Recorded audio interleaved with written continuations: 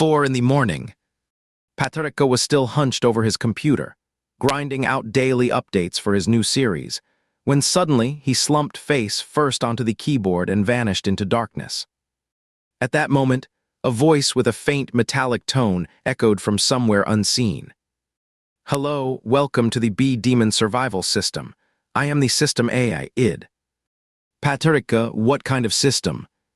The voice remained calm and unhurried. "This system is also known as the Troublemaker Author's Debt Repayment System, the Please Love Me Again Reader Appeal System, and the No Bad Endings, Just Rewrite It system." If Patrick could have seen his own face right then, it would probably be full of exasperation. These nicknames were all too familiar to him, exactly the phrases that showed up most often in his Weibo comments. As a male novelist, Patrick was definitely a rare breed. With intense plots and a style all his own, he would naturally become popular thanks to consistent updates. But there were two flaws in his stories: weak romance arcs and an unfortunate tendency toward B-endings. These issues had been criticized since the start of his career, yet his gripping plots and built-in audience kept him famous, provided he was still alive. System Patrick, you will be transported to various alternate worlds in this system, taking on different roles to complete assigned missions, throughout the process of finishing these tasks. "I refuse," Patrick said without hesitation. The AI, interrupted as it was, showed no emotion. "Understood. Host has chosen to reject entering the system." "Wait, can you actually refuse?" "Refusing to enter the system means the host's death outcome in reality remains unchanged." "Wait a second," Patrick snapped to attention. "Am I really dead?" "Yes." The tone left no room for doubt. Patrick hesitantly asked, "So if I enter the system, is there still a chance to save my life in the real world?"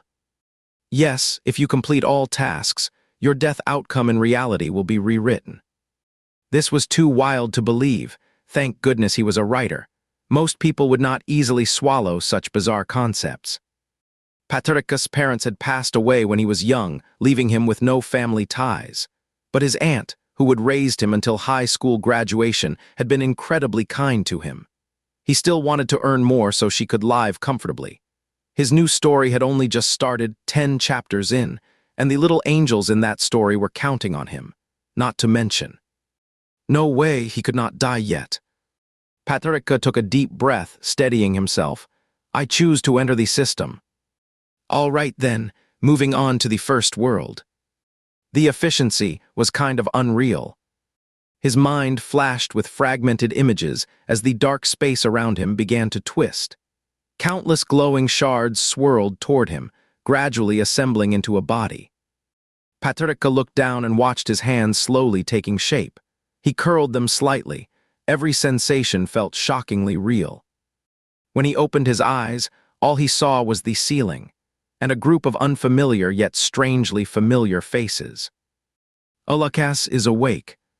Patrick frowned as he sat up from the sofa, facing 4 young men with distinct personalities and well-groomed appearances, each wearing a subtle stage makeup reminiscent of Ulakas. "That little guy earlier, he is Ulakas." "Ulakas. System setup complete.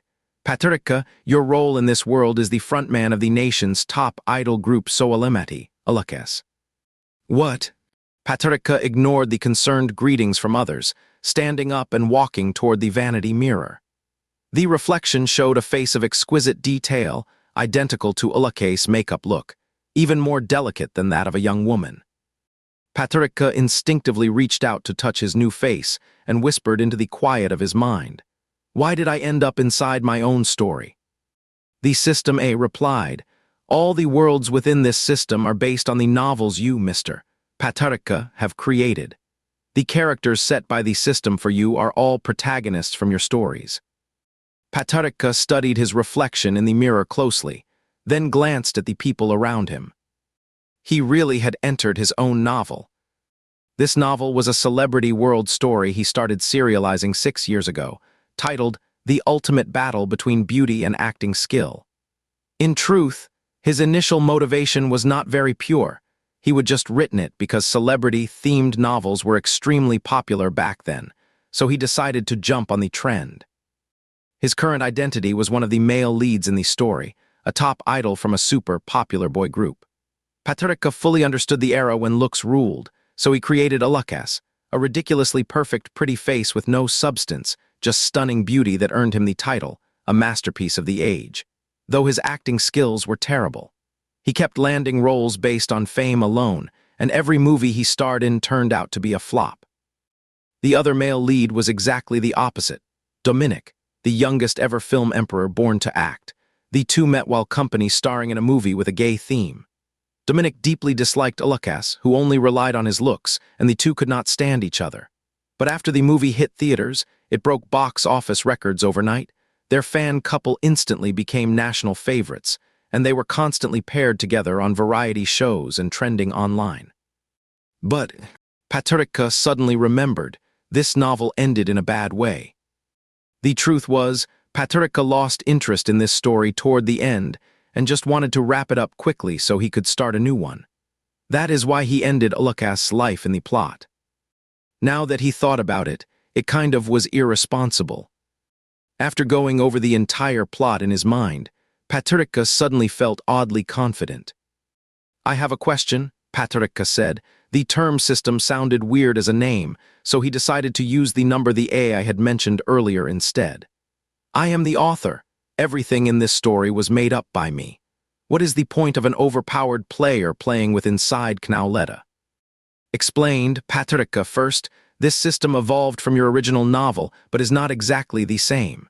Second, you are no longer the godlike author with full view. You are now a character in the story.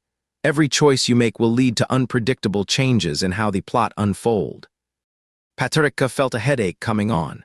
He would just manage to become the ultimate script holder by stepping into his own novel, only to find out that even the original script might not matter anymore, and every move he made could lead to completely different outcomes. Butterfly effect. Patrica, your main quest is now being assigned. A translucent screen appeared before Patrica, visible only to him, displaying a single line of bold blue text. Rewrite Lucas' suicide. Patrica stared at the words and asked, "What if I fail?" In any world, failure means you will not be able to come back to life in reality. Compared to the fast-forward novels he would read before, this situation felt more like a deadly game. Patrica had no way out. To be honest, Patrica never followed idols and did not really care about those online celebrity boys either. But if he were suddenly stuck as a public figure with terrible popularity who got constant online hate, how would he even begin to turn things around? The face in the mirror was stunning, really. Even though his real-life looks were not bad, they paled in comparison to this character's design. Hey, do I need to mimic each world's character traits? That was the question on Patrica's mind, and it basically meant whether he would have to pull out his terrible acting skills. If your identity is suspected by anyone in the system world, the mission will be at risk, and failure becomes very illegal. "Lucas, are you okay?" The gentlest-looking one among them stepped forward and placed a hand on his shoulder. Patrica quickly recalled the character details and smiled back. "I am fine, Iminghai." Seeing the other man return a soft smile, Patrica quietly breathed a sigh of relief. He would guessed right. The short guy who screamed first when he woke up was probably Daniel, the lead vocalist. I would decided that back when writing the story, since most idol group leads tend to be on the shorter side. The one with the well-defined muscles next to him must be Sebastian, the rap performer. His gaze drifted to the lean figure in the far corner, slightly rough around the edges. After a moment, Patrica figured that was Levi, the main dancer who also liked Lucas in the original story. After mentally sorting through the original cast, Patrica offered everyone a weak smile. "Sorry for worrying you all. Daniel, you suddenly collapsed when you stepped off stage, had me scared out of my mind." Sebastian crossed his arms, saying, "Thank goodness you did not pass out on stage, otherwise those fans down there would have gone wild." Patrica nodded and let I gently guide him to sit down in front of the sofa. A glass of water appeared before him. Looking up, he saw Levi handing it over. He whispered a quiet thank you, took the glass, and sipped slowly while racing through the plot in his head. Suddenly, high heels clicked toward the door, tap, tap, tap. Daniel whispered, "Charlotte's here." Right after he spoke, a confident woman in her 30s walked in. Patricia looked at her. The presence she carried was nothing short of powerful. "By the way, this is Charlotte, your Soalamatis agent." Patricia spoke up quietly, "Charlotte." Charlotte turned to the other team members. "Hurry and get ready, we are heading straight to the concert victory celebration." Then her gaze landed on Patricia's face. "How are you doing?" "Much better," Patricia replied. "That is good. Amy, help Lucas get spruced up as fast as possible. Come find me when you are done." The last part was directed at Patricia. Patricia nodded and followed the staff into the lounge, took a shower, then let the hairstylist just blow dry his hair. He did not want any new styling. But surprisingly, makeup artist Amy ended up giving him another touch-up. Guess that is what comes with being in a special profession. The other members finished quickly and boarded the car with their assistant, while Patricia was pulled into a different one by Charlotte. Once inside, Charlotte tossed him a stack of papers. "Take a look." It was a movie script. Patricia immediately figured it out. In the novel, after Lucas's Shanghai concert tour ended, he would been suddenly pulled into an impromptu audition. That one audition led to his connection with Dominic later on, a key turning point in the story.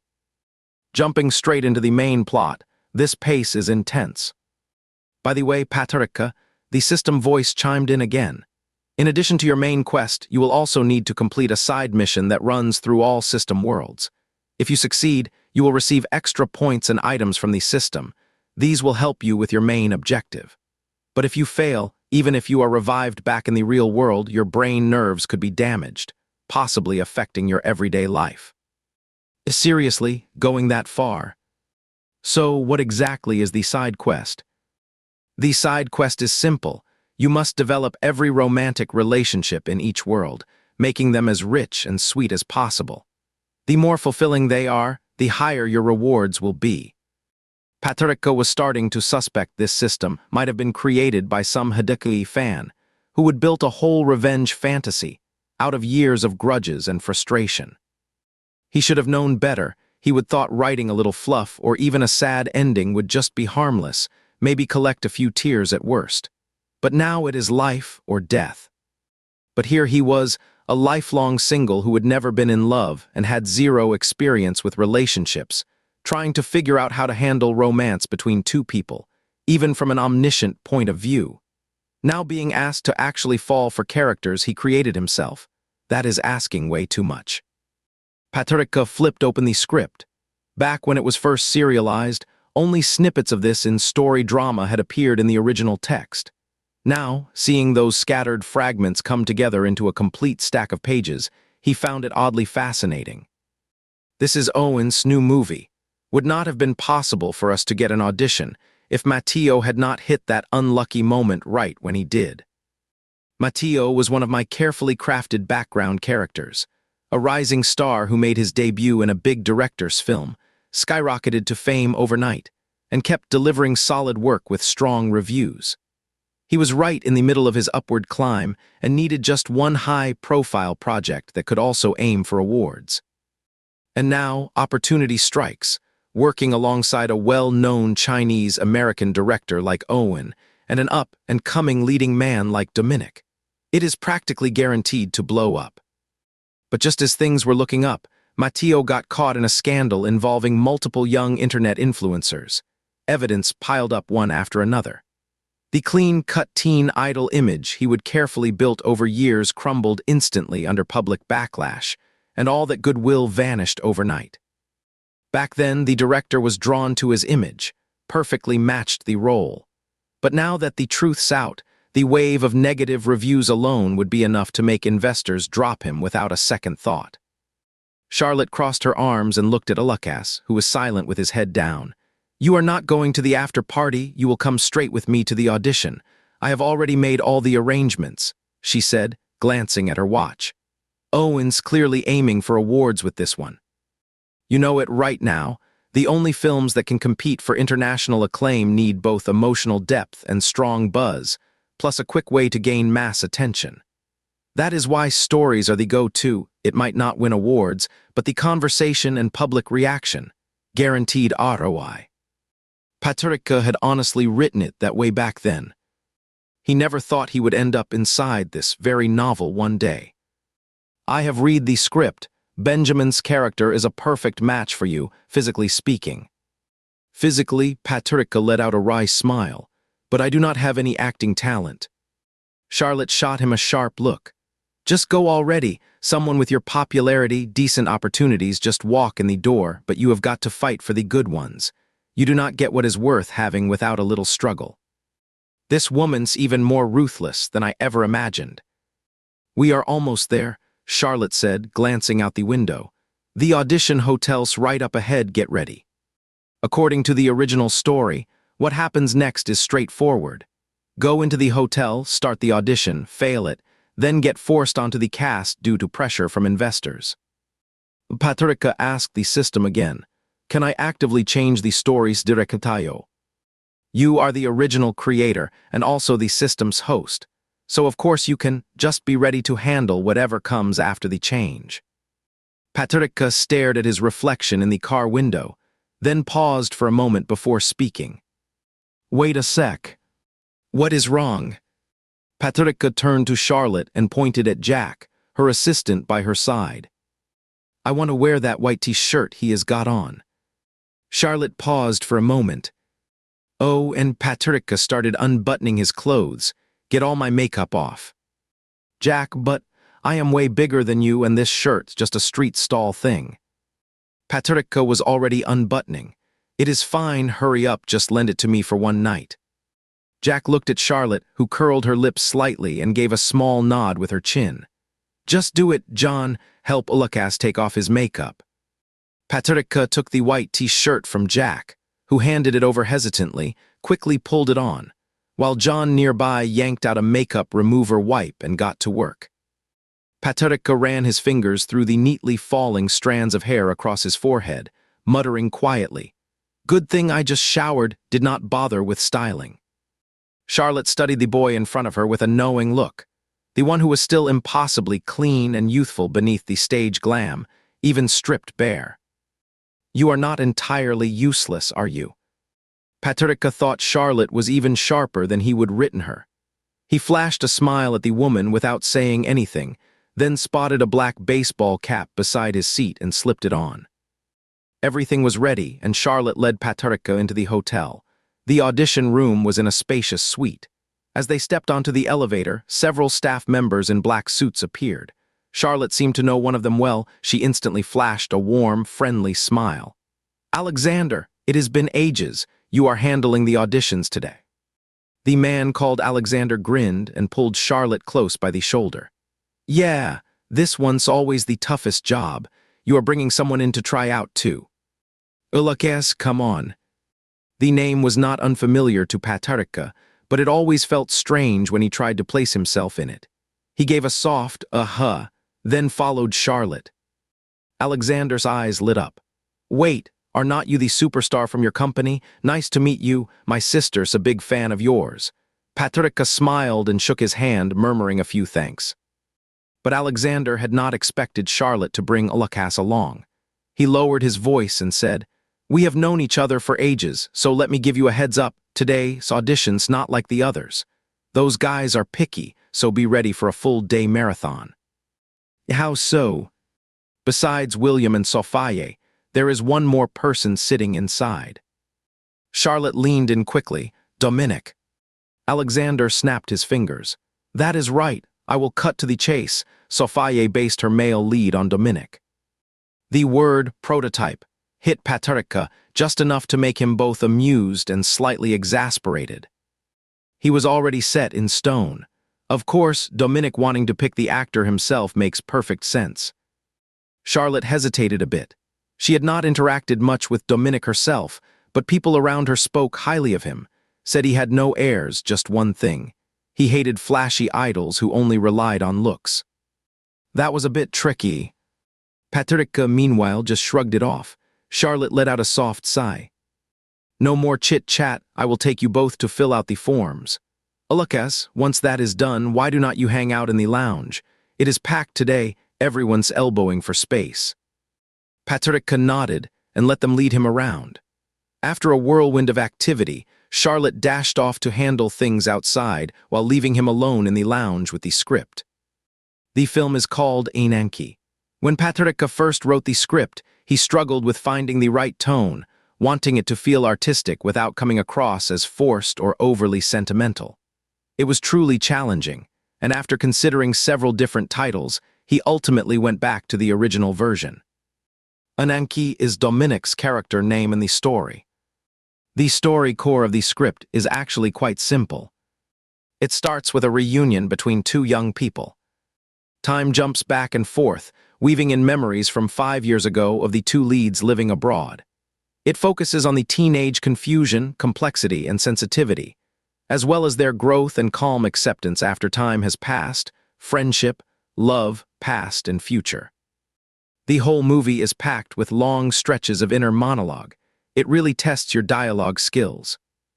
Patricia was reading when he felt a gentle tap on his shoulder. He looked up to see a young man with dimples, in his late 20s, voice brimming with surprise. It is really you. I was just over there and thought I must have mistaken you. Patricia quickly recalled the character's traits from the novel. The dimples were a distinctive detail, and he gave a warm smile in return. Michael, you are here too. Michael nodded enthusiastically, full of energy. Patricia studied him, surprised to see the character from the story come alive. This was a supporting role with strong acting potential, formally trained, cheerful by nature, and one of the top contenders for the part. He would also been on the same variety show as Soalimati, so they had some shared history. Are you here to audition for Benjamin? Patricia did not hide it, he nodded. Me too, but the character, supposed to be a melancholy beauty, nothing like me at all. His dimples sank deep when he spoke. Patricia, that is okay. The bigger the contrast, the greater the challenge. Michael's smile froze. Patricia frowned. Had he said something wrong? Michael grabbed Patricia's shoulder. You are so sweet, so gentle, I really want to be friends. Can I add you on a wet chat? I did not get your number last time. I absolutely love your group's songs. I was even planning to go see your tour. Michael brushed his fingers across Patricia's face. You are not wearing any makeup, are you? No powder at all. Patricia nodded. Did you wear any makeup? I could not tell. You are seriously, wow. It is just unfair how good-looking you are. Either someone was talking nearby or the audition slots were so short. Before Patricia even realized, it was already Michael's turn. Patricia gave him a light pat on the shoulder and said, good luck, watching as Michael walked away with the look of someone heading to their doom. Patricia bent back over his script, barely reading a few pages before Michael came rushing back, face full of misery. The moment he saw Patricia, he wailed, Lucas. Such a natural charmer. Patricia, what happened? It was tough. I freaked out the second I walked in. Did not expect Dominic to be there, almost forgot my lines. Then William had me do that drunk scene with Benjamin. I have no idea if I did it well or not anyway. They stopped me before 10 minutes were up. Did William say anything else? Michael shook his head. William was all cool, face like stone, did not say a word, but Dominic finally asked me something. What? Think you can handle Benjamin? Michael mimicked Dominic's expression, deflating like a punctured balloon, and let out a long sigh. Then what? Then I just said, why not give it a shot? I groaned. He looked kind of gentle, but the moment I heard that, my nerves went wild. Patricia patted his back without saying anything. He was not good at comforting people. He would rarely been comforted himself, so silence was safest right now. The drunk scene, after Michael said that, Patricia started to get nervous too. Aside from a tiny role in college plays, he would never acted before, and Lucas's character was supposed to be terrible at it. What on earth was he going to do? Was he really supposed to rely on being rich just to connect with Dominic? Can I buy extra character traits with points? like acting skills. The cold voice replied right away. That is against the rules, and Patricia, your starting points are only 500. Oh, what can 500 buy? Depends on what you need. A pen, 2 lighters, or 5 small tins of fruit candy, for example. Patricia thought for a moment. Then I will take 1 tin of candy. Got it, Patricia? Patricia heard a ding, and suddenly his left jeans pocket bulged. He reached in and felt it. Sure enough, there was now a jar about the size of an egg. You guys really pulled a fast one on M. Sorry, I did warn you it was a small tin. Well, the purchase was done. Patricia pulled out the candy tin. Want one? He waved it at Michael. Michael shook his head, still looking dejected. Patricia tucked the tin back in his pocket. He saw Charlotte walk in. She must be next. You know where the restroom is? He asked Michael. Yeah, just go left after you exit and keep going until the end. Patricia stood up and waved at Charlotte, who then asked him, When did you two get so close? Not really, just happened to run into each other and chatted for a bit. Charlotte's expression was off. She looked like she wanted to say something but held back, then finally said, Go on, you are almost up. Patricia pulled down his hat brim, bent his head low, and struggled through the crowded doorway before heading straight for the restroom. In the bathroom, Patricia kept thinking about Charlotte's expression just now. From Patricia's memory, Michael was a minor background character with little depth and hardly any appearances later on. But if he would change the original storyline, it probably would have affected how the other characters' plots unfolded too. As he was washing his hands, Patricia suddenly felt dizzy. He shook his head and turned off the faucet. The metal reflection was glaringly bright. His vision dimmed instantly, and his legs grew weak. He quickly pressed against the marble sink counter to steady himself. Should have eaten first before coming here. He heard a flush. Then someone stepped out of the stall and started washing their hands beside him. Patricia was so weak from low blood sugar he could barely lift his head. He shifted slightly, slowly moving sideways until his right shoulder leaned against the wall, leaning the whole weight of his body on it. Good thing I bought those cursed sweets from the system. Timing could not have been better. He reached into his pocket, pulled out the small candy jar, gripped it with his left hand, and twisted the lid hard with his right. Did not budge. He could hear the steady flow of water beside him, going on and on. He gritted his teeth and tried again. No strength in his hands, still could not open it. Cursed system, cursed candy. Patricia did not even have the energy to complain about the system anymore. The sound of running water finally stopped, followed by the rhythmic rustling of tissues being pulled one after another. Then the dry scrape of paper against fingers echoing repeatedly in Patricia's dizzying mind, like a high-pitched ringing in his ears. The crumpled tissue was tossed into the trash bin. This person was about to leave. Even though his legs were barely holding him up, Patricia's mind stayed alert. He was just fighting to stay conscious. He had no choice. Reaching out with his left hand, he grabbed the arm of the man who was about to walk away from the restroom. Sorry to bother you. Could you help me open this, please? The man's step hesitated. From under Patricia's baseball cap, all he could see was the other man's lower half, a pair of straight legs in a suit pants, without taking the candy jar. On the verge of passing out, Patricia's hand slipped from the arm and weakly grabbed his wrist instead, placing the candy jar into his palm. His voice came out faint. Please help me. A short silence followed. After a moment, the man seemed to finally agree. He reached out and took the small candy jar from Patricia's hand. With a soft click, it opened and was handed back into view. His fingers were long and elegant, very nice to look at. Patricia took the jar back, murmured a quiet thanks, then collapsed onto the floor, tilting his head up and pouring the colorful candies straight into his mouth. It looked less like eating candy and more like snorting something. The sugar kicked in with a rush of blood returning to his limbs. Patricia's numb arms and legs slowly regained strength. After sitting there for a bit, the man still did not seem ready to leave. If he passed out here, that would be it. This guy had actually done him a big favor. He would make sure to thank him properly later.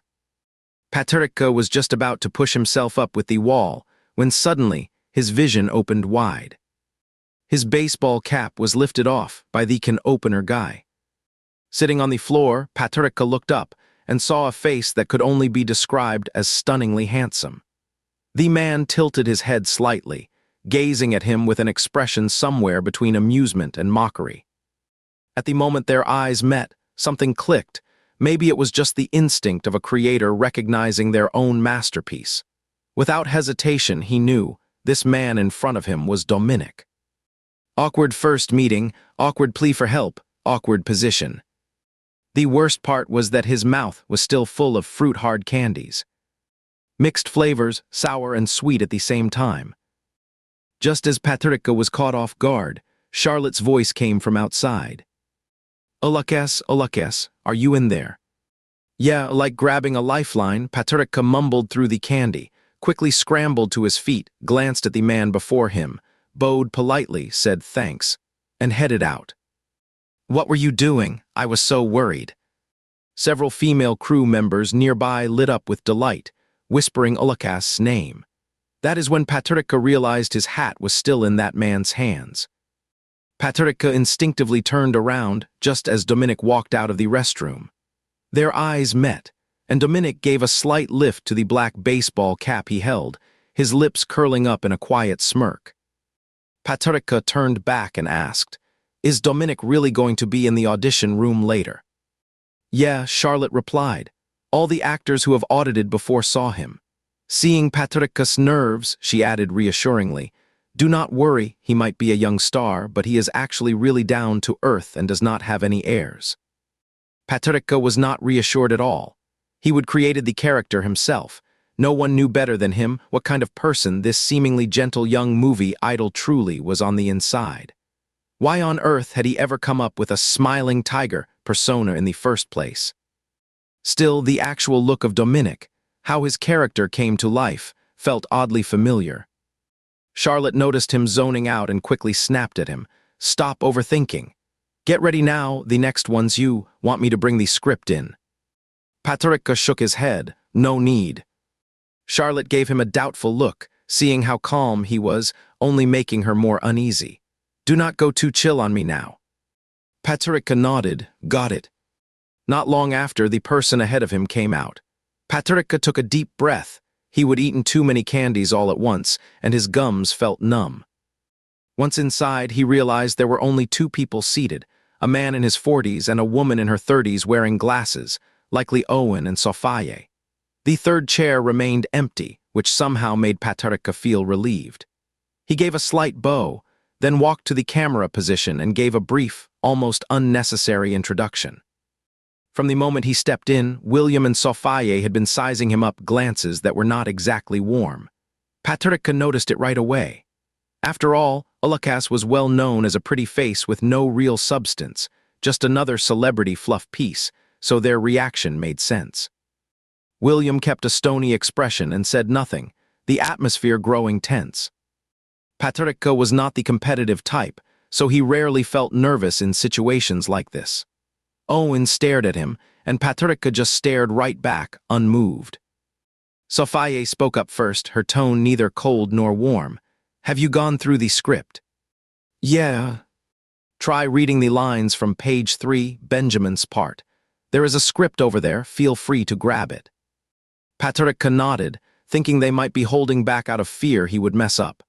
But instead of reaching for the script, he just cleared his throat quietly, looked straight into the camera, and began right away. June, the thick heat on the asphalt made everything in sight shimmer slightly, like seaweed swaying inside my eyes. The sound of bicycle wheels spun wildly around me. Sweat, warm air, blue sky, like paint smeared across a plate, mixed together with no care. Will he be at that cafe today? Maybe. Yesterday he wore an old black uniform, but it suited him just fine. Why did not I glance at his name tag back then? That way I would know his name. Patrica spoke slowly, his voice uniquely distinctive, a faintly detached yet soft and tender teenage tone. What if he is not there? What if he is off today? It is so hot, the sun burning into the spine at my back, a little ache. The street looks like it is melting, oily and sticky, just like clothes glued to my skin. Then, faintly, a hint of coffee scent cuts through the thick air. My nose is really good at picking that stuff up. Should I go in and get a coffee? Just take a quick peek first. Yeah, check through the window to see if he is there. If not, I will step inside for some cool air. But what if he is? Sweat suddenly prickled on my palms for no reason. I hate summer. It always leaves me flustered. The window's crystal clear. I can see the curve of his smile as he takes someone else's order. He is there. Still, maybe I should just leave, but when I try to pedal, my legs will not obey. Patrica looked straight into the camera, his expression starting to show unease. Hello, one ice mocha, please. Still ended up going in. It is all because of summer. Those sweltering temperatures and heavy air trapped me, forcing me to speak up. Right now, I kind of hate him too, just like how I hate the summer. Intense, unrestrained, pressing down hard on my heart. After saying the last line, Patrica still had not snapped out of it, dazed and lost in his emotions. Suddenly, he heard applause. Dazed, he turned his head sideways and saw Dominic leaning casually against the doorway. He smiled and walked into the room, sitting down beside William. William looked at the exceptionally delicate boy in front of him. His gaze remained cold, but it did not feel quite as dismissive as before. After a long pause, he finally spoke. When did you memorize your lines? During the waiting period, Patrica said honestly. A familiar voice suddenly popped into his mind. Patrica, your memory is amazing.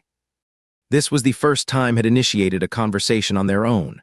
Patrica replied, I took liberal arts in high school. Memorizing things was just second nature to me. Plus, I wrote this monologue myself, so of course I remember I. Sophia was not like Owen. Her face could not hide her delight. She would almost stood up and hug the fresh-faced, naturally pretty boy right there, shouting, that is him.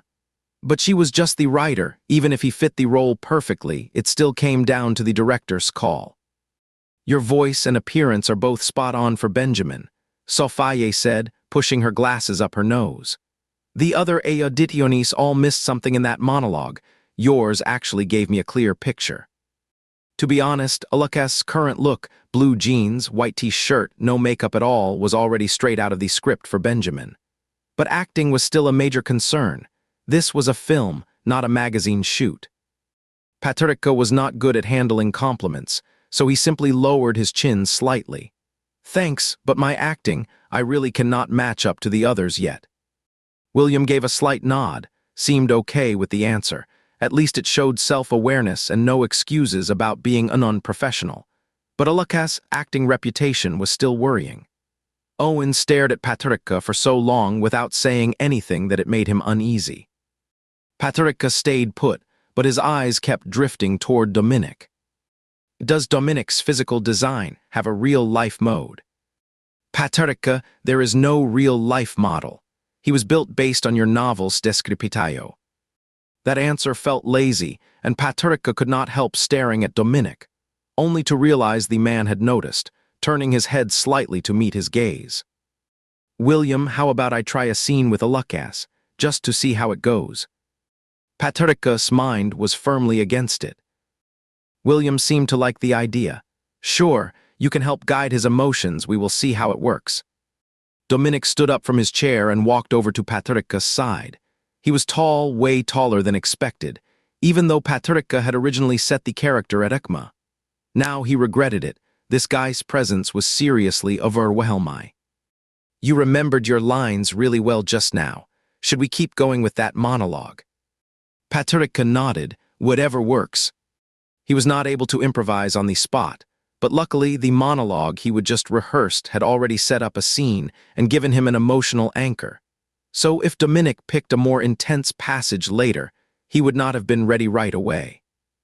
Dominic's performance was remarkably strong. His expression shifted in an instant, and before anyone could blink, he had fully become Ananke, his smile bright and natural as he effortlessly spoke fluent French. Good afternoon, you ordered an iced mocha. Anything else today? Patrica snapped back to focus.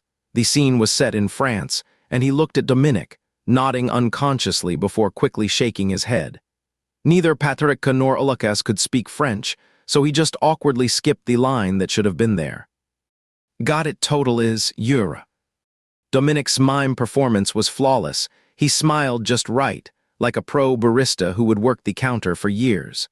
Patricia reached into his pocket to pretend he was paying. A subtle hint of awkwardness stayed on his face, something the director and writer down below did not miss. In fact, this kind of shy, flustered moment when talking to someone you have been crushing on, that is exactly what it needed. Patricia held out his hand, and Dominic naturally opened his palm. Right then, a pink, crystal-clear candy dropped into it. Dominic nearly broke character and grinned. He had perfect professional discipline. All right, please wait a moment. Dominic moved aside, busying himself with smooth, convincing motions. Patricia looked down at his toes, then stole a glance at Dominic's profile, then spoke in Chinese instead of French. Are you from France? While pretending to make the coffee, Dominic replied, Nope, I am Chinese. I came here for study. Really? His voice held a hint of surprise. Dominic turned to look at him, and they shared a quiet smile. Then he grabbed a disposable cup from the small table nearby, walked over, and handed it to Patricia with both hands. Here's your coffee. His fingers were long. When Patricia reached for the cup, their hands brushed by accident. Dominic stared straight into his eyes with a clear, burning intensity, like sunlight in July. In that instant, Patricia felt a deep, genuine unease. He could not explain why, but it was terrifyingly familiar. A light sheen of sweat formed on his palm, and the hand holding the cup trembled slightly, uncontrollably. Thanks. Patricia turned around, and the next scene was him leaving the coffee shop, his steps slow, as if his shoes had actually stuck to melted asphalt on the sidewalk. Will you be back tomorrow?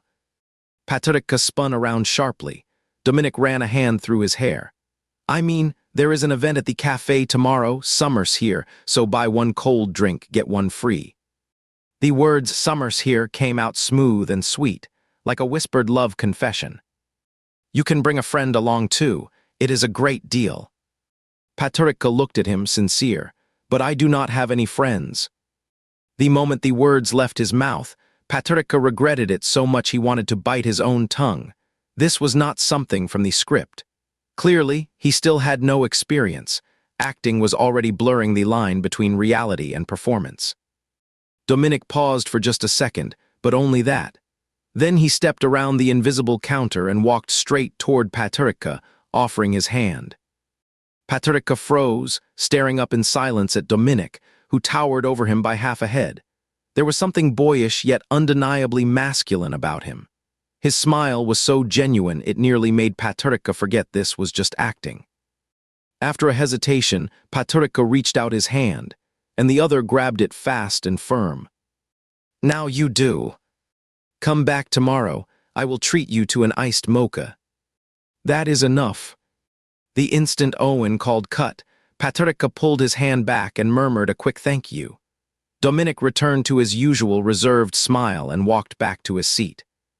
Sophia's expression had changed since she first walked in. She was smiling genuinely at Patricia, but he could not tell if that warmth was just for him or if she wore the same smile for the others too. Owen, on the other hand, looked mostly unchanged. They exchanged a few quick words before Patricia left the room. Not even 10 steps out, Charlotte came up to him. Well, you were in there for a while. Patricia kept his expression flat and spoke honestly. Just a monologue and a read-through, nothing else from them. Charlotte's expression showed a flicker of disappointment, but she would expect it as much.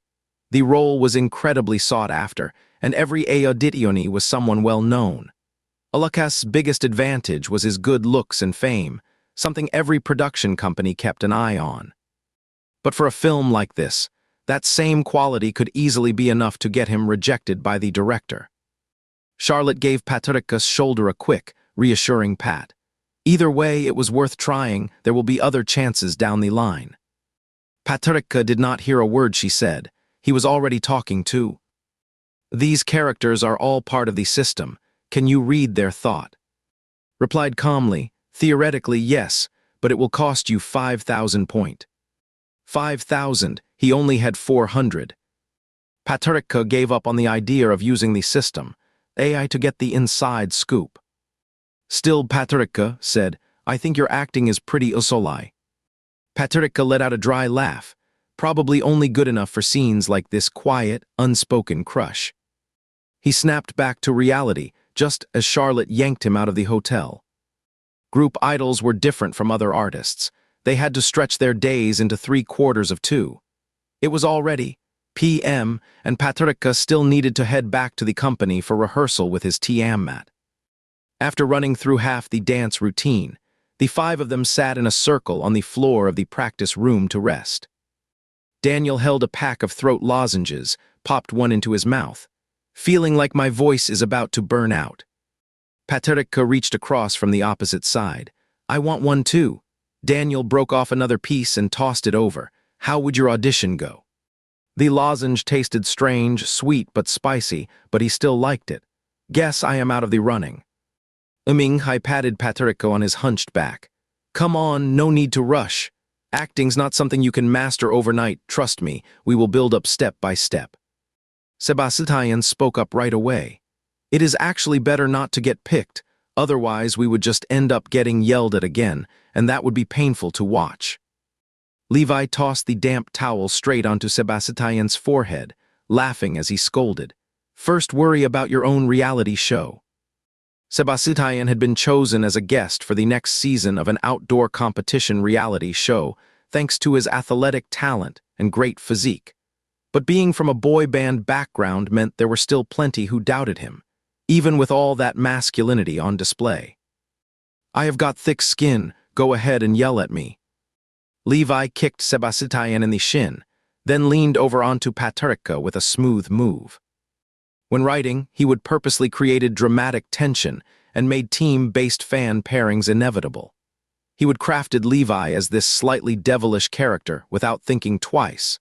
But now that he actually met him, Patricia realized he really could not handle someone with such a bold personality. Patricia did not show it on his face as he subtly shifted his leg. Levi instantly tumbled to the ground, earning Daniel's loud laughter. Your hair soaked in sweat. Why would you have to wipe it all over Lucas? Patricia waved it off with a laugh.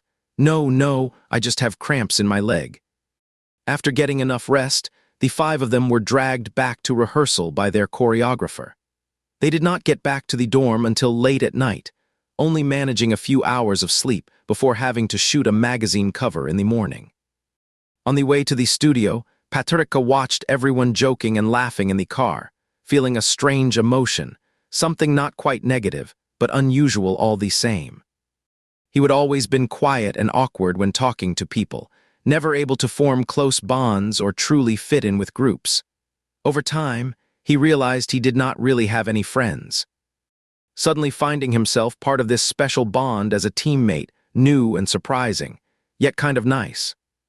Once the group segment was done, each member got their solo part. Patricia finally had some time to rest. He curled up on a side sofa, tired and starving. He grabbed a dessert from the coffee table and stuffed it into his mouth. A female staff member nearby covered her smile, so Lucas really does not care about his figure at all. Patricia had such a huge bite of cake in his mouth he could not speak, just gave an awkward laugh. But then a voice came from behind him. He will not gain weight no matter what he eats. Right as she finished speaking, Charlotte in her black suit plopped down right beside Patricia. He chewed slowly, glancing at her with a relaxed look. Charlotte sighed. Are not you even worried about your audition? Patricia finally swallowed the last bite. Even if I worry, it will not change anything. Have you checked Weibo yet? Charlotte pulled out her phone. Patricia shook his head. He had been rehearsing non-stop since coming back to the company, no time to sleep, let alone scroll through Weibo. Charlotte handed the phone to Patricia. I was actually thinking of dropping a hint earlier to connect your image with the movie, but someone beat us to it. Patricia glanced at his screen.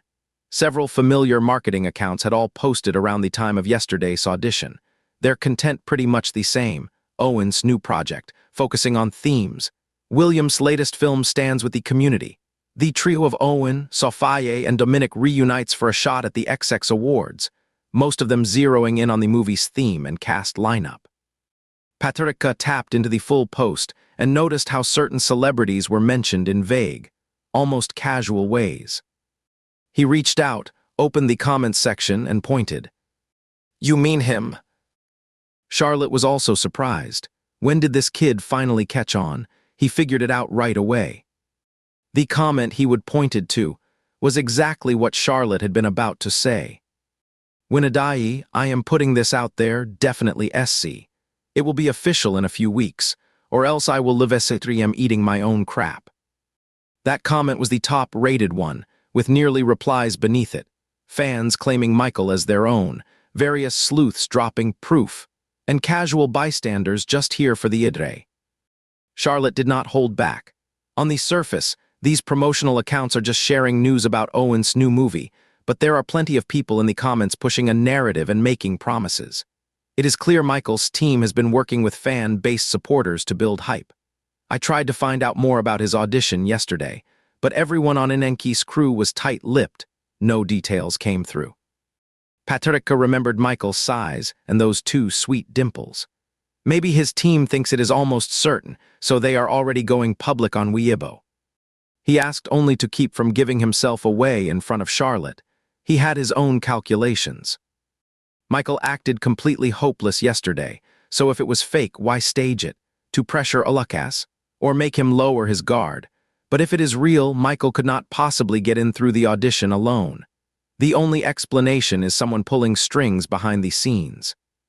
According to Patricia's setup, the main investors behind Inenki were three: Ishengde Yuanghue, Xinoeo, and Edingming Century. Ironically, in the original story, Michael could not land a role in Inenki because Lucas had financial backing. The one thing we can be certain of now is that Michael's backer and Lucas are not the same person. Charlotte quickly shot down Patricia's theory. It is not possible. Such opportunities remain unstable until contracts are signed. Besides, there are plenty of others who have done well. Michael's acting so eager just means the money's finally in, and he is testing the waters. After speaking, Charlotte looked at Patricia with a hint of something unspoken. Patricia, knowing how things were supposed to unfold, understood exactly what she was thinking. That sense of holding the script in his hands strangely made him feel an odd kind of satisfaction. "Charlotte, what were you going to say?" Seeing he would given her an opening, Charlotte did not waste a second. "Let's be honest, this kind of movie opportunity comes once in a lifetime. They are already playing the capital card. We cannot just sit back and do nothing." She paused when Patricia stayed silent, then added, "I have got dinner lined up with Leo from Edingming Century. Let's all grab a bite after wrap." "I am not going," Patricia said, his tone flat, no hint of defiance. Charlotte was steamed but kept her voice low. "What is with you? Acting like I am setting up a scandal or something. Leo's daughter's been your diehard fan since day one. This dinner was their idea, and you do not even have to do anything except eat a meal alone with her. Edingming Century has a big stake here. They have got real clout." Patricia still shook his head. "Charlotte, I am not saying no out of stubbornness. I have my reasons, just trust me on this. There are different kinds of agents. Some play the big picture game and leave their stars stunned with how slick they are. Others treat artists like cash cows to squeeze dry. And then there is the ones who hover around like a mama hen. To outsiders, Charlotte fits the first type, but only those close to her know she is actually the third." Patricia refused, and no amount of sighing or drama could make her force him into it. Patricia added, "Do you have Leo's number? I will call him myself to apologize."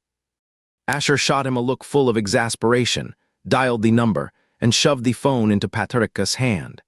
After introducing himself, the other side responded with polite warmth. Patricia gave his apology sincerely and expressed special thanks to Leo's daughter, mentioning he would love to meet her backstage at his next concert to say thank you in person. The man on the other end clearly had not expected this turn of events. He froze for a second. Even though Patricia did not state his reason outright, people who have spent their lives in business are sharp enough to read between the lines. After a few chuckles, he finally said, "Guess my daughter's taste runs just like mine. After hanging up, Patrica let out a quiet breath. He was not great at these formal conversations, but the outcome was not bad. Charlotte pressed her palm to her forehead as if she would just lost a prize duck. Do you even realize how big this chance is?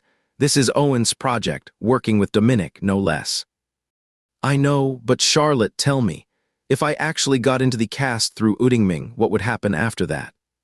When Charlotte did not answer, Patrica went on. If you want to dig up who is behind Michael, your network can do it. The same goes for others, they will find out about us too. Even if the connection with Udingming is just based on a fan, that is not what people want to see. Netizens are hungry for drama, wanting scandalous stories of sponsorship and abactu deals. Truth, no one really cares. You are probably thinking we should just worry about getting in the group first. But for someone like me, famous, an idol with tons of fans, and not exactly great at acting, that reputation is hard to shake off. Patrica looked dead serious. I do not want another label stuck on me like rich guys kept man or a brainwashed fanboy. My fans work so hard every day just fighting off attacks. That last comment actually made Charlotte laugh. She did not push further, grabbed her bag, said a few words to the other team members, then left the studio. His voice came back again. Patrica, are you really sure you want to overhaul the plot this drastically? Patrica, why not? Is not it just like editing a script? I am basically a script-fixing fanatic. It's not impossible, but the consequences could be unpredictable. Patrica, no big deal. Just knowing all the character relationships and some fixed plot points already gives me an unfair advantage. Wow, you are really easy to please. But those words were not the whole truth.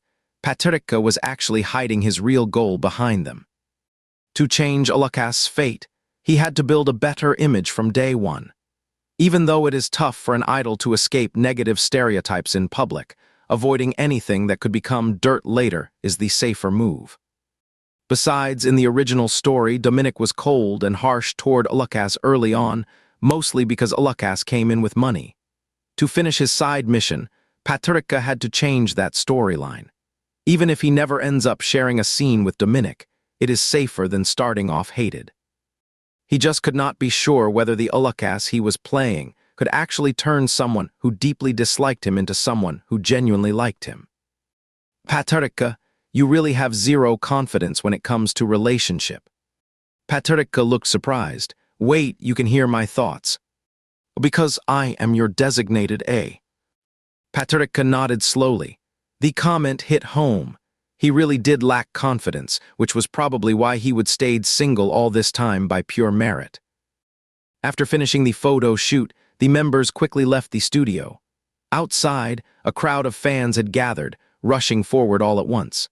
Their personal assistants pushed them back until everyone managed to get safely into the car. I am so tired. Daniel slumped against the window. Got to go record the OST next. It is like my soul got drained. Levi, you are filming today too, right? Levi nodded. But I am just a mentor. My body does not move much, really. My mouth does all the work, so it is actually easier than being a contestant. Hearing that, Daniel started groaning again. Alakaz, go take a nap when you get back. I said, watching Patrica drift off. You seem completely out of it. I heard William's totally ruthless. Actors who do not perform well get yelled into next week. He keeps shouting cut no matter your schedule, and will not stop until he is satisfied. Daniel said, poking Patrica's cheek. You are better off not going anyway. Honestly, if we idols end up on his set, it is like signing our own death warrant. Levi spoke up. Speaking of which, Owen won an award for his last movie, did not he? Yeah, he has been one of the most awarded directors in recent years. Funny thing, Dominic, the award-winning film back then, was actually directed by Owen too. The role, a psychological psychopath, haha. Come on, that was insane. He was only 21 at the time. Truth is, nowadays it is basically a given, playing someone messed up, split personality, or mentally impaired. That is the Sarafiri way to win an award. Everyone was buzzing with excitement, but Patrica seemed suddenly struck by something. He pulled out his phone and started searching for Dominic's award-winning film. A child. This film, like Ananki, features a main character who is a serial offender. The script touched on several sensitive topics, and when it was released, it sparked quite a bit of controversy. While the other members were stuck doing their own work and had not returned to the dorm, Lucas, the one with the TA test schedule, had an open slot thanks to this unresolved project. Patricia seized the spare moment during a break to pull up Dominic's film. Could not help but speak. Patricia, do not you have better things to do with your precious downtime than slee? Patricia set down his snack. Well, that line just hit me like something a dad would say. Fell easily. The script he had sketched in just a few lines had turned into a real movie, and Patricia felt a quiet thrill. But what intrigued him most was how Dominic would perform in it. The film's tone was deeply somber realism, almost exactly as Patricia had imagined when he first conceived it, which came as a pleasant surprise. The movie used a reverse narrative structure, with the protagonist, Christian, portrayed as a prisoner being questioned by police. Dominic was the film's central figure and the only Asian actor in it. To match his character, he would lost so much weight that he looked skeletal, sitting on a chair during the interrogation. He seemed like nothing more than an empty shell, with hollow eyes like bottomless voids. The entire film kept shifting between interrogations and memories, with dialogue from the questioning serving as transitions. At first, Patricia could still munch on his biscuit while watching, but by the time he reached halfway, he could not eat a single bite. It was not because of any violent scenes. On the contrary, the film was extremely realistic, almost documentary-like. Especially the scenes showing Chris bullying from elementary through high school were presented as cruel recordings made by his aggressors. Physical attacks, verbal abuse, being stripped naked, food thrown on him, each moment vivid and horrifyingly real, sending chills down one's spine. He truly could not imagine how Dominic had managed to finish the role. In the final scene, as middle-aged Chris was pushed step by step deeper into prison by guards, a slow smile spread across his face. The image gradually merged with that of a young boy carrying an old backpack, entering school, using montage to overlay their two grins together. The moment felt heavy and deeply unsettling. That single smile alone was enough for Dominic to win an award. The words he would once piled up to describe Dominic's performance suddenly felt shallow in the face of such raw, authentic acting. The film had almost no dialogue outside the interrogations, yet his genuine pleasure at killing, the terror on his face during bullying, and the self-loathing when classmates stomped him on the ground yelling, "Iching-chong," all were portrayed completely. At 21, that kind of performance, definitely a natural talent. After watching the film, Patricia felt the full force of cinema's impact. He was left stunned and speechless. Working alongside someone like that would be incredible. Honestly, at first he would just seen this as a task, wanted to use his own abilities to secure the chance to work with Dominic. But now, he actually felt a small spark of desire to create something soulful together with him. Thinking this, Patricia opened Weibo and was surprised to see the words Ananki trending on the hot search list. Clicking in, he found that the usual marketing accounts had posted new updates. This time, Michael's name was clearly mentioned, accompanied by photos of both Dominic and Michael, along with the film's official registration details. The content was still the same, but this round of promotion looked much more solid than what they would done earlier that morning. Patricia scrolled through the comments. "Oh, this is kind of scary. This is just Michael. Imagine what it would be like if it were Lucas, the top-tier celebrity." Patricia could not even bear to think about how fierce the fan wars would get. Actors like Dominic, who have had smooth careers and solid reputations, usually do not see much drama among their fans, but because of their status, they really hate being chased after. Fan groups of mainstream celebrities are different. More fame means more controversy, higher experience levels, and greater fighting power. Fans of someone like Lucas, they have all survived the battlefield. Sometimes it breaks your heart for these girls. They would never fight back if they were hurt themselves. But when it is about their favorite star, they become strong and fiercely determined. The phone rang out suddenly, making Patricia jump and nearly drop his phone. "Hello." Lucas, your voice sounds so weak. Are you sleeping in the dorm? It was Charlotte on the other end. Patricia gave a quiet grunt, and Charlotte's tone carried unmistakable excitement. Stop sleeping, get up right now. I have got some great news for you. Michael got rejected by William and the other investors. They were just sparking chatter on Weibo a second ago. How did it fall through so fast? Just as he was thinking, Patricia's phone buzzed. He pulled it up and saw a new friend request on a WeChat. Tap to open. The profile picture was a tree. The verification message had just 4 words. This is Dominic. Dominic. Dominic. Patricia stared at the words, his fingers trembling unconsciously.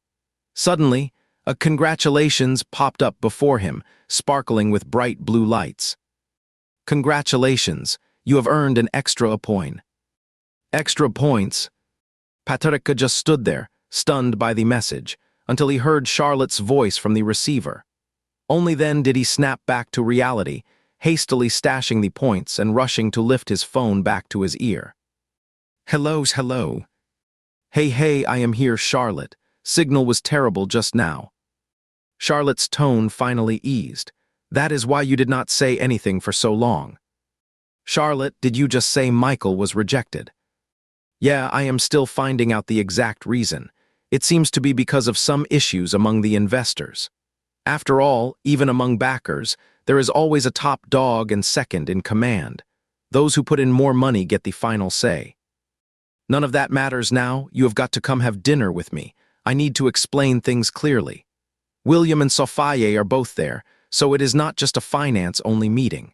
Hurry up and change your clothes. I am already on my way, and we have got 15 minutes left. This came out of nowhere. I would already resign myself to not getting in the group, but now everything's changed overnight. If both the director and the writer are there, it should be fine. Patricia pulled out a suit from his closet and changed into it. Glancing at himself in the mirror, he still could not help but sigh. This face was seriously stunning. No wonder so many girls go completely loopy over him. Charlotte had makeup artist John do a quick touch-up on him during the ride. It was a dinner, after all, it needed to look sharp. Is this gathering only for us, or are other actors we are interested in invited too?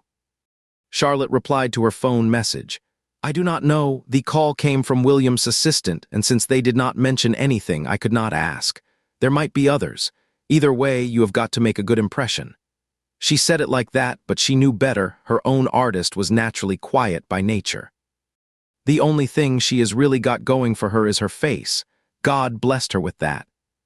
The real power players here, besides William, are Ethan from Eshengde Yuanghue. I am guessing they are putting up the biggest chunk of the investment. Eshengde Yuanghue. So that means Idingming Century is pushing Ulukas now. After they rejected Michael, the head of Eshengde showed up at this dinner, so Michael's side must be backed by Xinoeo. Once he figured out the factions among the investors, Patricia remembered what had just happened on Weibo. If he was rejected, why is his team still creating buzz online? Charlotte gave a dismissive huff. He is just riding the wave of attention. His historical romance finished filming last year and is now in its promotional phase. It needs visibility more than ever.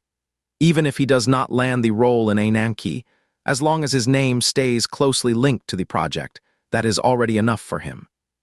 Frankly, if I were a producer, I would not pick Michael unless we were in bed together. Patricia, what do you mean? It is simple. This kind of art film is basically losing money just for the buzz. Directors chase awards, but investors, they want profits. Capitalists always aim to make a killing. Dominic might have the best box office pull among young actors, but it still is not enough. Merchants are never satisfied. For a dual lead film like this, they obviously want both actors to bring serious box office power. Michael's been around for 4 or 5 years now, good acting, sure, but let's be honest, he just does not have the star power. No fans means no cash flow. Charlotte looked straight into Patricia's eyes. That is exactly why you are here tonight. Patricia gave a small, unsure smile. Was he lucky or just pitiful? The whole industry has turned completely commercialized. A whole new set of rules has taken over. By the way, I checked with someone. I heard Sophia's really happy with you. She thinks your look fits her character best. Paterica had just remembered something he wanted to ask Charlotte. Then she dropped that gentle reassurance, and suddenly he forgot what it was. What was I about to ask again? The car pulled up quickly at the meeting spot, a private clubhouse far from downtown. From outside, it looked like a private villa surrounded by trees, with only a red roof visible in the distance. It perfectly matched William's usual low-key style. If Ulukas actually joins, there is no way he can stay low-key anymore. Paterica walked into the club with a wry smile, following the staff member who led him to a private room. Though called a private booth, the space inside was about as big as half of an ordinary restaurant's lounge. As soon as Paterica pushed open the door, Charlotte switched into her social mode. She stepped in with a bright smile and expensive heels clicking softly. Her voice sweetened just a touch, completely different from how she acted toward Paterica earlier, like a strict mother. Paterica spotted William and Sophia the moment he stepped in. They were sitting together just like during an audition. Sophia was quick to wave at him with a grin. Paterica hurriedly returned their greeting. To William's right sat a well-dressed, sharp-featured middle-aged man whose face wore a constant polite smile and carried an air of calm authority. Must be Ethan. Mr. Ethan, nice to meet you. I have heard so much about you. Charlotte stepped forward with a warm smile. Ethan rose courteously at the sight of her and extended his hand. Pleasure to meet you. As a freelance worker, Paterica had never been in such a business setting before. He swallowed hard and stepped forward, bowing deeply at 90 degrees. Mr. Ethan, hello, I am Ulukas. The slightly formal greeting seemed to catch everyone off guard. As Paterica straightened up, he noticed their reactions were a little awkward. But then Ethan burst into laughter and pointed at Ulukas, saying to Charlotte, Your young man here is truly honest. Charlotte quickly laughed along. Yeah, do not let his looks fool you, he is really down to earth.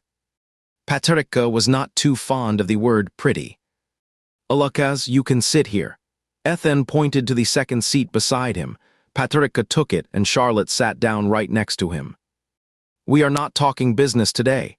Just treat this as me, Ethan, treating everyone to dinner. Ethan arranged the gathering. That caught Paterica off guard. He also could not figure out why Ethan had left an empty seat. Was he not planning to sit next to him? I come here often, the food's quite refined. William, I know you like a drink now and then, so today I specially asked someone to bring the finest white wine.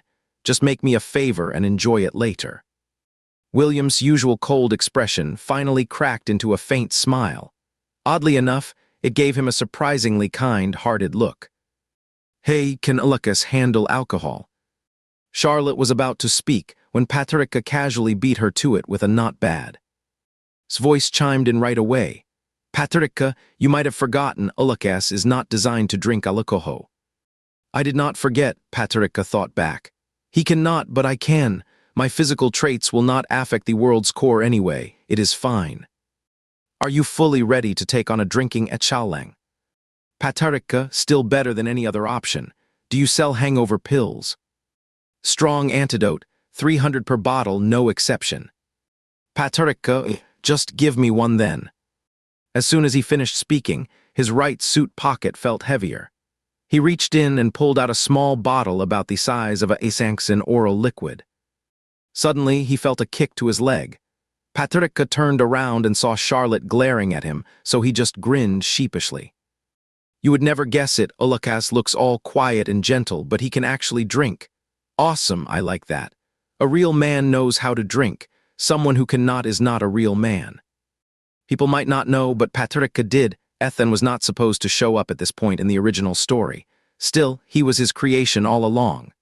Back when he first wrote him, Ethan came across as a cultured guy on the outside, but deep down, he had that old-school hero spirit. So drinking, that was just part of winning people over, and if you met him, there was no way to avoid it. Just as he was talking, 2 knocks sounded at the door. Ethan immediately grinned and said to William, about time. With the sound of the door opening, Paterica turned around. and suddenly remembered what he would been meaning to ask Charlotte in the car. Would Dominic show up? Clearly, he was already here. Unbeknownst to each other, Dominic was also wearing a suit, though in a light gray casual style that accentuated his slender frame. He smiled at the others already seated and casually unfastened the button on his cuff. "I am late." The driver almost could not find the place. Ethan laughed heartily and waved Dominic over. Dominic, equally at ease, smoothly slid into the empty spot between Ethan and Patricia. For some reason, as Dominic sat down, Patricia felt like a cat whose fur had suddenly stood on end. He glanced sideways at Patricia, who gave him a faint smile in return. "Patricia, your smile's a little too effect." "Patricia, people have enough struggles, no need to break them open." Dominic responded with a warm, easy smile. Still, knowing how he usually acted toward Lucas in the original storyline, Patricia could not shake a quiet unease. But Dominic seemed perfectly at ease, chatting casually and naturally with Ethan and the others. Dishes began arriving one after another. Ethan was generous by nature, warmly inviting everyone to help themselves. William, who usually kept a stoic demeanor, still went along with Ethan's vibe. Sophia, meanwhile, hit it off easily with Charlotte, probably because they were both women and found common ground in their topics. Only Patricia seemed stuck. He only raised his glass when Ethan said cheers, as if he could not quite find a topic to join in on. Suddenly, Patricia felt a light pressure on his left foot. He glanced over at the person beside him, assuming it was an accident, and quickly pulled his foot back. The private dining spot served truly delicious food. Since Patricia had arrived in this world, he had not eaten a proper meal until now. He picked up a piece of spare rib and was about to take a bite when his foot got pressed again. The rib fell with a soft plunk into the bowl. Patricia turned to look at Dominic beside him, who held his glass firmly, lips curled in a quiet smile. Just as Patricia felt puzzled, the other man subtly shifted sideways, moving closer without drawing attention amid the clinking glasses and lively chatter. Dominic's voice was deep and smooth. "That is your punishment for not adding me on Uwetchat." Uwetchat, Patricia suddenly remembered. "Oh right, Uwetchat, I totally forgot about it." The person beside him suddenly laughed and leaned back a bit. "You did not actually think it was fake, did you?" Patricia stared at his phone screen. "No, I really forgot, I just happened to take a call." Dominic tilted his head slightly, studying Patricia's profile with a slow drawl. "Just kidding. You are taking this way too seriously." Added. Patricia waved his phone at Dominic, who nodded and pretended nothing was wrong before finishing the drink in his glass. "Lucas, do not just eat veggies, come on, join us for a few more rounds. No bragging here, but this kind of liquor's not something you can get every day." Seeing Ethan stand up, Patricia quickly rose too and clinked glasses with him. William glanced at his expression and suddenly asked, "Lucas, have you been swamped with work lately?" Caught off guard by the director, Patricia nearly choked. Before he could answer, Charlotte jumped in. "He is only taking on tour gigs these days, turned down everything else. And even the tour can be skipped for a bit." Ethan poured himself another glass. "Look at you, shielding Lucas like that. Let him speak for himself. He is not some outsider here. Whatever he wants to say, go ahead and say it." That guy, once he had a drink, his true colors really showed. Charlotte instantly caught Ethan's meaning. A flicker of embarrassment crossed her face, but she quickly smiled again. "If I would known you were such a generous soul, Ethan, I would not have held him back so tight. My bad, my fault entirely. Ethan, I will drink to that." "Perfect. That is exactly the kind of straightforward attitude I like." Back and forth, they all grew more comfortable at the table. The drinking got bolder with no holds barred. Patricia could handle alcohol, but it had been years since he had gone this hard. He felt his stomach both empty and on fire. All he could do was eat whenever he got a chance, just to keep from getting dizzy later. "William, Dominic, did not you say earlier today you had some work that kept you away?" Dominic chuckled. "Yeah, there was an event, I passed it up. It was just a stand-in gig anyway, no big deal if I did not show." Sophia chimed in. "That company's annual gala, You are one of their main pillars. How can you just skip it without a second thought? Ethan, really giving me face. You actually pushed it off. Dominic clinked his glass against Ethan's with a sharp ring. Of course I did. Come on, Ulukes, grab another round, let's toast. Patrica, mouth full, felt a jolt in his chest and barely managed to swallow before raising his glass to clink with Ethan's, then downing it in one go. Right, Ulukes, you are the man, no dampener at all. Ethan's face was red as a beet, his once polite manners long gone. Now he looked like some outlaw from a northern drama, guzzling and gorging like a peasant king, his thick accent spilling out with every word. Back when I funded that film crew dinner, same guy, actually. I remember this young actor about Ulukes' age. What a pain. He acted like drinking was going to kill him. Did not even touch the glass before he started. As soon as he started talking, Ethan rambled like a machine gun, getting angrier and angrier by the end. He slammed back another full glass. Patrica wanted to laugh at Ethan's rant, but laughed anyway, and instantly felt the alcohol surge up. He coughed hard, then fumbled for water and gulped from a cup without looking. That is my glass. Patrica stared wide-eyed at the glass in his hand, coughing even harder. Dominic held back a laugh while patting his back, but Patrica instinctively leaned away, embarrassed, and stood up, spilling wine all over himself. Charlotte jumped in fast. This kid cannot be praised, he is too sensitive. Ethan laughed heartily. Ulukes, get to the washroom quick and clean up. Patrica nodded, covering his mouth while coughing as he left. The liquor hit hard. Just as Patrica stood up and reached the door, his legs wobbled. He leaned against the wall and staggered to the washroom, then pulled out a hangover pill from his pocket, snapped the cap off and swallowed it whole. Leaning against the wall for a few minutes, the dizziness and heaviness of drunkenness had eased quite a bit. The private club's restroom was fancy. Towels, cotton swabs, essential oils, and candles sat neatly on the counter. Patrica glanced in the mirror. Not much wine on his suit, so he decided against wiping it. He just bent down to splash cold water on his face.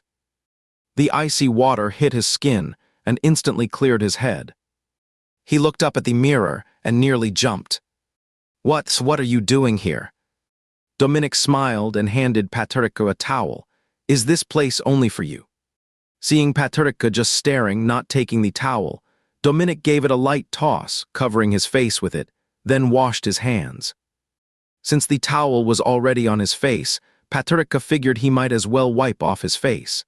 He did not know why, but being around this guy made him instinctively shrink back. You really want to play along with me like that? Patrica, Dominic shook the water off his hands, then tilted his head with a smirk. Then, why are you going all out on the drinking? Patrica, I kinda wish I had that kind of confidence. After drying his hands, Dominic did not leave. Instead, he kept staring at Patrica. Patrica, what happened? Dominic shook his head. You are not having candy today. Patrica, Dominic wore a big, harmless smile. I can help you twist the lid off. Patrica gave a nervous smile and waved his hand. No need, I'm not eating today, let's head back. Hearing the words, just us two, Dominic felt an odd little thrill and ended up following him back to the private room. Ethan and William were in the middle of a lively conversation when they sat down, both middle-aged men flushed from drinking, yet still holding onto their last bit of clarity. William hasn't starred in a new film in 2 years, man, I have been waiting so long. Just ask anyone at my company. I have been going on and on about it every day. If it is William, no matter the movie, I will invest. Patrica listened with a calm expression. It was not until they would already finished several rounds of drinks that he brought up the topic of films. William stayed remarkably composed, though his face was still red from alcohol. Ethan, showing me trust. I have actually wanted to do more projects while I am still not too old. Charlotte laughed. William, you are only just starting to talk about being old. Sophia chimed in with a smile. That is William, always telling me I should take better care of myself. William waved his hand. No joke, I just do not have the same stamina anymore. I want to push myself while I still can, try something new. That is why I immediately fell for Sophia's latest script, perfect chance to give it a shot. Owen kept his words light and casual, but the fact that casting took over a month, with one actor after another getting replaced, showed just how serious he was about this new project. Sophia smiled. It has been years since we last worked together, must be 3 or 4 now. Charlotte glanced at Sophia and said, I heard this script was written especially for Dominic. Dominic let out a laugh. That is getting way too exaggerated, everyone's overrating me. Sophia said, Dominic's shy about it. I saw a video of him auditioning for film school when he was just 18, and boom, the idea hit me right away. I wanted to write something with a youth theme, but most coming-of-age films today are a cliché, just aimless angst for the sake of being deep. I wanted to focus on something different. It took over a year, but I finally finished it. Then William showed interest in reinventing his career, perfect timing. Ethan poured himself another drink. Great, youth stories are all the rage right now. I have got full confidence in Dominic. But that other role we have been searching and delaying for ages, originally set to start filming in March, but it has already been 2 months past deadline. Time is money. After all that back and forth, they finally got to the point. Ethan added, I think you should just stop overthinking it, William. Let's lock in Benjamin right away, otherwise, we will not make next year's a film festival. Patricia mulled over what Ethan had meant. But William did not respond, and the two kept passing drinks back and forth, drinking without stopping. The meal left everyone feeling unsettled, no one really getting to the heart of things, ending abruptly with Ethan passed out, such a sloppy finish. On the way back to their dorm, Patricia stopped dwelling on it, figuring he would just go with the flow. But Charlotte seemed unusually tense. After all, they would finally manage to have dinner together, yet still had not settled who would play which role, making it hard not to feel anxious. The WeChat notification buzzed.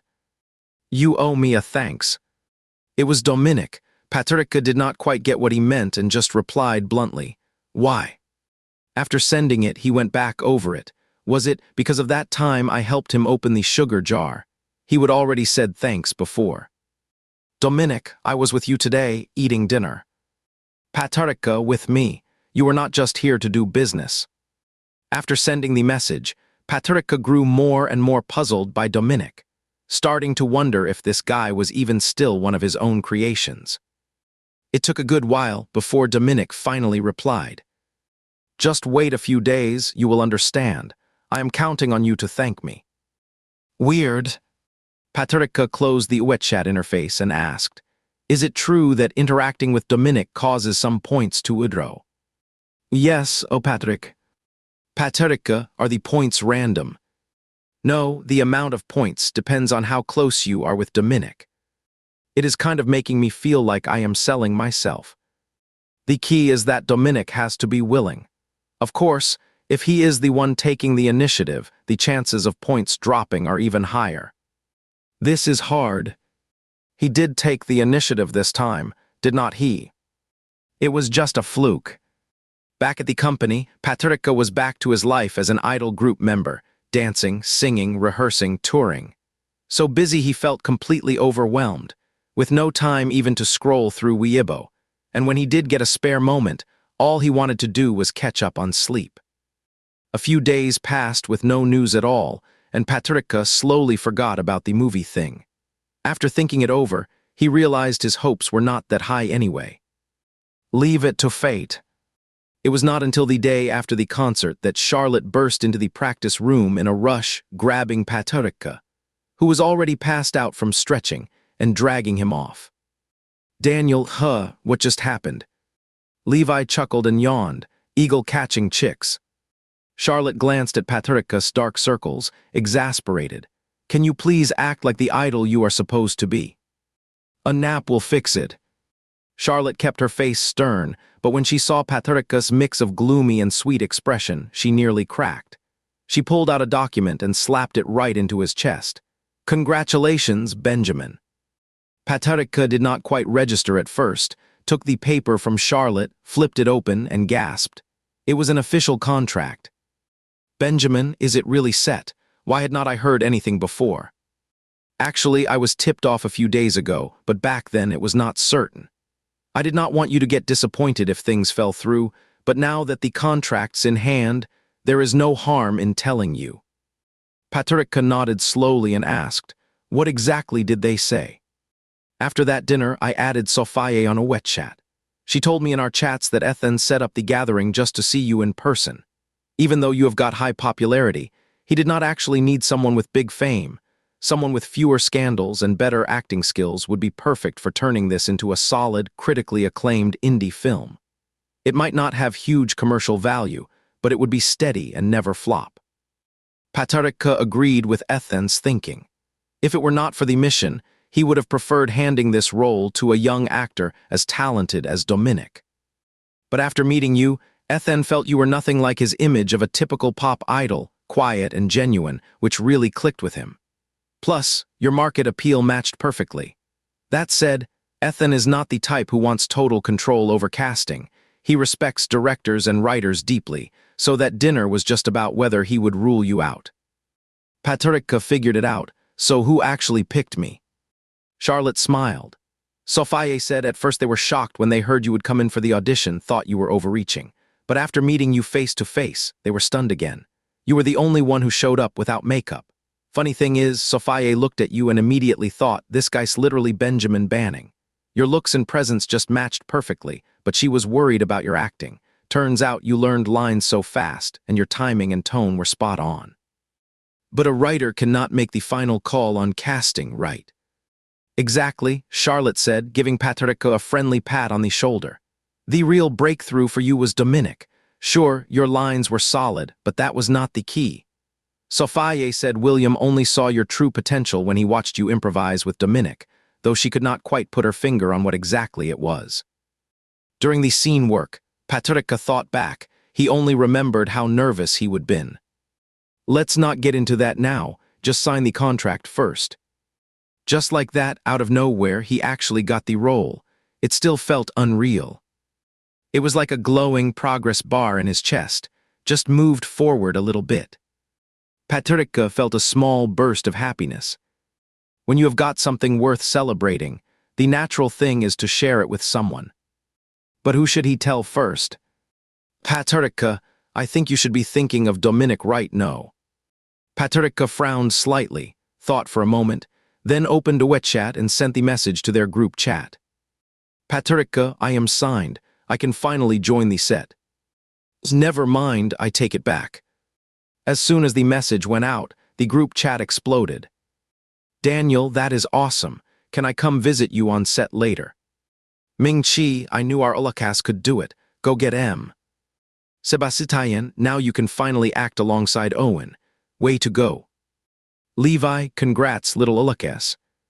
Even though these people were not his real teammates, the thrill of everyone getting excited together still gave Patricia a strong sense of joy. And for the first time, he began to feel like he belonged in this world. After signing, Patricia made it a point to grab time whenever he could to read the script. There was something almost cheating about it, since even the character he was playing had been created by him, not to mention the script itself. Still, he could not help wondering, why on earth would someone like Owen, a big-name director, have picked him? Before he could figure out the answer to that question, the filming ceremony arrived. The Enanki production team had delayed casting for too long, so once the cast was finalized, they had to move quickly to catch up on schedule. When Patricia saw Owen again at the start of filming, his mood felt different from during auditions, and he noticed William seemed much more approachable. The Enanki story unfolds across 2 timelines, a youthful chapter set in Nice, France, followed by a reunion 7 years later in Shanghai. Since the director chose to shoot the flashback scenes first, the production began in Nice. It was mid-June, and the heat in Nice was stifling, so much so that even Patricia, who had grown up in one of China's hottest cities, could not handle this kind of sticky seaside humidity. He would thought filming abroad would be low-key, but on the first day, every major media outlet showed up. They even shot down a few drones. Patricia happened to be standing next to one of the crew's assistant ladies, so he casually asked, "Hey, sis, does William always get this kind of attention in every movie?" The assistant shot Patrick a look at his sincere expression and could not help but chuckle. You are really serious. They are all here to film you. Seeing Patrick's confused face, she added, the whole cast has been kept secret so far. Cannot you tell how much that is building the hype? Patrick nodded slowly and then asked seriously, so should I hide for now? The assistant burst out laughing. How adorable are you? Now I get why you are the most popular in your group. No need to hide, everyone's going to find out eventually. Patrick nodded, about to ask more when William's assistant called him over. Benjamin, William wants you to meet him at the coffee shop on the first floor of the hotel. Since entering this world, Patrick had gotten used to being called by a name that was not his.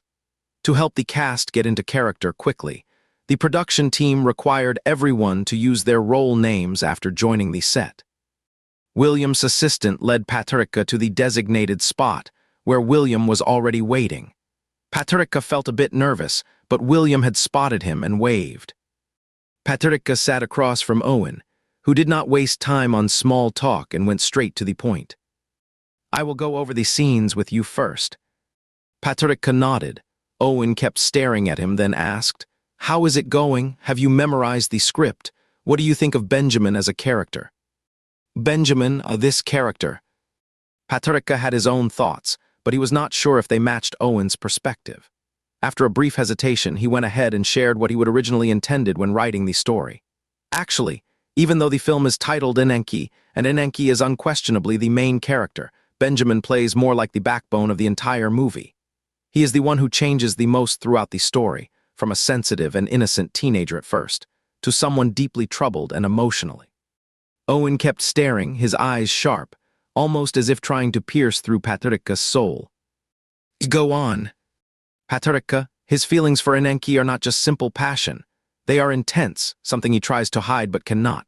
That sincerity comes from a young man who is still inexperienced, drawn by curiosity and longing toward the adult world. But Enenki is different. His initial feelings for Benjamin were not so straightforward. He started off treating it like a game, yet ended up getting deeply involved. So their relationship is truly complex, always unequal no matter what. Owen gave a slight nod. You mentioned the stark contrast between Benjamin's two phases, so tell me, which version do you think is harder to play? The question was not particularly tough, but that is what made it surprising to Patrick. Without much thought, he blurted out, the first one. Oh, why is that? Patrick smiled as he answered, because the subtle, delicate mind of youth is the hardest to capture. There are no wild swings in emotion, no dramatic outbursts, just quiet shifts beneath the surface. It is incredibly hard to pin down with performance, and one tiny misstep could easily cross that invisible line. Owen paused for a moment, then a rare smile broke across his usually stern and determined face. So do you finally understand why I picked you? Why did he choose me? Patrick stared into Owen's eyes without a word. Owen smiled and went on. People who have been in the entertainment industry for years can handle all sorts of weird and wild roles. That is their skill. But the shyness, awkwardness, and sensitivity of youth, they rarely pull off those feelings. The more life experience someone has, the harder it is to go back to being genuine. No matter how hard they try, their performance always ends up forced and unnatural. That is why successful coming-of-age films usually cast newcomers. As he spoke, he suddenly burst into laughter. Especially during your scenes with Dominic, there was such a real sense of nervous tension that I actually started wondering if you two were secretly involved in real life. Patrick gave an awkward chuckle. That was our first time meeting. Joking, Owen said, his smile fading. The moment I saw you two acting together, I knew in my gut it was you. And besides, Dominic later told me. Patrick looked puzzled. What? Owen seemed to remember something, shaking his head. Nothing major, just that after the audition I just had a strong feeling it was you. But one thing really bugs me. I went back and watched all your past TV dramas and films. Honestly, they were terrible. The vibe you gave during the audition was totally different. I just had to ask, what changed? What happened that made you finally click? A long string of ellipses formed in Patrick's mind. It was not even the same person. Actually, I do not really know. Owen fixed Patarika with his usual sharp gaze, studying him for a long moment before finally accepting the vague answer. Whatever, the main thing today was to ease your mind. You got the role of Benjamin not because of any favor or condition, but because you are genuinely the best fit. So just keep that feeling alive. Treat Benjamin like yourself and give it everything. Got it. Now I get it. Patarika, always going with the flow, felt for the first time what it was like to be truly acknowledged. He nodded firmly. His looks matched Benjamin perfectly, but his hairstyle still felt a bit off. After joining the crew, the director had Ulukas' hair cut shorter on purpose, making him look younger. His features already carried a naturally youthful charm, and with skin paler than most girls, he looked right at home playing a 17 or 18-year-old, even though he was already 23. Patarika had been busy all day. It was not until evening that he finally made it back to the hotel. Even though he would officially join the team, there had not been a single chance to talk to Dominic. He felt a little down. How long would it take before he could finish his mission like this? After taking a shower and lying on the bed, staring blankly at the ceiling, Patarika remembered that Daniel Souesti was supposed to drop today. As a teammate, he should help promote it.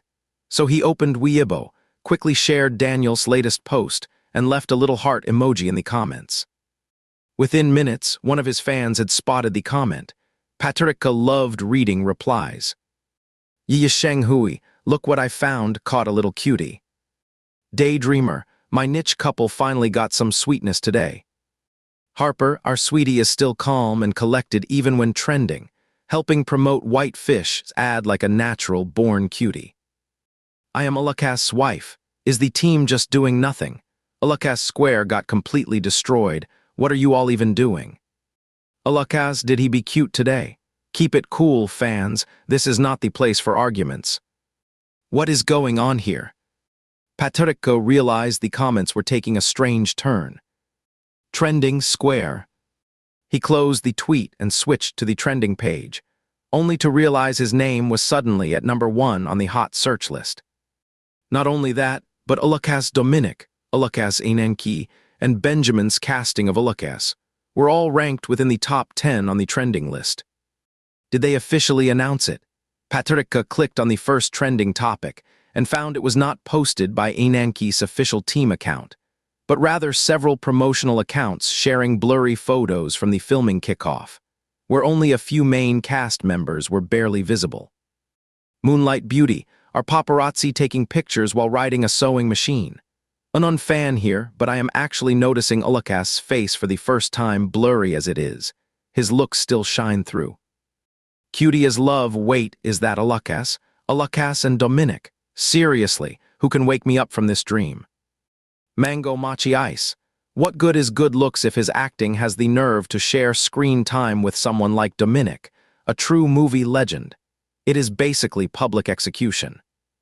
Watermelon, just a casual viewer. I have always loved William's performances. But now even William is giving in to the market. It feels so sad. Fog rises with Ulukas. Do not pretend you are just random fans. William has always been super strict about casting. If they picked Ulukas, there must be a reason. Stop spreading that nonsense about William's downfall. Really, what an attitude. Wind at Dusk, I am not surprised Dominic is doing this kind of movie, but Ulukas, such a big star, actually acting in a gay-themed film, I cannot even imagine. Patarika stopped scrolling through the comments. His fans were busy pitching and promoting below, but Patarika knew full well that from a neutral observer's point of view, no one wanted to see fan-driven hype. It did not matter anymore. Ever since he would decided to go after the role, he would already accepted this reality. Patarika, if you are going to feel upset, I would suggest taking a break from Weibo for no. Patarika, nah, I am not upset at all. They are not even yelling at me. You do have a point, Ither. All this online drama felt pretty disheartening from Ulukas' perspective, but he could not afford to show it. There were always hidden forces pushing things forward behind the scenes, so he had to dig past the surface noise to uncover deeper truths and keep the main mission on track. Feeling a little hungry, just about to decide whether to grab something to eat when the doorbell rang. Patarika set down his phone and opened the door to see Theodai standing there with two big bags. "Ulukes, I got you some takeout." Paterika quickly took the bags from those little hands, his heart doing a happy dance. "Perfect timing, I was starving. Come on in, let's eat together." Theodai shook his head. "I have already eaten, Ulukes. Go ahead and enjoy your meal, I still have some things to finish up. I will head out now." That little assistant was always a blur, arrived like lightning, vanished just as fast. Paterika opened the takeout bag, and the smell hit him straight in the face. A little fire-wheeled angel, if you ask me. Inside the box were all his favorite junk foods, fried chicken, fries, burgers, and more. He would originally written Ulukes' food preferences based on his own tastes back when he first created the character, and now it felt like a really smart call. Paterika had one drumstick in his left hand and a soda in his right, completely forgetting about that whole Weibo feud from earlier. Just as he was getting into the meal, the doorbell rang again. Theodai back again. He set down his food, searched everywhere for a pair of slippers, only found one, so he gave up and went barefoot to answer the door. The moment the door opened, Dominic was greeted by Paterika, hair soaked, feet bare, mouth stuffed full, eyes wide with surprise. As soon as Paterika saw Dominic, he instinctively tried to shut the door, but the other man shoved his way in before he could. Hey, even if we are just partners, you cannot treat guests like this, now can you?" Paterika realized he should not have shut the door, but his mind was a bit scattered, leaving him unsure what to say. The way he looked made Dominic think he was both funny and adorable. "Just eating dinner." Paterika nodded, swallowing hard. "Want to join me?" It was just a polite offer, but Dominic did not hesitate for even half a second. "Sure." "Paterika, this is a rare chance. Make the most of I." The sudden voice startled Paterika. "Just two people, alone in a room." Paterika, this is literally the definition of fragile duck literature, and it is your own personal version. So you have got a hidden sarcastic streak after all. Dominic was munching on fries and watching the hotel TV, looking nothing like a celebrity. Seeing him so relaxed, Paterika eased up and sat down. He rummaged through the takeout bucket for a while before picking out a drumstick.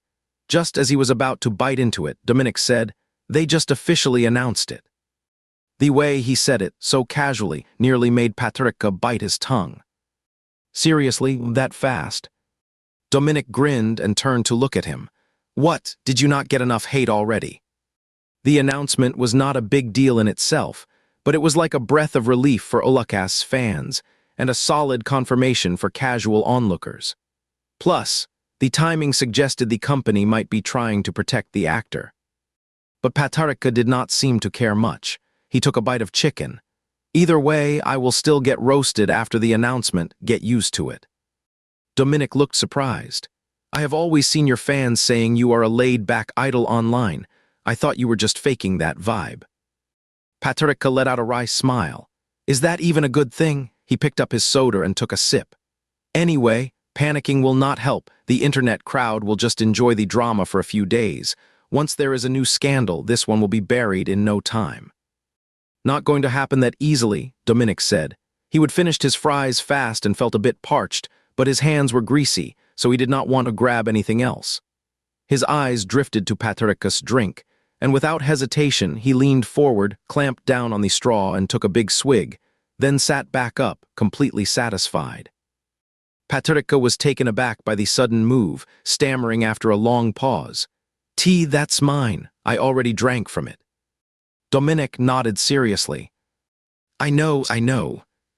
Then he flashed an innocent, wide-eyed smile. "Did not you drink from my cup just a few days ago?"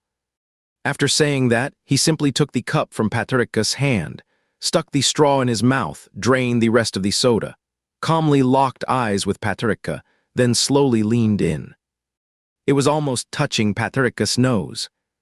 "We are going to be doing kissing scenes together, so are you already scared?" The sudden closeness caught Paterika off guard, leaving him frozen in place as Dominic's warm breath brushed against his face like a gentle summer breeze on the beach. They stayed that way for about 10 seconds before Dominic stepped back slightly. You look like a kid now, with your haircut, despite being only 2 years younger than me. Then he stood up and went to wash his hands in the restroom. Patricia looked down and realized he was still holding onto an uneaten chicken leg. Embarrassed, he placed it back into the takeout box, pulled out a napkin to wipe his hands carefully, then silently asked, "Is Dominic really Estrella?" "Patricia, he is your Choacti." "Patricia, yeah, right, I almost forgot." "That is probably why you are not sticking to the original Stalin." Sighing inwardly, Patricia glanced back at Dominic as he settled back into his seat. If Ulukas had a soft, youthful charm, then Dominic was the classic handsome type. High cheekbones, narrow, deep-set eyes, and a slightly elongated, sculpted face. He would always felt vaguely familiar. After thinking it over, Patricia figured it must be because every single one of Dominic's features seemed tailor-made to target his own preferences. Suddenly, a familiar blue glow appeared before him. The scattered light fragments slowly formed the words, "Congratulations." "Wait, this reward gives 800 points. Patricia happily pocketed the points, his mood instantly lifting. He asked, "Why did you come to my room?" Dominic kept scrolling through his phone without looking up. "Just getting a feel for it, are not we shooting officially tomorrow?" The excuse was not very convincing, but Patricia still went along with it.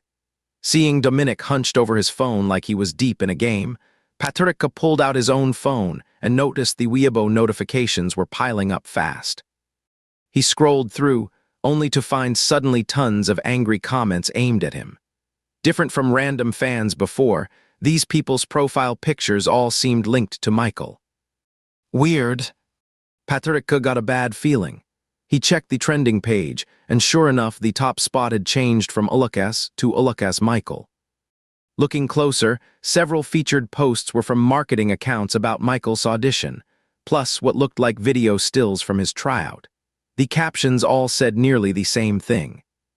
According to insiders, Michael was initially cast for the role of Benjamin in Owen's upcoming drama, Ananke. But due to various reasons, he ultimately did not get the part. A few of those marketing accounts even included a screenshot of a tweet Michael had posted.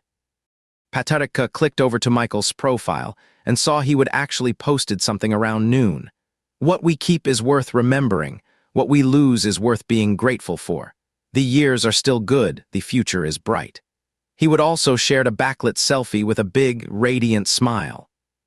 Seeing that bright grin and those two sweet little dimples, Patricia felt a lump in his throat. The online conversation has shifted dramatically. At first, casual observers were just mocking Ulukas for not being suited to play the role in Ananke, but now it has evolved into a much more intense topic, Ulukas taking over from Michael. Ishaubis is deep waters. Now Patricia finally got a taste of it and sighed quietly. Suddenly, he felt his head get pulled downward. He looked up to see Dominic standing right beside him, hand pressing down on his still damp hair and ruffling it hard. "You said you did not care about people calling you names, right?" Patricia, "Yeah, it is just, I do not really know how to explain it." His head dipped down again automatically, even if he claimed not to care, being falsely accused and twisted around still stung. Then came a sharp click. Patricia looked up again. Dominic was still holding his phone, frozen mid-photo. "I am heading back." Dominic slipped the phone into his pocket, walked to the door on his own, then turned around with a smirk. "Thanks for the hospitality." "Patricia, are not you going to stop Domini?" Patricia replied without any emotion. "Finally gone, I am really glad." The room was empty again, feeling even heavier now. Patricia flopped onto the bed. The hotel window stood open, and the night breeze from Nice carried a salty chill, cool and sharp against his face, not at all pleasant. He must have been lost in thought for a while when the UWeChat notification buzzed a couple of times. He did not really want to move, but then he worried it might be Charlotte. So he opened the app anyway. Patricia's gut feeling was usually spot on. It was indeed Charlotte. "Charlotte, where are you right now?" "Is Dominic with you? You two are already this close." Why did not you follow her back on Weibo? Patricia stared at the messages, his mind a mess. He opened Weibo, Dominic was already trending. When he clicked through, he froze in place. 5 minutes ago, Dominic posted a tweet. Dominic, Benjamin's little one got his hair cut today, kinda cute. The photo was the exact shot he would just taken of himself. White t-shirt, casual shorts, hair all tousled. The low-angle shot made him look especially tiny, just a glimpse of his pale face showing. On the floor were crumpled takeaway boxes, soda cups, and a towel used to dry his hair, everything scattered. It gave off this cozy, homey vibe. Patricia scrolled to the comments. Hot take number 1 was from Dominic himself. Dominic, soalimatiilakes, pretty good at photography, huh? He could not put the feeling into words. Patricia stared at those lines for a long time, his mind filled with Dominic's half-smile, the one he would warn just moments before. Patricia, I need to ask something. Mr. Patricia, please go ahead. Patricia, has Dominic actually started liking me? Mr. Patricia, that is against the rules. This kind of question involves a side quest, and I do not have permission to answer I. Patricia, all right. The thought only lasted 10 seconds in his mind before he figured it out. Dominic was just trying to avoid the rising public buzz from affecting his new movie shoot. After all, they were business partners now. Besides, how could someone suddenly develop feelings after only meeting a few times? Oops, wait, that actually kind of backfired. Patricia suddenly remembered some painfully awkward memories. Better just check the comments. Dominic's Weibo comments usually get around 10,000 reposts and 100,000 or 200,000 replies. His fans are not into chasing numbers, keeping things pretty laid back. Unlike many high-traffic accounts that routinely hit hundreds of thousands of reposts, even Ulakas is like that.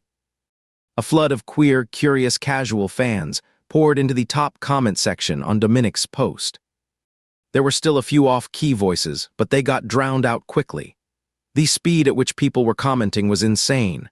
Within 10 minutes, comments had already passed 30,000, and big accounts started sharing it left and right, dissecting every tiny detail in the photo. Their shipping vibes hit all at once, huh?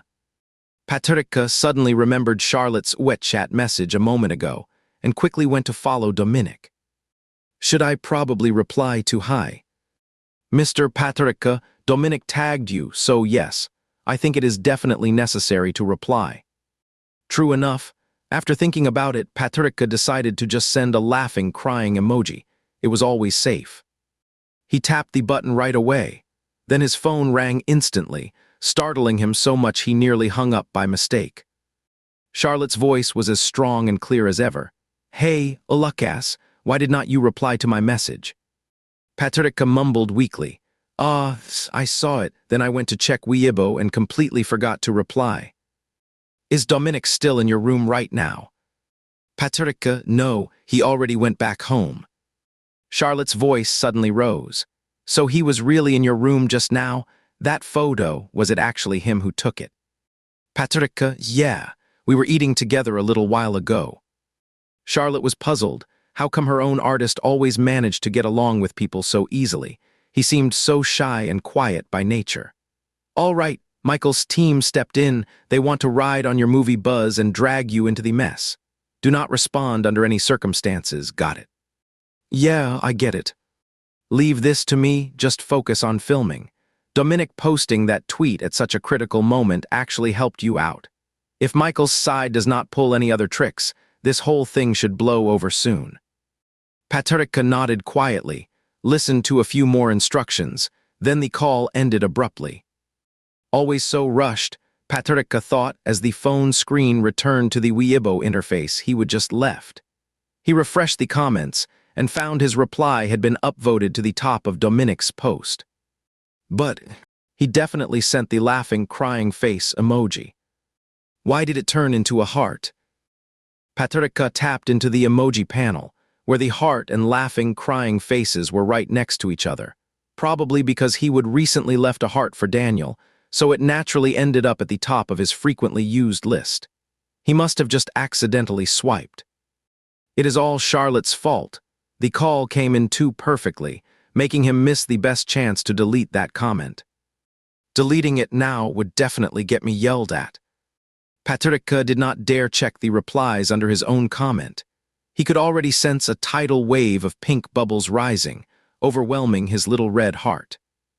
Acting like nothing happened, Patricia quietly burrowed himself into the covers.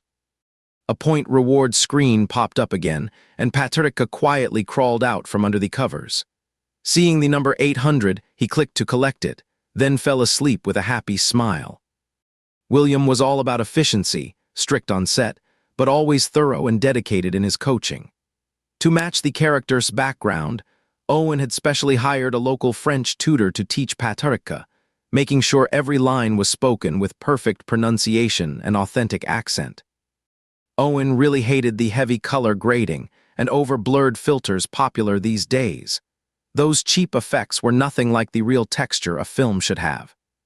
To create a sense of realism, Owen insisted that Dominic and Ulakas go on camera with no makeup at all, not even a hint. And he even had the makeup artist add a few tiny freckles to Ulakas' nose. The reason: this kid had skin too pale and smooth. Boys should look a little rougher in real life. But just a few freckles made him actually look like a genuine 18-year-old boy. William sat behind the monitor, watching Patricia on screen holding his bike. "We are good to go," he said. Scene: take of Ananke rolling. A sharp snap. Patricia instantly slipped into Benjamin's role. In the blazing sun, Benjamin wore shorts and a white t-shirt, leaning on his bike while waiting 5 meters from the coffee shop door. The cafe door suddenly swung open, and Ananke stepped out holding 2 iced mochas, smiling as he looked toward Benjamin's direction. "Why were not you waiting under the shade? Your face is all red from the sun." Benjamin glanced down, flustered, kicking at a small pebble. I forgot." Suddenly, his cheek felt cold, and Benjamin jumped in surprise, realizing it was Ananke playfully tossing ice-cold coffee at him. "Drink up before it is not cold anymore. Worked all morning, I finally get to rest." Benjamin took the coffee from him, and Ananke walked over to sit under a nearby plane tree. Benjamin parked the car and followed behind, then sat down beside him at a distance of about 15 centimeters. Ananke bit on the straw, his back against the tree, head tilted upward as dappled sunlight flickered across his profile. Benjamin was lost in thought, suddenly hearing him say, "Summer's really something." Benjamin took a sip. The bitterness mingled with a faint hint of sweetness, cool and refreshing, slowly spreading through his chest. Just seeing such a bright blue sky, and all that sunshine makes any worries feel tiny and unimportant. Benjamin gave a soft hum, a faint smile barely brushing his face. "Benjamin." Hearing his name called, Benjamin looked up. "Yeah." Ananke suddenly moved closer. His heartbeat quickened with every inch closer they got. Patricia sneezed at the very last moment, turning his head. Owen immediately shouted, "Cut." Sorry, Patricia stood up and apologized to the crew. "I really could not help it." William waved his hand. "Quickly get back into place." Dominic leaned against the tree. "Hey, you should say sorry to me too." Patricia turned and gave him a sincere look.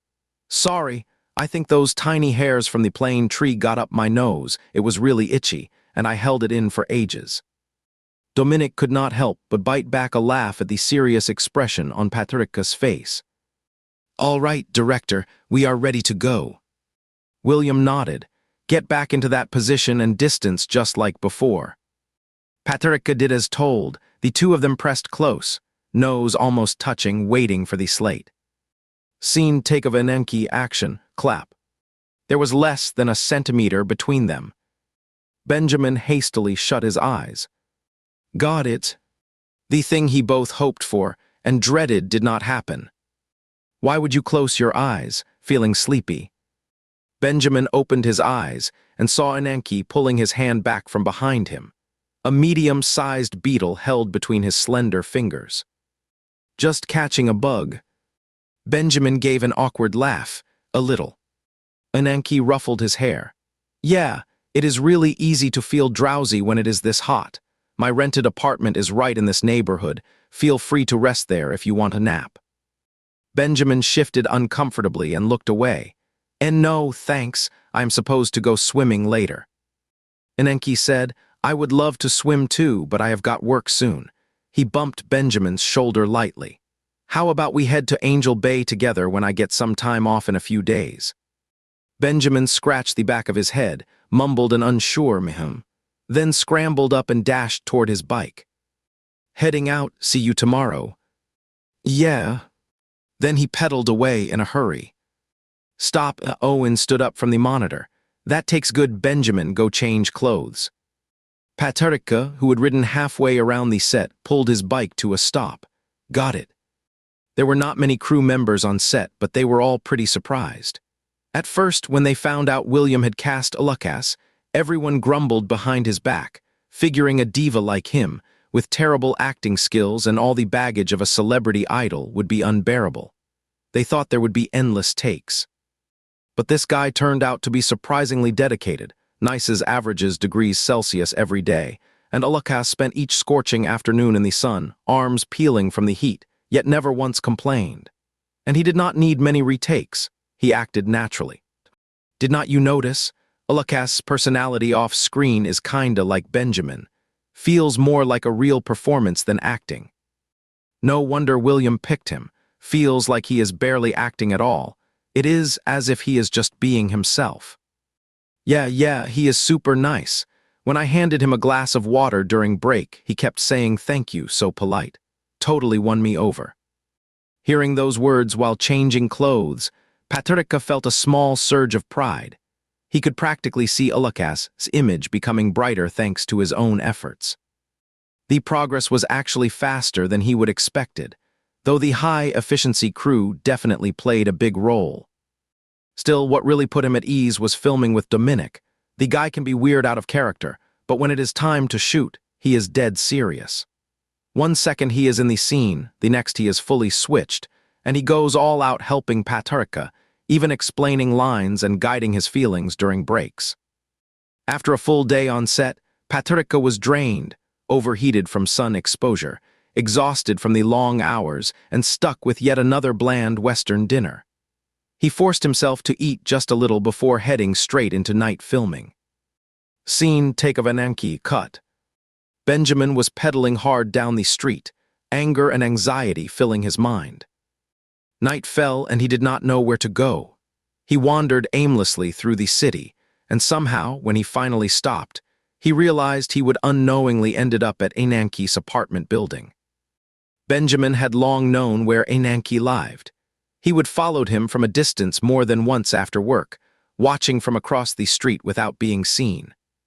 But this was the first time he would actually come to the building's doorstep.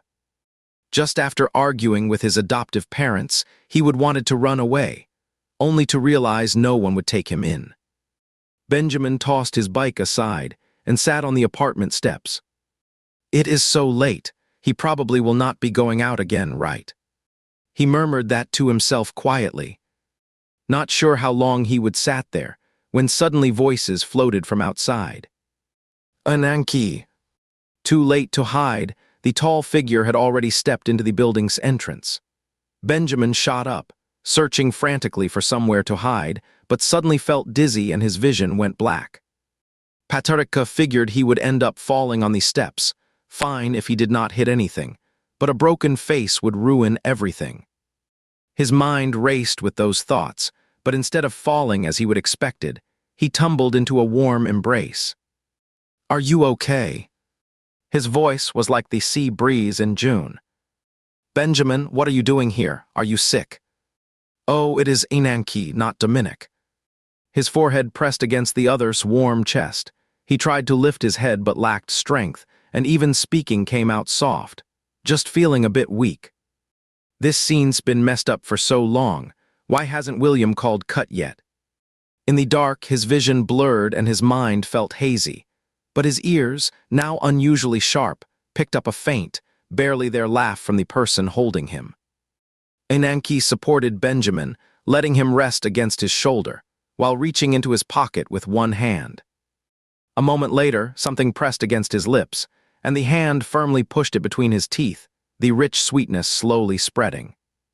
It was candy. Ananke steadied Benjamin, saying, "You do not look well, let me help you get upstairs to rest."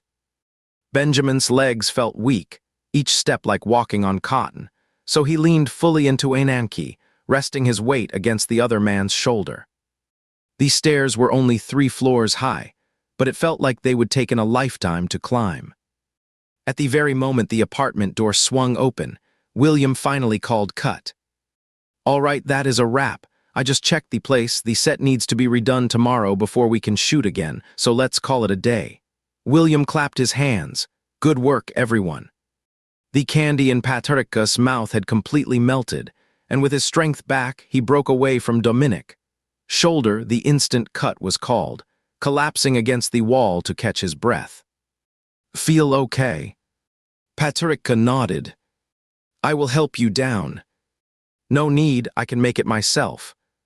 As he made his way down the stairs holding onto the wall, Patrick could not stop wondering why Dominic had kept candy in his pocket.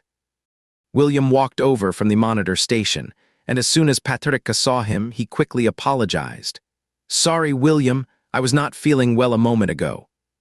"I noticed. Actually, that improvised scene was better than anything we shot earlier, just need to tweak the script later. You have been filming all day, so head home and rest up. You are too thin, you really should start working out more." Patrick nodded. His assistant, Theodore, hurried over to help him, but Patrick waved it off. "I am feeling much better now, Xayeo, just go get some food for me at the hotel." Back in his hotel room, Patrick replayed the scene in his mind. His chest felt tight, and he could not resist opening Weibo to take another look at the photo Dominic had posted earlier. But people always cannot help themselves. Once you open Weibo, it is impossible not to glance at the trending topics. The top spot was still taken by Uluk's name, but this time the trend was even worse. Uluk's Ethan. It gave him a really bad feeling. Patrick frowned and clicked open the post, only to find that everyone was rapidly sharing a few photos. One showed him entering a private club, while the other featured Ethan doing the same. The captions all highlighted that Ethan was the biggest investor behind Ananke, with headlines claiming the rising star Ulukas had an evening meeting at the club with his major backer. The online frenzy was building again. After barely escaping the earlier scandal, Ulukas was now caught in another storm, accused of being a paid lover for his investor. Patrick felt a sharp pain in his head. He had done everything he could to stay out of the spotlight, yet somehow still ended up caught in someone's trap. It was obvious some accounts were pushing the narrative. The post had gone viral, drawing massive traffic, and now ordinary netizens, unaware of the truth, were filling the comments with wild guesses. What should he do? Patrick ran his fingers through his hair. The photos were indeed taken during the dinner gathering he would attended, but that event was not just him and Ethan. If Owen and Sophie could step forward to explain things. No, there was no shared photo as proof.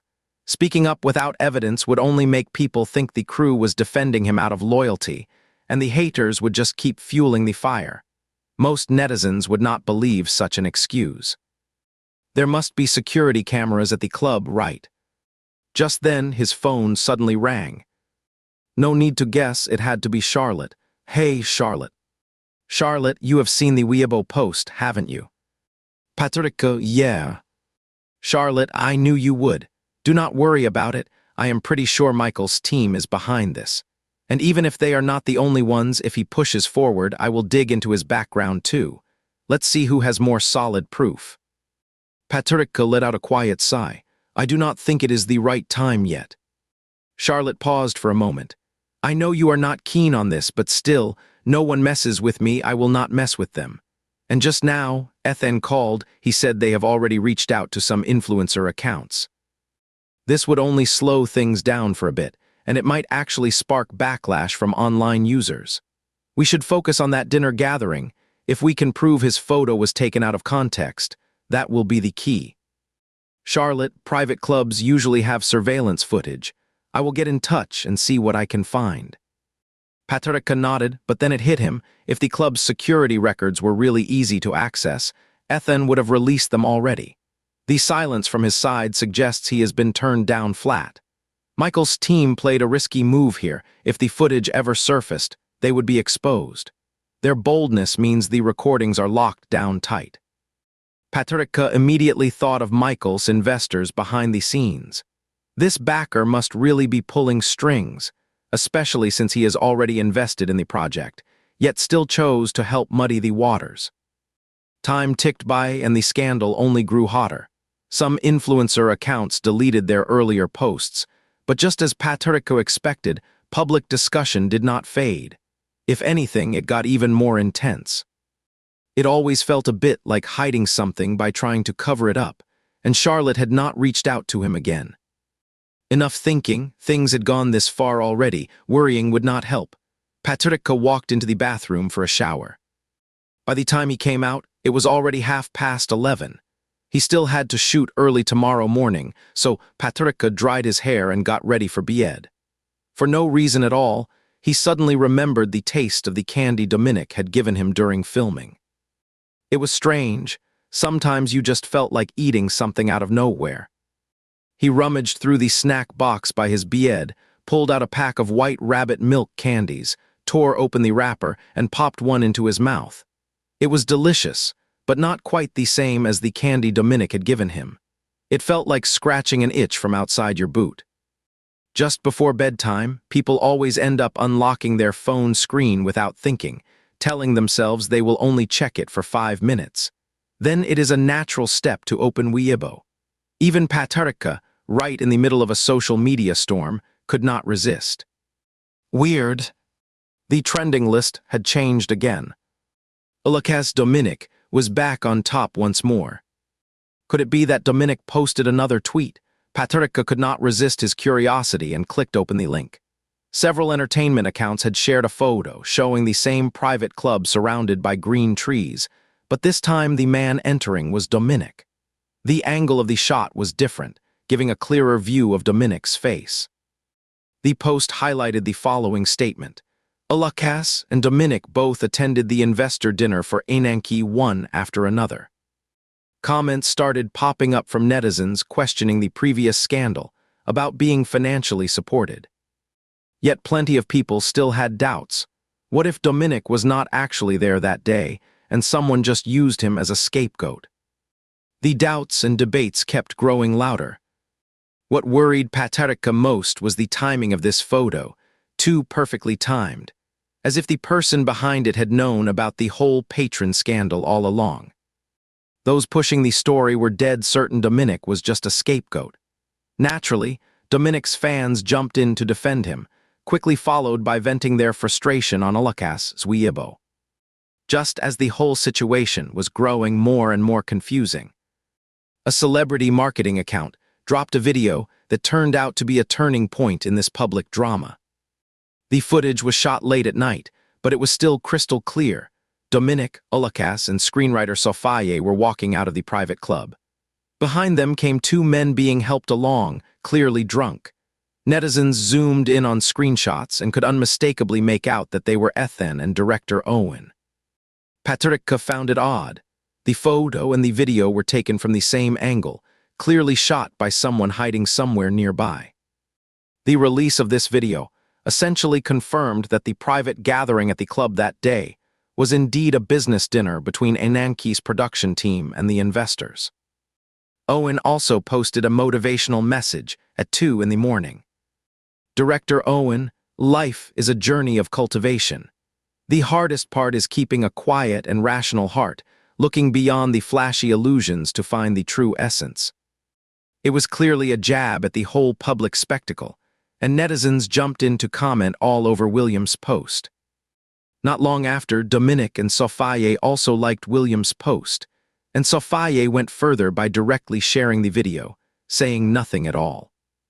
At the same time, another celebrity gossip account dug up that Dominic had indeed missed his company's anniversary gala that day. and the clothes he was wearing when leaving the office matched those in the video exactly. By this point, the truth had become crystal clear. As the situation started to shift, some so-called crew members began posting revelations online. Wandering little realist, I am from the NK team. I have been watching this chaos unfold online these past few days and just could not stay quiet anymore. Saying this might not be appropriate, but I had to speak up for JEMZ. I used to have a bad impression of him too, but joining the set completely changed my view. My friend really likes him, so she asked me to take a few quick snaps. I was about 5 or 6 meters away when I started shooting. When he caught me, I noticed he is really into sweets. Once I caught him eating ice cream during a break. I teased him and he looked dead serious and asked, "Sis, want some? I have got more right in the cooler." It was scorching outside, but he would buy cold drinks and fruit for every crew member. Honestly, JMZ is actually very gentle and quiet. He is super focused on set and does not care how much his skin peels from the sun. To be honest, sometimes you just need to take off. To avoid anyone saying I made it up, I am sharing these photos, though they were originally meant to stay private.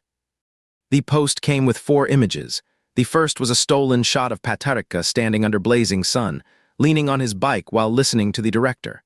The second captured him looking dazed in the moment he got caught. The third showed him turning toward the camera with a peace sign and a bright, warm smile. The fourth was a photo of a cooler labeled Ulukas icebox. Patarika recognized it right away, then remembered a crew member from the set and felt a little warmth in his chest. The tweet was posted at a M in France around, a M in China, sparking widespread sharing by internet users and popular comedy influence. Some fans quickly caught on to Ulukas' impressively strong look, while others were busy spotting all sorts of adorable details in the leak. Meanwhile, Ulukas' own followers focused on his sun-button to arms, grateful that someone had spoken up for him, yet still flooding the comments with concern. The post quickly climbed to the top of Weibo's trending topics, and several self-proclaimed crew members began sharing little behind-the-scenes snippets underneath it, mostly about Ulukas, everyday moments, or his interactions with Dominic. The comments kept piling up. Eventually, some illustrators even started drawing comic strips and mini-scene comics about him hiding ice cream. Patarika did not get it. Was using a cooler box for ice cream really that funny? He used to carry shaved ice in his thermos back in school, so it would not melt for hours. What was once an outright smear campaign had suddenly turned into a bizarre wave of collective fan conversion. Internet public opinion really is something unpredictable. But what puzzled Patarika the most was why Dominic's photo from the dinner and the footage of it winding down just happened to surface at the perfect moment.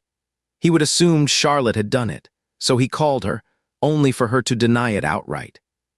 I did not expect anyone would spin the dinner into a story, but I have to admit this whole thing feels off. Later, I had someone look into those PR accounts that posted the clarifying videos.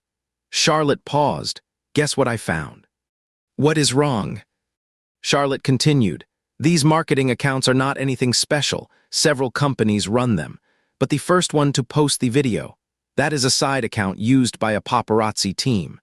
I checked with a reporter friend of mine, and he said that crew has worked with Hongayu Era before. Hongayu Era, Patarika said, feeling like he would heard the name somewhere. Charlotte's voice was absolutely certain. Dominic's studio is also under Hongayu Era. Patarika suddenly snapped awake and pulled up his WeChat to check the chat history with Dominic. Back at the dinner, he would send him these 2 messages. "You owe me a thank you. Wait and see in a few days. I am counting on you to thank me." Patarika stared at those 2 lines for ages, his palms growing sweaty. He started recalling Dominic's conversation with Ethan William during the dinner. He was supposed to be at the Hongayu Era Awards, but instead he would shown up at a dinner that had already been settled in his mind and brought paparazzi along. Was this planned ahead of time? Who exactly is Dominic, anyway? That thought left Patarika feeling uneasy. Even though he would entered this world with one goal, to succeed in being together with this man, he had not expected how powerful and calculated Dominic was. The character he himself had created felt more like someone who had been handed a script than he did. Could someone like that really end up liking him, the way he hoped? Patricia was born a skeptic. With a heart full of doubts and just a hint of warmth from being helped, he slowly typed 2 words. Thank you. He hit send. Less than 5 seconds later, the notification chimed. You are welcome, kid. A strange feeling welled up from his chest, like bubbles surging uncontrollably in a shaken soda bottle. Patricia held his phone tightly and fell back onto the bed. The notification chimed again. Oh, by the way, I am not really into filming kisses with someone who has got heavy dark circles from pulling all-nighters. Do not think you can just get away with acting reckless because you are good-looking. Bangs. The soda can lid popped off instantly.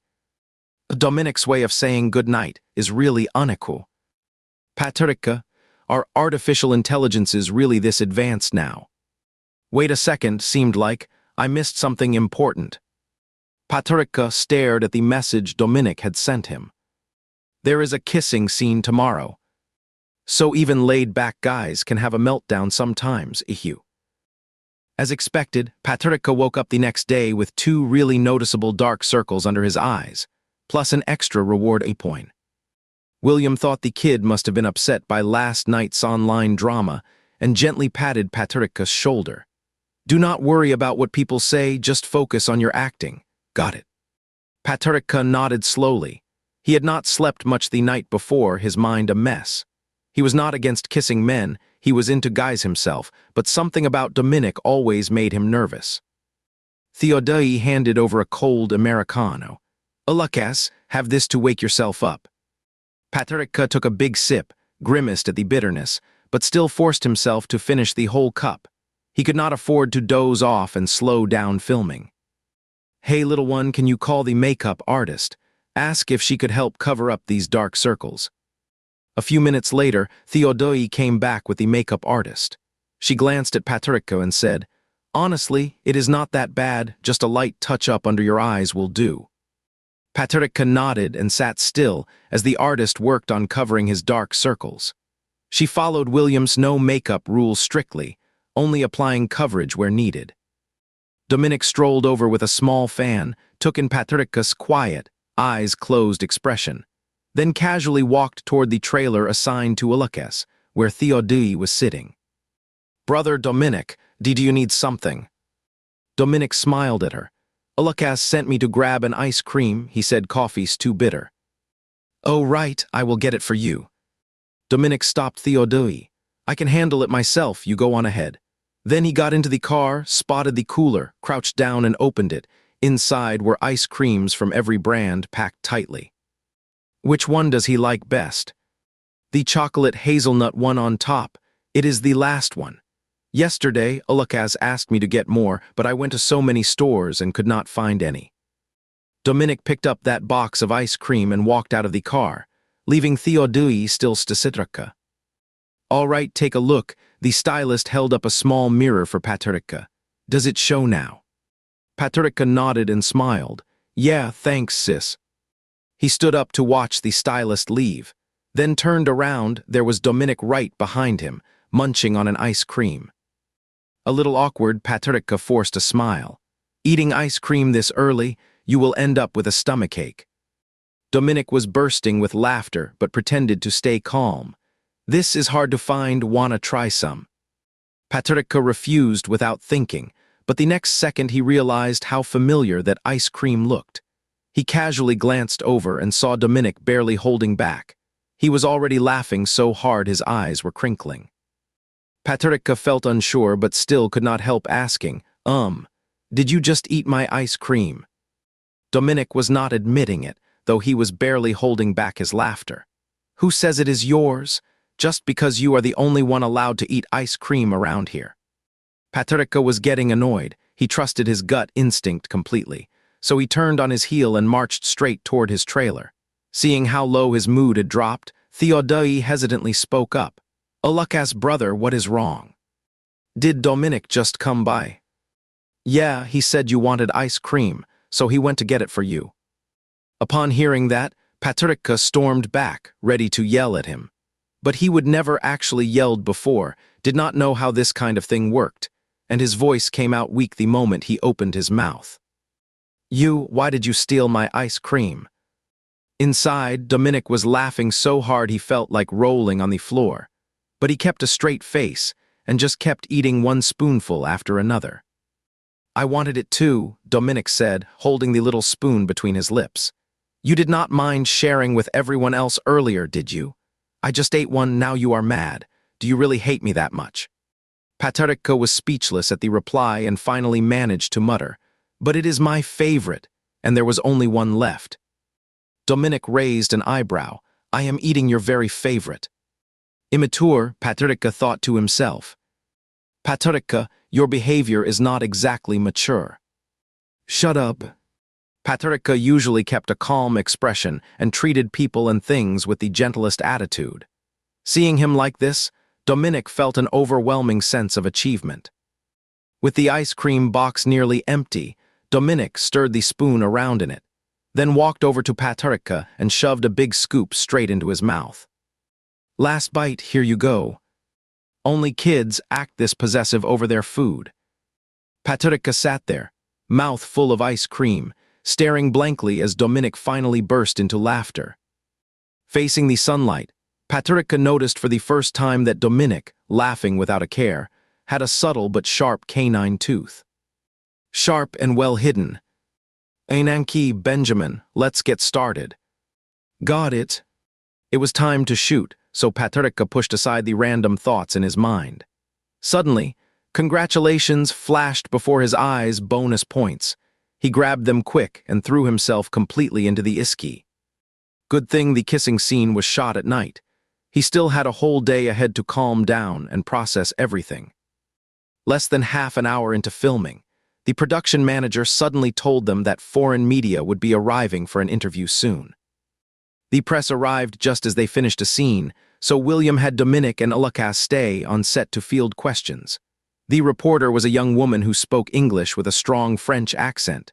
Paterica found it a little hard to follow, but luckily, Dominic was there to help him out. Most of the questions were about the film, which Dominic handled effortlessly, while Paterica just kept smiling beside him. Even though Paterica had been in a great mood all day and the filming was going smoothly, he was seriously sleep-deprived. As soon as it started to get dark, his eyelids began drooping, so he asked Xayeo to buy him loads of coffee to chug down. The end result. His stomach was upset. This kiss scene actually followed right after the one from last night when Benjamin showed up at Dominic's apartment. The director had brought Dominic and Paterica into the apartment's bedroom. Ananki, Benjamin, once you come in later. William steadied Paterica and gestured toward Dominic. You will guide Benjamin over from this side and take him into the room. Once inside, William pointed toward the window seat. Head over there and strike a pose so I can check the lighting and composition. We are shooting this scene without extra lights, just moonlight. If it is not enough, we will have the gaffer hang a cold light outside. Dominic and Paterica followed the director's instructions and climbed onto the bed. As per the script, Paterica crawled up first and sat upright with his upper body, while Dominic settled on the edge of the bed right next to the window. Moonlight streamed through the glass, spilling across both of them. Yes, really nice, this lighting is perfect, William observed from behind the monitor. Benjamin, lean back a bit more. Good. Ananki, wrap your arms around him. Benjamin, tilt slightly to the side, show about 3/4 of your face, and make sure we get a close-up on your eyes. They kept adjusting their positions as directed. Paterica had been awkward at first, but William's focused professionalism helped him relax. Dominic was completely serious too, constantly discussing the finer details with the director. All right, we are good to go.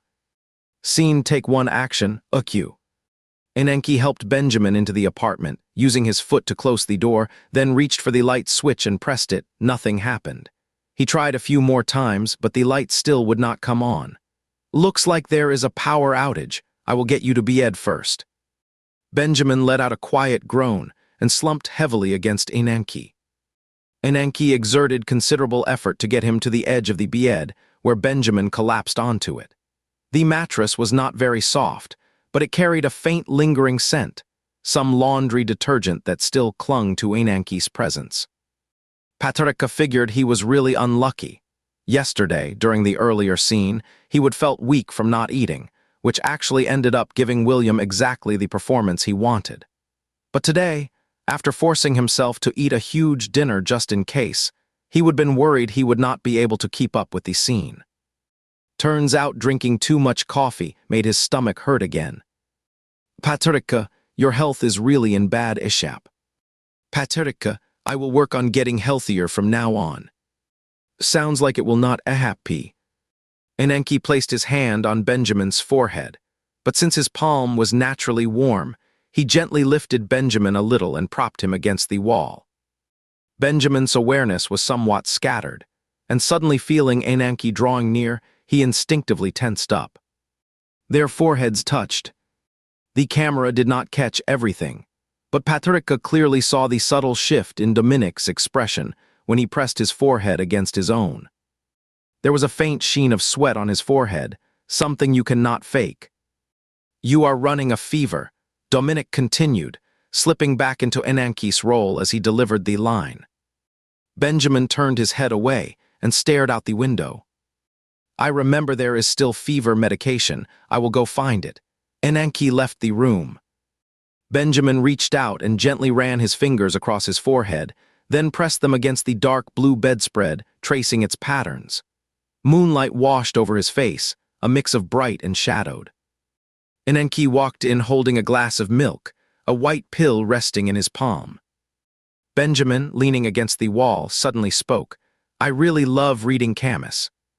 Patrica's breath wavered slightly, his voice taking on a sigh-like tone. In The Happy Death, he wrote one line. As always, the best part of his life was ultimately inseparable from its worst.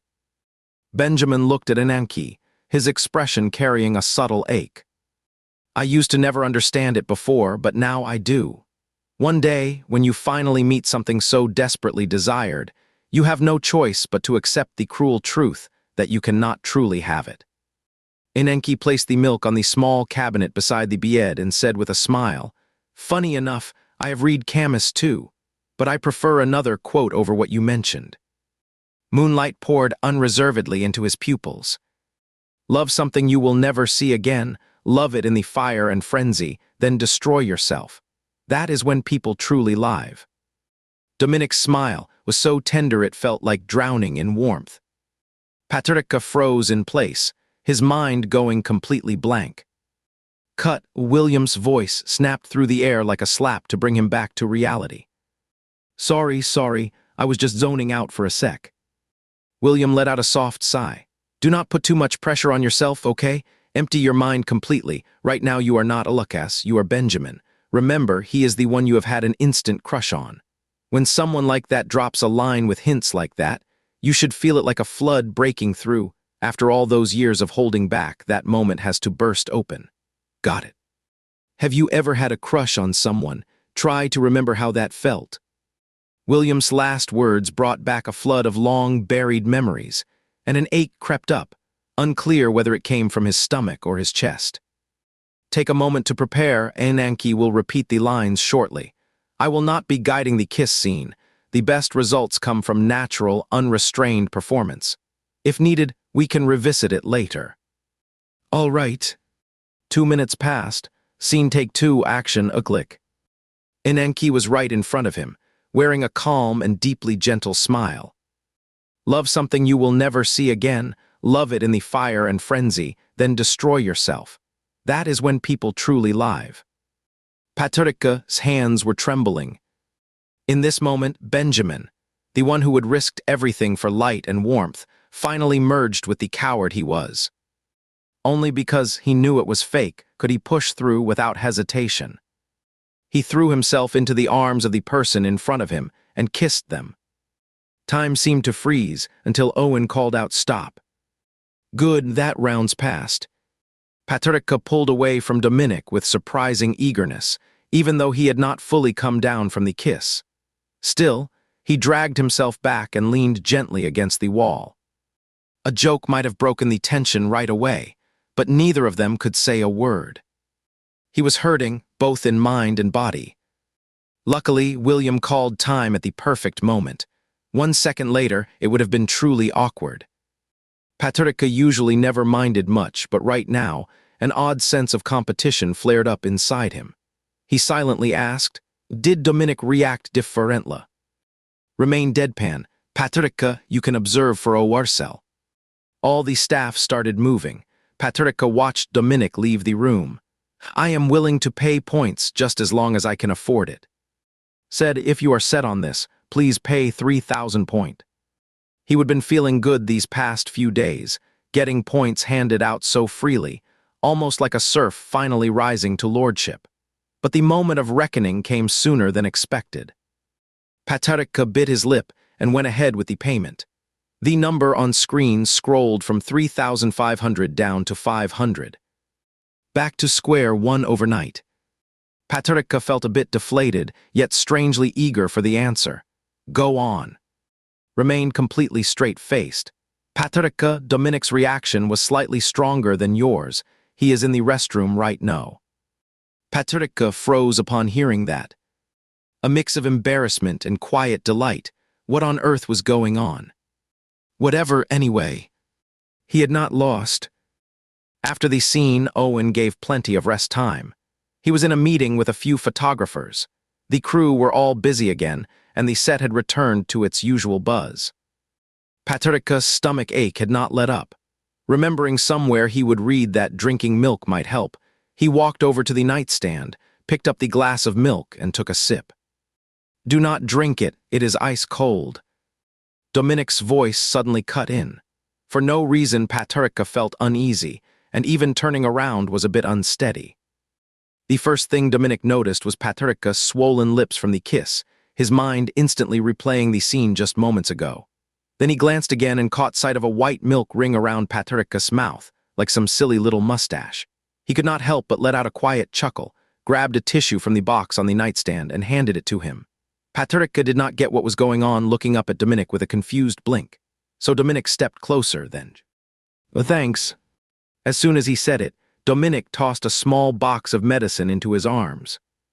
Patricia looked at it and saw it was stomach medicine. He glanced up at Dominic, surprised. "How did you?" "Did not say a word even though you were sweating through your clothes from the pain." Dominic grunted. "Eating ice cream every day and downing all that black coffee, no wonder it hurts." Patricia stood still, holding the box of medicine in his hands. "Patricia, why are not you moving? What are you waiting for?" Patricia smiled down at his feet. "The reward, of course." Sure enough, not long after, a reward screen appeared before Patricia. "Wow, 2,500 points this time. That is amazing." Well, because of the kiss, even if it was just actin." Patricia said, "All right," cheerfully, then happily pocketed the points and went to get a glass of water to take his medicine. After wrapping up the night shoot, everyone headed back to the hotel. Patricia had just finished showering when he heard Theodore calling from outside the door. "What is up? Why are not you heading to bed so late?" Theodore squeezed through the door, cradling a large box. So heavy. Look, as this is from a fan. I checked it myself, all your favorites. I am leaving it right here." That girl zips in like a gust of wind and zips out just as fast. But she always brings him something good, something Patricia's really glad about. It was even a nice packed box. Patricia eagerly tore it open, thrilled to find all sorts of spicy snacks he had not had in ages. Spicy duck necks, spicy squid, packed tight into a small crate. He sat cross-legged on the floor, turned on the TV to a late-night comedy show, and dove straight into eating. After downing too much coffee, he was wide awake past midnight. After finishing off a whole box of duck necks, Patricia was wheezing from the heat. His phone kept buzzing with Twitter alerts. He washed his hands, took a huge gulp of mineral water, then picked up his phone, a string of mentions from teammates. He replied to each one, scanned through fan comments and DMs, and reflexively refreshed the homepage. Then Dominic posted on Twitter.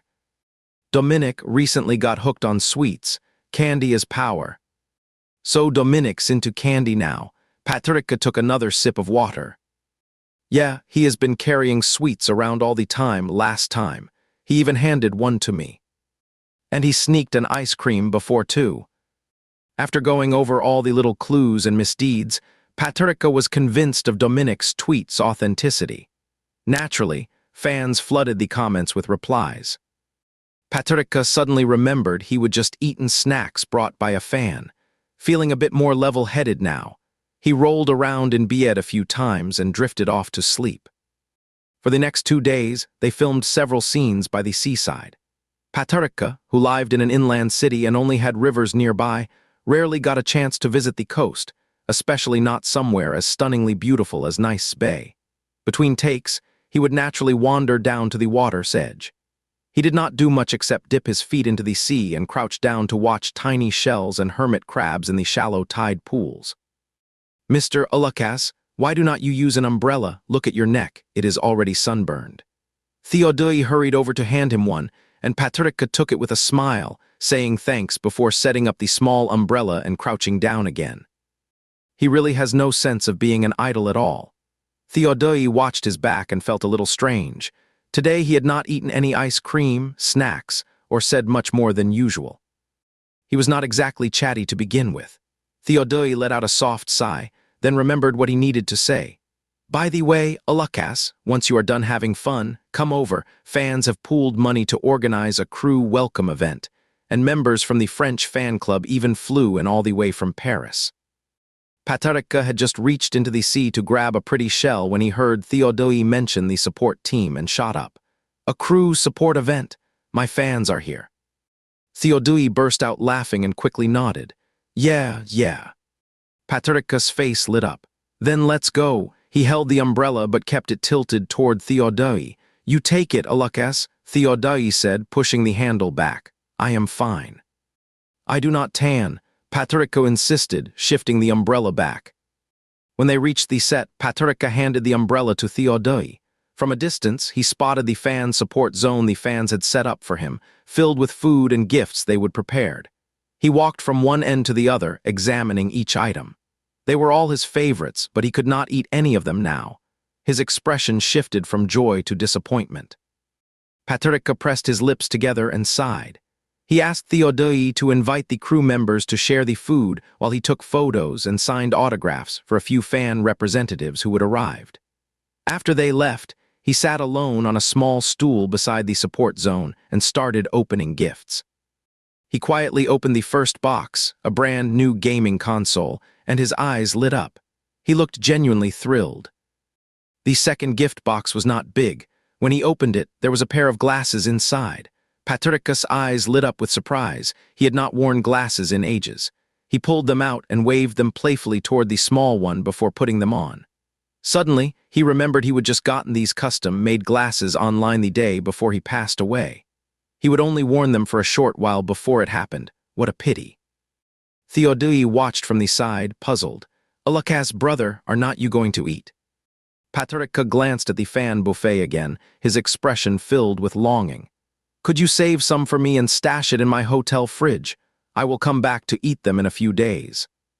Theodore was completely confused, but he still did as told. Patrica took a photo with the glasses on, then posted it on Weibo. "Ulukas, thank you so much for the gifts. I really love them." Before hitting send, Patrica thought the message felt a bit too plain, so he added one more line. "It is super hot out. Stay cool and take care of yourselves." After clicking send, comments flooded in by the hundreds every second, and Patrica could not keep up. What is the big occasion today? Both Dominic and Ulukas, fans showed up to cheer. Our set feels like it is Christmas.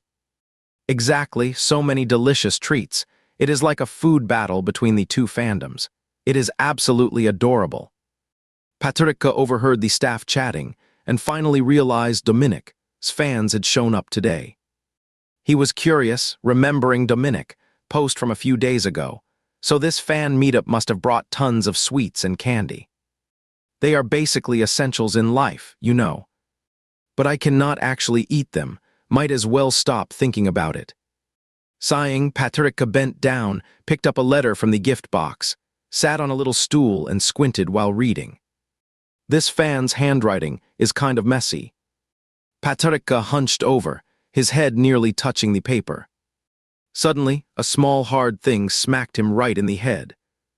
He winced and let out a quiet yelp, then looked up to see Dominic standing there, still wearing that half-smile look he always had, arms full of candy bags, all kinds of sweets. Patrica glanced at the ground and sure enough spotted the candy that had hit him. He picked it up, then looked back at Dominic without saying a word. Dominic spoke up. Fans really went overboard, almost like they moved the whole candy factory here. Staff got their share and there is still this much left. He raised an eyebrow. Got some for you. Thanks, the sun's a bit blinding, so Patrica raised his hand to shield his eyes. Just put it here. Dominic clearly was not satisfied with that reply. You do not want to eat it right now. Patrica squinted, nodding with an innocent look on his face. Why? Dominic glanced at the packed-up fan corner beside him. Oh, so now you are too good for my candy because your fans already gave you some. Patrica shook his head silently, saying nothing. Dominic crouched down too, snatched the milk candy from Patrica's hand, tore open the wrapper, and shoved it into Patrica's mouth. Patrica ended up with a candy forced in his mouth. His expression was far from happy, almost on the verge of tears, just wanting to spit it out. Hey, what is wrong with you today? Can I get rid of this? Patrica mumbled in a hushed voice. Seeing the way he was scowling, Dominic could not stay mad. Something about him just felt off. Fine, go ahead and spit it out. Patrica took the wrapper from Dominic's hand, then carefully spat out the candy and wrapped it up. Dominic watched him finish the whole thing, then suddenly grabbed his jaw. Open up. Patrica shook his head and kept his mouth tightly shut. Come on, hurry up, or I will stuff your mouth full of candy. Patrica reluctantly parted his lips just a little. What is going on with you, anyway?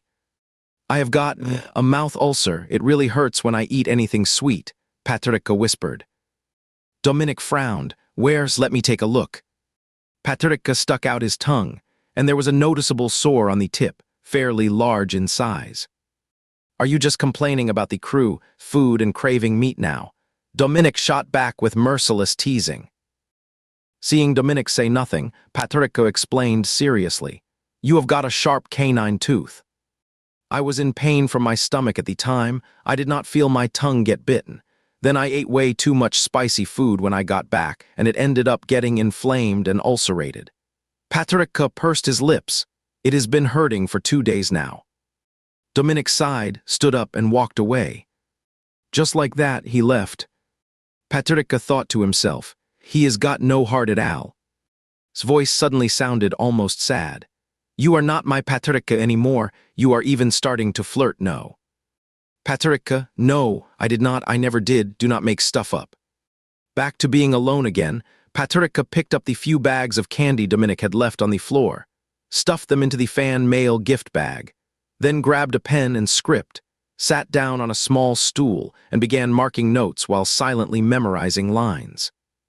Nice's scenes were nearly wrapping up, back in the country to film the reunion scene in just 2 days. The emotional tone and style of these 2 parts differed greatly, so Patrica made sure to study the script whenever he had time, really getting into the character's mindset. After carefully studying a page, Patrica's neck felt stiff. He tilted his head back to rest when he suddenly spotted Dominic walking toward him. Why are you back? Patrica, his hand resting on his neck, stared at Dominic and blinked. As the other man approached, he crouched down without hesitation and said, Open your mouth. Patrica obediently opened his mouth. Why are you tucking your tongue in? Stick it out. Obediently, he stuck his tongue out. Dominic pulled out a spray from who knows where, shook it once, then aimed it right at the ulcer. A sharp fizz, Patrica immediately felt a bitter, sharp pain and jerked his tongue back. That is so bitter. Dominic handed the spray to Patrica. It is medicine, of course it is bitter. You have got to use it every day, then you will be better in no time. Oh, said Patrica as he slipped the spray into a small pouch beside the stool. Where would you find this? I have got a medical kit in my tow truck. Patrica looked puzzled. Why would there be mouth ulcer medicine in the first aid kit? Dominic's expression said he did not want to talk about it, but Patricia stared straight at him without blinking. Finally, he sighed. It is because my tooth is really sharp. I keep biting myself, so I always have ulcer medicine on hand. Okay. He wanted to laugh a little, but laughing too wide would hurt his tongue, so he just pressed his lips together instead. Try to be more careful from now on, okay? Seeing Patricia's innocent expression, Dominic felt a little flutter in his chest. Ahem. A small smile tugged at the corner of his mouth as he reached out and gently pinched Patricia's cheek, then spoke slowly, one word at a time. I will be extra careful with the next kissing scene. There it was again. A strange flutter rose in his chest. Patricia pretended to be busy. Oh, the assistant director just called me over, almost forgot I am off. He jumped up from the stool and slipped away with his gift bag. Another long afternoon of filming finally ended, and it was dinner time. Due to his ulcer, Patricia had not eaten much all day. He was starving. The production team was considerate. They would originally ordered food locally in Nice, but most cast and crew could not adjust to the local cuisine, so they eventually brought a Chinese chef on set. Today's meal included his favorite, spicy, chicken with peppers and braised shrimp in oil. They would plan to eat in the car, but Patricia found it too stuffy and wanted to eat outside.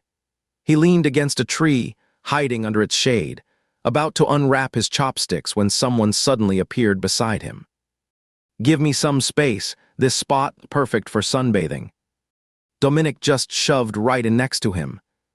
After filming so many days straight, Patricia had always eaten alone.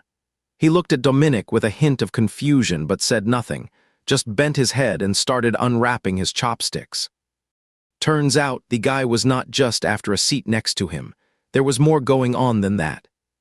Dominic scooted Patricia's takeout containers, filled with braised shrimp and spicy chicken chunks, over to his own side, then switched his own meal of vegetables and fruit to Patricia's spot. Here he glanced at Patricia, eat up. Patricia stared at the guy who caused all this, suddenly tempted to say something harsh. He would eaten both meat dishes, while all he had for himself were vegetables and fruit. You have got to finish every last bit of these. Patricia stabbed a piece of broccoli and shoved it into his mouth, as if venting frustration, accidentally brushing his wound and instinctively sucking in air with a sharp hiss. You are asking for spicy food after this. Patricia said nothing, chewing slowly on the bland vegetables. He stole a quick glance at Dominic, who had 2 boxes of fiery chicken in front of him but had not taken a single bite, only eating a few shrimp and some plain rice. If you are not going to eat that chicken, hand it back to me. Hearing Patricia's plaintive voice, Dominic shot back. Who says I am not eating? Then he picked up a piece of chicken and popped it into his mouth.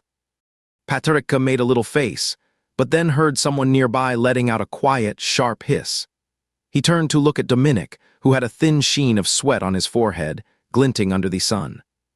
Suddenly, Patricia remembered Dominic's condition. He cannot handle spicy food at all. Unable to suppress a quiet laugh, he reached behind him and handed over a bottle of soda. Dominic took a big gulp of the water, then shot Patricia a glare. Stop staring. Even if I cannot handle spice, do not get any ideas, you have got to stick to bland food for the next few days. Okay. No snacks or sweets, drink plenty of water. Okay. They sat under the tree in silence, eating. When Dominic finished, he got up to leave, but Patricia grabbed his jacket sleeve. Turning back, he saw Patricia pull out the spray bottle. I cannot reach with the mirror, could you help me spray it? Dominic paused for a second. Even someone as oblivious as Patricia could tell there was a flicker of nervousness in that moment. Had he said something wrong, Patricia wondered. Dominic sat back down, shook the spray bottle, and before he even spoke, Patricia opened his mouth obediently, his tongue just barely trembling out. Dominic's hand, holding the spray, froze for a beat. That kind of scene felt kinda strange. Shaking off the odd thoughts, Dominic pressed the spray, and a bitter taste spread through Patricia's mouth. Thanks. The spray was tossed back, and Patricia felt a little puzzled. Why did Dominic seem different from the one he would first met these past few days? There was a sense of familiarity. When Patricia first arrived in Nice, he found it hard to adjust. The sunlight was intense, the weather was hot, and the scent of the sea was everywhere. But whether due to the tight filming schedule or just his own mind playing tricks, the days there flew by quickly. He would be heading back home tomorrow to shoot another project. That meant the sweetest part of this drama was officially over. Thinking ahead to the upcoming scenes, Patricia felt a little down, probably because he was not yet a seasoned actor, and found it hard to keep his own emotions separate from the role.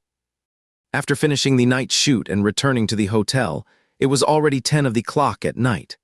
With an early flight back home tomorrow, Patricia washed up and went straight to bed. In a daze, he drifted into a dream. Everything in the dream was hazy. Faintly, he could hear the murmur of morning class readings, mixed with playful banter between boys and girls. That voice behind him stood out the most, cutting through all the blur and noise like a clear note.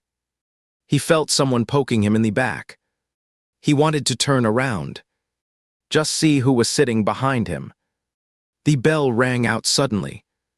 Patricia shot awake, the room pitch black except for his phone glowing beside him, the ring still going on and on.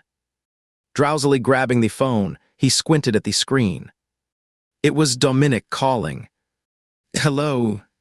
Hearing that soft, muffled voice on the other end, still half asleep and dreamy, Dominic let out a little laugh.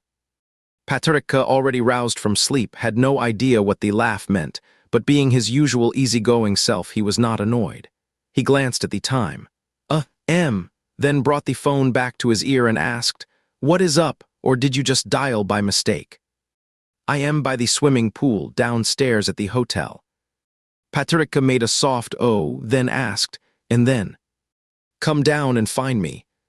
Patricia frowned slightly. "Why?" The AC was blasting, so he pulled the blanket editor around himself and added, "I am really tired, I just want to sleep." Dominic said, "Come down." This time, the words carried a hint of request that had not been there before. Patricia stayed silent for a moment, pulled the phone away from his ear, let out a slow sigh, then struggled to roll over and get out of bed. "Then wait for me a bit, okay?" Patricia forced himself to get up, washed up, then headed downstairs still in his sleep shorts. It was late, and they were in France. There was hardly any chance someone would recognize him. Unlike back home, where nightlife never really slows down, the odds of running into anyone on the street at this hour were about as good as spotting a ghost. As he approached the pool, Patricia suddenly wondered if Dominic was pulling his leg. "Please do not be messing with me," Patricia thought. Luckily, when he got closer to the pool, he saw someone standing there, dressed all in black, almost blending into the shadows. "Dom." Hearing Patricia's voice, Dominic turned around.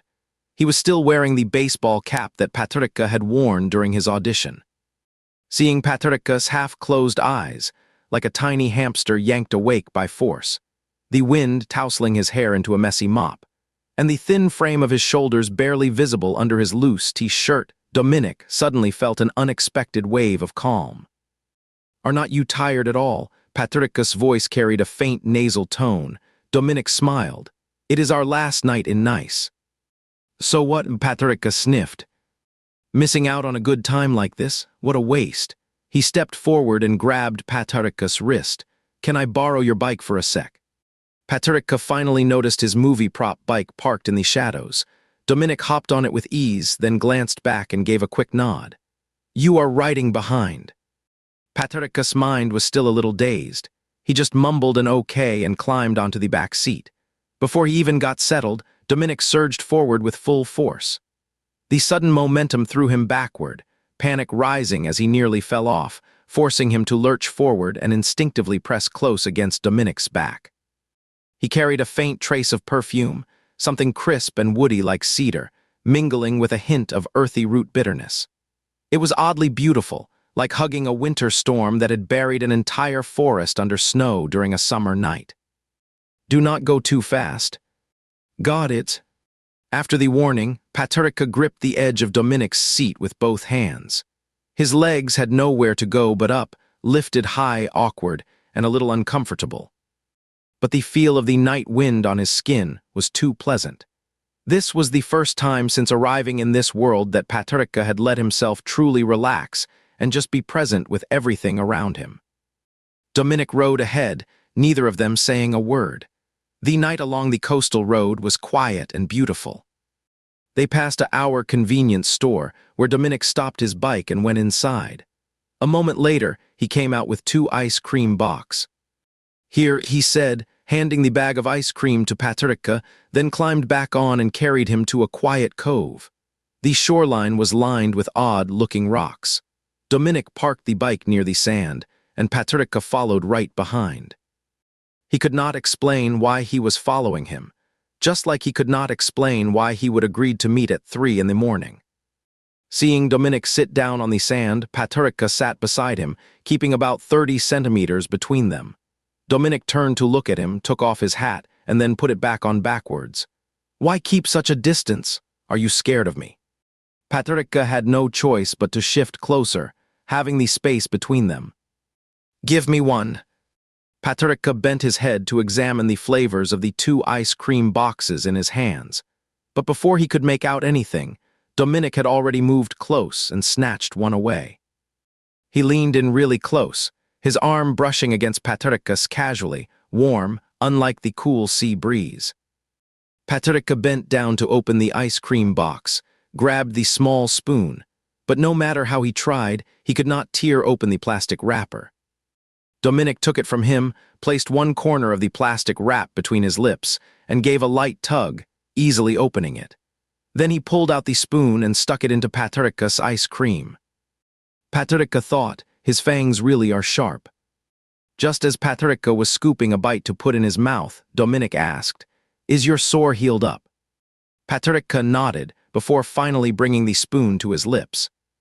Dominic took a bite too, tart and sweet, absolutely delicious. He glanced down at the container and saw it read sea salt lemon flavor, then asked, "What is your flavor?" Paterica, "Rose ginger." Dominic burst out laughing. "Is it good?" Paterica looked at him, his expression a little odd. "It is kind of weird, but not bad." He stole a quick glance at Dominic's container, the lemon pattern clearly visible. "Is yours good?" Dominic curled his lips into a smirk. "Of course." Paterica gave a look like he really wanted to taste it, and Dominic waved the box in his hand. "Why do not we swap? Let's see how it tastes." Paterica nodded eagerly, just like a little chick pecking at grain. But the scene they would both been expecting, swapping ice creams, never happened. Instead came Dominic's kiss. Paterica looked up at Dominic. He gave a small smile, then pulled Paterica into his arms. Paterica was completely taken aback. He did not understand why he had not fought back, and he had no idea what the kiss meant. It was like something had taken control of him. Every time he saw Dominic, he just could not help himself. For the first time in 10 years, that same feeling was back. For a brief moment, he truly wished time would just freeze, even if it meant never going back to the real world. Dominic had planned to wait here for sunrise, but suddenly it started pouring. The rain in coastal cities was fierce, forcing the 2 of them to flee on their bikes, rushing away in a messy, romantic scramble. Back at the hotel, after a hot shower, Paterica wiped the steam off the mirror and caught sight of a face that was not his, thoughts drifting to Dominic's kiss. His heart suddenly felt hollow. "Are you Ashley?" "Paterica, I am an AI, I do not need Slee." Paterica nodded slowly and then asked again, "Do you think Dominic's starting to like me now?" "Paterica, that is against the rule." "Paterica, I just wanted someone to talk to." "You could always ask Dominic O'Ursel." Paterica's first thought was no. He flipped over on his side, muttering, "He is such a hard one to figure out. I never know if he is joking or being serious." "Have you never met someone like him, Ubefa?" Paterica did not say anything. The system popped up with another reward screen this time, offering 2,000 points. Paterica collected them, but his mind was still a mess. He felt everything was going too smoothly. His mission was supposed to be trying to win him over, so why did he end up feeling even more on the defensive? Was Dominic really that easy to fall for? But he could not find a single convincing explanation. What if Dominic did not actually like him at all, just got carried away in the moment? Or was it just some fleeting game, nothing more? The more he thought about it, the more uncertain he became. Lying in bed, he could not fall asleep no matter what. He just stared at the ceiling until dawn. The result was that he fell asleep as soon as he boarded the plane, sleeping straight through like a log. The first-class flight attendant hesitated for a long time before approaching Dominic. "Mr. Dominic, I am your fan. Could I please take a photo with you?" Dominic happily agreed and stood up to take a picture with the two flight attendants. But he could not help noticing that the other attendant kept glancing at Patricia, who was fast asleep in the seat beside him. "He did not get much rest yesterday," Dominic said with a gentle smile to the flight attendant, remembering how cold the cabin had been and how he had gotten soaked in the rain the night before. "Could you please bring me another blanket?" The flight attendant nodded quickly. "Of course, please wait a moment." She returned shortly with a blanket and handed it to Dominic, who carefully draped it over Patricia. The man shifted slightly inward, his hat slipping off and revealing messy tufts of hair sticking up like a bird's nest. The plane flew for more than 10 hours, and Patricia slept through the entire trip. He was not woken until just before landing, when Theodore finally called out to him. His hair was a complete mess, so he ran his hands back through it and flipped his hat backward onto his head. All the airport fashion tips Charlotte had stressed again and again were completely forgotten by Patricia, half asleep and still dazed.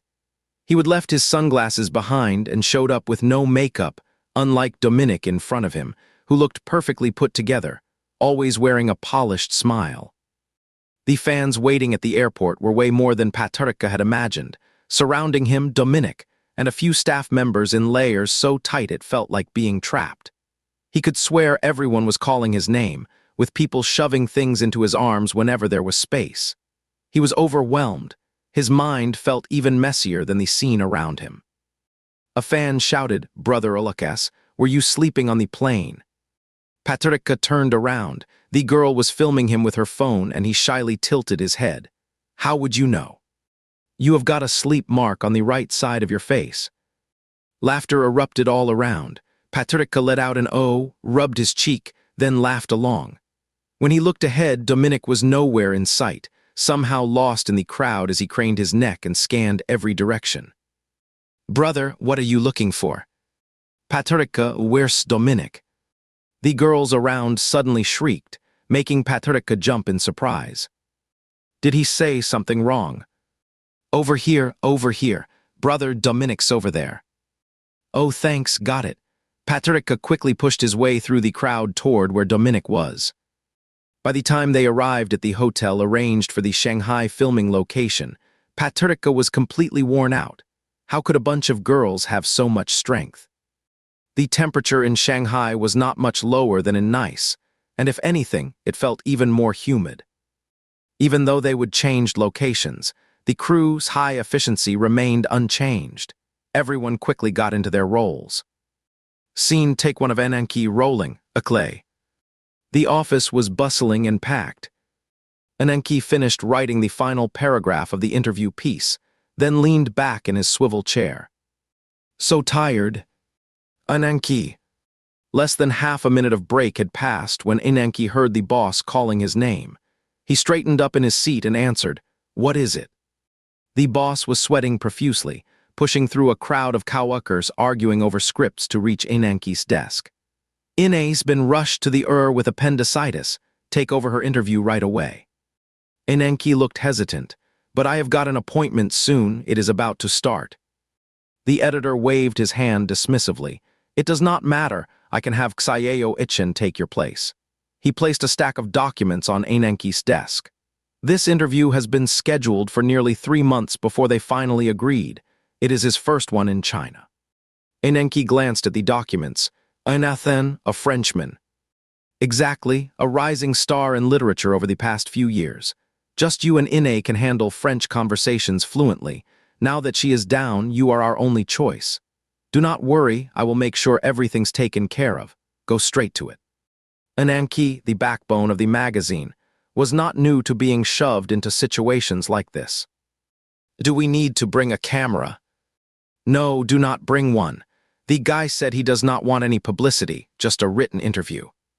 He drove to the scheduled location, a 5-star hotel, and was finally allowed in after explaining his purpose to the front desk. The presidential suite. This writer sure is not modest at all. Since Inenki entered the media industry, his time has been squeezed to near nothing, and reading, once a simple pleasure, has become a luxury. He was not familiar with this Enathen fellow, but judging by the setup, he was probably a classic French romantic novelist. Standing at the door, Inenki adjusted his appearance briefly, then pressed the bell. There was no response. After a moment, he pressed it again. Still nothing. After trying about 6 times, a faint sound finally came from inside, the clatter of something being knocked over. The door creaked open. Hello, I am a reporter from XX magazine, Nan. The familiar introduction stuck in his throat the moment he saw the other man. The person before him was not at all what he would imagined. A tall, blondie, blue-eyed Frenchman. A thin, pale man with dark hair stood slumped against the door, his white shirt half undone, likely just thrown on. A sharp mix of liquor and men's cologne hung around him. His brows were furrowed beneath loose strands of hair, and he slowly sank to the floor. He looked up, meeting Inanki's gaze. The hangover had slowed his reaction to a crawl. His eyes slowly narrowed, and at the precise moment when Inanki's face finally came into focus, his pupils snapped wide with recognition. A moment later, his expression softened into a dazed smile as he greeted him in French. Hello there, I am Inathen. He struggled to get up from the ground, his wobbly body finally steadying itself. He ran a hand through his slightly long hair, then gave Inenki a faint smile, still dazed from the shock, and said in Chinese, Of course, you can call me Benjamin if you would like, whatever suits you. Inenki did not return his handshake. Instead, Benjamin broke the awkward silence first. He turned around and staggered over the toppled furniture, pulled open the curtains, then instinctively shielded his eyes from the sudden burst of sunlight. Then he straightened both chairs and pointed to one. Please sit. Digging through a drawer, he pulled out a crumpled note with the appointment details. If I am not mistaken, your publication sent a woman reporter. Inenki shut the door and walked over to sit in the chair. Yes, I am just filling in for her temporarily. Benjamin raised an eyebrow. Sorry about that, I got the date wrong, went out last night. He shrugged. No big deal now, I am sober, so it will not affect your work. Inenki clenched the recorder in his hand. Barely hearing a word Benjamin said, his eyes were fixed on the messy chaos scattered across the suite floor. Benjamin leaned back in the chair, eyes fixed on him. Are not you going to start? Cut, William suddenly called out from behind the monitor, then stepped forward. Benjamin, right now you need to be in a state where you are masking your inner emotions, really nail that expression. Patricia nodded and took a deep breath. The difference between Benjamin, state 7 years ago and now, was just too extreme, a serious challenge for any actor, especially one still new to the craft. He looked up at Dominic, who was fiddling with the recorder in his hand. Feeling Patricia's gaze, he glanced up too. Why can you get into character so fast? Patricia asked him sincerely. What kind of state? That is Inanki's state, Patricia explained. You just jump out of the scenes from a few days ago and instantly slip into Inanki's emotions after their reunion. Dominic chuckled but said nothing. He could not possibly admit that the sight of Patricia looking utterly wrecked and reckless was enough to set him on fire. His emotions were already blazing without even needing to act. Still lost in your dream from 7 years ago, Dominic suddenly spoke up. His expression carried a hint of disdain, sharp and utterly serious. All of it was fake. The ambivalence, the feelings, they were all pretend. You are the only one who foolishly clutched your heart and tried to shove it into my hands. Left with such a clumsy exit, now you have learned to hold back, to act respectable when we meet again. Seeing Patricica's brows tighten slightly, Dominic went on. Do you honestly think anyone could ever like you? What about you, your face? Or your naive innocence back then? Do not kid yourself. It was just temporary comfort between two people at a certain moment in time, not real affection. Patricica's eyes grew dark, his mind already far away. Dominic immediately shifted tone. Remember how you feel right now? Hate Enenki for it. Patricia looked up at Dominic, who responded with a warm smile. None of what I just said was true. He wanted him to understand the pain of being hurt, yet he also felt uneasy seeing him truly upset. This is so troublesome. Let's try another take. Take scene of Enenki action, cue the ukulele. As the clap faded, Patricica's face softened into a smile, and Dominic's features blurred before him, gradually merging with the image of someone from his memories. Not starting, Mr. Journalist. Enenki's knuckles turned white as he gripped the recorder, then lowered his head to flip open the prepared questionnaire from his colleague. Your new book, The City of Aversion, has a pretty dark tone. Many readers say it leaves them with a strong sense of loneliness. Yet your blurb only says this is a love story. So does that maybe reflect your view on love? He had not expected Ina's first question to be so awkward. Benjamin propped up his elbow and tilted his head toward Enenki. Every book I write reflects my view on love. He smiled. Everyone has their own take on romance, for me. It is kind of like a Chinese idiom. Benjamin chuckled again and added, the bird startled by the sound of a bowstring. My view on love is pretty negative, pretty much. I am that bird. Enenki lowered his head, the words on the questionnaire swirling before his eyes. It took him a great effort to focus. Your depiction of depression in your novel feels incredibly real. How did you gather material for this part of your writing? Is not it often said that depression has a special fondness for writers? After saying that, seeing Enenki's expression shift, Benjamin laughed again, his smile under the sunlight nearly identical to that of the boy he once was. Just kidding, I just dig deep into my own anxiety and sadness. That is all it takes. So one question after another from the list, Benjamin surprisingly went along with it, and time flowed quietly on. Enenki closed the questionnaire and asked the final question. Readers are really curious. Where do your ideas come from? Sources of inspiration. Benjamin's gaze drifted off. Alcohol, a lot of alcohol, and I'm not sure if you guys can even write this part down. Benjamin's eyes locked onto Enenki's, meeting his gaze directly as he silently mouthed a word. An English word, its lip shape almost looked like a smile. Zex. Enenki quickly pressed the stop button on the recorder. Benjamin looked puzzled, still wearing that confused expression even as the other man stepped forward and gripped his collar with trembling hands. Mr. Journalist, why are you upset? Even I, the one left behind without warning, have kept smiling this whole time. Cut, that take was great. Let's all grab some food. There is another scene at the hotel tonight. Patricica's performance surprised Owen a bit more than expected. Though it did not quite match what Owen had imagined, his calm and distant demeanor somehow felt especially powerful. From a distance, he gave Patricia a thumbs up. As Patricia stood up, he noticed and bowed in return. Dominic looked at Patricia. You have got real talent. Patricia shook his head, still feeling down.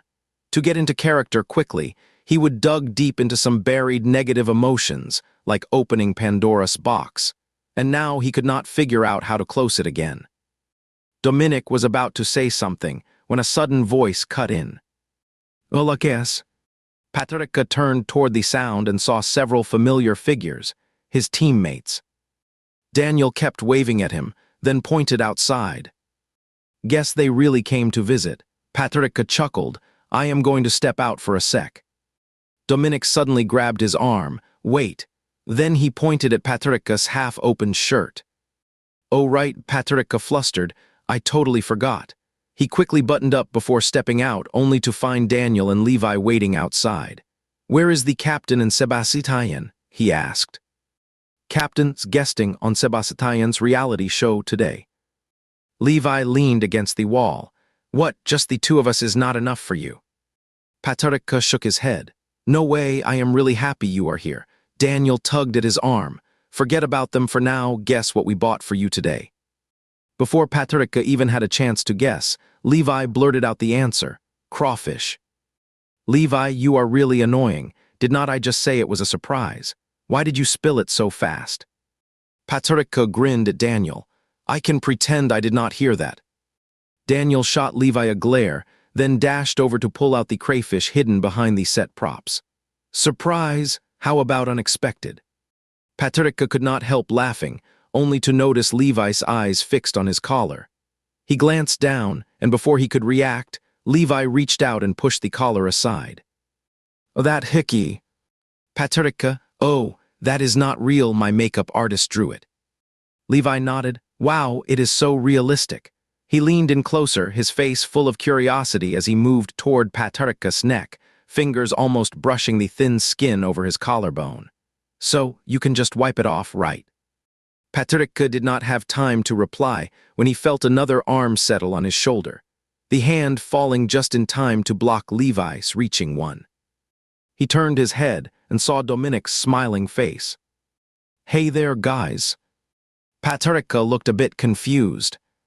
Why does Dominic's smile feel so creepy too? Really, I think that smile is pretty friend. Daniel practically bounced forward. Dominic, I love your movies so much. Real life is even more stunning. No wonder you are a movie face. Dominic smiled and held out his hand. Hi, Daniel, we are about the same age, so just call me Dominic. I have been playing your new single on repeat for days. It is seriously great. Daniel was completely lost in the joy of being praised by his favorite actor. Patrica waved his hand in front of Daniel's face, and only then did he snap back to reality. Oh, we bought crawfish. Let's eat together, come on. Patrica glanced at the two big red buckets and said, Dominic cannot really eat this. I love crawfish, so I am not going to be shy about it. Dominic rolled up his sleeves. Patrica gave him a look that clearly said, you sure? And Dominic just raised an eyebrow. The group sat around outside the set, and Daniel handed out gloves with big enthusiasm. You guys have been working so hard, eat up, eat up. Patrica peeled one open and popped it in his mouth. It was blazing hot. He figured Daniel had ordered them exactly to his own taste. How could Dominic even handle something this spicy? Patrica glanced over at him, curious. Not even a flicker of reaction. No wonder he is the movie star. His self-control is incredible. Patrica popped open a drink, slid it silently toward Dominic without a word, then went back to chatting with Daniel. Dominic picked up the drink and heard Levi speak. How much longer do you think this shoot will take? Patrica carefully peeled a shrimp. Probably less than a month left. The director said the scenes here in Shanghai are pretty continuous, and there are not many locations, so it is easier to film. Wow, you are filming way faster than I thought, Daniel mumbled with shrimp in his mouth. I figured you would keep doing takes over and over until the director finally kicked you out. Patrica looked dead serious. Honestly, that is exactly what I expected too.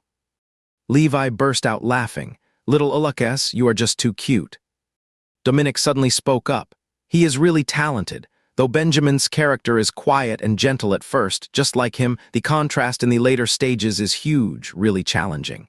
He works hard too. He knows his lines better than I do, and he has hardly ever forgotten a single word on set.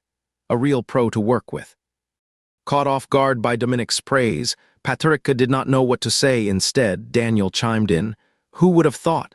Definitely because of you, Dominic. This guy used to act like he was sleepwalking on set, never got the hang of it, especially in emotional scenes. Is that so? Dominic smirked.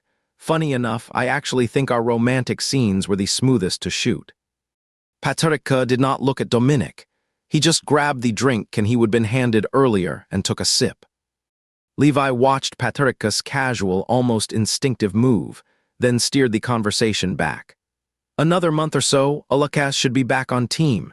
The company's planning team was still discussing the new project yesterday. Yeah, we talked about it in yesterday's meeting, Daniel added. The new album will probably take some time to prepare. Charlotte said she is aiming for a fall comeback, something like Autumn Healing Boy vibes.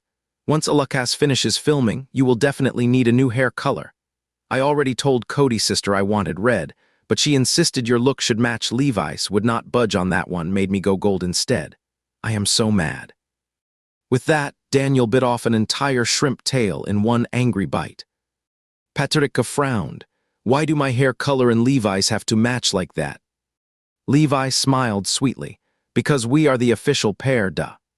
That is right, official pair. Patricia suddenly felt like he would fallen into a hole, and it was one he would dug himself. Just as he was muttering to himself, a bowl of peeled shrimp tails slid into his view. Patricia looked up at Dominic, who was still focused on Daniel and the others. Want to dye your hair? I think black suits him best. Really? Well, Alakas looks good no matter what color his hair is. Dominic took off his gloves and carefully wiped his hands with a damp wipe. Having temporary couples in the group is kind of fun, is not it? But during the film's production, and until its release, the one he actually needs to promote as his official pairing. He looped an arm around Patricia's shoulder and gave a small smile. It should be me, would not you say? The atmosphere felt a bit awkward. Patricia was not stupid. He could tell Dominic's attitude was off, but to avoid getting caught in the crossfire, he decided to play it cool and act like nothing had happened. Soon, Dominic let out a few laughs. Just kidding, but there will definitely be some couple bonding promotions during the marketing phase. Daniel laughed along. Yeah, it is totally normal, our company always does a promotions, he said, nudging Levi's shoulder. Honestly, Ewan's got an incredible reputation with girls behind the scenes. He had quite a few relationships before debuting. But since the agency thought Alakas and him made a great fit for their official pairing, they went with that. The couple name is super catchy, dreamy pair. And the captain with Sebastian, they are called Island Pair. It is pretty cool. Patricia sighed. Seriously, Daniel, cannot you see when to shut up? Just eat before it gets cold. Got it, Daniel said with a mock pout. But seriously, your couple dynamic with Dominic is blowing up lately. So many people are talking about you on Weibo already. The show's not even finished shooting and fans are already jumping in. Huge potential. Levi took off his gloves. Does not anyone ever tell you to keep quiet during meals? Daniel shot him a glare. Mind your own business, I am saying it anyway. He twisted the shrimp head off sharply and slammed it onto Levi's plate, then paused like he just remembered something. Oh, by the way, Alakas, your night scene is still at the hotel, right? Patricia nodded. We have rented this hotel for the whole day. We need to film 2 scenes back to back. The first one's almost wrapped up. There is another scene tonight. He trailed off mid-sentence, then turned to look at Dominic. Dominic slowly blinked once and curled his lips into a smirk. What is the other scene? Patricia suddenly started stalling. Ah, well. Dominic cut in smoothly. A love scene. Daniel choked hard on the words, coughing uncontrollably. Levi wrinkled his nose and shifted slightly away. I told you to shut up. Patricia quickly grabbed Daniel's drink and opened it. Drink something fast. Daniel took a big gulp, still coughing. After a long moment, he finally caught his breath. No wonder it is William's scene. Can I ask how steamy this love scene is? Patricia sighed. Why are you so nosy? It is not what you are imagining, nothing too explicit. Should we pull the lights? Levi smacked Daniel's head hard. Shut up. Dominic grinned. Let's say we draw the curtains halfway through. Daniel's eyes lit up. Halfway, how far is that? Patricia winced. Can we stop talking about this? Honestly, we are here to visit the set, not debate intimate scenes while eating spicy crayfish. Seeing Patricia's expression, Daniel tapped his drink can against Patricia's. No worries, straight guys do not sweat the small stuff. Patricia buried his head even lower. I am not a straight guy, you know. Daniel started talking again. What is there to be afraid of? Let me tell you, I was just browsing Weibo the other day and accidentally clicked on a long image, man. I nearly jumped out of my skin when I saw it was a story featuring me, Iming, Hai, and Sebastian. I almost tapped like by mistake. Patricia whispered, keep it down. No wonder he has got no fear of being a straight guy.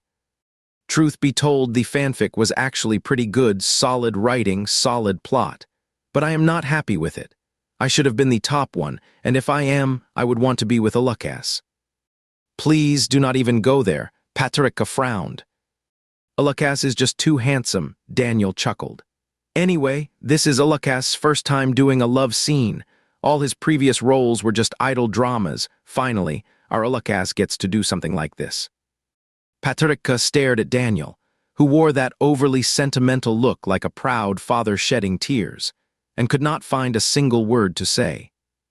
Dominic picked up the drink can in front of Patricia. So, if this first steamy scene is with me, would not that be tragic? He took a sip afterward. Patricia just wanted to spirit himself out of this torture session. Then he felt an itch on his leg. Glancing down, he saw Dominic had quietly placed his hand right there. Patricia glanced over. The guy was completely calm, casually chatting with Daniel like nothing was wrong. No way, if I ever got a chance like that, I would jump at it%. Daniel's eyes lit up. Before Levi could say anything, Daniel waved him off. All right, do not bother, yeah, I know this is just a idrie. Patricia still had gloves on, so he could not easily pull his hand away. He tried to shift his leg subtly, but the other man firmly held it in place. What kind of person enjoys messing with others this much? Patricia felt a surge of annoyance and gave Dominic's foot a hard stamp. Ouch! The sudden cry made Patricia flinch, thinking he would accidentally stepped on the wrong person. I just remembered the cake I bought for you is still at the office. Daniel pouted with a tearful expression. It will definitely get taken by Charlotte. Still unfazed after being kicked, Dominic chuckled and asked, why? Daniel mimicked Charlotte's tone. Maintaining an idol's figure is a top priority. He sighed. Out of all of us, only Alakas can eat whatever he wants no matter what. He never gains weight. Patricia thought to himself, that is just because of his character setup. Speaking of which, you two must have already filmed that kiss scene, right? Patricia finally snapped. Come on, not this again. Just finish eating and get back. I still have work to do. Daniel pouted. Alakas, how can you be so mean to me? I am just looking out for you. Levi could not take it anymore. He grabbed Daniel by the arm and said, come on, let's go. You are such a hassle. We have got fittings to do later, so stop dragging your feet. Daniel got a message on WeChat right then. No choice but to grimace and wrap up this visit. With his teammates finally gone, Patricia let out a long sigh. That meal was exhausting. Suddenly, he felt a weight settle on his shoulder. Dominic, standing behind him, rested his chin on Patricia's shoulder. My feet hurt so much. Patricia pulled his shoulder away. It is because you were messing with me. Dominic gave a look of innocent surprise. I did not do anything. Patricia knew he would not admit it, so he kept walking forward on his own, and Dominic followed right behind. Where is your little icebox? I haven't seen it since we got back home. I still really want an ice cream. Got rid of it in France, no point bringing it back. Why suddenly craving ice cream? My tongue's killing me, Dominic complained. I just ate all that spicy crayfish with you. Patricia turned around and gave Dominic a sharp look. Why are you talking to me like that? Did Daniel mess you up? Dominic let out a long, exasperated sigh. You really have no clue about this stuff at all. Patricia frowned. What stuff? Dominic waved a hand dismissively. Forget it, nothing important. After saying that, Dominic walked off without looking back. Patricia did not follow. He just called Xiao over to help clean up the mess. Even though Xiao did not want him to get involved, Patricia never thought of himself as a real celebrity. This was just his job. Compared to what Dominic had said earlier, what really worried Patricia now was the scene tonight. Just thinking about it made his head spin. He could barely handle the kissing scenes, so the bedroom scenes were out of the question. He was afraid he would freeze up completely like a statue. And the script was pretty basic. Half of this movie relies on the actor's own improvisation. Patricia just pulled out his character notes to try and get into the right mindset. He was not sure how long he would been reading when Owen's voice suddenly came from behind. What are you looking at? Patrick jumped up. You wrote character notes? William's eyes showed a hint of approval. These days, not many actors bother with that kind of detail. Patrick felt a little embarrassed. Writing character notes was just something he would always done since he started writing. You are nervous, are not you? Owen smiled. Honestly, it is not a big deal. A sex scene is still just acting. What matters is not who you are with. It is like love. Some people prefer women, others men. What difference does it really make? Sure, setting the story abroad really helps, Patrick thought to himself. It was not easy hearing something like that come out of a middle-aged director's mouth. I am not against filming intimate scenes with a male company star, Patrick explained. Honestly, I am just nervous because I do not have much experience. I am worried I might mess it up and hold the whole crew back. Owen chuckled again. Mishandling a scene like that is totally normal. If you nailed it your first time, that would be the weird part. He gave Patrick a reassuring pat on the shoulder. My only real demand is that you fully immerse yourself in the character. Patrick nodded. Owen was right. The version of Benjamin in this era was nothing like Patrick's own personality. It was more like a darker, amplified version of every negative side he would ever tried to hide. And we do not need too many explicit shots anyway. Those would cause serious trouble with the censors back home. If we want this film to actually say something meaningful, we have got to make sure it can get approved and shown here in China. Otherwise, what is the point? Owen spoke with genuine sincerity. Even though Patrick's fictional world did not outright ban same-sex relationships, prejudice still existed. He preferred not to paint things too idealized. Realism was what made a story feel true and powerful, not fantasy. Mehem. Once Dominic gets here, we will go over the details like timing and locations. And the art team will be on site too, helping guide the set design and storyboarding. Patrick nodded. After talking with Owen, he felt much less anxious. Then it hit him. Patrick silently asked, I want to go shopping. What does Patrick ini? Patrick, is there ice cream? Yes, what flavor does Patrick want? Patrick, lemon, I guess. God, I. Patrick, wait, let me go somewhere no one's around before you hand it to me. Allerihus. Patrick stepped behind a prop board. Okay, I am good. Reach out, oh Patrick. He obediently held out his hand, and right away a box of lemon ice cream appeared. Patrick was pleased.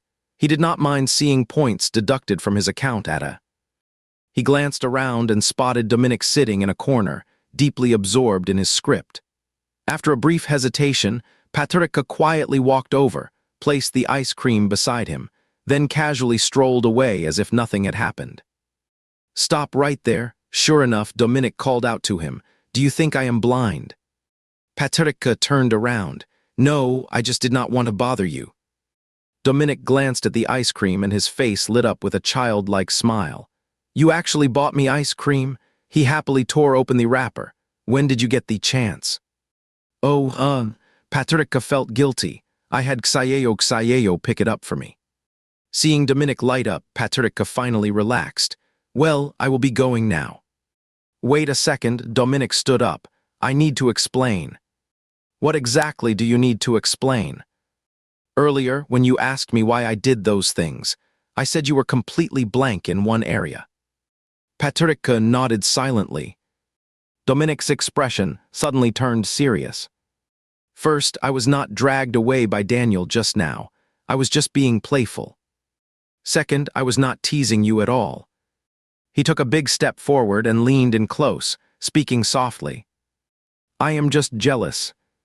It felt like his heart was racing, desperate to burst out of his ordinary body and throw itself into the arms of the person right in front of him. It was a long, forgotten illusion. Benjamin, time to get made up. All right, Patrick quickly left the scene, the place where his heart had just been stolen. William said to shoot the morning wake-up scene while there is still light. Here's your outfit. The stylist handed him a loose, oversized t-shirt. Put this on first, and we will work on your hair. The bedroom scene they are shooting tonight comes quite late in the timeline. Benjamin gets picked up by Inenki after hitting the bar to drown his sorrows, brought back to the hotel, and right after that is this scene. Then comes the moment when Benjamin wakes up alone in the hotel room, all by himself. Since it is just him on screen, we will film his part first before redoing the bar look later. I have to do another kiss mark again. After patiently waiting for the makeup artist to finish his full look, Patricia heads off alone to the hotel set that has already been prepared. These shots are simple. Basically, Benjamin wakes up, realizes he is all alone in bed, gets up and walks over to sit by the window. Go for that lost in thought expression, John. Come in from this angle with a handheld camera. Under Williams' direction, they took 3 tries before finally nailing it. So much so that the cinematographer could not help but mutter under his breath how perfect that face was for this kind of relaxed, dreamy moment. Once that shot was wrapped up, Patricia rushed back to redo his bar look and hair. Is the blush like this enough? The makeup artist asked him while looking in the mirror. Patricia was not sure if it was enough. He had no idea what he looked like when drunk. Dominic chimed in from beside him. It is fine. It will naturally get redder as we keep filming. The makeup artist bit her lip to hide a smile, and Patricia just shrugged, saying, All right then, thanks for your hard work. The hotel had been redecorated, the scene would begin in the elevator, and everything was ready. Dominic steadied Patricia, who leaned most of his weight onto him to convincingly show the weakness of someone drunk. Take of scene for Inenki, Roland. With a sharp clap from the script supervisor, Inenki guided Benjamin out of the hotel elevator, stumbling unsteadily toward his suite. Where is the access card?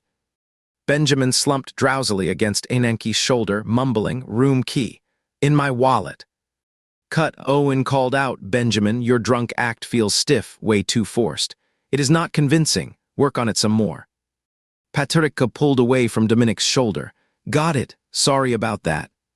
Feeling drunk is actually really hard to act. When you are truly drunk, you are out cold. How could you even remember what it felt like? Director, can I have a little drink, just to get the feel of it? It was risky. Drinking could actually knock him out and ruin the scene. But Owen had eaten with him before and knew his limits, so after a moment's thought, he agreed. Just a sip to get the vibe, though. Do not go overboard. Then he signaled for the props team to bring out the red wine. They would set up earlier and pour half a glass. Patricia took the glass with both hands. Thanks. To save time, he downed it in one big gulp. You are drinking too fast. You will get dizzy. I am fine, really. I am ready, director. All right, let's roll it again from the start. Scene, take 2 of Inenki, Roland. Elevator, hallway, stumbling across the carpet. Where is the access card? The alcohol did not kick in right away, but it gave Patricia a mental boost, making him feel even more convinced he was truly in the moment. Benjamin's head leaned against Inenki's shoulder. Key card in my wallet. Inenki used one hand to pull out his wallet. He fumbled awkwardly through the tight folds of the wallet, searching for the key card. Got it. As he pulled out the key card, a photo slipped out and fell to the floor. Inenki did not manage to catch Benjamin in time, and he tipped backward. Inenki reached out to grab him, but was pulled down too, crashing onto the floor together. His first instinct was to throw his hand up, barely catching Benjamin's head just before it hit the ground. He let out a sigh of relief. Thankfully, the hotel corridor had carpeting. He got to his feet, trying to help the half-conscious man up, but his attention was drawn to the photo that had fallen on the floor. The photo was face down, and Inenki could not help but feel the urge to flip it over. Yet a wave of hesitation washed through him. Maybe it was a lover he would once been close with. Still, he reached down to pick it up. Something kept in his wallet and carried around must be important to him. He flipped it over. The photo showed blinding sunlight, a cafe, glass windows, and his younger self, 7 years ago, still awkwardly unpolished in the frame. His heart skipped a beat for just an instant. To me, I am like a bird startled by the slightest sound. My view on love is pretty negative. Truth be told, I am that bird. A cool hand tugged at his sleeve, and Inenki snapped back to attention, glancing up at Benjamin, whose eyes were half-lidded. Inenki. Those two words were like a spell, shattering what little clarity and restraint he had left. Inenki clenched the photo in his hand, pulled the man off the ground, and flung open the door to the room. In the dark, he kissed Benjamin. Amidst the fervent kiss, his murmured words slipped out. Benjamin, Benjamin. His gaze was hazy, as if veiled in mist, his eyes wet and unfocused, looking at him, yet not quite seeing him. Inenki gripped his shoulders tightly. Look at me. Look at me. Benjamin's brow furrowed slightly. I am Inenki. The moment he finished speaking, Benjamin suddenly smiled, like a kid who had just gotten a candy, and his fingertip traced softly down the bridge of his nose as he whispered his name again and again. Inenki. The final thread snapped all at once. They kissed passionately, entwined in each other's arms. Cut. This was the stop call Patricia had expected. Sorry, I just got a little ticklish there. I am really sensitive to it. Dominic had noticed that too. I will be careful next time. Owen was guiding from behind. You are doing a bit better than before. Try to loosen up even more. I know it is natural to feel awkward the first time handling such intimate scenes. I have said this already. You need to fully immerse yourself in the role. Forget who you are right now. Think about Benjamin's personality. How would he react? He figured too many crew members might be distracting, so he sent most of them away and kept only the essential camera staff. With fewer people around, Patricia felt a lot lighter in his mind. But just then, he suddenly felt lightheaded, and warmth started creeping across his face. Sure enough, alcohol's effects always arrive late but never miss their mark. I actually drank pretty heavily. This half glass feels stronger than a small cup of beijayu. Just then, he felt a poke in his waist and instinctively turned around, clutching his side. Are you scared? Dominic spoke up from beside him. Patricia hesitated for a moment. I am not sure. I am kind of nervous. I am afraid I will not perform well and we will keep doing takes. Dominic curled his lips into a smirk, chuckling lightly. You do not actually have any experience at all, do you? Patricia did not say anything, just stared down at his shoes. He could not very well admit he would never had a real relationship in real life. Your ears are red, Dominic said, pointing. You are not thinking about something you should not be, are you? Patricia instinctively touched his ear. No, it is just that wine was pretty strong. Seeing Dominic's expression, he suddenly felt an urge to explain himself. I haven't been with anyone. Our company has a strict policy against dating. It was not the real reason, but he still did not want Dominic to misunderstand, even though he could not quite explain why. Dominic chuckled. I was just joking. I told you to go slow earlier. Do not go all wild on me now, okay? Patricia shook his head firmly. Not going to happen. Owen clapped his hands, breaking in. All right, let's try that one again. With the clap of the slate, they pulled each other into another embrace. Look at me. Inenki's voice echoed in his ear, stirring up emotions buried deep for 7 years.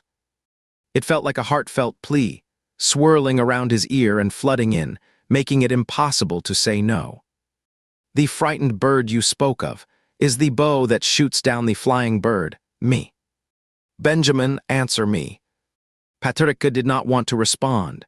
Under the pressure of that demand, he felt a subconscious resistance. As if, in an instant, he would wrap himself in a hard shell, locking all answers inside.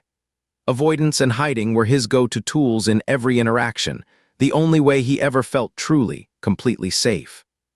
But right now, he was not Patricia or Ulakes, he was Benjamin. If it were Benjamin, what would he do in this moment?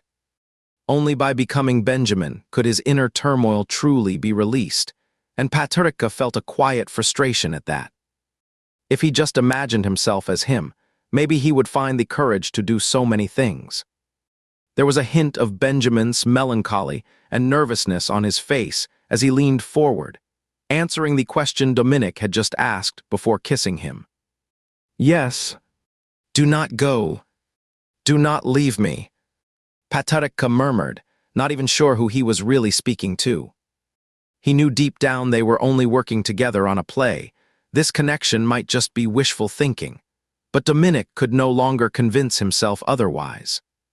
He did not want this to end like this. He wanted more. Cut. Owen was not too surprised by Dominic's performance.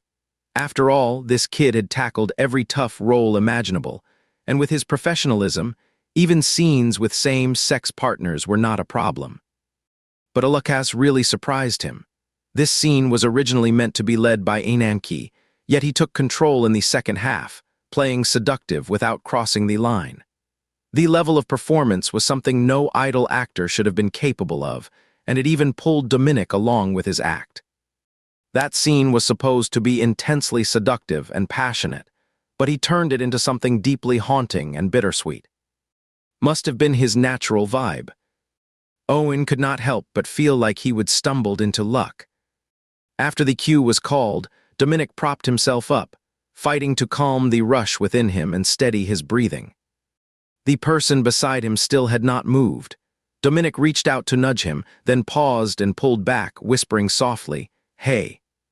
Patrick's hands were clenched tightly around the sheet. Back in reality, he just felt utterly broken.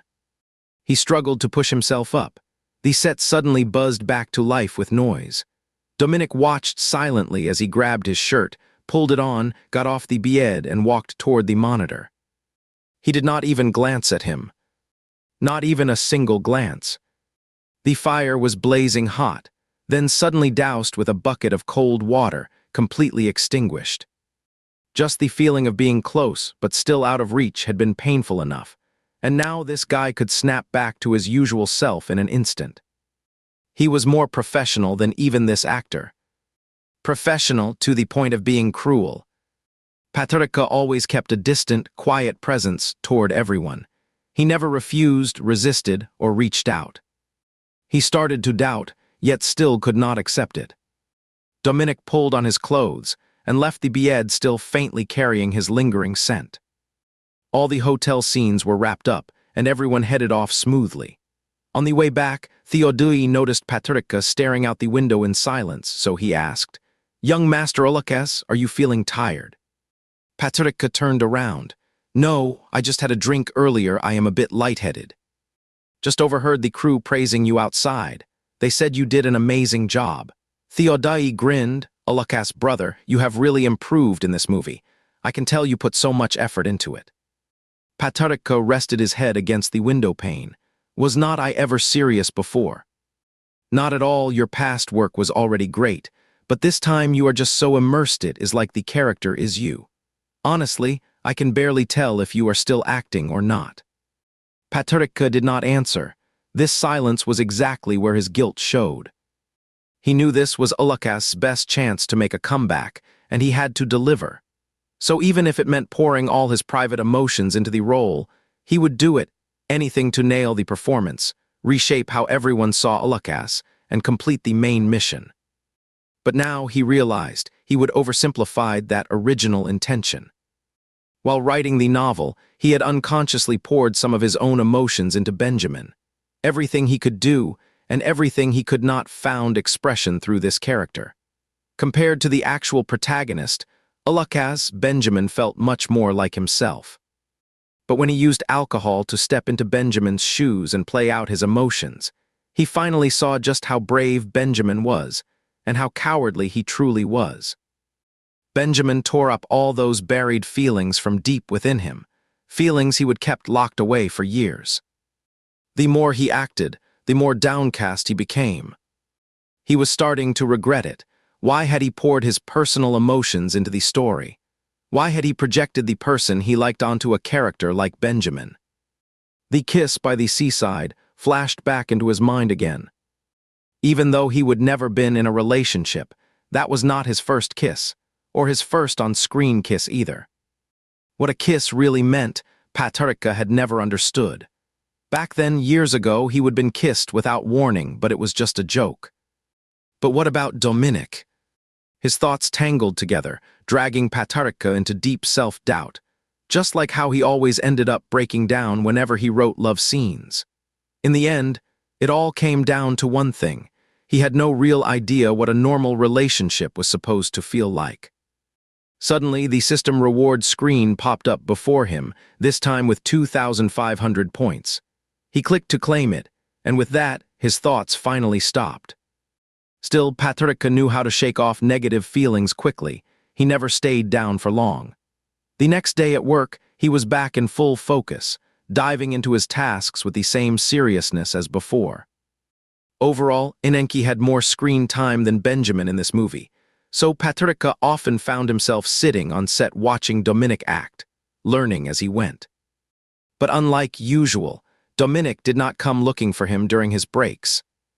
Even during their scene together, as soon as the director called cut, Dominic turned and walked off to rest by himself. The tension was so thick that even Theodoi picked up on it. He handed Patricia 2 milk teas and asked, "Alakas, did you two have a fight? The way you are acting around each other feels really off." Patricia took them, saying, "Maybe. I'm not even sure what is going on." He was not blind to Dominic's strange behavior. Back before, it was always Dominic who made the first move. Patricia had grown used to seeing him show up out of nowhere. Now that his voice and that half-smile face were gone, a heavy silence settled in his chest. Yet when he tried to recall what happened, he could not figure out why. "Go give Dominic a drink." Tiny droplets of condensation crept into the ridges of Patricia's palm as he held the milk tea cup, and with a quiet sigh, he gave in. "All right." He held the drink and started looking for Dominic. He spotted his back, leaning against the wall. His steps hesitated, but he still moved forward. About 3 or 4 meters away, he saw Dominic laughing and chatting with a female company star from their team. Her eyes sparkled like those of a little deer. Dominic took a bottle of water from her hand, took a sip, then suddenly burst into laughter, something the girl must have said, and in the sunlight his smile looked especially bright. Do not smile like that at someone else. Patricia suddenly froze, or rather, he was startled by the thought that popped into his head out of nowhere. Why did it have to be like this? He turned around and walked faster, just wanting to get away from the place as soon as possible. Afraid that Xiao would be disappointed for not getting her milk tea, Patricia slipped into a corner and finished both cups on his own, something unusual since he usually loved sweet things. Yet now he felt a bit queasy. This job was really tough. Even though they would already had a falling out, they still had to act close and affectionate in front of the camera. After finishing his part, Patricia headed back to the hotel first and curled up under the covers. For the next few days, things stayed like that. Neither of them messaged the other on a wet chat, silently keeping their distance while still working together. At first, Patricia kept wondering why it was happening, but eventually he just blamed himself. "It must be something I did wrong. If that is the case, you should apologize. Otherwise, your side quest might fail. Patricia, this task is already out of my hands. Things were great when they were good, but terrible when they went bad. Is that how all relationships work? What kind of a relationship is this?" Patricia was utterly depressed. One night after filming ended, Patricia sent Dominic a wet chat message. "Patricia, wanna grab some late-night snacks?" A few minutes later, Dominic replied, "Dominic, nah, I'm about to hit the sack." That was pretty clearly a no. Patricia had not gotten a chance to apologize, but sending one on WeChat would have felt too half-hearted. So the next day, he mustered up his courage and approached Dominic when he was alone, flipping through his script. "I am sorry." Dominic looked up. "Why?" Patricia stayed silent. Honestly, he did not know why, he just felt it had to be his fault. After waiting a long time, Dominic lowered his head. "I am the one who should be apologizing. I have done a lot of things that were way out of line. I am sorry." Before Patricia could say anything, Dominic stood up and walked away. It had failed again. Right, he would notice Dominic's odd behavior a long time ago. But he was even more afraid after speaking up, realizing this was actually how Dominic usually acted. All those things before were just a fleeting moment of novelty. It was not the first time something like this had happened. They stayed stuck in that silence until his rap day. Originally, the bar scene was scheduled earlier, but due to a venue rental issue, it ended up becoming Patrika's final scene. In this scene, Benjamin was drinking at the bar and dancing with a girl who approached him there, just as Ananke happened to spot them during a dinner gathering with his coworkers, which later led to the hotel scenes. Chapter Take of Ananke Rollin. Benjamin sat at the bar. "One dry martini, please." He would just taken a sip when a stunning woman appeared beside him. "Is your taste in drinks really that dull?" Benjamin rested his chin on his hand, studying the woman beside him. She smiled and called out to the bartender, "Be bomb." Benjamin laughed and the woman countered, "Wanna join me?" "The pleasure is all mine." She added, "To be." 2 rows of bee bombers were set up and the bartender lit each one in turn. Blue flames danced brightly on the layered drink. Benjamin glanced sideways at his companion. "Ladies' furs." She reached for the short straw beside her, slid it into the glass, and was just about to lean in when the straw caught fire. "Cut." The actress immediately dropped the straw on the ground and stomped on it several times, apologizing repeatedly. "It is okay, I think this is really tough too," Patrika said reassuringly. The actor playing the bartender was actually a professional mixologist who emphasized again, "You have got to drink fast when you do it, do not be scared. Or skip the straw altogether. Use a lemon slice to smother the flame, wipe the rim of the glass, then take one quick sip." The drink still had some alcohol content, so they only filmed 1 or 2 takes of people drinking it straight. Everything else was done in post-production. "Let's do another take." Take scene of Ananke acti. With a snap, Benjamin's face lit up with a smile. "Ladies first." The woman stuck the straw to the bottom of the cup and quickly drained it. "Your turn." Benjamin picked up a slice of lemon, extinguished the flame as he brought it to his mouth, then tipped back the drink in one go before setting the cup down. "Good, this time it works." They shot a few more shots at the bar before moving on to the dance floor. "Can we do the kiss scene with a bit of distance?" Patrika asked William. Owen looked puzzled. "You always go full contact with male company stars, but now you are asking to fake it with her." Patrika gave a slightly awkward smile, tugging at the corner of his mouth. Given Ulakas's profession and his fans' intense devotion, Owen reluctantly agreed. "Fine, just press your thumb against her lips during the scene." Ananke and Ine can go ahead now." Everything was set. Patrika wrapped his arm around the actress' waist. She wore a backless gown, and the brush of her skin sent an uncomfortable chill down his fingers. Performance take, Ananke. In the dance floor's dizzying lights, Benjamin was tightly embraced by a woman, moving wildly with the rhythm of the music. "Ananke." Ananke looked away and Ine, sitting beside him, smiled and asked, "What were you staring at? Someone you know?" Ananke shook his head, "Just mistook someone." "Waiter, here are your drinks, sir, and—" "Thanks." Ine moved the drink toward Ananke but accidentally knocked it over. The blue cocktail spilled down the table and onto Ananke's pants. "Oh no, I am so sorry," she stammered, frantically digging through her bag for a napkin to wipe him off. "It is all right, really, no big deal," Ananke said, glancing down as he reached out to stop her.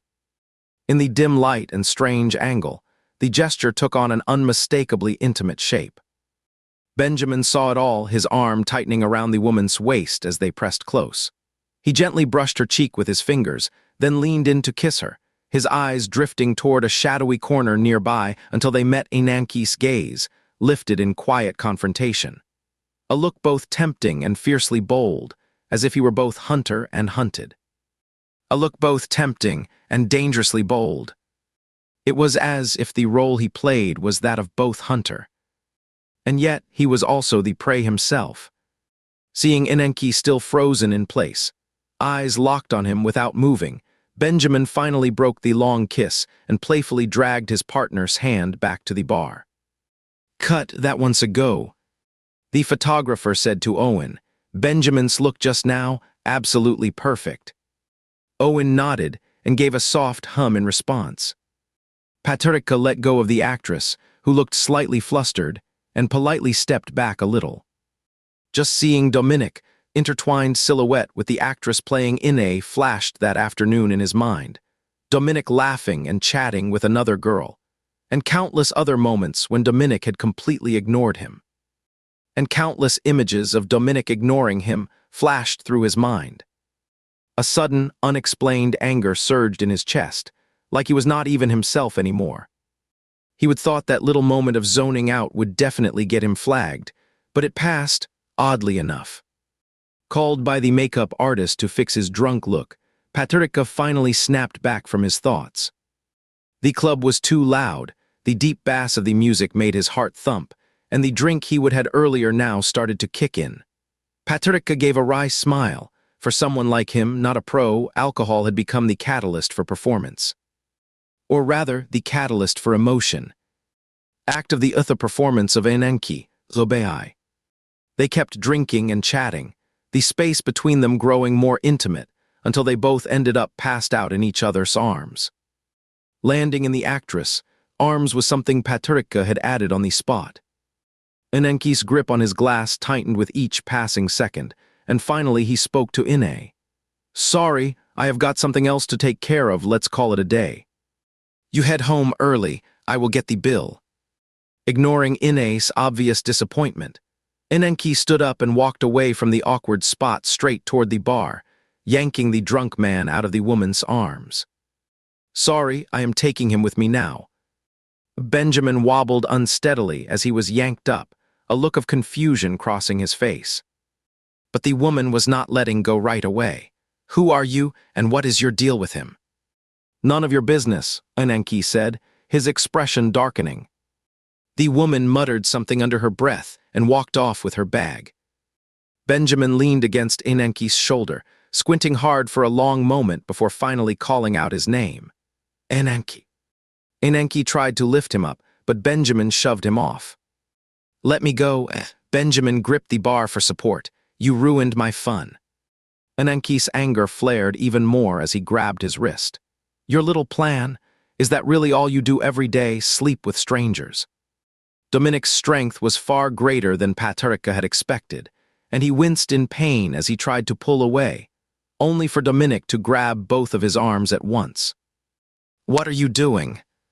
All the confusion, hurt, inner turmoil, and suppressed emotions from the past few days burst out at once. "Who even cares about me anymore?" He pulled with all his strength to free his hand. "You just leave without a word, ignore me like I am nothing. Was not that your specialty?" The alcohol and emotion had drained every ounce of strength from Patricia, and he slid down the bar to land on the floor. "What right do you have to interfere with me?"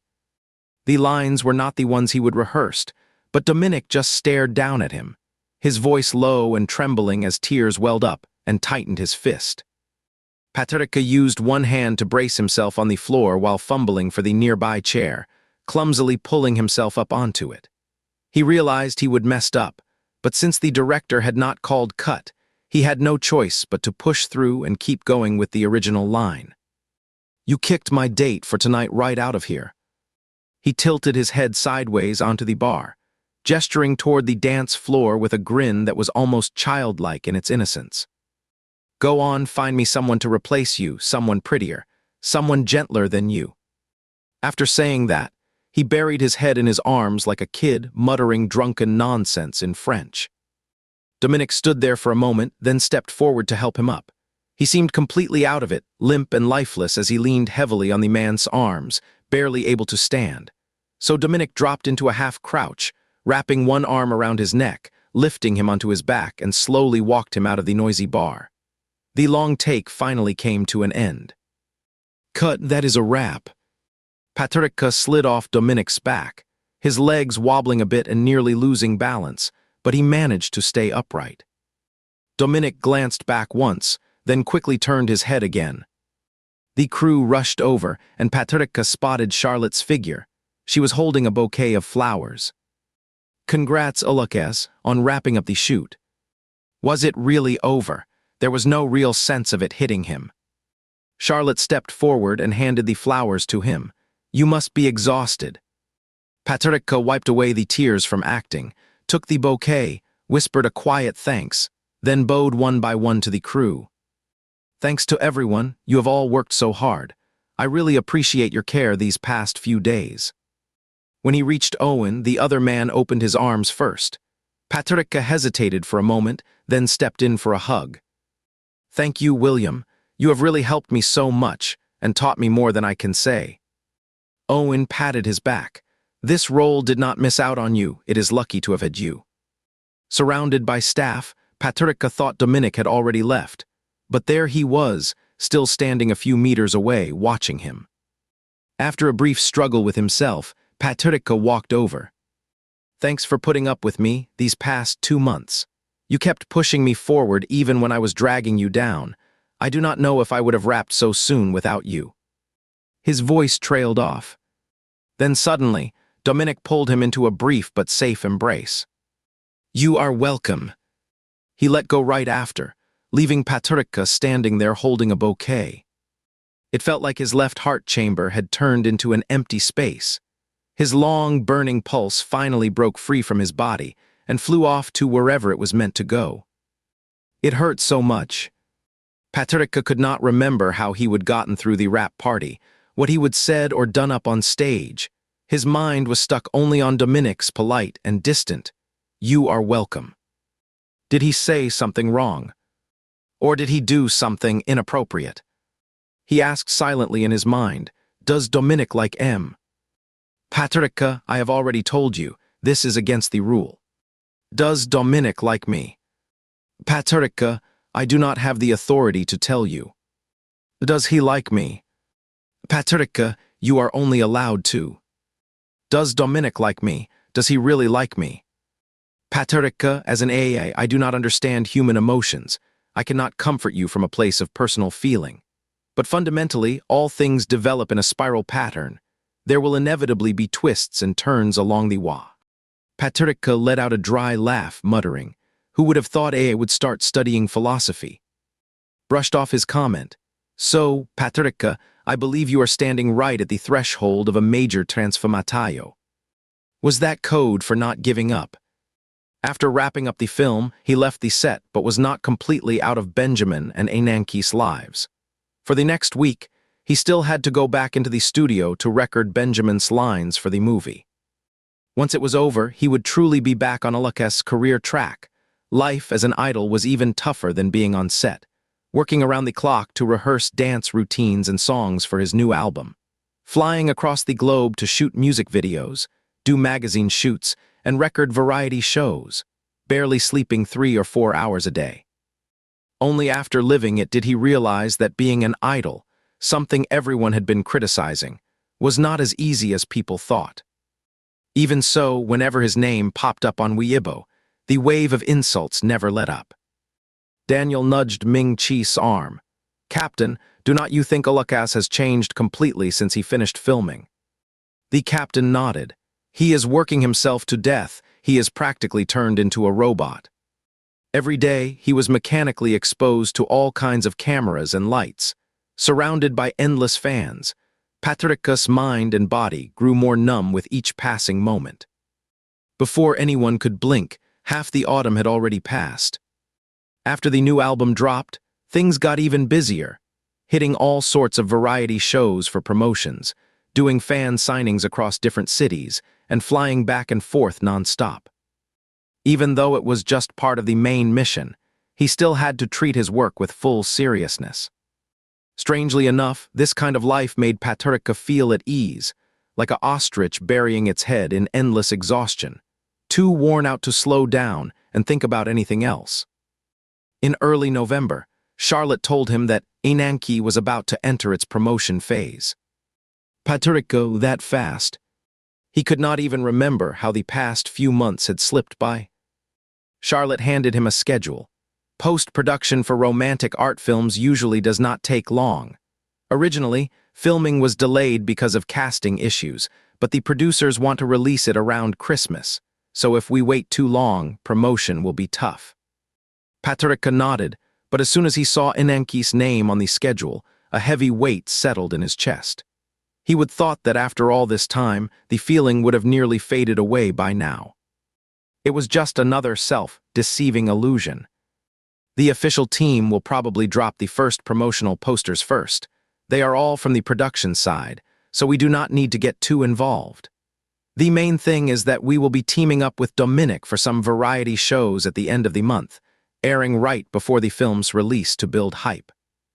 Has Dominic agreed to it?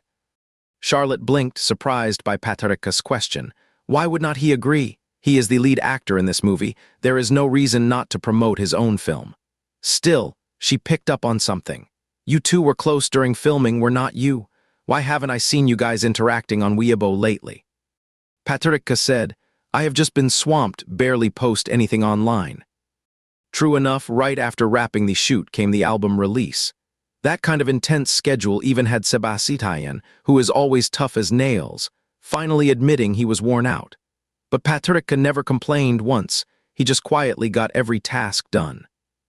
No one could tell if he would finally figured things out, or just got stuck in his own head.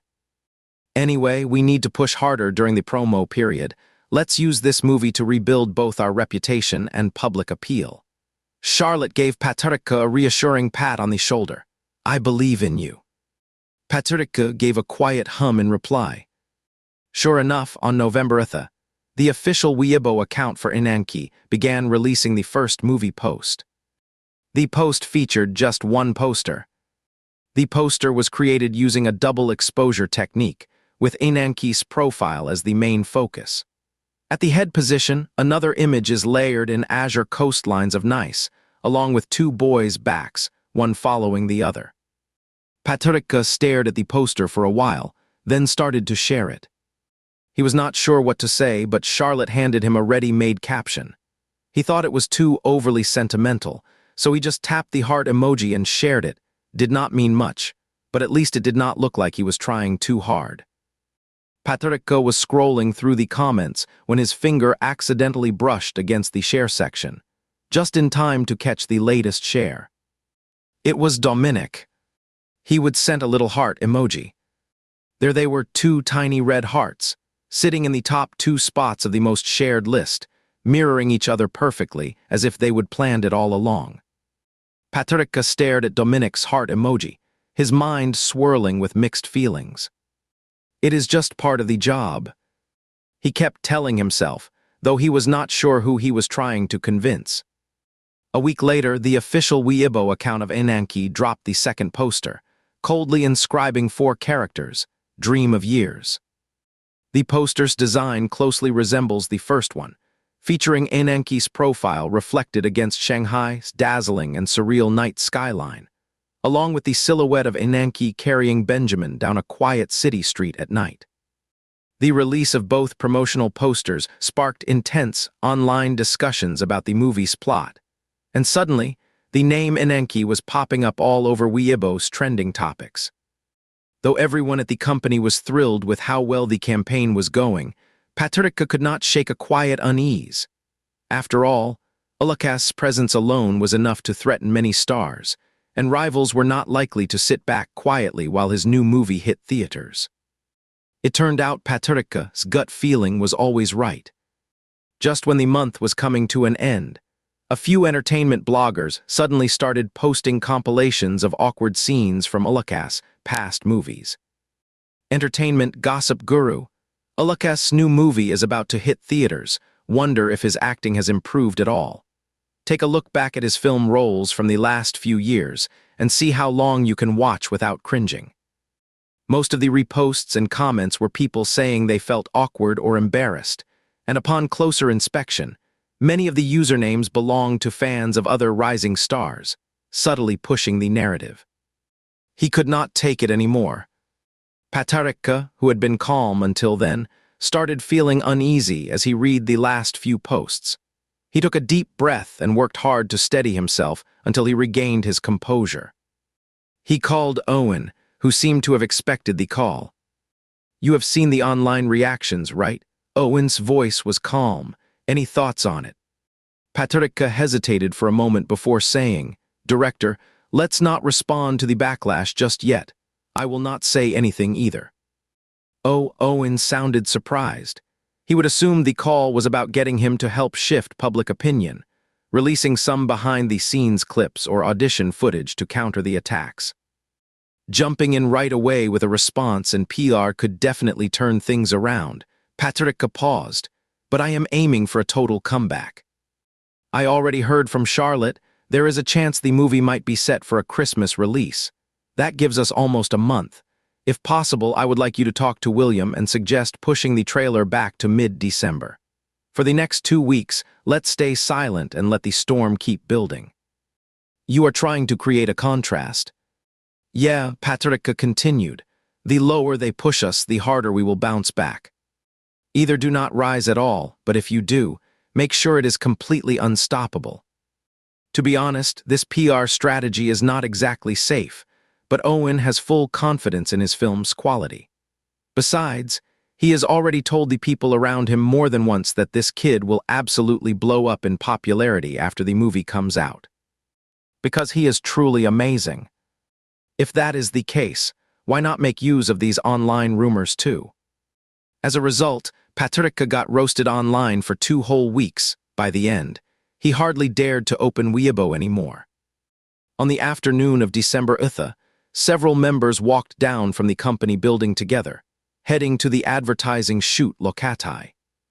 Tonight's the official release event for Enanki, and the schedule is pretty tight. The advertisers have agreed to keep the shoot as short as possible, and the stylist will be coming along too. We will head straight from the shoot to the movie's official release announcement event. Then tomorrow morning we are on set for speed battle filming, and December 8th is our commercial performance. Theodui walked beside Patricia, reciting the schedule, when suddenly he was shoved aside right after stepping out of the buildai. Fans poured in all at once, clutching gifts of every kind. Though the members were squeezed so tightly they could barely move, their faces still wore the practiced smiles expected of idols. Ulukas, you've got this. Do not pay attention to all that nonsense online. Patricia smiled and nodded. Got it. Sebasitayan. Oh my gosh, I touched Sebasitayan's muscles. Levi, I love you. The team looks absolutely stunning today. Daniel, Mom loves you. The crowd burst into laughter. A short, slender girl wearing a hat and mask got pushed right up against Patricia and nearly stumbled. Patricia caught her arm. You okay? She shook her head, and just as Patricia smiled at her, she raised her hand. Before anyone could make out what was in her hand, a searing burn shot through his left eye instantly. The crowd kept bustling on until Patricia clutched his eye and dropped to his knees. Only then did people notice something was wrong. The unrelenting pain spreading from his eyeball, along with the intense heat, began clouding his mind, tears welling up uncontrollably. What is wrong with Ulukas? Move aside, quick. A few teammates snapped into action, pushing through the panicking fans and helping Patricia to his feet. A sudden disaster threw everything into chaos. Patricia, rushed to the hospital for emergency treatment, would have to miss the upcoming ad shoot and the official launch event for Enanki. These days, haters are getting completely out of control. How dare they show up at the company's front gate and do something like this? Patricia lay with his eyes closed on the hospital bed, overhearing Charlotte's furious voice from outside. I need you to catch that person. This is a crime. It was not until he got to the hospital that he found out he would been sprayed with pepper water. The doctors washed his eyes thoroughly with a solution, which eased the burning sensation somewhat, but it still hurt terribly. He reached up to touch his left eye and only felt a thick layer of bandage covering it. The shouting outside faded a bit, and Patricia heard the door creak open. Feeling better now? Charlotte's voice softened, as if the furious woman from earlier was not her at all. Patricia gave a quiet hum in reply. We have already reported it to the police, Charlotte sighed. I never thought something like this would happen right outside the company building. I should have had guards escort you down. Good thing, doctor said the pepper spray was not very strong, should not cause serious damage to your cornea. Charlotte, you are not going to the reality show tomorrow. No way, Patricia said firmly. The events for promoting the movie, I have to be there. You know how that reality show is, all running and jumping, tons of physical activity, sometimes even swimming. How can you possibly go in your condition? Patricia pushed himself up with his hands. It will be fine. The production team knows about my situation. They will make allowances. Missing tonight's press event already caused a lot of damage, so I absolutely have to be there tomorrow. Seeing how determined Patricia was, Charlotte did not say anything more. She just gave his shoulder a quick pat. I will reach out to the production team for you. They have probably been scrambling since your incident hit the news. Patricia nodded and watched Charlotte leave. His eyes still throbbed, and now that he had time to think, he realized he would made the decision on impulse, maybe even out of selfish reasons. The hospital entrance was swarmed with reporters, so Patricia had no choice but to slip out through the back door. No surprise, hashtags like Ulakas attacked by online trolls, Ulakas injured in left eye, Ulakas misses scheduled launch event, and Einenki all shot to the top of trending lists, with several going viral instantly. This sent the movie's buzz to an all-time high, even surpassing the frenzy around its original casting controversy. Even though there were still some negative voices, most netizens stood firmly on the side of condemning the malicious act of assault. The next afternoon, Patricia showed up at the filming location for Fast Clash. The staff were genuinely impressed. After all, Ulakas was considered a top-tier celebrity, and having chili spray in his eye was not something to take lightly. Yet here he was, back on set as if nothing had happened.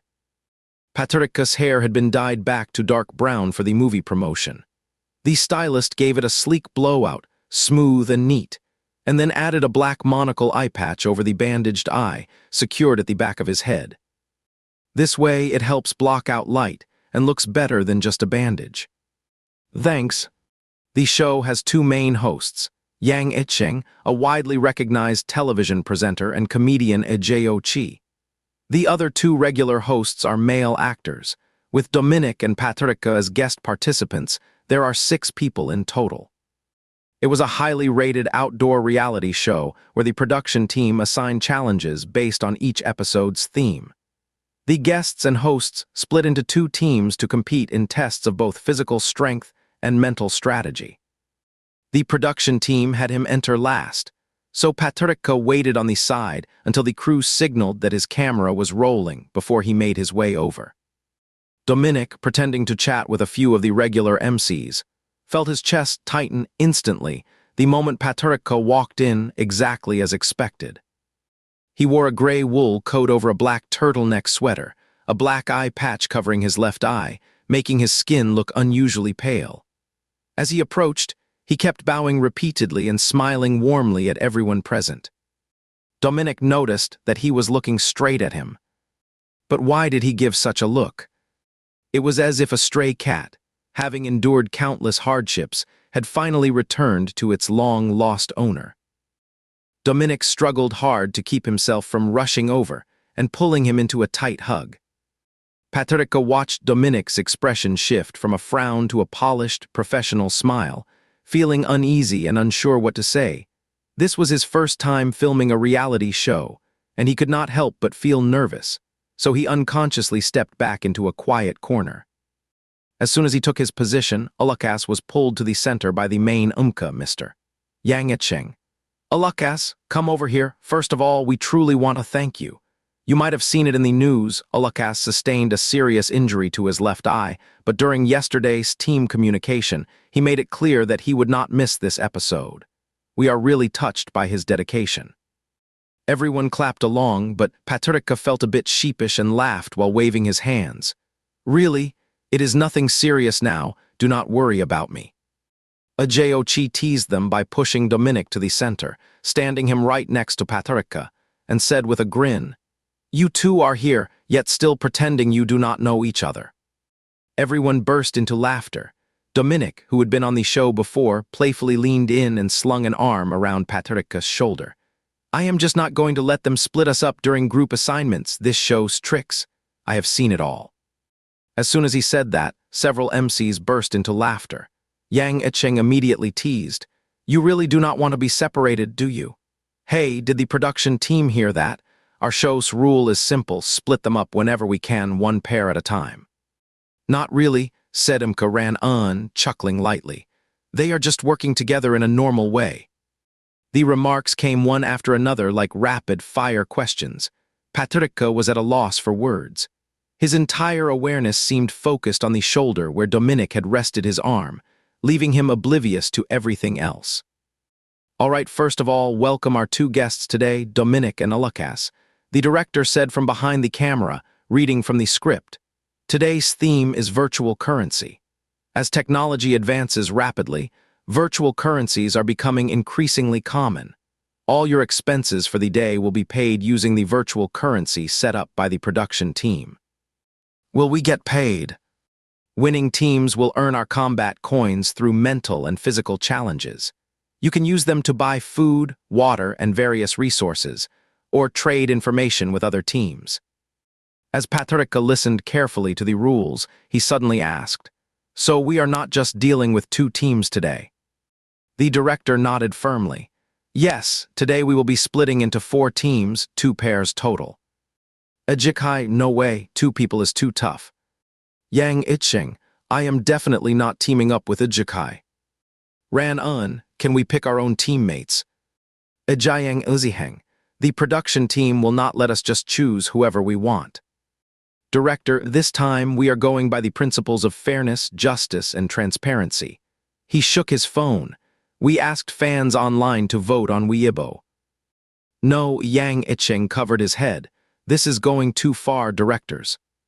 As soon as the director said the words, fan vote, Patricia could feel the hand on his shoulder loosen up, no longer tight and tense. Based on the voting results, here are the team assignments. Team 1, Yang Iching and Ajayochi. Team 2, Ran Un and Ajayang Uziheng. And Team 3, our special guest pair, Dominic and Alakas. Ajikai wore a miserable expression. "Cannot I be paired with the look-attractive peak for once, director? We finally got 2 guys this good looking at the same time, and you split them up. If we go out on the street task later, will not all the passengers but end up following just them?" "I am quitting." Yang Iching pretended to rip off his mic, but Ran Un stepped forward and stopped him. Brother, let's not do this. This would be too embarrassing. These people are something else." Patricia did not know how to play along on the outside, but inside he was laughing. It is no wonder everyone loves reality TV. "Right, so for the sake of making filming easier later, go change into your team outfits now and meet back here shortly." Being paired with Dominic made Patricia a little happy, but he could not help but worry. He had no idea how to talk to him, not with cameras rolling the whole time. He would have to at least pretend to be friendly and upbeat. Just thinking about it gave Patricia a headache. And when he got his outfit, short cotton jackets, he felt even more awkward. Of all the colors, it had to be purple. 2 guys in purple team outfits. It really looks kind of gay. Patricia came out after changing and saw Dominic standing outside waiting for him, so he walked over and stood beside him without saying a word.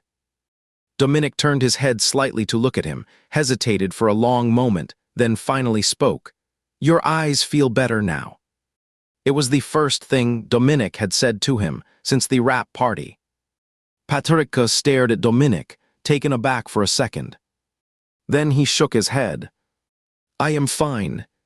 Seeing that Patricia was still his usual quiet self, wearing that unwilling to say more expression, Dominic's lips moved slightly, but he ended up saying nothing.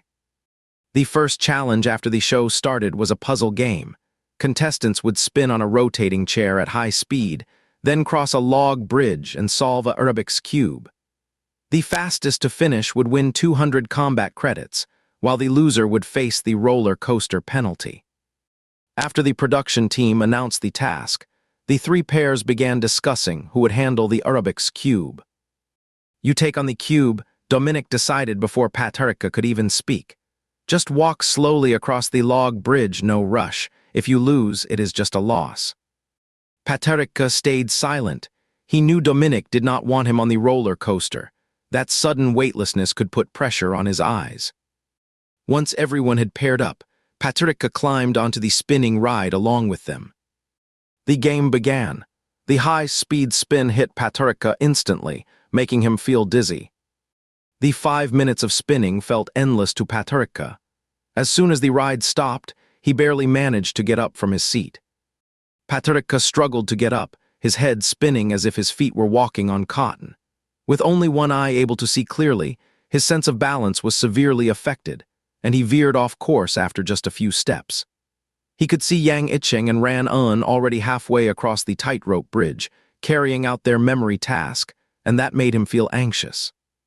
Ran Un, being young and physically strong, had excellent tolerance to dizziness and nearly ran across the tightrope bridge.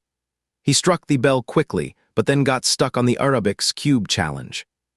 Yang Icheng, on the other hand, crossed the tightrope bridge steadily, focusing intently on solving the Arabic's cube. Paturika wobbled onto the tightrope bridge, his vision severely off due to having only one working eye, and his sense of direction still not fully recovered. It took him a long time to reach the middle of the bridge. Just as he was struggling, he saw Yang Icheng nearly finishing, so close to falling off. Just as he was swaying unsteadily, he heard Dominic's voice. Looking down, he saw him looking up and shouting, "Do not go on, let's call it for this round." Paturika glanced ahead and realized it was clear they could not win this round. Even if they managed to finish, they would still lose to Yang Icheng and end up in the foam pit. So going back to sit down now made more sense to save energy for the next round. Still, Dominic and Ejayang Iziheng had to face the roller coaster penalty. The ride reached a height of 30 meters, which looked intimidating. While Ejayang Iziheng kept making jokes as he got on, Dominic's smile seemed forced. As the roller coaster began moving, Paturika suddenly remembered Dominic had a fear of heights. He suddenly stood up from his seat, and Yang Icheng nearby asked with concern, "Ulukas, are you okay?" Paturika finally realized this was a live taping and slowly sank back into his chair. "I am fine," he said, "nothing serious." His heart pounded hard, as if he were the one hanging high in the air. The punishment was over quickly, and Dominic stepped off the roller coaster straight onto the flowerbed steps, his head hanging low. Ejayang Iziheng walked over to him, trying to help him up, but Dominic kept smiling despite his pale face. "This show is so intense. Our first activity this morning was a roller coaster," he said. Everyone else was laughing, but Paturika could not manage a smile. When Dominic, looking weak, walked toward him and glanced his way, Paturika quickly turned his head away. The second round began, and Paturika sat down in his seat. To be honest, someone with his personality had never really cared about winning, whether it was sports day, competitions, or any kind of event, but right now, he truly wanted to win this round. He did not want him going up again. As the staff activated the ride, the car spun around at high speed. Paturika shut his eyes, hoping to ease the dizziness. It turned out this was not just a mental comfort. When the spinning stopped, Paturika still felt slightly queasy, but he managed to stand up without trouble.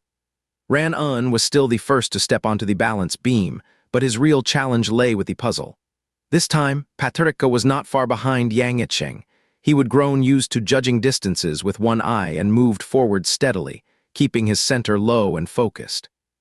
He arrived a few seconds after Yang Icheng, grabbed the puzzle, and though dizziness lingered, his mind remained clear more than anything. He really wanted to win.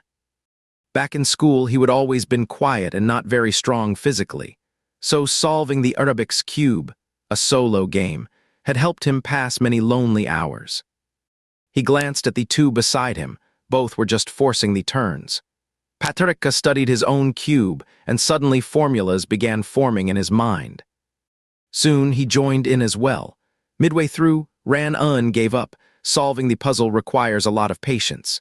Yang Icheng kept going, but this time the challenge was clearly harder than the last one. Just as his palms were starting to sweat, he heard the sound of a gong. Paturika had finished. The production team blew a whistle. "Good, Ulukas has completed this round in a total of minutes and seconds, so Ejeochi and Ejayang Uziheng will be taking the penalty this time." Yang Icheng called out to him from across the narrow bridge. "Nice job, Ulukas, used to solve Arabic cubes before." Paturika nodded. A little bit, luckily this one was pretty easy. Ajayochi and Ijayang Uziheng sighed as they walked toward the roller coaster entrance. Patrika came down from above, and due to lingering effects from the high-speed spin, he missed a step while descending the stairs, nearly losing his balance, then was firmly caught by an arm. Dominic looked utterly flustered. Patrika felt awkward, and as usual, quickly pulled himself away to keep a comfortable 20-centimeter distance. The air grew tense and uncomfortable. Both looked away, yet could not help glancing sideways at each other. Their eyes met by accident, and instead of looking away again, they both spoke up. "Are you okay? Are you okay?" Another wave of awkward silence followed. Patrika shook his head, but Dominic still looked pale. He would seen how afraid people with acrophobia could be of heights before. There was no way to just push through it easily. "I am fine. Sorry about making you ride the roller coaster." "Stop saying sorry all the time. You did not do anything wrong," Dominic said, his tone a little weary. Their cameraman had stepped away for a bit because of some equipment trouble. Patrika smiled at him, but Dominic sighed. "You do not have to smile if you do not want to. You can get mad, say you are annoyed, just tell me something. Even a hint would be enough. I would back off on my own. But you never refuse anything, and that makes me keep hoping there is still a chance. It might just make you hate me more." His voice dropped even lower. "I do not want things to end up like that." Patrika thought, "Your smile is not exactly winning anyone over. I actually—" Just as he was about to speak, the cameraman came running back, panting and carrying his gear. The rest of his words had to stay stuck in his throat. Dominic looked at Patrika, who had been on the verge of saying something but then lowered his head. He noticed the strap on Patrika's eye mask was coming loose. Reaching out, he undid it. Patrika seemed startled and turned his face away, his messy hair half covering the white bandage over his left eye. Holding the eye mask in hand, Dominic explained, "The strap's about to come undone. I just wanted to help you fix it again." Patrika turned his head away and quietly said thanks. Dominic adjusted the eye patch around his face and tied it securely at the back of his head. Patrika gave it a quick tweak, then turned back. "All set," he said. Dominic nodded but finally could not hold back. "Does it still hurt?" Patrika smiled. "Not anymore, it was pretty painful yesterday." For the first time, Dominic felt like his hands would not know what to do if he could not hold him. But he could not do that. After all, there were cameras everywhere. This was not the quiet of Nice Bay at 4 in the morning. He would heard before that reality show filming was tough, but now that he was here, he finally understood. It had been hours since they arrived this morning. Now it was already p. The production team said, "You can use your current counter coins to buy lunch today, but keep in mind that your final victory depends entirely on how many counter coins you have left. Those directors are so stingy. Yang Icheng, we will just each grab a steamed bun later." Jochi said with a cheerful grin as he counted the virtual coins in his hand. "Why do not we just ask people for food? Maybe I have got some fans around here." The director stepped in. "You must buy it. If you break the rules, all your coins will be deducted." Everyone groaned. The filming location was a shopping street, and though it was not too crowded on a weekday afternoon, the arrival of several celebrities still drew a huge crowd of onlookers. Patrika and Dominic each had 600 combat coins, worth less than 100 RMB, and when they arrived at the food street, people nearby instantly recognized them. Crowds of fans surged forward with phones raised, and within minutes, the area was packed tight. A little girl got pushed to the front and bumped into Patrika's arm. He instinctively pulled his arm back, instantly recalling yesterday's attack. A wave of primal fear washed over him. Suddenly, a pair of warm arms wrapped around his back, and a hand gently hovered in front of his forehead. Patrika turned around to see Dominic smiling calmly. "Sorry, he is still hurt. Please keep your distance and do not crowd him, okay?" Maybe it was because of Dominic's presence. Slowly, the girls around them started chiming in, saying not to crowd him and giving him more space.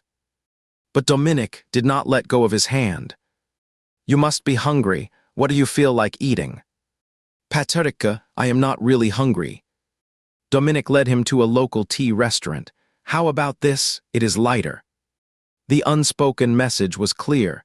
Do not eat anything spicy right now. Patrica nodded quietly, catching the hint right away. Truth was, he did not want to spend much on food except for the first project, which he would put in real effort himself. Everything else had been Dominic's hard work. Patrica had only planned to grab a bowl of wonton noodles, but once seated, Dominic started piling up order after order: rice rolls, dry fried beef of fun, more wontons, and pineapple buns. Patrica could not help but interject. Do not order so much, we need to save this money.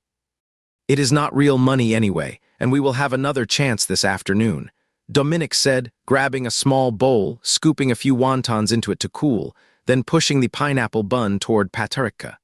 Eat up. Dominic added quietly, today I did not bring sugar. Patrica paused, taken aback. Those words only the two of them understood felt like a secret signal, sparking something oddly warm inside him. Patrica lowered his head, unable to stop the corners of his mouth from curling up. Without needing to speak, they shared a quiet understanding. Patrica took a bite of the pineapple bun, the crisp outer layer sweet and fragrant, the bread soft and airy, the butter melting slowly in his mouth. He had not felt hungry at first, but after one bite, he realized he was actually starving. The cameraman followed them the whole time, and Patrica asked, Hey, brother cameraman, are you hungry? Why do not you grab something to eat? The camera operator silently shook his head, so Patrica gave up. He looked down and noticed a small bowl of cooled wontons had appeared in front of him. He glanced over at Dominic, who was bent over, struggling to pick up the sticky rice roll with his chopsticks, wearing an expression that clearly said, Wontons, not my problem.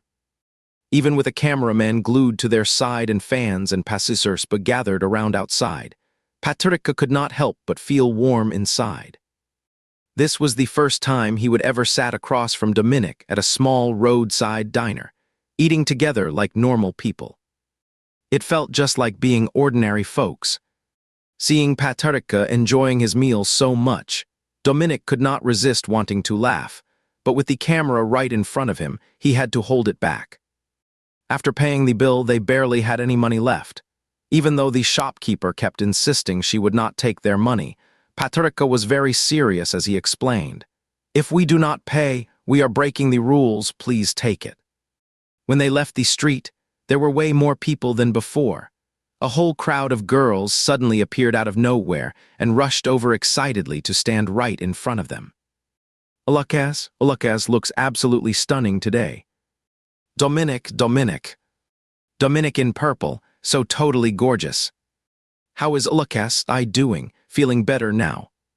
In no time at all, the crowd had grown several times larger than before, making it nearly impossible to move. Dominic pulled Patrica in front of him and wrapped an arm around his neck, his palm gently covering Patrica's eyes, but not quite pressing down. The moment that happened, a wave of excited screams erupted from the crowd. To be honest, this kind of gesture would normally just give people more fuel to stir up drama about Dominic. But right now, he did not care. His only focus was making sure Patrica would not remember the memories that scared him. Dominic's other hand rested on Patrica's shoulder, gently guiding him through the crowd. His voice was soft yet strong, and he kept smiling at the fans while saying sorry again and again. The crowd roared with noise and pushed tightly around them, but Patrica could not hear or see anything, only the warm pulse of feeling spreading from his palm. The filming ran all the way into the night. By the second half, nearly every task fell to Dominic, who, despite being a celebrity, surprisingly had real athletic talent. Patrica could not even remember if this was part of the scenario he would originally written in his story. Even though they would put in their best effort, the main MC team still ended up winning. Patrica kept muttering quietly to himself, blaming himself for eating all the money. Dominic ruffled Patrica's hair, which had been tousled by the wind, but turned to the camera and just smiled, saying, Yeah, it is all your fault. Patrica could not help but wonder in his mind, is Dominic really not mad at me, Anuma? Said Patricia, first of all, I do not think Dominic's angry. Secondly, social science research shows that when a conflict happens, the best way to resolve it is comunicatayo. Patricia thought he was right, but I am terrible at communication, and with our jobs being so unusual, we barely ever get a chance to meet in private. After a pause, asked him, Patricia, why are you afraid of Dominic getting mad at you? Or, to put it another way, you usually do not care much about how others feel. Why is it that you are so concerned about what Dominic thinks? Patricia was speechless. But somewhere deep inside, a voice seemed about to break free. By the time the show wrapped up, it was already late. The MC and guests had dinner together, and as they were leaving, Patricia walked out of the building with Dominic while Theodui waited outside for him. Mr. Ulukas, our car's over there. Patricia nodded, suddenly feeling exactly like Cinderella at midnight, forced to flee the ball. That was utterly strange, but he could not deny the lingering sense of loss. Dominic was talking to Yang Icheng when his phone buzzed once. Thanks for today. A few seconds later, another message popped up. I am really happy today, do not you dare doubt it. Patricia slid his phone back into his pocket and told Theodui, let's go. But just as they reached the door, Dominic called out to them. Wait. Patricia and Theodui turned around and Dominic walked up. Little one, we just agreed to go singing together. This is a rare chance to all get together. Could you please let Miss Lee know? But Ulukas' brother still needs to change his medicine. Dominic gave her a smile. Just hand me the meds, I will have my assistant take care of it later. He does not have any plans tomorrow, does he? Theodui shook his head. All his schedule's been cancelled these past few days, except for this variety show. That works. If you are worried, I can talk to Aunt Lee, okay? Theodui finally relaxed. All right, I will go get the medicine for you.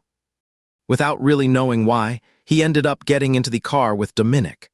The guy drove with full focus, and Patricia noticed he kept glancing at the rearview mirror, so he did too. Anyone tailing us? Probably just paparazzi, Dominic said, dialing a phone and speaking for a few seconds before giving an address. Drive to the spot and park at the back entrance, be careful.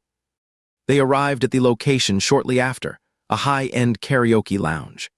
Dominic led Patricia inside and straight up to the second floor, where the layout was strangely designed. A hidden door in the stairwell connected directly to the back entrance of the karaoke club, tucked away within an upscale residential complex, concealed among apartment buildings and nearly impossible to spot. Dominic walked Patricia over to a car already waiting, where a guy around their age was standing. This is my friend. The guy grinned warmly at Patricia, then tossed the keys to Dominic. You are bringing someone, drive safe now. Dominic nodded and switched cars before driving off with Patricia. Patricia was impressed by how smoothly Dominic handled the paparazzi, but he felt even more uneasy about where exactly Dominic was taking him. Just as Patricia was lost in thought, Dominic suddenly spoke up. I am giving you a chance. Say now if you do not want to come with me. Patricia turned his head sideways and stared at him in silence for a full minute, before resting his forehead against the window and closing his eyes. I am so tired, my eyes are really sore. Wake me when we get there. It was just a clumsy excuse to hide his true feelings. To his surprise, he actually fell asleep. After parking the car, Dominic opened the door, wondering whether to wake him. But seeing how deeply he was sleeping, huddled up in his seat, he could not bring himself to do it. Leaning in close, he studied the man's peaceful face as he slept. To be honest, that eye patch usually gave people a shady look, but on him it was striking, almost hauntingly elegant. Patricia was not the first time he would fallen asleep this deeply beside him. Every time his mouth would naturally part slightly, just like a child. Staring at him like that, Dominic found himself inching closer without realizing it, almost wanting to kiss him.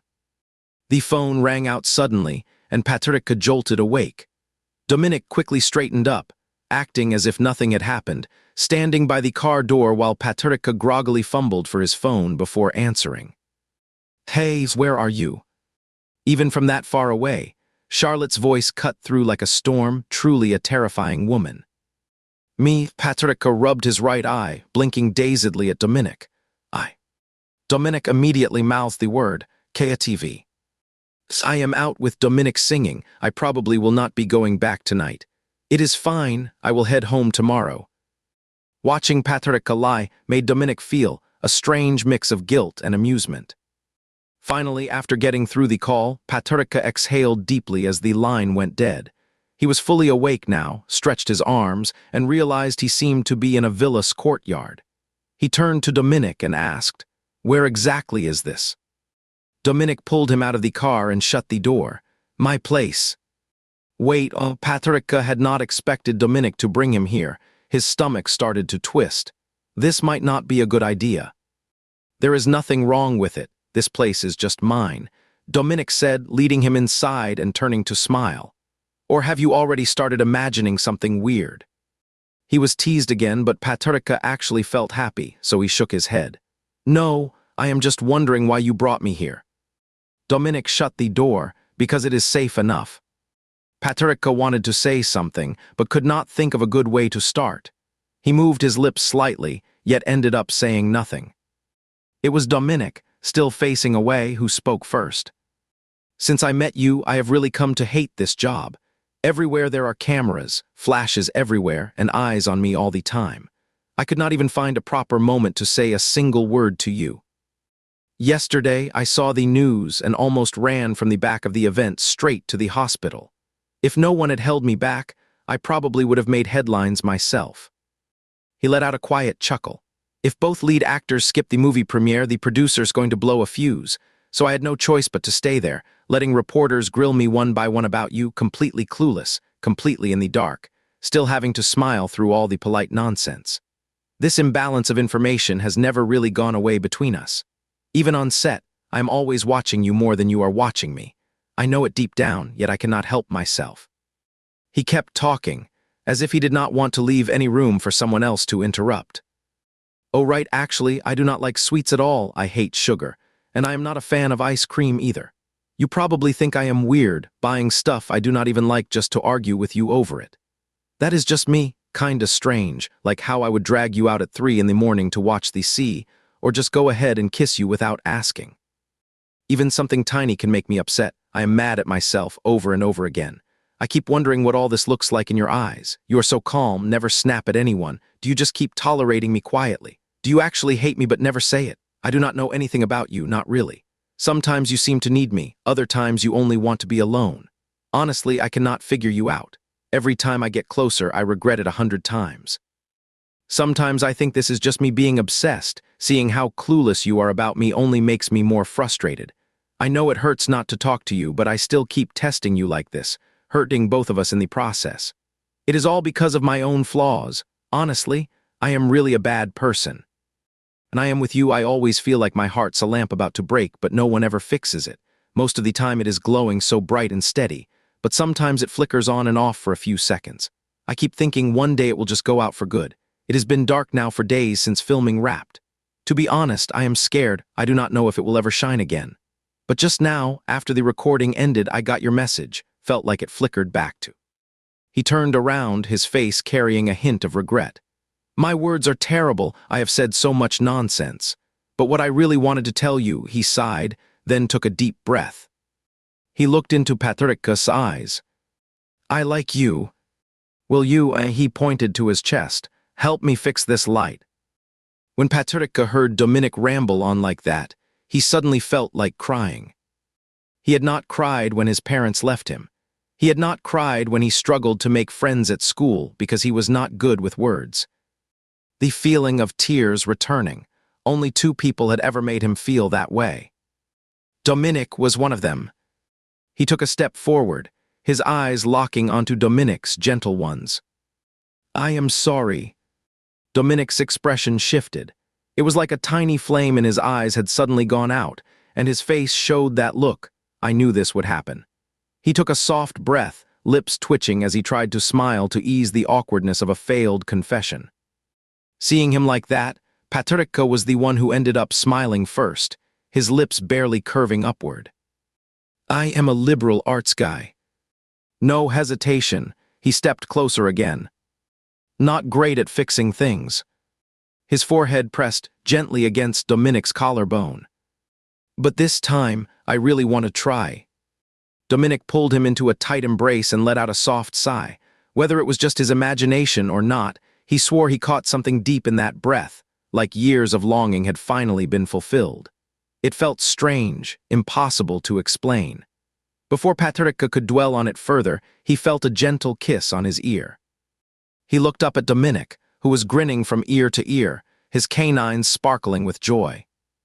Do not worry. If it does not work the first time, just keep trying until it is fixed.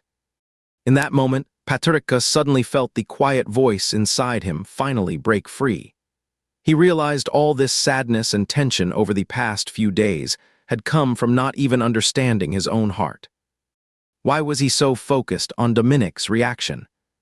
Bottom line, he did not believe he would ever fall for someone again, and never imagined it would be one of his own characters.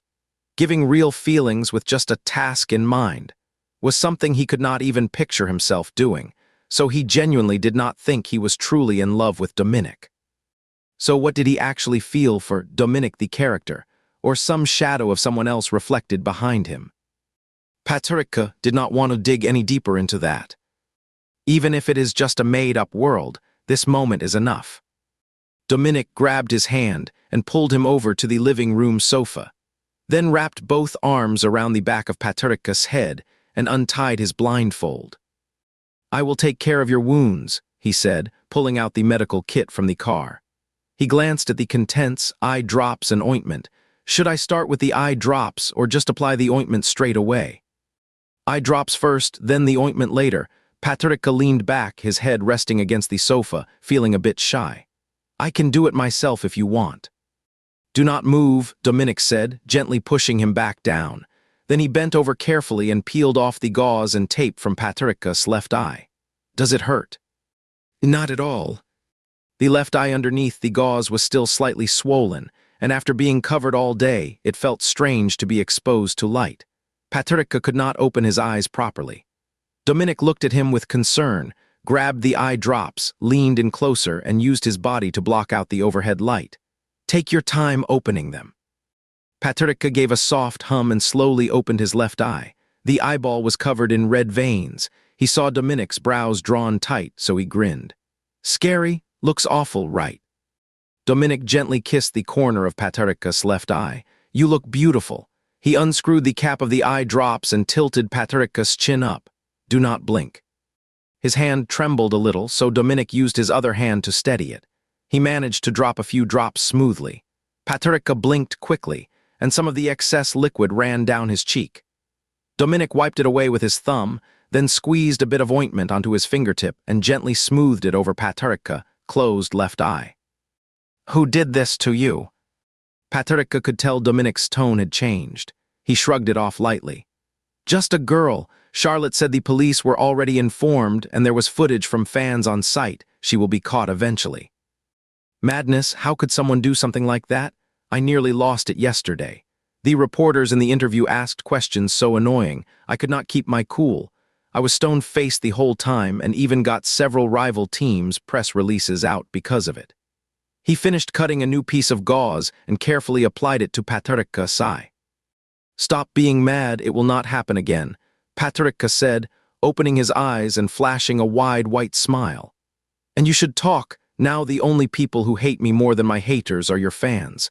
I did not even dare check my messages for days. Think your fans haven't gone after me? Dominic pinched his cheek. I got turned into a funeral photo. Oh yeah, me too, Patricia said, fumbling around in his pocket before finally pulling out his phone and showing it to him. Your edit looks so fake, let me show you mine. Dominic was about to pull up his phone when he suddenly realized the topic had been smoothly diverted, way off track. Whatever, no point comparing with top-tier stars. My fans do not pack the same punch as yours. Dominic cupped Patricia's face, nuzzled his nose with his own, then settled down beside him. The phone buzzed once. Dominic checked it and said to Patricia, "The movie teaser's out." Patricia was not surprised at all. "Mihm. You look like you expected this." He shook his head. This timing could not be better. For the past 2 weeks, there has been so much backlash online. Public opinion had hit rock bottom. Then yesterday's attack shifted the focus and brought the hype back up again. Add in the release announcement, and today's behind-the-scenes footage from the variety show, this moment is definitely when the movie's buzz is at its peak. Dropping the teaser now maximizes the impact. Dominic chuckled. "You are such a genius." But that sharp analysis also tugged at his heart. Patricia's ability to stay detached felt almost beyond most people. "Want to take a look?" Yeah, Patricia leaned in, his mind still holding onto some nerves after all. Whether he could turn things around hinged heavily on this teaser. The teaser was not long, just a little over 40 seconds. It opened with soft piano music and the skies of Nice, showing Benjamin peeking at Inenki's back from outside a cafe, followed by his whispered line, "I hate summer." As the background score built up, the pace of the cuts grew faster and faster until it culminated in a kiss under moonlight. Suddenly, the music shifted. The two met again, fell all over each other once more, pulsing drums layered with rapid-fire cuts, speeding up until it locked onto Benjamin and Inanki locking eyes in a bar. Then, Benjamin's gaze merged with that of his younger self looking at Inanki years ago. The screen went black. Just 2 lines of French dialogue. "Inanki, is this the life you wanted?" "Benjamin, it is the life you gave me." After watching the teaser, both stayed silent for a few seconds. Patricia still had his head close to Dominic's shoulder. Then Dominic turned and planted a soft kiss on his cheek, sighing contentedly. "I will definitely get roasted for being the toxic lead. I cannot even imagine how much people will pity poor Benjamin." "No way," Patricia insisted. "Art is not judged by plot alone. Inenki's character is layered and complex, and you played him incredibly well." Dominic pinched his cheek. "You are something else. So serious it is adorable." The teaser was really well cut. Inenki's performance had so much depth. Benjamin's contrast before and after stood out clearly, and the final overlapping shots hit hard. This kind of teaser was enough to spark a backlash in public opinion. "Let's check the comments." Dominic nodded and pulled up the comments and shares. Sure enough, most of them were positive. Most of the people sharing and commenting focused on Patricia's performance. After everything that has happened these past few days, the constantly pressured public opinion finally found a reasonable turning point. Within minutes, this teaser shot straight to the trending charts. At the same time, videos of Patricia getting injured during a fan meeting and behind-the-scenes footage from filming started spreading online. What once began as mockery over his acting and opposition to the new movie had now completely turned into sympathy and anticipation. "You are stealing all the spotlight," Dominic laughed, leaning back. "William's teaser is so biased." Patricia explained, "It was William helping me that made him do it this way." "I know, of course," Dominic said with a grin, flicking Patricia's forehead. "I love seeing you loved by everyone more than anyone else." Patricia stared at him quietly. "That sounds like a tongue twister." Dominic laughed. "I told you I am not good with words full on humanity's genius." Patricia suddenly asked, "Are you a science major?" Dominic paused. "Me? Well, I guess I am more of an art student." Seeing Dominic's instinctive hesitation, Patricia had a fleeting doubt, but he quickly dismissed it in his mind. Dominic thought Patricia was just zoning out and did not overthink it. His fingers gently stroked the skin behind Patricia's ear, then suddenly asked with serious intent, "Can I kiss you?" Patricia snapped back to attention. "You never asked me before, you just did it." "It is different," Dominic said seriously. "Back then, I only wanted to take you out for a walk. The kiss was just something I could not hold back in the moment. That was not right. Now it is different. I want to cherish you properly, and I hope everything I do is something you truly want." "You do not like expressing what you want, I know that. That is why I am asking. This way, we will probably avoid so many misunderstandings, right?" Patricia felt a warm sense of being cared for. He could not quite remember what it was like when he first became quiet and withdrawn, but after all these years, he would gotten used to it. He did not feel anything was missing by not speaking up, nor did he expect anyone to ever ask about his feelings. There had been someone once, but their way of caring was nothing like Dominic. Thinking of that, Patricia gave him a soft smile. Thank you. Two people who have fumbled through love for 10 years still felt as clueless and inexperienced as they did on the first day, yet somehow perfectly in tune with each other. He was, at least vaguely, a writer of sorts, but Patricia rarely used the word fated. That phrase carried too much emotional baggage, leaving him stuck every time he tried to use it. When forced, he would only manage a sentence heavy with tragedy, impossible to deny. You are my fated one, just out of reach. But now Dominic's face was right in front of him, and his deep breaths were nearly overwhelming all of Patricia's senses. In that moment, overwhelmed by the very emotions he usually despised, Patricia found himself wanting to change it just for him. You are my fated one. The winter wind was kept at bay beyond the glass, fogging up the windows layer by layer, softening the warm golden glow from the bedside lamp. When Patricia woke up, the vast bed was empty except for him, just like the scenes from one of his own films. Had Dominic left, he turned over and noticed a set of clean clothes and half a glass of water on the nightstand. So thirsty, he grabbed the glass and took a sip. Why is this so sweet? After washing up, he felt much clearer. Heading downstairs, the smell of food hit him and his stomach growled instantly. You are awake, Dominic turned from the small frying pan. Almost done, just sit tight. Patricia watched as Dominic flustered about, scooping eggs into a bowl and carrying it over. The moment was so tender he would not have dared dream of something this sweet. Dominic turned off the stove and pulled Patricia down to sit. You must have been starving. Patricia snapped back into focus, smiling. Smells amazing, I am actually really hungry. I haven't stayed here in ages, the only things I had were ramen and eggs. Make do with this for now. Next time I will cook you something incredible. Dominic handed him a pair of chopsticks and sat across from him. Sorry, I forgot you only ate once yesterday. Patricia grabbed a huge handful of noodles, blew on them a few times, then stuffed them into his mouth. After hours without food, he was starving. Last night you suddenly passed out from low blood sugar. I was terrified. Patricia choked on his food at the sudden topic, coughing uncontrollably. You okay? Take it slow, Dominic said, pouring a glass of milk and handing it to him, gently patting his back. Sip it slowly. The milk was sweet too. Patricia suddenly remembered the sugar water by his bed. That is why.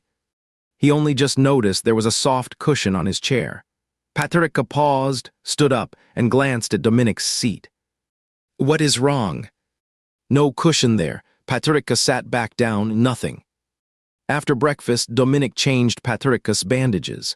With his eyes closed, Patricia asked, Should I go back now? Where to? Patricia opened his eyes. Back to the dorm, of course. A hint of disappointment crossed Dominic's face. Ever since confessing, he would become so easy to read, his emotions always plain on his expression. So fast already. He pinched his own arm and Patricia frowned, stopping him. What are you doing? Just checking if I am dreaming. Seeing Patricia still laughing, Dominic asked again, What is so funny? You are not actually enjoying yourself here too much to want to leave, are you? Patricia nodded seriously. Yeah. You are really good at saying the most heartwarming things in the most serious tone. Dominic rested his head on one hand, smiling helplessly. Even though he was really not keen on it, Dominic still had to drive Patricia back to avoid any mishaps. He put on yesterday's clothes, drove around to the side of the upscale neighborhood, made sure no one was nearby, then slipped through the KTV's back entrance. After giving the boss a quick nod and walking out the front door, he started up his car from yesterday and dropped Patricia off at their dorm. Oh, I really wish you would give me one last kiss before leaving, Dominic murmured softly, leaning his head sideways against the car window. before they officially got together. Just getting to see him once a day felt like enough. But now that they were actually dating, he would become greedy. Could not stop thinking about being with Patricia every single second of the day. "Drive safe," Patricia said, pretending not to hear Dominic's mumbled wish as he glanced around. "I am off." Dominic sighed, waved once more, then slipped back into the car. Only after watching Patricia disappear up the building did Dominic start the engine and pull away. He would been feeling tired, but once Patricia was back in the dorm, he could not fall asleep at all, so he ended up heading back to the office anyway. Charlotte looked up and gave him a suspicious frown. "You sang all night last night?" Patricia nodded. "Just the two of you?" Patricia nodded, then shook his head, and Dominic's friend was there too. Charlotte raised an eyebrow. This guy had practically lost his voice, so he really must have sung all night. "You are taking full advantage of your sick leave, are not you? Were you trying to sing yourself hoarse just so you could take a few extra days off?" Patricia coughed nervously and shook his head. Still, singing was a decent excuse. His sore throat could be explained away that way. Seeing how worn out he looked, Charlotte gave up pushing him. "The others all have busy schedules and are not in the office right now. I was actually about to go find you at your dorm. Good thing you came here. Let's head to my office and talk about the movie promo stuff." The original plan had been thrown off by that public incident, and now everything needed to be rearranged. "Are you going to the Roadshow? I am currently discussing this with the team and thinking of reducing your schedule. Dominic's got enough presents to carry the show, so you do not have to go if you would rather not." Patricia shook his head. "I will go. You have suddenly gotten so career-driven. I swear you are having a lucky year, your acting's finally clicking, and now your brain's catching up too," Charlotte teased. "Not really," Patricia explained. "I just do not think my condition is bad enough to skip promotional events. Unlike concerts or live performances, I am not required to dance, nor do I need to shoot ads or magazine covers. I figure wearing an eye patch will not make much of a difference at the Roadshows." He paused, studying Charlotte's expression. "Besides, if I skip, nobody will really blame me right now. But if I show up every time, that is clearly win in favor, is not it, Charlotte?" Patricia was not dumb. He knew those were exactly Charlotte's thoughts. The thing was, when she said them out loud, it sounded like she was some cold-hearted manager forcing her injured star to keep working just for profit. So Patricia stepped in to say it for her, giving her a graceful way out. After hearing Patricia's words, Charlotte tapped her fingers on the desk, silent for a moment. Then, as he would hoped, she finally gave in. "All right then, but we are skipping any Roadshows that are too far out. Oh, and the premiere set for December at the evening. You should be mostly recovered by the—" "Right," Patricia smiled. "The doctor said there is no serious issue. Xiao will send you the updated schedule later, and we have assigned a personal bodyguard to you. Someone will take you back after this." "No need, I am fine on my own." "Why not? If anything else happens, I will really end up with a nervous breakdown." Charlotte shot back, rolling her eyes. "You are just too careless and trusting of people. The woman from last time has already been caught. We are pressing charges. You do not have to worry about it." Patricia nodded. He did not want to face the attacker directly anyway. Just knowing she would be held accountable was enough. Suddenly relaxed, Patricia felt an odd emptiness inside. His mind kept nagging at him with unease, like something was off, something missing. He used to love being alone, but now, for some reason, he could not stand the quiet. Everything felt wrong when he was by himself. He went through his room again, pulling out all sorts of things from past filming shoots, character profiles, fan gifts, and a few keepsakes from the crew. After finishing up, he felt warm and opened the dorm fridge, grabbing an ice cream box. He scooped out a big spoonful and popped it into his mouth. It was not good. He glanced at the label, same brand as the one he used to love. Weird. He walked over to the bed, lay down, and picked up a book he would always loved from beside his pillow. He flipped a few pages. For some reason, his head felt like it had a noisy little voice shouting at him to hurry up and turn the page. turning the page already. What kind of terrible book is this anyway? Yeah, it really is awful. He flopped face down onto the bed. What is this feeling? Weird. Suddenly, he remembered the candies Dominic had given him during the show's fan event, still sitting in the nightstand drawer. He pulled open the drawer. The candies had not been touched since Dominic came back. They would just sat there quietly all along. Patricia took one out, peeled off the wrapper, and popped it into his mouth. Sweet and satisfying. The strange emptiness in his chest slowly began to fill with the sweet warmth melting on his tongue. Patricia, what you are feeling is called missing someone in Chinese folk terms. The sudden voice from made Patricia nearly choke on a piece of can. Cough, cough, I mean, can you warn me before you start talking like that? It is not different from warning you. I always scare you when I speak. Your courage is smaller than a mouse. Patricia, just stop your jokes. Patricia, you are really slow on the uptake. It is surprising that a human needs an AI to point out what they are feeling. It is almost embarrassing. Patricia rolled his eyes. Fine, fine, I cannot win this argument. He would have been about to ignore when suddenly something struck him.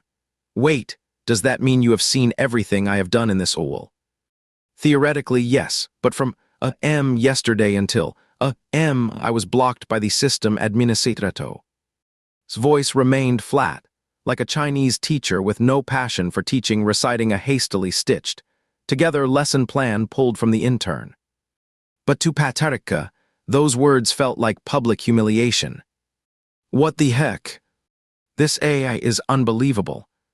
Patricia felt completely embarrassed and did not want to hear any more details about last night. All right, I get it, just go away now. I am sorry, Patricia, but I cannot do that right now. I am about to release a new arewa. Patricia's eyes lit up at the word reward, though he was still confused. Why is this reward taking so long? Because you have accomplished something major. Our system needs to recalculate your reward based on the new evaluation standard. Patricia, man, I should have just kept my mouth shut. Just as said, a moment later Patricia's screen lit up with the new reward, but this time it looked nothing like before. Even the usual congratulations message was now bright red, and dozens of chubby little angelic figures with tiny wings were fluttering around, tossing petals one by oh. Patricia jumped in surprise, bang. There were even fireworks. What on earth is going on here? After all this weird, chaotic spectacle died down, a number finally appeared on the screen. Patricia stared at it, then read it again, twice. 20,000. His voice came back. Yes, Patricia, that is your total reward for the past few days. Would you like me to break down your point earning? Patricia shook his head immediately. No thanks. Our system has powerful features. If you need it, we can also retrieve the video footage for Yo. That sounded seriously suggestive. Patricia, no way. Understood, Patricia. Also, this is the reward item we have prepared for you this time. Please click to claim I. Was there another reward this time? Why so generous all of a sudden? Patricia followed the instructions to claim the item and found a sleek little tube of ointment appearing in front of him. Patricia picked up the ointment, thinking it might be a consolation for an eye injury during a mission. Still, he thought the system was pretty thoughtful. Patricia found a safe spot to stash the reward item, then lay down on his bed. Still, his first sentence kept echoing in his me. Love sickness, really. So all those strange things he would been experiencing before were just because he missed someone. Rest time always flies by. Before Patricia had even fully recovered, he was plunged into the high-pressure pitch event. Still, being able to work with Dominic on promotion lifted his spirits. This kind of work was so rare, and chances to see him were almost non-existent. The next time they met was in the makeup room. Dominic was drying his hair when Patricia walked in. After working non-stop for over 30 hours, Dominic was utterly exhausted. His head drooped forward, nodding slightly with each breath, barely hanging on to wakefulness. Suddenly, a memory flashed in Patricia's mind. In Chinese class, listening to the dull lecture on classical texts. Someone in the seat behind him kept nodding lower and lower, like someone fishing, each slow dip trembling at the edge of falling asleep. Weird, another totally unrelated thought came up. Patarika did not like this kind of feeling. It made him feel guilty, as if he were treating Dominic like someone else entirely. Coming back from his thoughts, Patarika glanced at Dominic's drowsy face and suddenly felt like playing a little prank. Silently, he stepped over to his side and lightly tapped Dominic's shoe with the tip of his foot. Half asleep, Dominic jolted upright. Amidst the loud hum of hay raiders, he seemed to catch Patarika's barely audible chuckle, so sharp and intense it felt almost unnatural. "You are here," Dominic said, rubbing his eyes. The stylist adjusted his head with a hand, then resumed shaping his hair. "Have you been sleeping at all lately?" Patarika asked, sitting down on the nearby chair. Dominic shook his head. "I dozed off a bit during the ride here, still tired." Patarika handed him a steaming cup of coffee. "I heard you have been swamped with work lately, so I figured you were not getting enough rest. Just drink this." Dominic nodded. The stylist applied a little wax, then patted his shoulder. "All set." "Thanks." Dominic stood up, saw the stylist out, then closed the door. Now the whole salon was just them two. Patarika wanted to say something, his mind racing with words. But before he could form a sentence, Dominic suddenly pulled him into a tight embrace. "I have missed you so much." Dominic sighed deeply, then burrowed into Patarika's neck like a big dog searching for the perfect spot to settle in. His lips brushed against Patarika's skin, soft and unintentional. The salon was quiet. The two just held each other, motionless. "When will I be able to just roll over and have you in my arms?" Dominic's voice was low, but carried a hint of childish longing. It left Patarika momentarily speechless. Probably not in this world. He wished he could stay like that a little longer, but the knock on the door came at exactly the wrong moment. Time to get back to work. Dominic reluctantly let go, then put on the practiced smile of an actor and opened the door. The first promotional event was at a prestigious university in the north, and the number of fans and audience members exceeded their expectations. After resting for a while, Patarika felt a bit overwhelmed by such a large crowd. Holding a microphone, he exchanged greetings with Dominic, and then stayed mostly silent, standing quietly and occasionally glancing at Dominic and the director, who were handling everything effortlessly. "Ulakas seems off today, really quiet all along." Suddenly called on by the host, Patarika blinked in surprise. Dominic's voice chimed in right away. "He is just like that, quiet by nature. That is how he is on set too, always zoning out alone, no connection to his mood at all." Owen added, "Yeah, we thought Ulakas and Benjamin shared a similar vibe from the start. Once you dig into it, he fits the character perfectly." Patarika did not say anything, just gave a small smile. A few audience members were invited up for interactive games, and Patarika gradually relaxed. Time flew by quickly, and soon it was time for the final Q&A session. The first few questions were pretty standard, asking the director about the film's core theme, the screenwriter about their creative journey, or probing the actors' approaches to their roles. Then a guy with round glasses, looking quite gentle, stood up and took the microphone. "I would like to ask Dominic." Dominic gave a slight nod and smiled toward him. "Go ahead, I am listening." Considering your career as an actor, your track record among peers is truly impressive. Whether you want to keep refining your craft or try new genres, there should be plenty of great roles waiting for you. So why did you choose to take on a film with a same-sex storyline? Is it just to ride the wave of current advocacy movements? The question was phrased politely enough, but in reality it hit hard. Patarika thought to himself. Giving a polished official answer would feel like dodging the real issue. Saying he wanted to speak up for marginalized groups might come across as self-righteous. But if he just agreed outright, it could easily be seen as capitalizing on awareness trends. It was tricky. The whole room slowly fell silent, all eyes on Dominic as they waited for his response. "First of all, thank you very much for your question." He kept that composed smile on his face. But honestly, I do not think there is much point in answering. The crowd erupted in murmurs. Patrica was also taken aback. This was not something he would expected. He glanced sideways at Dominic, who remained as calm and unreadable as ever. "It is just a movie I acted in," Dominic repeated gently. "Not some gay film, it is simply a film." The young man frowned, clearly unwilling to let go of his point. But the romantic storyline in this movie is different from those in regular films. Imagine right now, standing beside me, playing opposite me, a female actress. If we had a love story in the film, you would not be asking these questions, would you? Is not judging films as normal or unusual, based on plot and character orientation, a bit too narrow-minded? The young man held firm. "So, was your goal with this film to speak up for the LGBT community?" "No. Who am I to claim that right? This community is made up of real, living people, flesh and blood, with their own voices. They do not need anyone to speak for them. All you have to do is listen, and once you do, their voices will be impossible to ignore." The young man's expression shifted slightly as he gripped the microphone at her.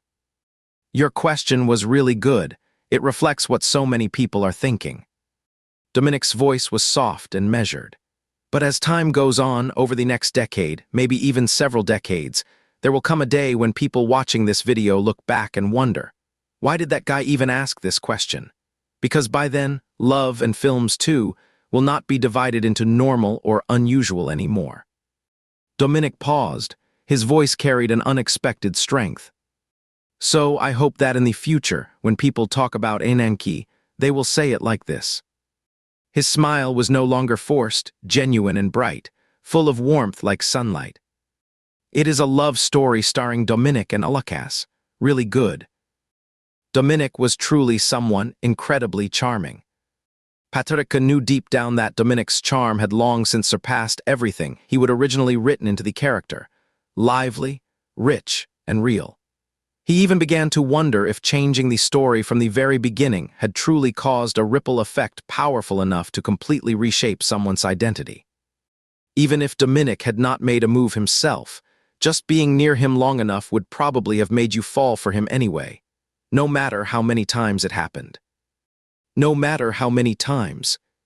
He would attended several pre-release screenings, and the promotional results hit exactly what they would hoped for. Especially Dominic's response during the queue and a session at the first college tour went viral online. Videos of it were shared everywhere, and a related topic trended on Weibo. Originally, Dominic already had a strong fan base, but this moment boosted public affection toward the entire movie, particularly among genuine audiences. Ivere, saying something like that is worth more than any promotai. Dominic is genuinely kind and strong. Just hearing his last line convinced me I have to see this movie. Wow, I am not even a fan of Dominic's, but tonight I am blowing him up, compared to many celebrities who stand up for the community as public figures, which is totally valid. This reason, because they are just like us, so I do not have the right to speak, hits me straight in the heart. I have already booked tickets for the premiere. I am going with my boyfriend, hand in hand. The pre-screening roadshow had set the stage for the film's release, and now it was finally time for the premiere event. Since Enanki would be released simultaneously worldwide, the premieres were scheduled for December in Shanghai and December in Nice, the two filming locatayo. To match the film's promotional strategy, Patrica and Dominic's outfits were designed according to the movie's timeline. At the Shanghai premiere, both wore the costumes from 7 years into the story, staying true to their on-screen appearances at that time. Dominic arrived in a sleek, polished camel-colored trench coat, mature, yet still carrying Enanki's signature reporter aura. Patrica wore a long black overcoat and finally took off the eye patch he would worn for nearly half a month, swapping it instead for a pair of delicate silver-rimmed glasses that perfectly suited his image as a writer. Their entrance sent the audience into an ecstatic roar. The event's format was not much different from the roadshows. Patrica had grown used to this kind of schedule and handled it with ease, though he now felt a bit more at home than before. Still, Most hosts knew Ulakas was quiet by nature, so they naturally focused their questions on other cast members for better energy. At the end of the Shanghai premiere, it was time for a rapid-fire Q&A. Patrika's turn came up next. The host held up their note card and asked, "What is your favorite food?" Patrika, ice cream. Host, what do you do first thing after waking up? Patrika, flip over and lie there for a bit. The pace of questions and answers quickened. Patrika stopped worrying about Ulakas' setup. After all, their responses were not that different anyway, and just went with his usual way of answering. Host, what do you usually do for fun? Patrika, daydreaming. Host, what kind of animal do you like? Patrika, dogs. Host, what is the thing you have stuck with the longest? Patrika, crushing on someone. Oh no! Patrika snapped back from a brief daze, and before he knew it, the answer that was buried in his heart slipped out. The host looked stunned for a second. Dominic paused too, glancing at Patrika's profile. Patrika quickly smiled, a grin he would rehearsed 1,000 times, the exact one Ulakas would use. Joking, I mean, singing and dancing, I guess that is what I have stuck with the longest, and I will keep doing it for sure. Oh, I see, the host chimed in with a smile. It looks like Ulakas has really picked up some variety show flair lately. Cannot believe he is cracking jokes now. Yeah, actually, my dream is to become a comedy performer. The audience and fellow guests all laughed, but Dominic just kept staring at Patrika with an odd look in his eyes. His gaze seemed to say he was confused. The success of the domestic premiere was almost guaranteed. After wrapping up their promotional tour in mainland China, the crew immediately headed straight for France. To match the story's tone, both men appeared with minimal makeup, looking refreshingly youthful, especially since it was winter, and they could not wear sleeveless shirts or shorts like in the film. The stylists put together 2 sets of outfits that looked almost like matching ski wear. It felt just like seeing young Benjamin and Ananki from the movie meeting up for a winter skiing trip. There was something deeply satisfying about this moment, like a parallel world had stretched on just a little longer. Patrika had not really expected much from the French promotion, but the energy at the events blew his expectations away. When he asked around, he found out that the trailer had gained huge praise from international fans, and Dominic's speech during the pre-screening tour had been translated into multiple languages and widely shared online. With Owen's influence, Dominic's reputation, and Ulakas' popularity, it was bound to become a major sensation when Ananki hit the screens, especially since the film had never really left the public eye since its very first concept. Though Ananki's storyline and romance meant it would not reach the same broad audience as big international blockbusters or domestic comedies released at the same time, its fresh take on love films sparked strong interest among young viewers. The film had already earned million yuan in ticket sales on its opening day in China, an excellent start for an indie Roman. Patrika felt a surge of joy when he heard the news during a break from filming. Even though he often acted indifferent about outcomes, this was his first movie ever. Its success mattered for Ulakas' future, and whether the mission would succeed. So whenever he had free time, he would search for the film on Weibo to see what people were saying, and carefully read reviews on movie rating sites. Even though many still held onto their biases against Ulakas, most viewers who watched the film ended up praising his performance. That night, a trending topic even appeared. Ulakas fans turned. Charlotte, is not this a bought hashtag? Charlotte shot him a look. Do you think the company has too much money to burn? Why would we buy something like that? Patrika clicked into the trending topic and saw for himself. It was not fake bots at all. Real people were actually discussing and recommending the film, cheering on Ulakas' performance. So happy. As Patrika waited for his next shot, he opened WeChat, wanting to send a message to Dominic.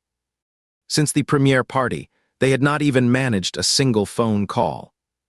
Did you read the reviews? He typed those words, then deleted them one by one. Should have said hello first. Busy. Then deleted it again. Too formal, not good. What are you doing? Patrica frowned, his finger tapping repeatedly at the delete button, then suddenly stopped and sent a message instead. Dominic, I miss you so much. Are you still working at 1 a.m. tonight? Want to go watch a movie together? Staring blankly at the message Dominic had sent. It felt like he could hear Dominic's voice and see his smile, showing off those little fangs, all bright-eyed and excited about the invite. Patrica let out a quiet sigh. When will I ever be able to be this open about how I feel? Tap the keyboard to bring up the typing box. Sure. Just hit send and set the phone down on the table. The phone buzzed loudly all of a sudden. Then I will come pick you up. He glanced at the screen. Another message popped up. Are you at the office or your dorm? Another one came through. Are you free right now? Can I call you? How is he typing so fast? Patrica picked up the phone and typed 2 words. Sure. Something's missing. Added a word. Sure thing. Tapped send. He had not even put the phone down when the call came through. Hello. His voice sounded happy and warm. Hey there, little buddy. Patrica did not understand why Dominic always called him that, but he secretly loved it. You busy? I'm shooting an ad, but still waiting for my cue. Oh really? What time you think you will be done?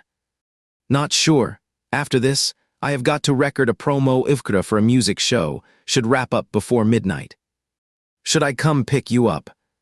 Patrica thought for a moment, then whispered, how about we meet at the cinema instead? Sure, I will find one near you and text you the address later. Dominic sounded quiet on his end, then he pressed a quick kiss to the phone. See you at dawn. Okay. After hanging up, Patrica clutched his phone and grinned to himself in the noisy chaos of the shoot. Was he smiling too obviously? Got to keep it under control. Patrica slapped his cheeks, pretending nothing had happened. Even though it was another unstopped night, Patrica felt hopeful inside. Work did not seem tiring at all anymore. On the way back to the company, his teammates were laughing and teasing each other. Daniel, Lucas, let's ask Charlotte for a leave and book the whole theater just to watch your new movie. Umingkai, that sounds like a great idea. Levi, can I switch days? I do not want to go with Daniel, he is too flashy, someone will definitely snap a photo. Agreed, I will go with Huen. Patrica shook his head repeatedly. Nah, seriously, too awkward, I do not want you all seeing me. Daniel shook Patrica's shoulders. Lucas, do you not love us anymore? I want to see it, I really want to see it. Levi snickered from the side. You are just going for Dominic, are not you? Daniel, oh, now you have got a mouth too. Always yapping, so annoying. The car was buzzing with noise. Patrica sat quietly smiling, watching everyone talk over each other. It was funny and strangely warm. Work ended earlier than he expected. By 11:30, they were already back at the dorm. After a full day of grueling work, the team silently coordinated their routines, quick showers, and straight to bed. There was filming scheduled for the next morning, so every extra minute of rest counted. Patrica pretended to shower, changed into his pajamas, walked into his room, shut the door, pulled up the covers, and listened to the clock ticking away. His phone lit up, then went dark again and again, until finally, when it hit midnight, he quietly sat up, carefully opened the closet, slipped on a sweater, pulled out an utterly plain black long-down jacket, and finished with a grayish linen beanie. He checked his reflection in the mirror. Then he pulled out a deep gray scarf, wrapped it around his neck, covering most of his face and leaving only his eyes visible. Satisfied, Patrica tiptoed to the door, quietly left the living room in the dark, sat on the small stool by the entrance, changed into his shoes, and just as he reached for the doorknob, the lights suddenly turned on. Where are you going? Patrica jumped in surprise, turning around to find Daniel standing there in his pajamas with messy hair. I am just going out to buy some food. Buying food dressed like that? You are heading off to sneak a snack, are not you? Daniel teased quietly. Patrica forced out a nervous smile. Daniel yawned. I know what you are really doing, going to watch a movie. Patricia paused, about to ask how he knew, when Daniel continued. Go on ahead, I am heading back to bed now. Daniel walked over, opened the door for him, and gently pushed Patricia outside. I will not say anything to anyone, but you have to promise me one thing. Patricia stood at the doorway. What is it? I want to sing the theme song for Dominic's next movie. Can you just mention it to him, okay? When Daniel asked like that, his Shanghai accent slipped out without even trying. That is all, Patricia nodded. I will bring it up with him, but I cannot promise anything. Daniel gave a thumbs up and tugged Patricia's scarf higher. Be careful, do not get caught on camera, okay? Okay. The streets were nearly empty at this hour. Patricia left his dorm, walked to another block, flagged down a taxi, and headed toward the cinema Dominic had arranged to meet at. Before stepping out, he checked his phone. 1:10. I wonder if Dominic's here yet. Patricia stepped into the theater. Aside from a few scattered young people just finishing their movie, there was almost no one else around. Patricia stayed in a quiet corner, scanning the area for Dominic's figure. His phone buzzed suddenly. I am behind the movie poster board. Patricia looked in the direction Daniel had mentioned, only catching a glimpse of a black baseball cap's brim over the display stand. Could it be him? Telepathy is such a strange thing. At that very instant, he looked up, met Patricia's gaze, his eyes crinkling with a smile as he waved. Dominic wore black-rimmed glasses, and over his baseball cap was pulled a deep gray hooded coat. The zipper zipped all the way up to his chin, covering most of his lower face, looked just like a college student. Show starting soon, though his little fangs were hidden, Dominic's eyes sparkled with amusement. I got popcorn and bubble tea, want anything else? Patricia shook his head and sat across from Dominic. You came early. Not at all, I just got here too, Dominic said, glancing at Patricia's outfit. That knit beanie looks great on you. Patricia felt a little shy, wondering whether to say something back, then noticed the black baseball cap was oddly familiar. You still have that hat? Yep, Dominic said with exaggerated pout. Do not even think about asking for it back, I am not giving it to you. Little kid. Patricia poked a hole in the bubble tea wrapper with his straw, took a sip, and smiled down at his drink. So sweet. The movie started shortly after. The screening had seemed empty at first, but when they walked in, there were actually a few couples already seated. Just like them. Guys together. The ticket checker was clearly exhausted, barely lifting his head. Patricia followed right behind Dominic and slipped in without a hitch. He would booked seats way toward the back, and Dominic naturally grabbed Patricia's wrist, scanning row by row for their spots. He focused on the numbers marked on the floor, but his wrist slipped free, and instinctively he looked down to find that hand now holding his own. It was a finger's intertwined grip. Top row. He paused for a moment, caught off guard. Oh! A wave of pleasure spread through his chest, uncontainable and warm. After the movie started, there were only 5 or 6 viewers scattered around the theater. Seeing his own face on the big screen was something he would never experienced before in his life. No, not really, his face at all, Patricia thought to himself. The director had placed Inanki and Benjamin's reunion 7 years in the future right at the beginning of the film. There was an obvious dramatic clash. Between the scenes from 7 years ago and those set in the present, there was always a transitional voiceover. When shifting into flashbacks, it was Benjamin's inner thoughts from back then. When returning to the real-life reunion, it was a snippet from his new book. This clever structure gave the film a unique theatrical feel. Even though he was the lead actor and had lived every moment on screen, Patricia still got pulled into the story thanks to the director's skillful hand. When he saw the Angel Bay in Nice, he could not help but remember his last night there. Without showing a thing, he turned his head slightly toward Dominic. The shifting light danced across Dominic's profile, just like Patricia's own joyful mood. Love what you will never see again, love in flames and wild cries, then destroy yourself. People only truly live in that instant. As Inenki spoke those words on screen, Patricia noticed two young guys just 3 rows away sharing a kiss under the dim theater light. The sight made his heart skip. He quickly looked away, wanting to do something to ease the awkwardness of having accidentally witnessed it. His fingers plunged into the bucket of sweet popcorn and grabbed a handful. Just about to pop one in his mouth, his arm was suddenly yanked, pulling his whole body sideways. A sudden kiss, completely out of nowhere.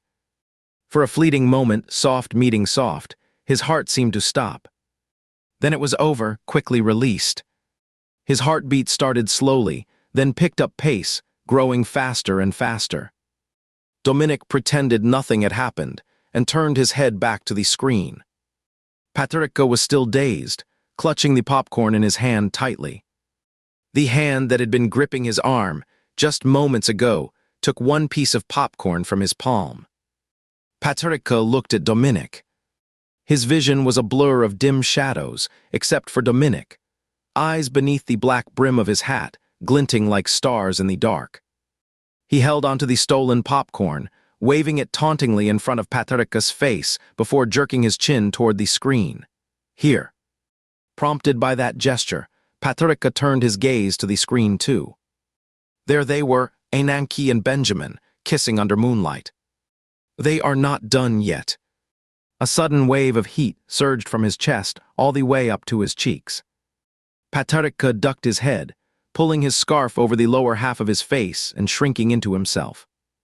Dominic suppressed laughter beside him, but seeing Patricia motionless and refusing to look at the screen, he finally managed to hold it in and leaned close to his ear. You made the whole thing up yourself. Why are you suddenly embarrassed? Dominic's warm breath mingled with the fresh scent of summer grass from his men's cologne, filling the air around them. Patricia did not look at him. A stubborn spark burned inside, making him forget his usual calm demeanor as he shot back under his breath. Of course not, star actors never get embarrassed. Sorry, I am not one. Hearing that, Dominic stopped laughing. Nope. The playful teasing was gone. His voice turned sincere and soft. I get embarrassed too. In the dark, with Benjamin's voiceover and a soft piano melody that felt like whispered romance, Dominic reached out and gently took Patricia's hand. And I am really moved, so much so that I want to kiss you. Just for a second would be enough. The movie ends on an open note. Inenki turned down the girl his parents had arranged for him, got drenched in coffee at a cafe, called the hotel only to be told Benjamin had already checked out. Then he remembered that drunken night when Benjamin mumbled about wanting to go see the Oriental Pearl Tower. Out of impulse, he ended up at the Bund, only to find no sign of the person he was hoping to meet. Leaning against the railing, staring across at the Oriental Pearl Tower. This long shot has no lines, no voiceover, just pure internal emotion.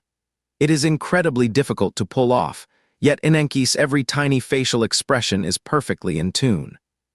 No wonder he is a legend of the screen. Of all things, what a coincidence. Hearing that voice, Inenki's face flickered with surprise. He turned around and saw Benjamin. Benjamin noticed him too, along with the coffee stains all over his clothes, and stepped closer. Look at you now, Benjamin smiled as he walked to his side. Smells like you have been soaked in coffee. But I do not drink coffee anymore. Benjamin lowered his head, shielding the wind with his palm as he lit a cigarette. I hate coffee. Even more, I hate you. Inenki gave a small smile in return. Is that so? Perfect? The two of them stood silently by the railing, the scene gradually pulling away. Until it turned completely black. Just a few lines of dialogue left. Benjamin, I am writing a new book. Ananke, what is it called? Benjamin, a dream. The movie ended. Only a few viewers remained, slowly making their way out. Dominic and Patricia were the last to leave. 3:30 in the morning, Dominic glanced at his watch. We really have a connection with this time. Patricia buried his face in his scarf and nodded. Dominic really wanted to hug him, but he held back. "I will drop you off." Patricia shook his head. "It is not far, I can make it on my own. You go ahead and leave." Dominic shoved his hands into his pockets and let out a heavy sigh. "Ah." Patricia mimicked him perfectly, letting out a long ah. They shared a smile. The next morning during the reality show taping, Patricia was so tired his eyes kept drooping. He had no energy to run or jump, and as soon as he got a break, he downed coffee like it was water. But he still felt happy, did not feel tired at all. The film had been out for a few days, and its reputation kept growing. It even sparked a wave of online recommendations. The film's growing reputation directly led to more screen time and higher box office numbers. What was once dismissed by major theaters as a niche movie quickly gained buzz, becoming an unexpected hit during the Christmas season. It earned over 1 million within 4 days, with daily takings rising steadily. Patricia read a review that really touched him. "I thought the Enenki would spark widespread attention and debate about homosexuality, but I was proven wrong. The film's real heart is not about isolating this controversial topic. It is about love as a human experience. Who hasn't daydreamed about someone in their youth? Who hasn't dug deep into their mind at some cold, lonely hour, when the city's steel and concrete seemed to swallow everything whole, just to relive every detail of that person's face? Love is often an empty hope. A Enenki dream." Patricia gave a self-mocking smile. That is exactly the mindset he had when he first wrote this incomplete script. But in the end, the director chose to leave the ending ambiguous, hinting that maybe, just maybe, the dream could come true. "You have got to try again." After all this time in Eschaubes, Patricia still could not get used to the pace of life here.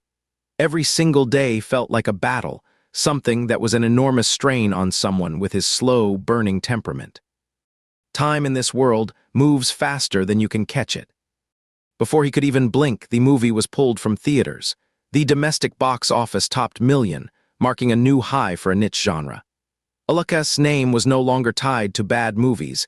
It had been completely reinvented. That is why scripts kept coming in one after another, so many that Charlotte herself barely had time to keep. As the #1 idol boa banda, there was no way they could take a break during Lunar New Year.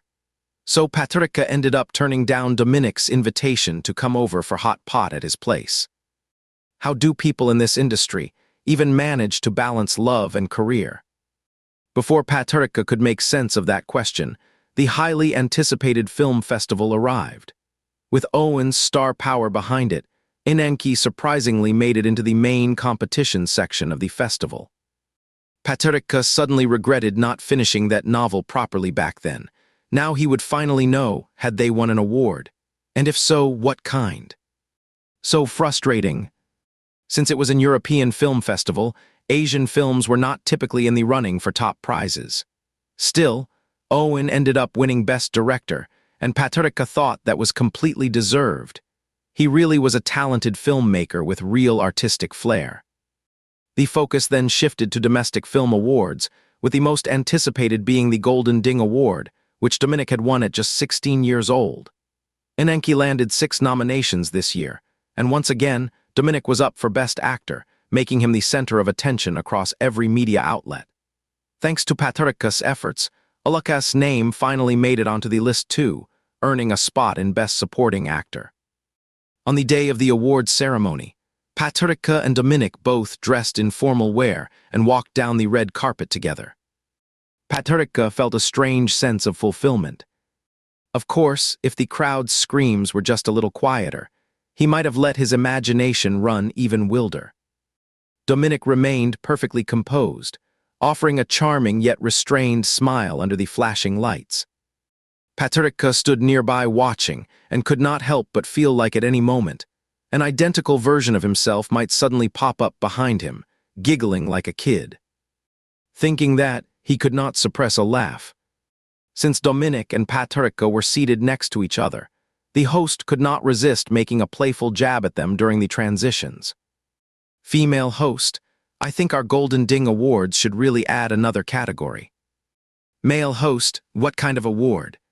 The female host stepped beside Dominic and Patricia, resting her hand on the back of Dominic's chair. Like, best on-screen couple or something. Upon hearing that, both men instinctively ducked their heads to hide their smiles. Dominic even used his hand to flatten the corners of his mouth, trying not to grin.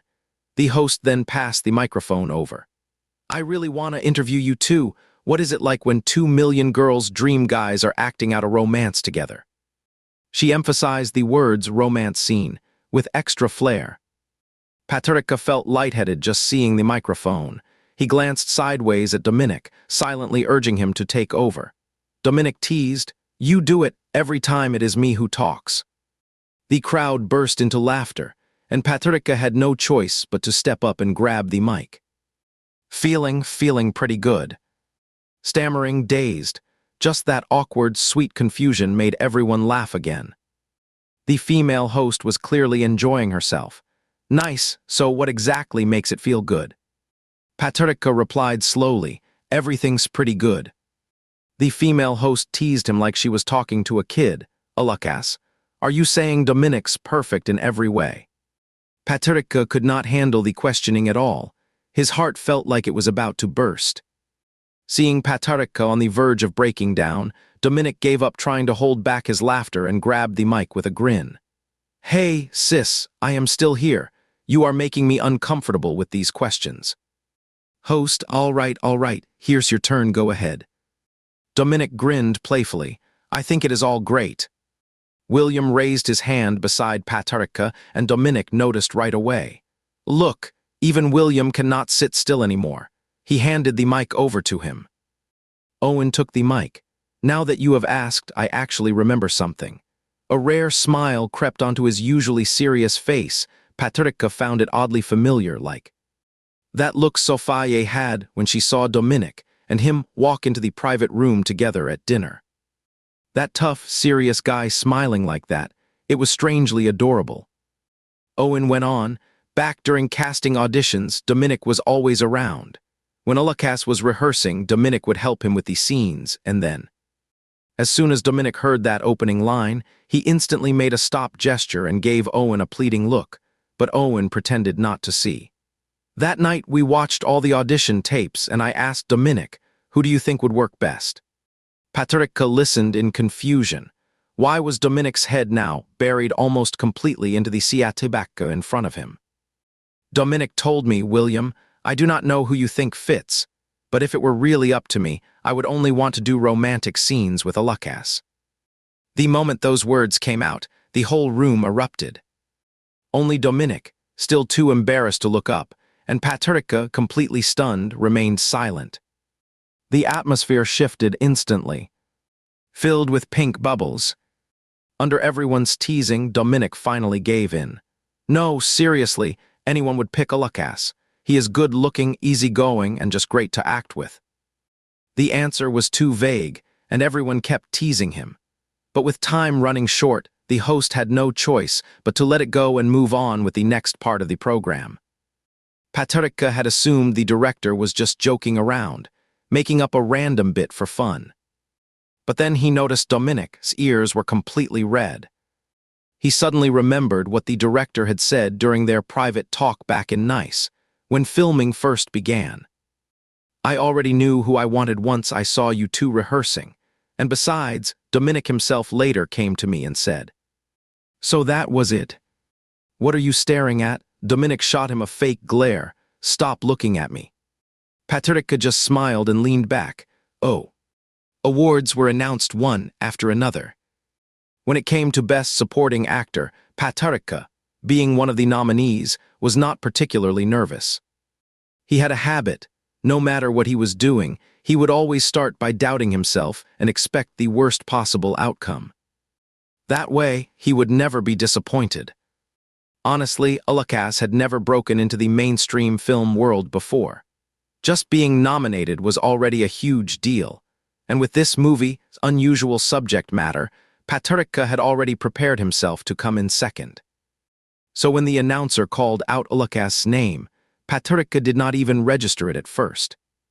It was not until Dominic nudged him that he finally stood up. He had no idea how he even made it to the stage. Standing on that stage, Patrick's mind was still completely blank. The award presenter kindly adjusted the mic for him. "Thank you," Patrick finally said. "Honestly, I never thought I would win, so right now I am not really sure what to say." The audience laughed, and Patrick continued.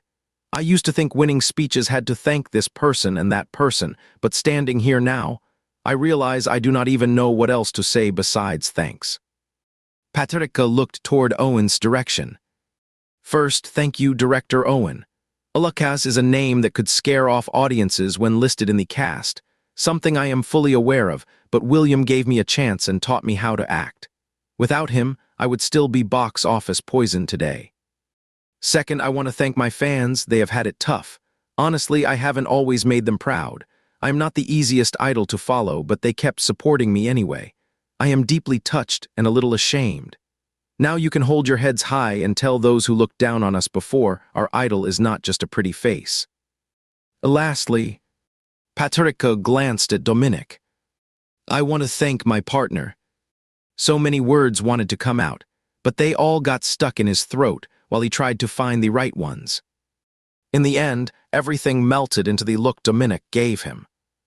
Patrick gave a knowing smile. "Thank you." Holding the trophy, Patrick stepped down from the stage and walked forward, bowing deeply before slowly making his way off. The trophy felt heavy in his hands, but Patrick still could not fully grasp it. After returning to his seat, Owen clapped him on the shoulder with a wide grin, and Patrick bowed again before sitting down. Dominic took the trophy from his hands with a smile. "Congratulations." Patrick felt truly fulfilled. When it came time to present the Best Actor award, Patrick, usually the calamesta one in the room, could not help but feel nervous. The moment Dominic's face appeared on screen among the nominees, his palms were already sweating. His mind began silently repeating Dominic's name. "Please, please." "All right, the Best Actor award for this year's Golden Ding Award is..." She announced the name with breathless excitement. It was not Dominic. A weight lifted from my heart, though it landed with a heavy thud on my foot. Patrick's face was filled with disappointment, but Dominic just smiled and said, "Why such a face?" The winner was a year-old veteran actor, portraying an ex-neighborhood cop who had retired and later developed dement. Patrick stared at Dominic, his eyes shining with awe. My heart settled down in a way that felt almost magical. Is the power of liking someone really this overwhelming? Though Dominic missed out on Best Actor, the Ananke team walked away with 3 awards: Best Supporting Actor, Best Director, and Best Art Direction, nominated in 6 categories and winning 3. It was already an outstanding result. When the ceremony ended, journalists swarmed around Patrick and Dominic. Usually it was Dominic who handled the reporters for Patrick, but this time, Patrick had won. He naturally became the center of attention, and refusing to answer would have been awkward. "Lucas, look this way. What kind of celebration are you planning for tonight?" Patrick looked at the reporter and said, We will probably just have dinner together." Lucas, will you be taking on any other movies or TV shows soon? Can you give us a hint?" Patrick shook his head. "Nothing's set yet. I will mostly focus on group activities for now." Questions kept coming one after another, leaving Patrick feeling overwhelmed. Then a reporter who had edged closer asked, "Dominic, you were so close to winning the Golden Ding Best Actor title again. Do not you feel disappointed?" Dominic smiled. "Of course I felt a bit disappointed. It is natural, but Aaron's performance this time was truly outstanding. Seeing him made me realize there is still so much I need to learn, so missing out this time feels more like motivation than defeat." "Perfect answer." Patrick could not help but admire Dominic's smooth reply. "What about Lucas? What do you think?" Caught off guard, Patrick glanced at the female reporter, who was staring at him with eager eyes, holding her recorder high. Dominic did not win, but they are asking what Lucas thinks. Patrick paused to think, then answered with a serious tone. "Dominic is the best lead actor in my eyes." Dominic blinked, then looked at Paterka surrounded by microphones. Come on, do you have to be this unfair? His chest tingled, as if a tiny fuzzy creature was rolling around wildly in the cramped space. I really want to kiss him right now.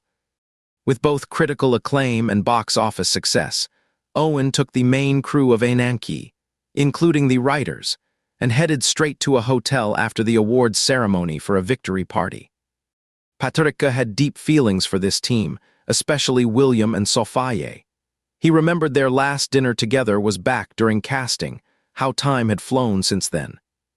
To keep things private, Owen picked the rooftop pool with access to the terrace, the perfect spot for everyone to drink and chat while having a great time. Paterka had been handed a few drinks and felt a little dizzy, so he slipped away alone to the rooftop to catch some fresh air and clear his head. Night wind, clouds drifting by, ripples on the water's surface. Everything in this world felt so real. Real enough that Paterka almost forgot this was just a virtual world. One he would create it all by himself. He reached out and stirred the water. The pool felt cool against his fingers. For hundreds of days, he had transformed himself into a Lucas. He gained the approval of the onlookers. He found a kind of joy that was not in the original story. He got Dominic's love. The more he had, the closer it must be to completing the mission, right? Or was he getting closer and closer to the edge of this world? How much longer can I stay her? There was no reply from.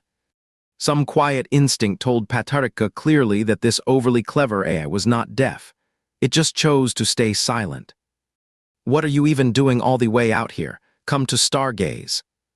Hearing Dominic's voice, Paterka wiped his face with the back of his hand and curled up, resting his chin on his knees. Just a bit dizzy, came up for some fresh air. Dominic sat down beside him, holding 2 bottles. His arm brushed against Paterka as he handed one over and glanced at the sky. Weather's terrible, no stars to be seen. Paterka mumbled an absent-minded, "Mehem."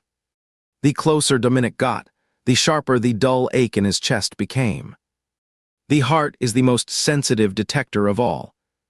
What should I do, then? The question caught him off guard. He looked up at Dominic with a puzzled expression. What?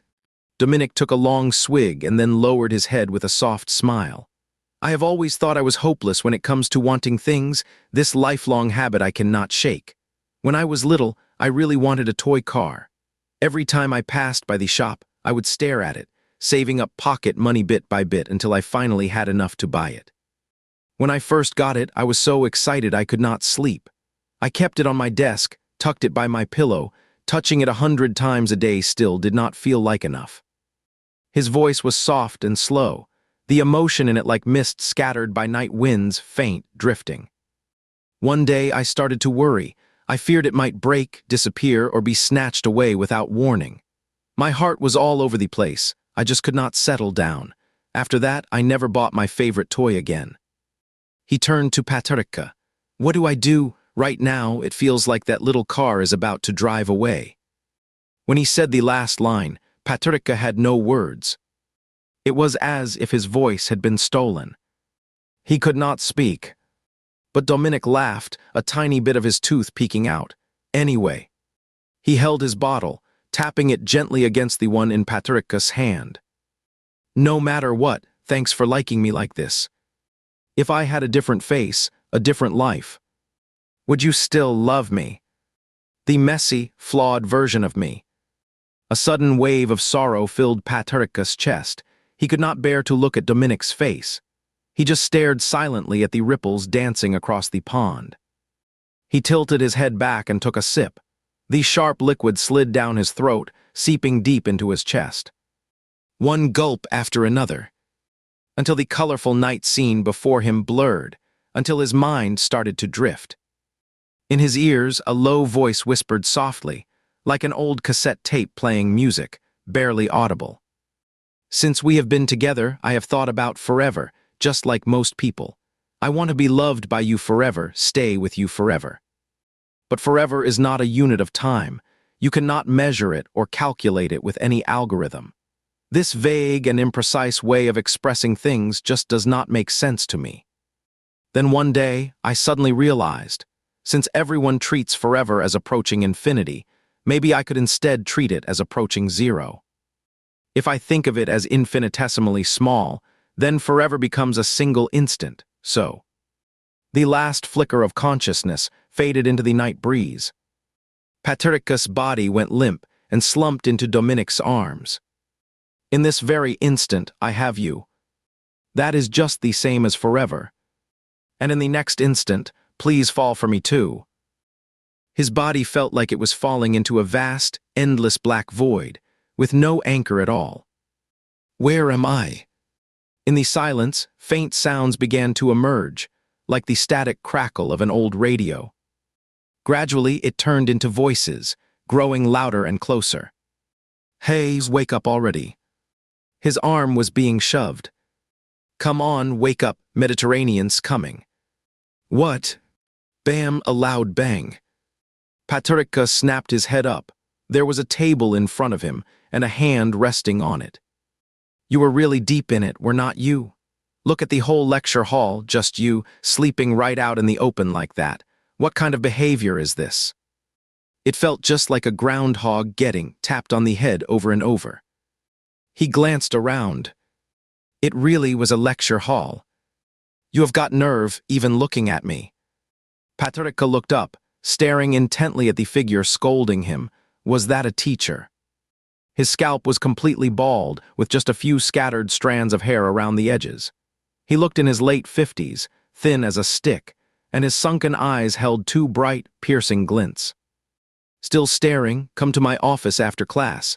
I guess you do not care about graduating anymore. Patricia frowned, watching silently as the man walked toward the podium. Weird. Really strange. Did not he just have a drink with Dominic on the rooftop? He would been drunk, must have blacked out.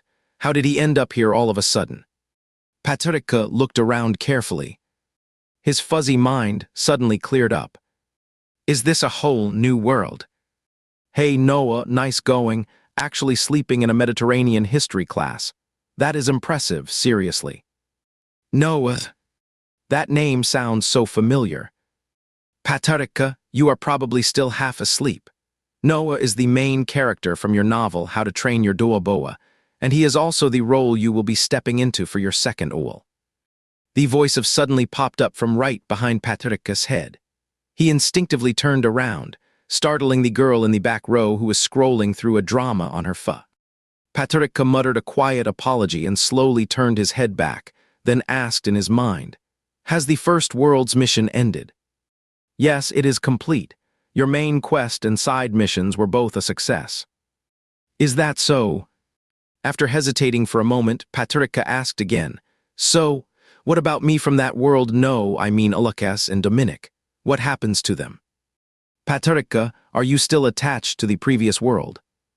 How could I not be? When Patricia closed his eyes, he could still see the rooftop pool.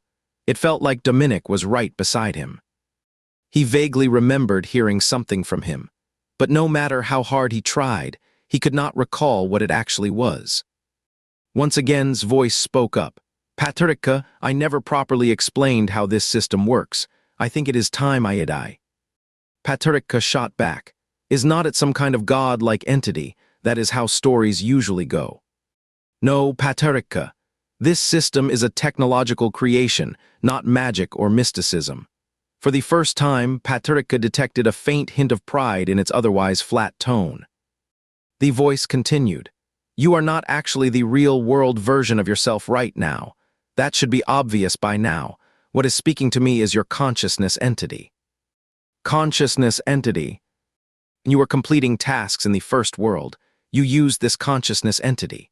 When you left that world to enter another at the moment of transition, your consciousness entity split, creating an identical copy.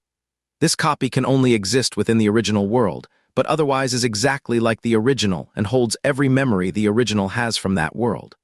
But by then, your original consciousness entity had already arrived in the second world, and this pattern continues for. Patricia was a total humanities student. This entire theoretical explanation hit him like a truck. He could not process it at all, completely lost in the jargon. Can you explain that in simpler terms? Paused just a second or two. In that brief silence, Patricia clearly sensed the full weight of unknown. Have you ever heard of the theory of parallel universe? Patricia, just a little bit. Think of it this way, there could be countless versions of you across different parallel universes, each living completely different lives. You can imagine the previous world as just one of those realities.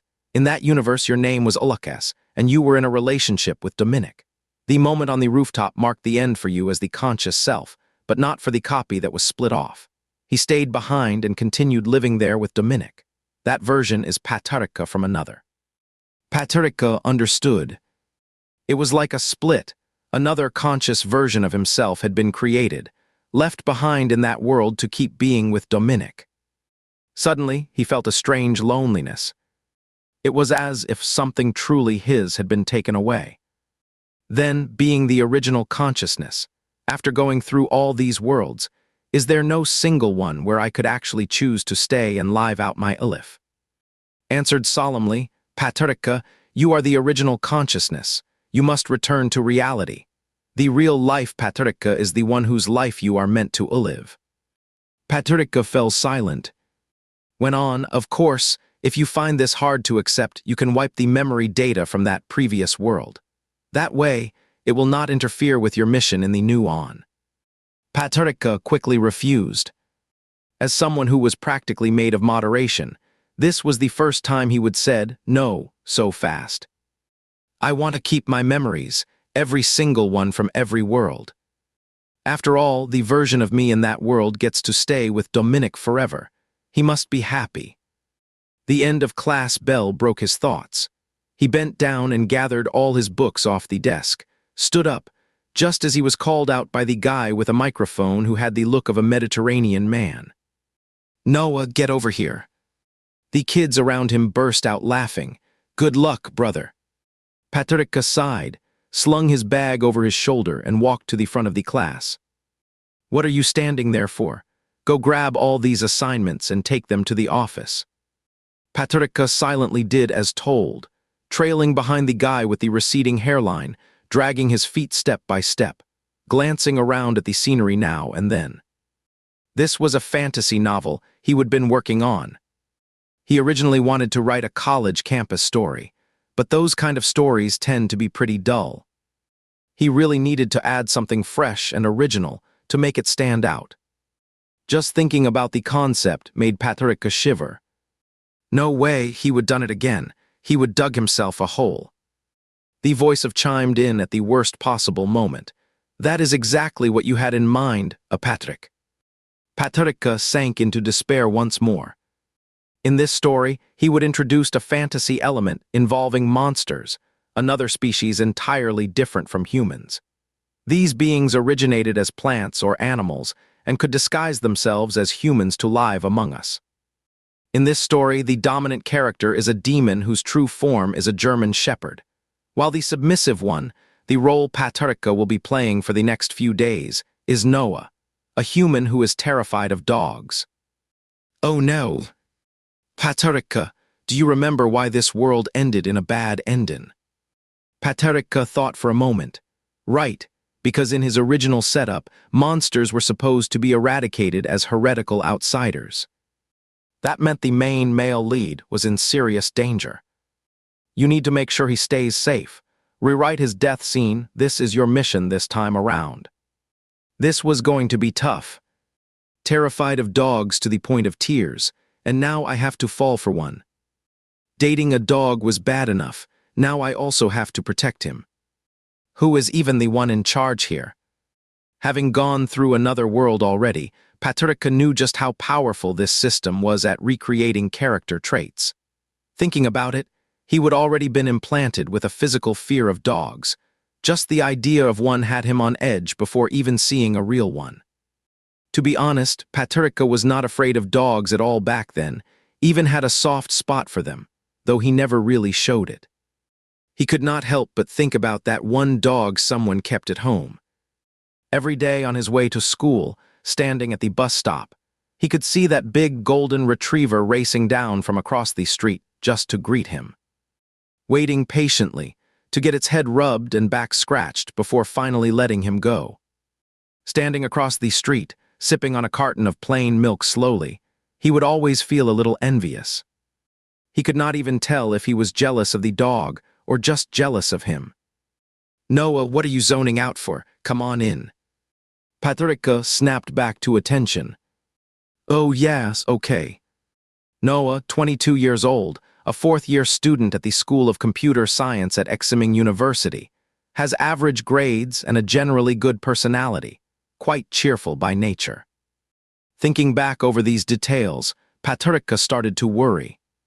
The Ulukas from before was a celebrity, but at least his personality was close to Patricia's.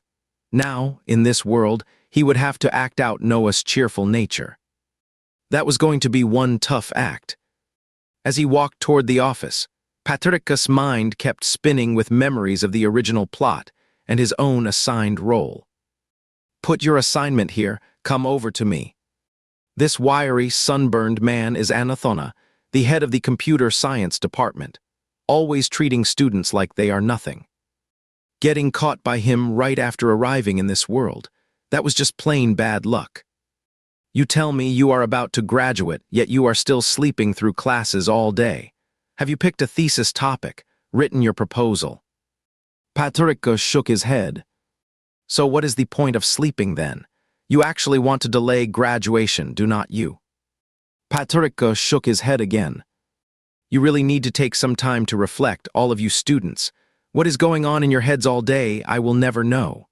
Anathona stood up, grabbed his thermos, poured himself a cup of hot water, blew on it twice, and then sipped slowly. Patricia did not argue. He kept his head down, staring at the tip of his shoes like he was deeply reflecting on his mistakes. What would happen next? Anathona seemed to have been called away by his boss for a meeting. Just then, the phone on Anathona's desk started ringing. He set down his thermos, cleared his rough voice with a cough, and picked up the receiver with a wrinkled face. "Hello, oh, okay, is it time now?" He glanced at the clock. "Oh, right, I am on my way now, got it, bye." He hung up, stood from his chair, tucked a pen into his suit pocket, and was about to leave, then paused to look back at Patricia. "I am heading off to a meeting," he coughed. "There are important documents here that need locking up. You are coming out." Patricia let out a quiet sigh of relief. But he still had a nagging feeling. This was not going to be that easy. Watching the balding man lock the door, tuck the key away, and turn back to say, "You stay out here. Keep thinking things over. I will be right back." "No way." The man had barely taken a few steps with his legs apart when he turned back. "If I do not see you out here when I get back, you would better watch out." Patricia let out a sigh. Standing alone outside the director's office, he felt bored, like a mushroom stuck to a wooden wall with nowhere to go. He could not help wondering what he looked like now. Patricia inched forward step by step, moving from the door to the glass window of the office, stepping back 2 paces to study his blurry reflection. He was not exactly tall, but he was not short either.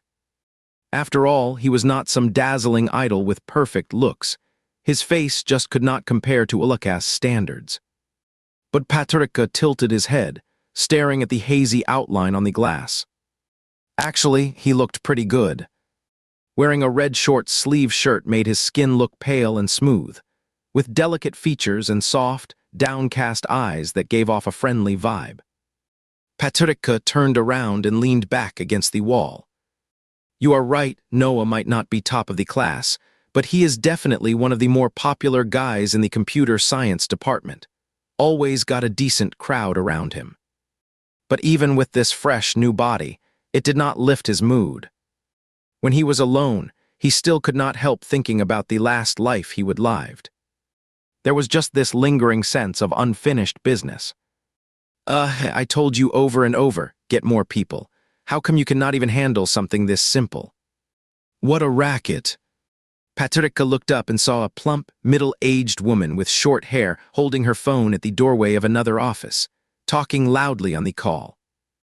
Are these few people even enough? Get me more guys, hurry up. Patricia squinted at the office sign.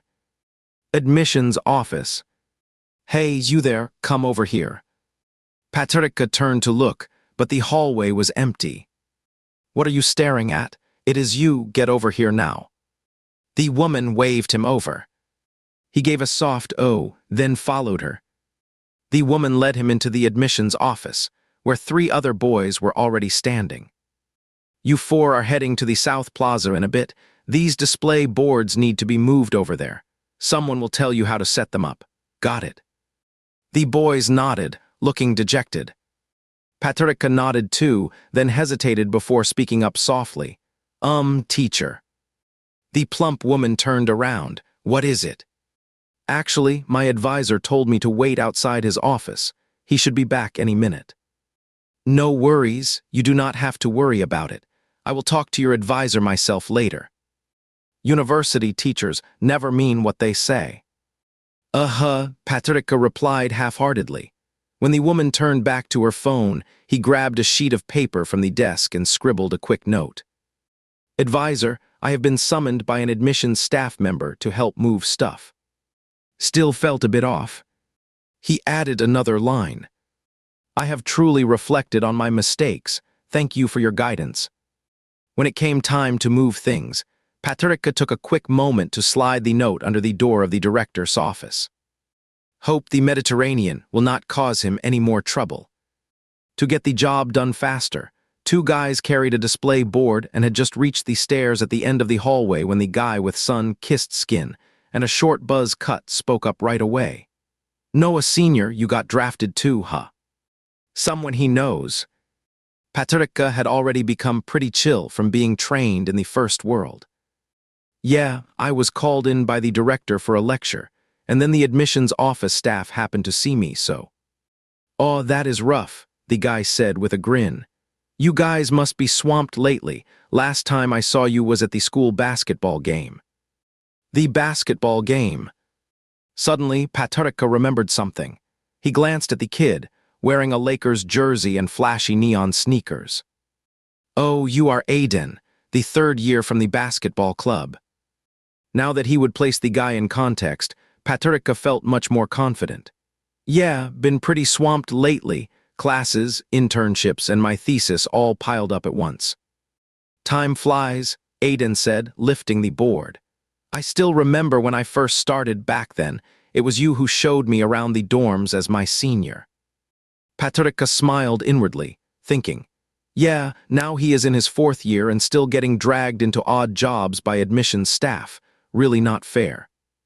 They chatted and laughed as they carried the display boards. It was not that heavy really, but the back and forth trips added up, and lugging 4 or 5 of them in a row was still pretty tiring. Besides, Patricia's health had never been great, and his physical condition directly affected Noah in this world. The sun in early September was reaching the tail end of summer, determined to show off its strength, laid back yet intense at once. Patricia's back was soaked through, clinging tightly to his skin, a sticky sensation mixed with growing exhaustion. He just did not have the strength left and ended up sitting beside the display board. So hungry. His stomach felt hollow, as if a hole had torn open inside, letting in too much air and making him feel queasy. He glanced at his watch, already p. Aiden glanced at Patricia, then walked over to the person in charge of setting up the display boards and asked, Can we leave once we are done? Oh, pretty much. He was just about to relax and get up for lunch. Then the plump female teacher came running back. Is it done? Oh, you have been working so hard. There is a new batch of students arriving. Could you help greet them? Seeing the reluctant looks on Aiden's face and his friends, the plump teacher smiled warmly. It is just a few people, will not take long at all. How about this? I will treat you to dinner later. Patricia let out a sigh and ended up being gently pushed into duty at the South Gate's new student welcome station. He was already a senior, after all. Boredly standing at the South Gate, Patricia watched students coming and going, thinking back to when he would first started university himself. The voice of popped up, once again out of Inauhi. Patricia, what made you decide to write this story in the first place? Yeah. University campuses are not exactly a popular setting, are they? Sunlight was sliced by sharp leaves, casting patches of light across Patricia's face, warm and bright.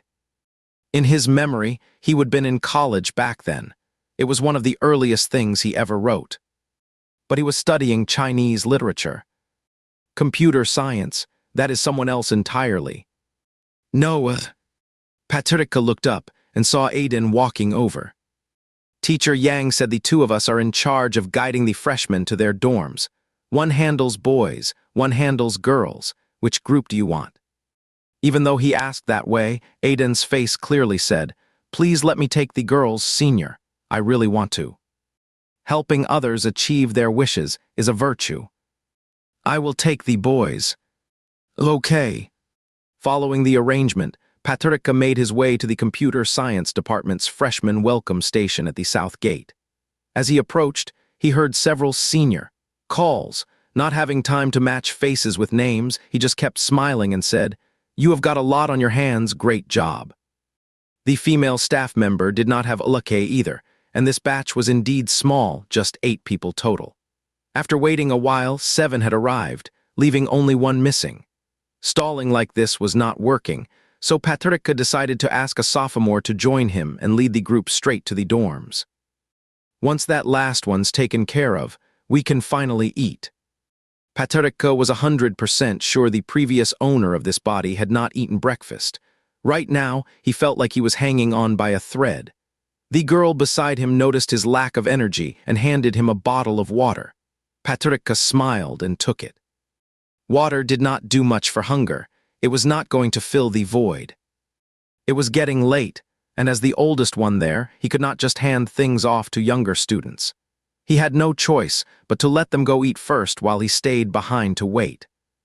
It was 2 in the afternoon in September. The stubborn heat still clung tightly to a body that was barely holding on, as if someone were struggling to stay alive. Patricia sat slumped in the chair, his head drooping like a little red flower wilting under the sun. He pulled out the phone now fully his own, checked the time, then fumbled for the earphone cable in his pocket, plugged it in and hit shuffle. It was a song by a band he would never heard before. The female singer's voice was really beautiful. Patricia gently kicked his foot forward, silently murmuring to himself in boredom. "Hurry up already. Hurry up already. I have been waiting for you forever. If you do not show up soon, I am leaving." The sound of the suitcase wheels rolling across the ground was like a prelude to arrival. Just then, my headphones hit this line in the song. "Who is going to catch me? Otherwise I will fall forever." I took off one earbud, and suddenly a pair of white sneakers stopped right in front of me. He finally came. Patricia, relieved after the long wait, felt a little happy. His wobbling feet touched the ground as he stood up, dizzy from either too much sun or low blood sugar. "Hey, are you from the computer science department?" Looking up, my vision blurred and swirled like a montage. The images overlapped and smeared together. Sunlight poured freely across my field of view, as if everything I could see was wrapped in a soft golden haze. Especially the figure right in front of me. Fleeting light traced his silhouette, making it full and intense. Irregular clouds, a loose black t-shirt. Lush tree canopies, faded light blue jeans. Like something out of a painting.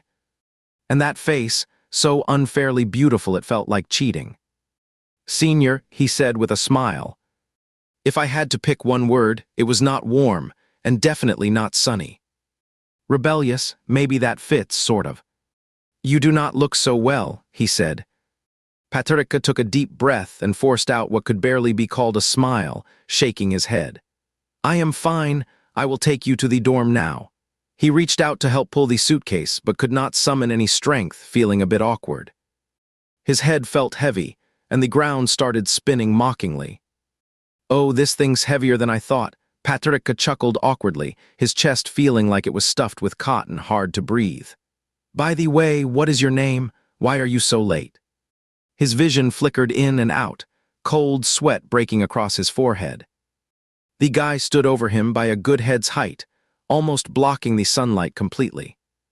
The driver made a mistake. I ended up at the West Campus. The boy said, his voice smooth and familiar. Funny thing is, his features felt oddly familiar too. Patricia tried to look up again. Then the world went dark all at once. Everything went black, and his body lurched forward uncontrollably. Unexpected but perfectly timed, he crashed into a warm, sun-warmed embrace. All his senses scattered instantly. The boy caught Patricia just in time as he collapsed. Seeing the hand still stubbornly gripping half of the suitcase handle, he could not help but laugh out loud. "Senior," he said, "I haven't finished yet." A busy campus road swarmed with people, two bold patches of red and black, the ground blistering under the sun, their shadows pressed close together. One arm pulled him in close, while the other reached up to tug off the loose earphone still dangling from his neck, and slipped it into his own ear. He leaned down, pressing his face near Patricia's ear. "My name is Mu Yao." In that instant, the lyrics drifting through the earphones poured into his chest like warm summer breeze. "Please love me." Patricia had a dream. In the dream, he wore his school uniform loosely, like it was Sunday, no early morning class to worry about. He had some free time, enough to grab a bowl of rice noodles at the breakfast shop, just outside the school gate. He walked in alone. The old ceiling fan groaned as it turned. A table nearby held a few classmates. He managed a small nod before heading to an out-of-the-way corner seat. That unremarkable spot gave him the perfect view of someone's profile, angled just right. His bowl held only plain broth and noodles, no toppings at all, as he laughed and chatted with others about last week's basketball game and military updates. He was always the one steering the conversation. Patricia quietly ate his noodles, piling on extra chili and cilantro until sweat dripped down his forehead. Suddenly, a cool breeze brushed across the top of his head. Patricia opened his eyes. Had he dozed off again, face down on the table? After a long pause, he finally rubbed his eyes. He lifted his head dazedly. Then a blast of cold air from the AC hit him straight in the face, making Patricia shiver suddenly. Looking around at the furniture and the menu taped to the wall, it seemed like a small noodle shop. Hey, there was a bowl of noodles on the seat across from him, just clear broth with nothing in it. "Senior, you are awake." He turned toward the sound. Was not this the guy in black from earlier? Patricia, just waking up, was still dazed, and his words came out a little sluggish. How did I end up here?" The boy carried over a bowl of noodles piled high with cilantro, a layer of bright red chili oil, and snowy white pickled radish cubes, then set it down in front of Patricia. The aroma shot straight into Patricia's nose. "I am starving." The boy sat down across from him. "Senior, do not you remember, you passed out right after you were about to take me to the dorms." As he spoke, he pulled out 2 pairs of chopsticks, tore open the packaging, and handed 1 pair to Patricia. "I caught you. Who will catch me? Otherwise I will keep falling forever." That line of lyrics suddenly popped into his mind out of nowhere. It seemed to be proudly showing off its first sign of working. Patricia stared at the boy in front of him, who was quietly eating his bowl of plain broth noodles. After a while, he asked silently inside his head, "Is this the one I am supposed to target this Tim?" "Yes, oh Patrick." It was exactly as I thought, so familiar. Patricia glanced down at his own bowl of noodles and said, "You are Mu Yao, right?" Mu Yao looked up, a slight frown on his face. "Senior, how do you know my name? I do not remember telling you." Patricia flinched for just a second, but quickly covered it with a casual smile. "Oh, the freshman welcome desk had a list. You were the last one to arrive, so I figured it must be you." To cover up the awkwardness, Patricia quickly took a bite of noodles and ended up even hungrier. The noodles were chewy, spicy, and had that fresh cilantro he loved. Wait a minute. Patricia glanced at the boy's pale, watery bowl of noodles, then back at his own. That is odd. Why would you put so much cilantro and chili in my bowl? Hearing Patricia's question, Mu Yao paused mid-stick. He looked up with a bright, harmless smile. Senior does not like cilantro. I saw everyone else adding it, so I thought I would do the same for you. He grabbed a small side dish and placed it beside Patricia's bowl. Then he reached over with his chopsticks to scoop out some cilantro. Sorry, I will just take it out for you. Patricia studied the boy's face. There was no sign of lying. It is fine, I was just asking. Do not worry about it, I do not need you to take it out. Mu Yao pulled back his chopsticks with a soft "oh," then added, well, the chili oil, I thought everyone here could handle spicy food.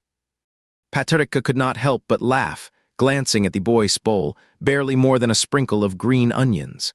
So you are not into spice either. How would you know I am from around here, senior? Patricia kept eating, just a guess. There was this strange feeling in his chest.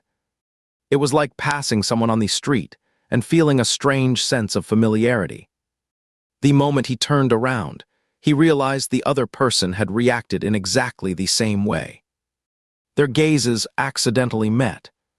This coincidence in taste preferences, Patricia could only explain by the emotional attachment he would poured into the character of Mu Yao during his original creation. Is it really like this in every world? Every world's love interest carries a piece of his shadow. How ironic, cannot get what you want in real life, so you come to the virtual world and force yourself to find satisfaction there. He could not go on thinking like that. He lowered his head and started eating, stuffing himself with noodles just to fill the emptiness in his stomach. The other person clearly finished faster. He was always slow because Patricia hated hot food and had to blow on each mouthful repeatedly before eating, so he always took forever. Not wanting to hold up classmates, he gradually got used to eating alone. Mu Yao finished his meal, wiped his mouth with a napkin, then handed Patricia another one. Senior, do not rush, take your time. Patricia nodded, noticing the suitcase beside Mu Yao's feet, the same one from earlier, wondering how a large person like him and a whole luggage case had even gotten into the noodle shop. You really should not underestimate a demon's power. More like boyfriend energy, honestly. Patricia, not again. Here we go with your sarcastic remarks. After finishing a huge bowl of noodles and downing a glass of mung bean ice, Patricia felt completely satisfied, the kind of good feeling that made every pore on his body relax. Boss, check please. The boss was a woman in her 40s with sharp eyes, busy serving noodles to customers without turning around. She called out from afar, that cute young guy just paid. Patricia looked at Mu Yao, feeling a bit embarrassed. He was supposed to be the senior, yet he would passed out for no reason, making Mu Yao drag him here to rest and even treat him to noodles. He should have said thanks properly. But as soon as he saw his face, it felt like something was blocking his throat. He opened his mouth. It hurt a little, and he could not speak. Mu Yao rested his chin on his hand, smiling at Patricia, who was holding his breath, then slowly said 3 words. You are welcome. A tiny alarm in his mind suddenly flashed red. Then it started wailing like crazy. Impossible to shut off, just a constant, annoying buzz. When they left the noodle shop, Patricia stubbornly insisted on helping Mu Yao drag the suitcase. Mu Yao refused, and the two tugged at it by the door for a while. The female owner finally chuckled and said to Patricia, oh, come on, let him carry it, this young man's got serious strength. He carried you all the way here and pushed that suitcase like it was nothing. Is that so? Because he is not human. Patricia forced a smile, but, what do you mean, but? You really need to work on your fitness, young man. Fainting like that is kind of scary. Look at those skinny arms and legs. You clearly do not eat much. Who says so? I actually love eating. Patricia silently protested in his mind. Let me handle it, Mu Yi said, lifting the suitcase and pushing open the door. He turned back with a smile for the shop owner. Thanks a lot. The shop owner laughed so hard her cheeks dimpled. Come again next time, you two young men. The noodle place was on a street just outside the south gate of campus, and they walked side by side without saying much. Sunlight filtered through the clouds in a lazy, scattered glow, warming Patarika's neck just enough to make it ache. He tilted his head slightly, his gaze landing on the person beside him. Mueo was tall, definitely at least Kentameti. His features were not the delicate kind of handsome, they were sharp and striking, almost overwhelming. Walking next to him, it was impossible not to notice the intense stares from Pasiserspa. Someone like him joining school, he was practically a guaranteed campus legend in the making. Zum!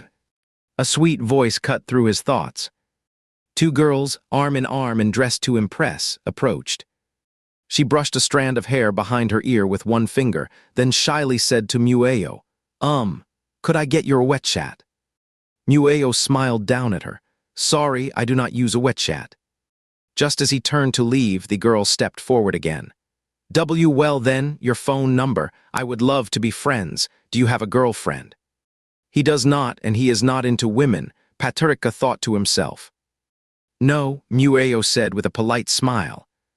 The girl's expression brightened. Then But I am not really into people who make the first move, he said, tilting his head while eyeing the girl's clearly disappointed face. Sorry about that. How could someone look so innocent and say something so hurtful? I would totally pictured him as a warm, loyal dog-type guy, but this guy, he was more like a fierce predator in wolf's clothing. The profile had gone seriously off script. He would assumed the rejection would let him slip away quietly, but then another girl stepped forward to block his path, something he had not expected at all. Wait, the girl with a ponytail looked much more outgoing. If you do not mind, I would like to be friends with you. Patarika was not good at handling this kind of approach, especially not when it came to saying no to people. Seeing the uncertain look on his face, the girl seemed to gain some confidence. Is that okay? Could we at least exchange contacts? Patarika was torn. He really did not want to give out his number, but refusing a girl in the middle of a busy path felt too harsh. What should I do? Senior, it is so hot. Mueo shielded his eyes from the sun, frowning at Patarika with clear annoyance. Even through the shadow cast by his palm, Patarika could see his brows drawn tight in a frown. Well, Patarika finally said, sorry, I have got to get him checked in, my bad. And without another word, he yanked on Mueo's wrist and dashed off. What a jerk, Patarika muttered to himself as they walked. Senior, can I stay off campus? Patarika turned his head to look at Mueo. Well, most students live on campus. If you have got a special reason, we can make an exception, Patarika said, shielding his eyes with his hand. Why do not you want to stay? Mueo bit his lip and smiled slightly, as if holding a tiny spark of light in his eyes, flickering softly. Well, I cannot tell you that, he said, then tugged the suitcase forward. Patarika stood still, watching Mueo's dark back. He rolled his eyes. You do not have to tell me, I already know. Because you are not human. I have got a script. Patarika thought it was boring, then quickened his pace to catch up. When did you get so childish? Finally, Patarika safely dropped off Mueo at the dorm building. Go tell the dorm supervisor you will be assigned a room. He smiled lightly. Well, I am off. As soon as he took one step down, Mueo grabbed his arm. He has got a strong grip, huh? What is up? Patarika took a step back. Senior, can you leave me your contact info? Mueo pulled out his phone from his pocket. Huh? Did not you just turn someone else down? Mueo went ahead and unlocked his phone without looking up. What is your usual way of getting in touch? Is WeChat okay? Huh? That is the legendary double standard, right? Patarika frowned. Did not you just say you do not use a WeChat? Mueo stared at Patarika for a few seconds, then burst out laughing. Hey, we are both adults. Haven't you ever lied before? That is being way too honest. Patarika was speechless. Phone, Mueo said, holding out his hand and raising an eyebrow. Patrika instinctively reached into his pocket. Only after handing the phone over did he realize why on earth had he obeyed so easily. Either way, the phone was already in Mueo's hand. Patrika still did not understand what good a locked phone would do him. Mueo's lips curled up in satisfaction. The next moment, he grabbed Patrika's right hand, covering it with his own, and guided Patrika's thumb to the phone's home button, pressing it down. A warm tingle spread across the back of his hand, different from the sweltering heat around them. A gentle, inviting warmth that seemed to flow straight into his chest without warning. That was it. Caught off guard, he had been pulled into a handhold. Mueo wore an amused expression as he opened WeChat and added Patrika as a friend. "All right," Mueo said, wearing a satisfied look, handing the phone back to Patrika. "Here you go." Stunned, he took his phone back, fingers already slick with a light sheen of sweat. "Can I ask you for help later if I have any questions?" His eyes were striking, pupils just as dark and deep as his hair, with a clear contrast between black and white in the iris, giving him an aloof air when he was not smiling. But when he smiled, they curved into soft crescents, like a new moon. For that smile alone, Patrika found himself nodding without thinking. "Oh, thanks, Senior." Being called Senior over and over felt a little strange. Patrika reached up, tugging at the short hairs at his nape, while his ear tips burned from the sun. "Hey, Noah, what are you doing here?" Following the voice, he looked up to see a tall figure descending the stairs in a white basketball jersey marked Xming. To keep from blowing his cover, Patrika mentally shot off a quick question to, "Who is this guy? What is his connection to Noah?" Before could reply, the guy with slightly upturned eyes already had an arm slung over Patrika's shoulder, eyeing Mueo standing in front of him. "Who is Ithai?" When the guy grabbed his shoulder, Patrika felt an intense discomfort. But to avoid raising suspicion, he had no choice but to let him keep holding on. "Ah, this is our freshman, Mueo." That was when finally spoke up, "Patrika, please pay points furs." Patrika wished more than anything that this AI had a physical body, so he could punch it. "Go ahead and take it." "God, I." A sound of coins dropping echoed and spoke again. "Patrika, this is Ichen Kingayu. He is in the same grade as Noah." "Ichen Kingayu." Recalling the story, Patrika's skin prickled. This Ichen Kingayu was kind of. "That is right, Patrika. He is the one you created in your novel, the original crush Noah Ha." Another trap. Patrika finally realized he was not some fanatic. He was actually a pit digger. As for drama triangles, after this, he would never write about them again once he got back to reality. Even though Patrika knew who this man was and the awkward connection between him and Noah, he still chose to stay put. After all, he was once an award-winning supporting actor in a previous world. Despite how much he disliked being held like that, he decided to stick with the original character setup for now. Either way, it was better to respect the original character setup. Otherwise, he would definitely blow his cover. After building up his mental resolve, Patrika finally noticed how pale Mueo looked. That little crescent smile had vanished completely, just a storm cloud over his face now. "Freshman Ichen Kingayu patted Mueo on the shoulder. Good height, long arms too, played basketball before, the department's basketball team is recruiting, wanna give it a try." Mueo's expression was anything but pleasant. This was not going well, so Patrika pretended to cough. Finally, Mueo spoke up. "No thanks, I am good." "Really, I think you have got real potential." Ichen Kingayu tried to persuade him further, but Mueo just dragged his suitcase inside, turned his back on them, and waved off casually. "See you later, Noah." Patrika stood where he was, still a little dazed. This freshman was harder to handle than I thought. "Hey, this guy's seriously weird," Ichen Kingayu finally muttered once Mueo was out of sight. Patrika pretended to stretch and subtly shifted his shoulder. Maybe he just does not want to join the basketball team. Chen Kingayu looked thoroughly unimpressed. What is wrong with the basketball team? People begged me to join and I turned them down. Patricia kept walking down the steps without replying. Still, we really need to bring in new players fast.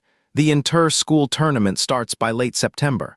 Old Zhang, who has been playing center for ages, got injured during practice the other day. I have been searching for someone to replace him ever since. Stepping into the sunlight, Patricia squinted instinctively and said lazily, "Can not any of the other team members handle it?" "Not really, none of them can control the game." Chen Kingayu nudged his arm. "Hey, I think Mu Yao likes you more than he lets on. Can you try talking him into it?" Patricia let out a quiet sigh. "He already said no. What is the point of me trying?" "Who knows? Give it a shot, please." Seeing Chen Kingayu's expression, Patricia remembered the character he would once written.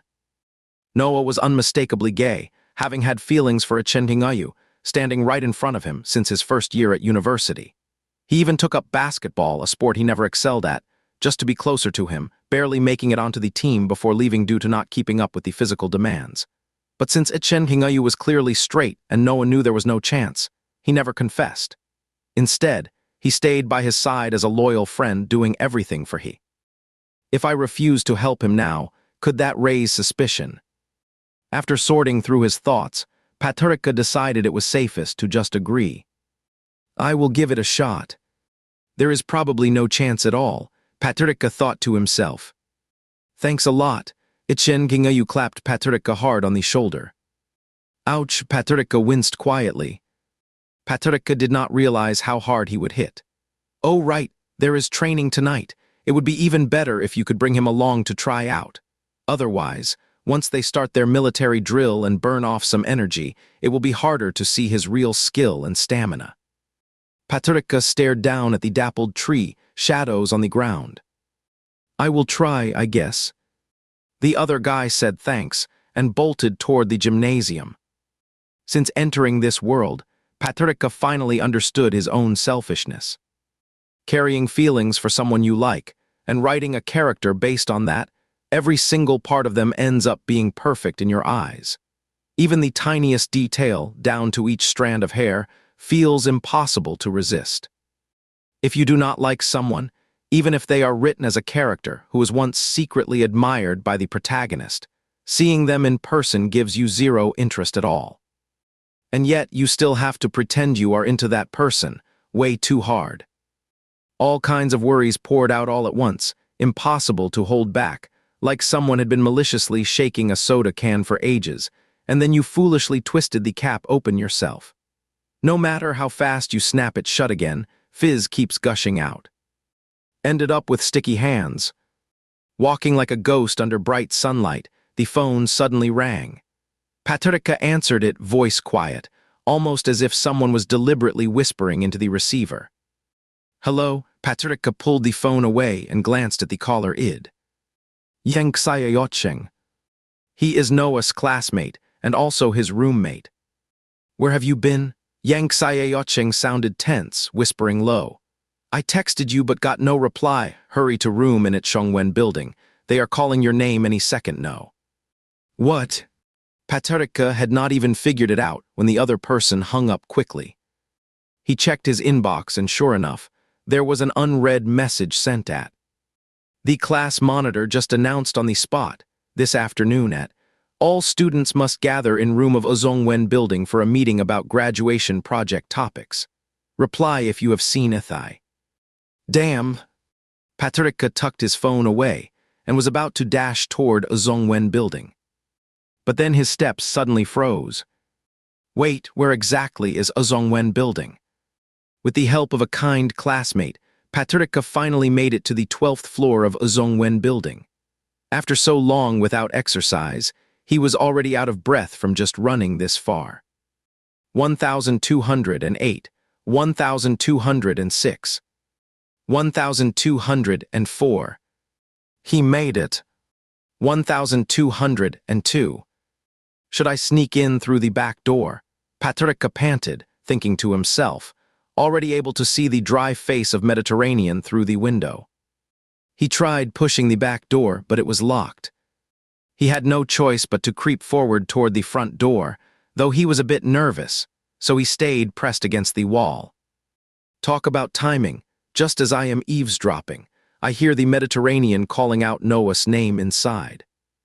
Noah, Noah. The Mediterranean adjusted his glasses with a slight push, eyes scanning the classroom like a scanner. No sign of Noah's face anywhere. Patrick's heart pounded hard. Whether from rushing too fast earlier or just plain nervousness, he could not tell. Where is Noah? He gritted his teeth. I am here.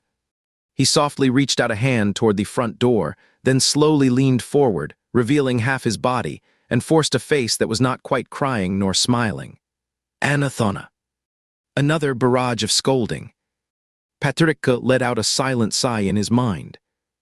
Is this guy always like this every day? Out of all the students in class, I have called everyone's name already, just you are missing. Honestly, I am amazed at how you never seem to improve. I just reprimanded you this morning and told you to reflect on yourself. Did you do any reflecting? Patrick nodded. And now you are nodding. I have no idea what you have been doing all day.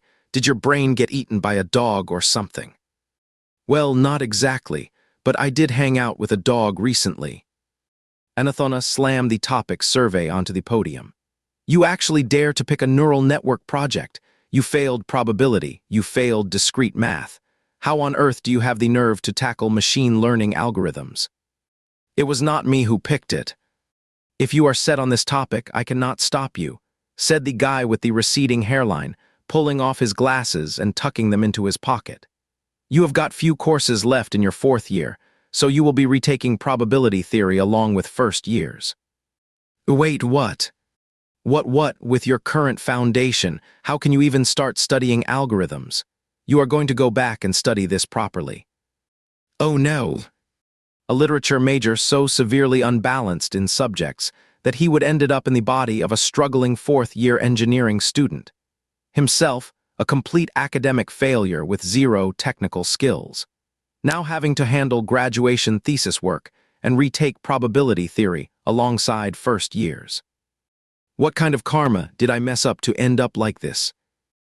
When the meeting ended, Patrick was teased one after another by a bunch of classmates whose faces did not match their names, and he felt a sharp headache coming on. Come on, let's go eat. A guy with an unremarkable appearance but a really pleasant voice stepped forward and grabbed Patrick's arm. Patrick quickly realized who he was: Noah's roommate and closest friend, Yang Xie.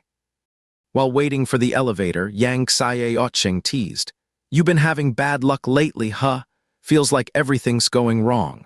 Want me to go with you to pray at a temple in a couple of days?" Patrick gave a listless shake of his head. Relax, freshmen do not start class until after orientation's done, so you have still got about 2 weeks of freedom left. Well, was that supposed to be comforting?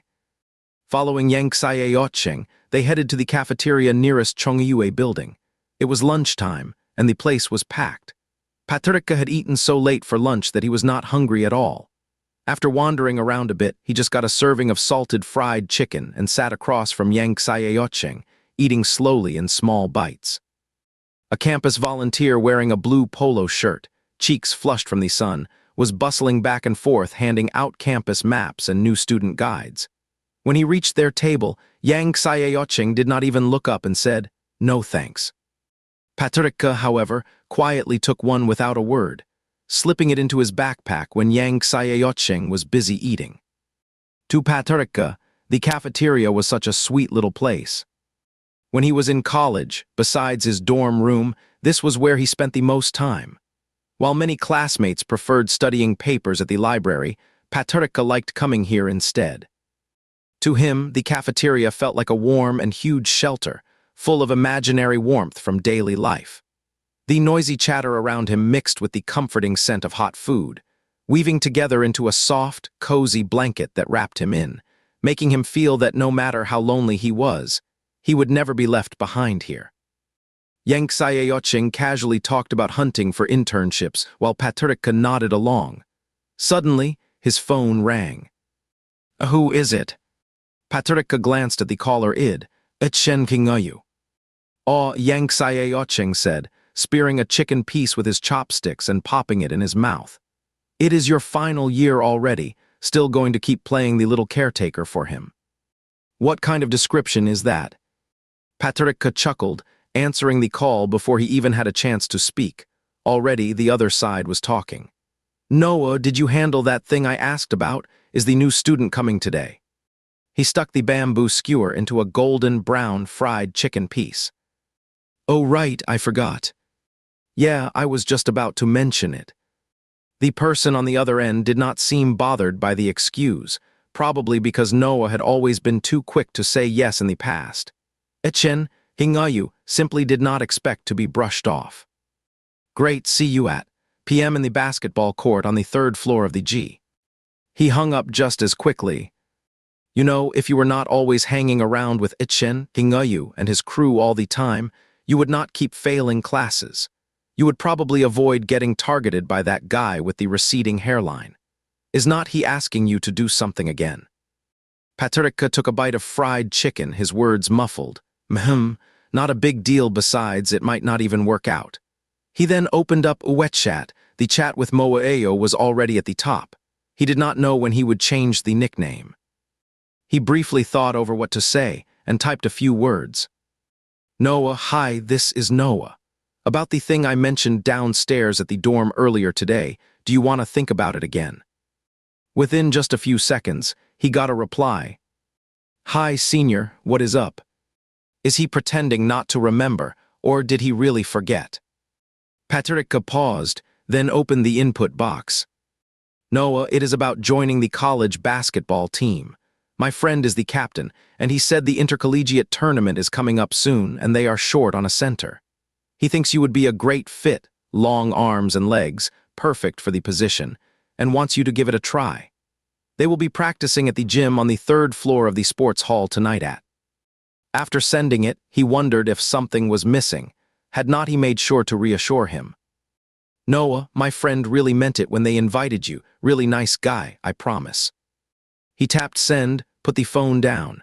Then he rummaged through the box and picked out the biggest piece of fried pork ball, shoving it into his mouth. His phone buzzed with an irritated vibration. Moaeo's no way. Ouch, that hurts. Patricia spat out the fried chicken and poked at the super hard bone inside with a toothpick. Again rejected. I should have known it would turn out this way. Being able to persuade others is something people envy, but Patricia was never born with that talent. He is usually the one being persuaded instead. Noah, all right, no problem. I will just ask someone else. Then he added a quick thanks. Tapped send. Done eating, let's go, Yang Sayeocheng said, standing up with his tray in hand. Oh right. Patricia quickly shoved his phone into his pocket and followed behind Yang Sayeocheng. The phone did not vibrate again, and Patricia did not bother checking it anymore. The dorm was not too big or too small, and the other 2 guys in the room were not around. Patricia was wondering how to bring up the question when Yang Sayeocheng suddenly said, Earlier today while you were gone, Liam and Oenga Ifing told me they have already landed internships at a company, but it is a bit far from campus, so they will be coming back later than usual. Yang Sayeocheng's desk was a little messy as he tidied it up, adding, but they mentioned they might start looking full. Patricia sat down on his chair and nodded. What about you? I am applying for jobs too. I got a phone interview today with an internet company, and they asked me to come in for a written test tomorrow afternoon. He straightened the books on his desk, so I will probably be staying up late tonight. Patricia let out an "oh," then added, Do not just go find something soon too, stop goofing off. Otherwise, before you know it, this dorm will be all yours. Yang Sayeocheng's words brought back memories of Patricia's college days. Back then, he was quiet and distant, while everyone else was busy studying for postgraduate exams or taking civil service or teaching qualification tests.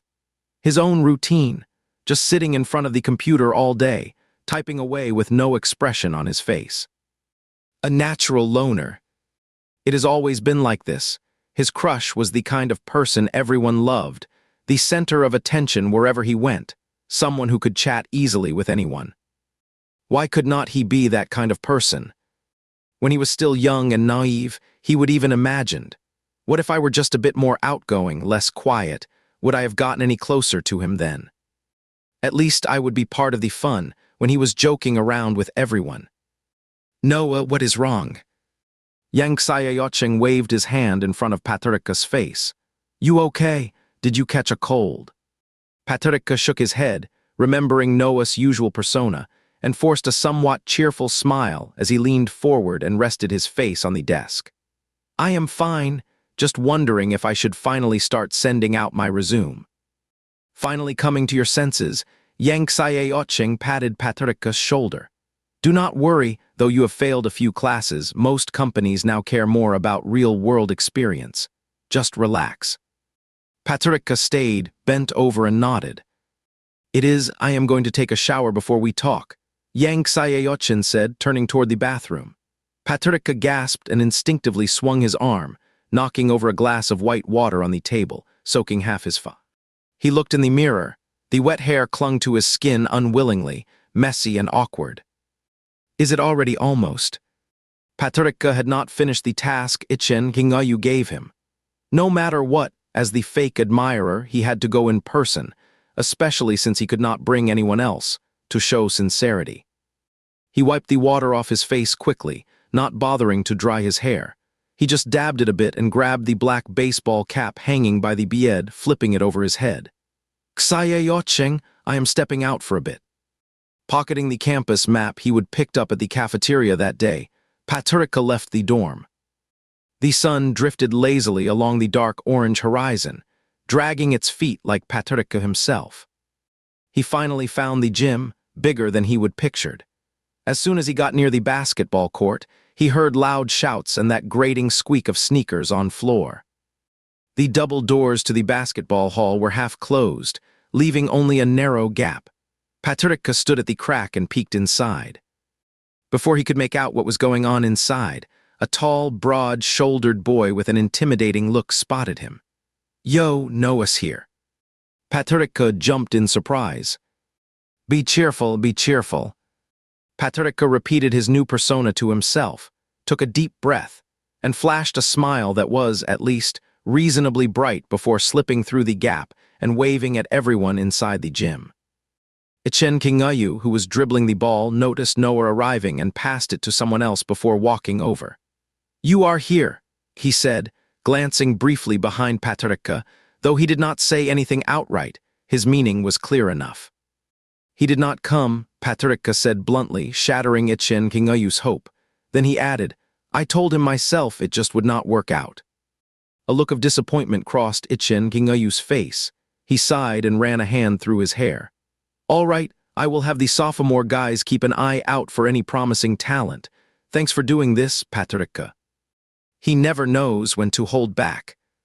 Patrika winced and pulled his shoulder in slightly, which Ichen Kingayu noticed right away. You okay? You seem off today. Being down in the dumps was Patrika's usual state, not Noah's. Afraid of being caught acting strange, Patrika shook his head quickly. No.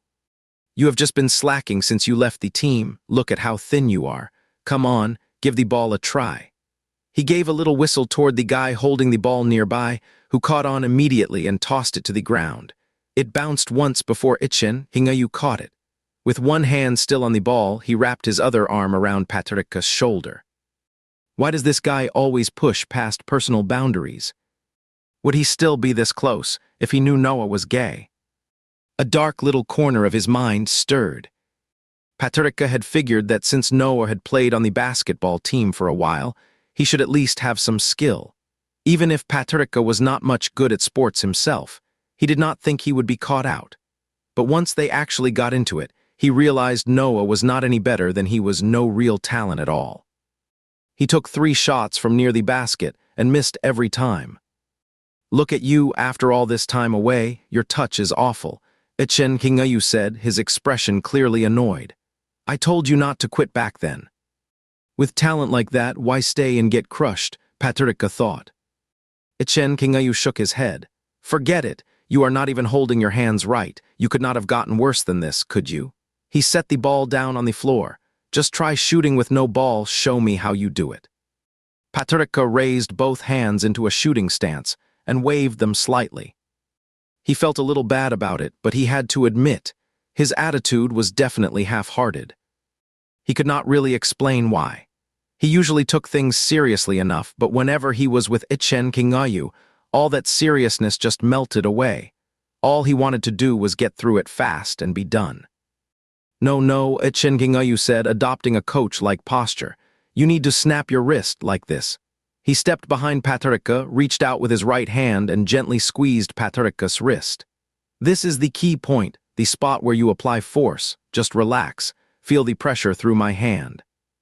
The intimate position crossed Paterka's personal boundary, leaving him deeply uncomfortable. Just breathe, relax. Take a deep breath. Noah had a quiet admiration for Ichen Kingayu. Do not let it show. Not now, do not blow it. He repeated the thought over and over in his head, trying to mentally convince himself. There was no way out. Paterka found himself half encircled by Ichen Kingayu's arm. He might as well give up and let him guide his wrist through the motion. For some reason, in that instant, he suddenly remembered the look on Mu Yao's face down by the dormitory steps this afternoon. So utterly grim it was almost painful. It was terrifying. Life really is strange. You never know when something weird will happen out of nowhere. Like bad luck that is stubborn as gum stuck under your shoe, refusing to be brushed off. Or like Murphy's Law, something you just cannot seem to avoid no matter what you do. Right like this, Ichen Kingayu said, picking up the ball and placing it in Paterka's hand while holding his wrist. Try it now. Yes, perfect, good. Boom! A thunderous crash. The gym door flew open with a bang, swinging so wide it slammed hard against the wall. In the vast emptiness of the basketball court, the sound echoed again and again. Paterka flinched all over, instinctively turning his head toward the source of the disturbance. He saw Mu Yao in black slowly lowering his raised leg and coming to a standstill. All the strength drained from Paterka's body, and the basketball slipped from his hands. The culprit shoved his hands into his pockets and lifted his chin slightly. With an utterly dismissive, thoroughly rude attitude, he spoke up. Hey, senior. To be honest, Paterka was feeling a bit nervous right now. Well, it was not just a little bit. But he chose to blame it on the system, added fear of dog setting. Paterka, being a bit oblivious to social cues, did not seem to notice anything odd. Seeing that Noah had arrived, he actually looked quite pleased. Hey, Noah said you were not coming, come on in. Paterka frowned, unable to figure out what kind of person this was. Did not he reject him pretty clearly before? Moeo walked up to Paterka with a pouty expression. Noah, are you upset with me? What is this all about? Should not the one who is upset be you? Paterka gave a look that said he had no idea what she was talking about, shaking his head at Mu Yao. No, I did not. Then why did not you reply to my messages? What messages? Paterka reached into his pocket, pulled out his phone, and tapped the screen, nothing but a dark display. It must have turned off automatically due to low battery. Paterka gave a small smile. Mu Yao glanced at his phone, and the tension in his expression seemed to ease slightly. Ichen Kingayu called over a teammate who was resting nearby.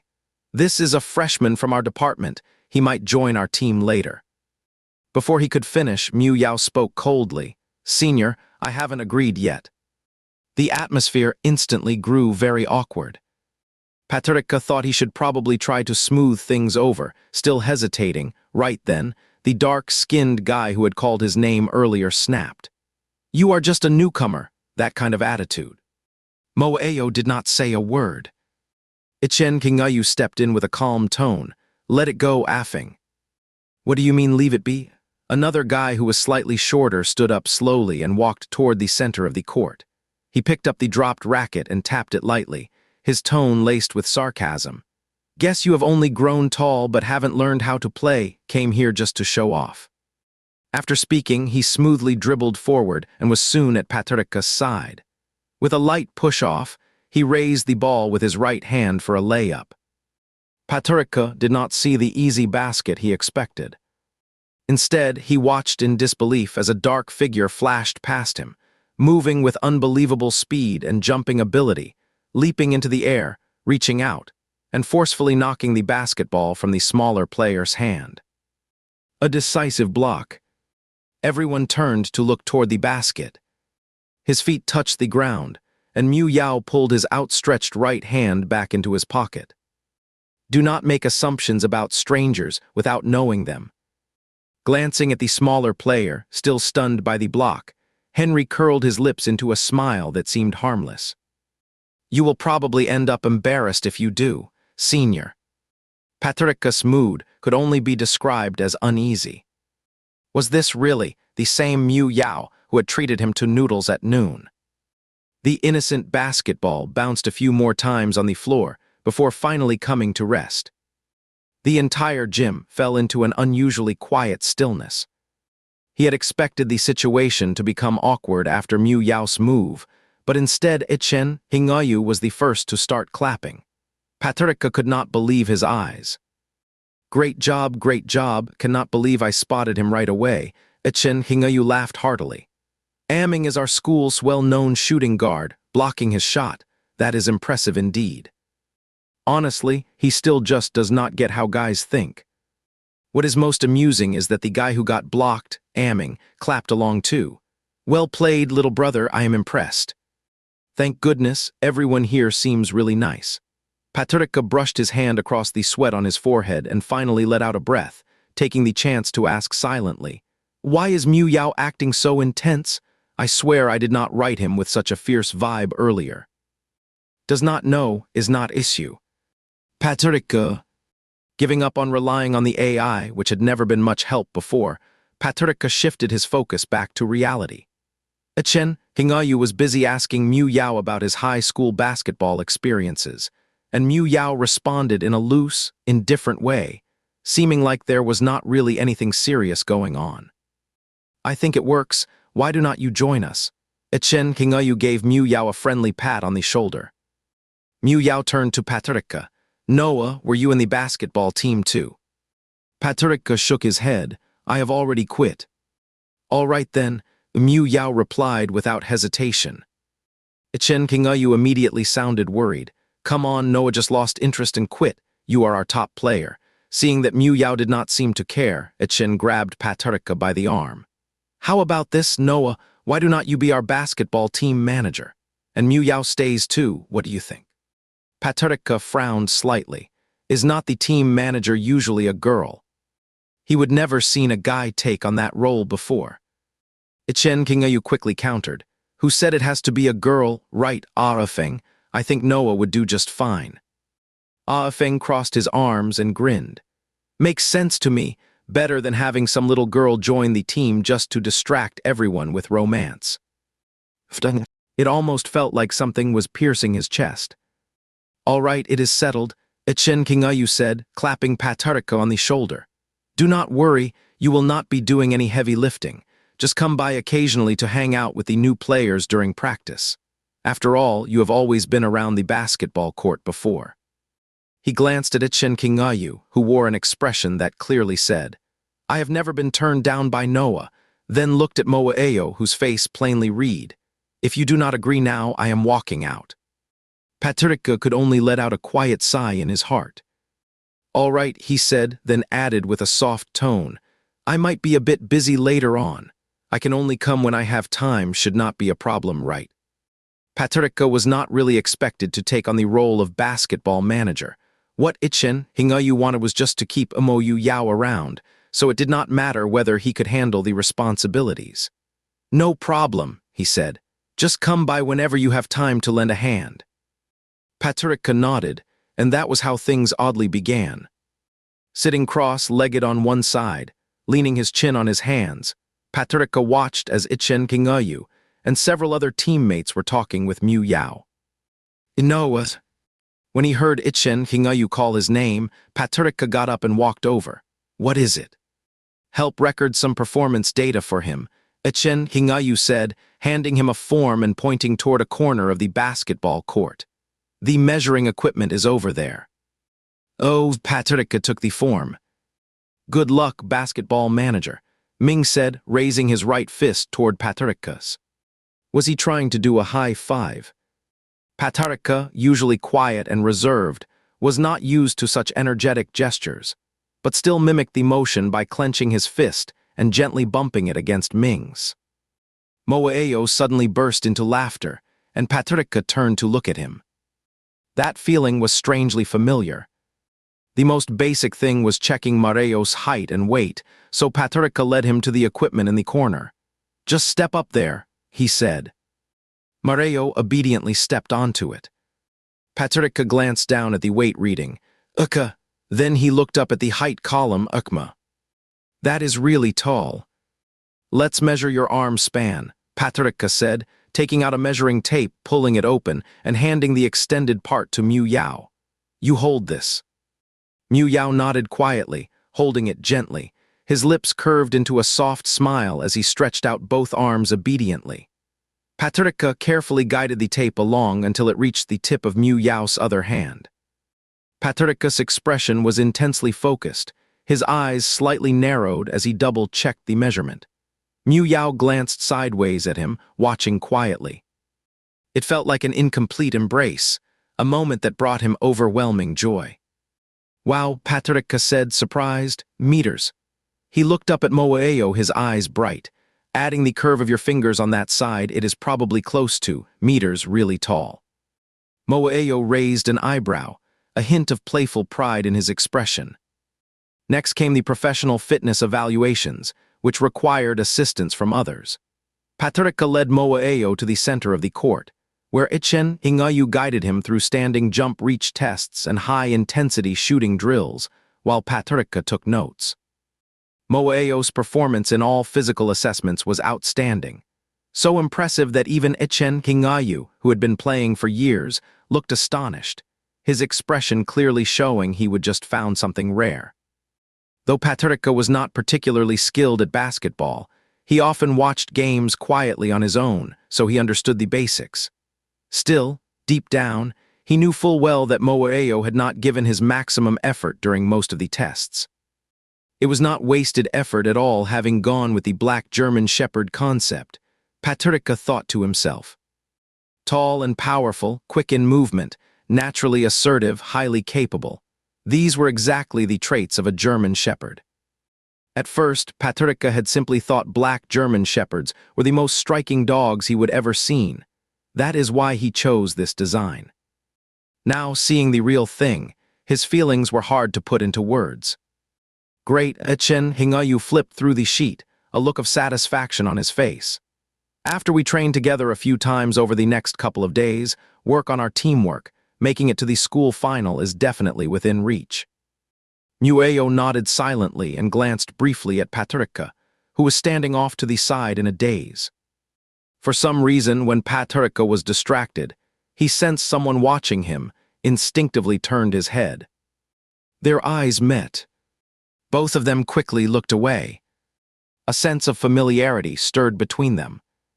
Ichen Hingayu clapped his hands. We have got a new member joining our team today. Let's make sure to celebrate properly later. Ahming joined in the cheer. Sounds great. Let's go get some barbecue. I am starving. Let's go, time for late-night snacks. Patrica hesitated, his mind caught in the thought of whether to decline. Suddenly, he felt a light hand rest on his shoulder. Surprisingly, Patrica did not feel any discomfort at all. He turned his head and saw the side profile of Moaeo. Will you come too, senior? Patrica thought for a moment, wondering why he could not bring himself to say no. Not like when he had to agree with Ichen Hingayu to hide Noah's odd behavior, but instead from a quiet, genuine reluctance. He just could not bring himself to say no to Mu Yao's request. I will go. He could clearly feel the hand on his shoulder relax slightly. Patrica's eyes settled on that hand, lingering for a moment before saying nothing. Great, Mu Yao smiled, his lips pressed together, his eyes turning warm and bright again, completely different from the urgent figure who had just burst in. Patrica felt deeply puzzled. After leaving the gym, Ichen Hingayu led them to a barbecue restaurant not far from the east gate. The place was bustling with customers, and all the outdoor tables were fully occupied. As they pushed open the door, a wave of cool air from the ASE hit them. Patrika's mood instantly lifted. "Hey, Hinayu's here." A plump older man stepped out from inside. "It has been days since I last saw you guys." The group exchanged greetings warmly. Patrika was about to join in when the man tapped his shoulder. "Little hand still looks so thin, just look at these others, they are all getting bigger and stronger." Patrika smiled. "I have been eating a lot already." The older man chuckled, likely noticing Mueo, and asked Ichen Kingayu, "Who is this young fellow?" "Oh, he is a new student from our department. He will be joining us for basketball games from now on." Ichen Kingayu pointed upstairs. "Boss, do you still have a private room available?" "You are lucky timing. You just missed someone who reserved a room but canceled it. It is free now. Go up, the one at the very end near the restroom." "Got it." The five of them headed upstairs together, Patrika bringing up the rear. The big guys stomped heavily on the wooden steps, making him feel uneasy, as if he might be stepped on at any moment. It was called a private room, but the space was not very big, just a long table inside. Patrika and Mueo were seated on one end by the sofa, while the other three sat across from them in chairs. Ichen Hingayu ordered a large spread of grilled skewers, and since Patrika had not eaten much earlier that evening, the smell instantly made him hungry. "Hey, should we call old Zhang and Wood to see if they are coming?" Ichen Hingayu nudged Ming with his elbow, but Ming simply shook his head. "I just checked, old Zhang cannot make it, and Wood has a class tonight." "Then let's start eating," Ichen Kingayu said, ordering 5 bottles of beer and another bottle of beijiu. "Tonight, no going home until we are completely relaxed, celebrating our team's new members." Though they were initially tense with each other, these 3 guys turned out to be quite kind and even showed real loyalty. Patrika felt relieved that he had not been wrong about Noah liking Ichen Hingayu after all, though not exactly his type. The group was genuinely good people. He glanced over at Mueo and noticed the other guy seemed to have let down his guard, no longer as sharp or confrontational as before. Ichen Kingayu opened a bottle of wine, poured himself a glass first, then turned toward Patrika's cup. Watching the alcohol pour so fast it overflowed, Patrika did not know what to say instead. He quickly mentally bought a strong hangover remedy from just in case. When it was just Mueo left, he spoke up. "Senior Ichen, I'm not really good at drinking." His expression was serious. Patrika kept eating grilled potatoes while watching the two of them. "Patrika, you are being unfair. Beer will not get you drunk. Come on, have a little." After finishing his potato, Patrika quietly picked up a skewer of grilled chicken feet and began chewing slowly, his eyes on Mueo with a hint of discomfort on his face. He was not very good at drinking alcohol. Drinking alcohol. Patrika suddenly thought of something, put down the chicken leg he was holding, and quickly finished the wine from Mueo's cup. The 3 people across from him looked utterly confused. "Ah, Ifeng, Noah, you must have taken the wrong glass." Patrika set the glass down and pretended not to know anything. "Really? Oh, right." He smiled and pointed at the chicken feet on the plate. "This is a bit salty. I think I need something to balance it out." As he muttered softly, "So salty," he quickly finished his own drink too. These were all excuses, rather weak ones, but Patrika still had no choice but to go through with them. How could he have done this to himself? By writing such a risky rule for Mueo, one that would cause him to reveal his true nature when drinking alcohol. To prevent Henry from startling others and causing major disruptions in the story, Patrika had no option but to step in and take his place. Once was fine, but doing it repeatedly like this made Ichen Hingayu start to feel confused. "Wait, I pour him a glass and you drink it. Noah, are you serious?" Patrika wiped his mouth with the back of his hand and coughed a few times. No, not at all." The 3 men stared at him with odd expressions. Patrika nervously chuckled a few times. Senior, I am really allergic to alcohol," Mueo said with a sincere expression. Noah did not want to ruin the mood, so he drank it all on my behalf. Ichen Kingayu set down the bottle. So that is what happened. Noah, you should have said something earlier. I thought you were acting strangely just drinking like that by yourself. Patricia gave a helpless smile. Ichen Kingayu immediately ordered a lemon water from Yu Yao. Drink this instead. Thank you, Senior Ichen. The guys were laughing and joking over the drinks, making playful remarks, while Patricia stayed focused on eating his skewers. By the time he finished eating, the three boys across from him had also become quite drunk. They were all slumped over the table, hands trembling, shouting for another round. That scene left Patricia feeling both amused and exasperated. Feeling full, Patricia leaned back and stretched his legs out, but nearly slid off the sofa due to losing balance. He quickly reached out to steady himself, pulled his feet back up, and scrambled to get seated again. But as he pulled his foot in, he accidentally stepped on someone's foot. Patricia immediately apologized, though he did not know who exactly he had stepped on. Senior, you stepped on my foot, Mu Yao said calmly, picking up a cup and taking a sip. Patricia was about to apologize when he looked up at Mu Yao and suddenly stammered. You picked the wrong cup. Moeo took a sip, realizing what had happened, but it was already too late. Patricia quickly sat up and gently pressed Henry's face to open his mouth. You need to spit it out right away. Moeo pulled his hand away, rubbing his face while frowning. I have already swallowed it, Senior. What is wrong with you? Wait, Patricia paused, realizing he might have overreacted. Well, you did say your alcohol allergy was really serious.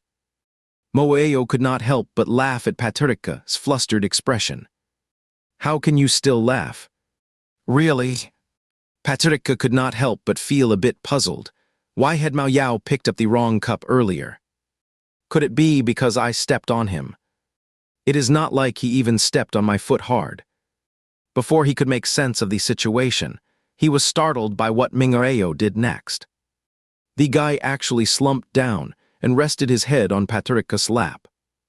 Senior, Moeo's voice took on a softer tone, sounding slightly tender and sweet. It was like he was being affectionate. I am feeling a bit dizzy. What kind of joke is this? Patricia was about to move him aside, but then noticed something on his head. Two fluffy black ears had grown right there. Patricia flinched in shock. Isha, young master Mu Yao, gently turned his face and raised a finger to his lips. This is bad. He glanced at the three brothers, just one step away from breaking up the group. He glanced down at Mu Yao again. He had to pretend surprise and quietly ask, how did this happen? Mu Yao reached out and easily took off Patricia's baseball cap. Can I borrow this for a bit? He put it on, then stood up. His heartbeat was so fast it made Patricia uneasy. Moeo turned her face slightly, adjusted the brim of her hat as she looked at Patricia, and offered a smile. It was not a restrained lip curl, nor did it carry any hint of mockery. Instead, it was a bright smile brimming with the warmth of September sunlight. The sharp edge of his canine tooth finally slipped out of hiding, glinting softly in the dim light of the cramped room, cute and strangely vivid. That smile was so familiar to Patricia. He could not quite explain it, but seeing that smile sent a faint ache through his chest. Though only one day had passed, it felt like forever since they would last seen each other. Time really is a strangely subjective and changeable thing. Still caught in his thoughts, Patricia was already pulled away by Moeo. Ichen Kingayu came to his senses slowly, leaning on the table and waving a hand drowsily. Where are you going to continue? He mumbled. Patricia called out softly, but got no response. He had no choice but to be led along, watching his wrist still held by Moeo. They stepped down the stairs, and Moeo told the shop owner about Ichen Kingayu's condition. To his surprise, the owner waved a hand dismissively. Not the first time looks like they are putting on a show, but actually have little tolerance for alcohol. It is fine. You two do not understand those three anyway. Just stay here tonight. You should head back home now. Patricia finally relaxed. He had been worried all along about how to get the three of them back safely. Even though one of them was not human, carrying 3 people alone would be impossible, plus, it would attract too much attention if they tried. Moeo pulled Patricia out of the barbecue restaurant. Strictly speaking, it was not summer anymore. Even though the daytime sun still tried to create a false sense of heat, the sudden shift in temperature at night made it clear autumn was near. The evening breeze carried a subtle warmth, neither cold nor hot, just right. Patricia was held by him as they walked through the busy night scene. Although the situation did not resemble anything familiar, he still felt as if he were watching a movie replayed too many times. Was it Dominic or someone else? Patricia could not tell for sure. Without realizing it, he was led into a dark little alley. Mueo stopped and turned to face him. "Senior, you were startled, were not you?" Patricia instinctively let out a soft, then nodded slowly. "Yeah." Moeo let out a sudden laugh. "But I do not think you are really scared at all." Patricia's gaze flickered slightly. I have heard people say there are ghosts and stuff like that before." He waved his hand quickly. "But do not worry, I will not tell anyone. I actually really like small animals." Moeo leaned in toward Patricia, and the space between them suddenly closed. "Is that so?" His small front tooth peeked out again. "Then do you like dogs?" Patricia swallowed hard and nodded. "Hello." For some reason, Patricia somehow sensed a playful tease in Mueow's simple little sound. A sense of unease suddenly came out of nowhere. Sure enough, Patricia's instincts had never let him down before. Suddenly, a series of barks echoed through the dark and empty alley. Patricia squinted into the shadows and saw a group of fluffy little creatures springing out from the darkness, bouncing and leaping toward them. A natural wave of fear rushed over him like a tide. He swore he would never been this scared in his entire life. Patricia instinctively tried to run, but several little dogs suddenly appeared at the other end of the alley, happily rushing toward him. What is going on here? Patricia was trembling all over with panic, tears welling up in his eyes. There was no way out. The alley was completely blocked. In a panic, Patricia spotted Mueo standing calmly beside him like a slender bamboo pole, and without thinking, he lunged toward him. Seeing Patricia clinging to him like a koala bear, refusing to let go and climbing up his body, Mueo could not help but laugh, supporting Patricia's thighs with both arms. Driven by sheer desperation, Patricia clung tightly to Mueo's neck, burying his face in the crook of it, too frightened to even lift his head for a second. Mueo chuckled and asked, "Senior, are not you fond of dogs?" Patricia shook his head fiercely, muffled in voice. "Get them away, please." "I cannot do much about it," young Master Moeyu said with a deliberately drawn-out sigh. "The moment I transform, my body releases a scent that only others like me can detect, and they are inevitably drawn to it." Patricia still kept his face pressed into Henry's neck, voice cracking with fear. "What do we do now? I am scared." With one hand free, Moeo gently patted Patricia's back, his voice low and soothing. "It is okay. It is all right. Do not be afraid." He kept reassuring Patricia while slowly guiding them out of the alley. Though it was already late, there were still quite a few people on the street. Patricia could not help but feel embarrassed at how he was clinging to Moeo, but he was absolutely terrified. His heart felt like it was about to burst out of his chest. At this point, embarrassment did not matter. He would rather be seen than let go. The little dogs followed them the whole way, barking loudly all along. They finally calmed down a bit and slowly wandered off as they got near the school gate. Moeo gave a slight shake to the person clinging to him. "All gone now." Patricia still did not dare to look up, sniffing quietly. "Really?" "Yeah." The firm tone helped ease Patricia's grip slightly. He glanced around and, seeing no dogs nearby, let out a long breath. "I was so scared." Suddenly realizing he was still clinging to Moeo, he quickly struggled free, his words coming out jumbled and rushed. You, I need to head back now. You should get to your dorm too. Spouting a jumble of disjointed words, he took off running. He rushed back to the dorm and was surprised to find young Master Yang still awake. Where were you? Young Master Yang peeked out from his bed, eyeing Paterka, who was panting heavily. Why are you so exhausted? Did something chase you? Paterka leaned against the door, nervously shaking his head. I called you but could not get through. I thought you were not coming back tonight. My phone died and shut off, Paterka said, heading to his desk, plugging in the charger, then pouring himself a glass of water. You have been acting kind of strange lately. Yang Xie typed away at his code, not looking up. You are not thinking about starting a relationship, are you? Paterka nearly choked on his words, coughing hard and waving his hand frantically in response. You are definitely hiding something. Come on, how old is she? Is she cute? Paterka shook his head again and denied it. His phone buzzed on the desk, the screen lit up, and he reached over to unlock it, spotting several new messages on a WeChat. He opened it to see a message from this afternoon. No way. A sudden message popped up, leaving Paterka a bit confused. What is going on? He swiped upward with his finger and saw his last sent message. All right, no problem. I will find someone else then. He scrolled down a bit more. No way. Senior, do not look elsewhere. I will be there, just wait for me. Suddenly remembering the fierce way he stormed into the basketball court earlier, Paterka could not help but smile. Look at you, smiling like that over your phone, definitely hiding a romance from me. Not at all. Paterka quietly argued in his mind.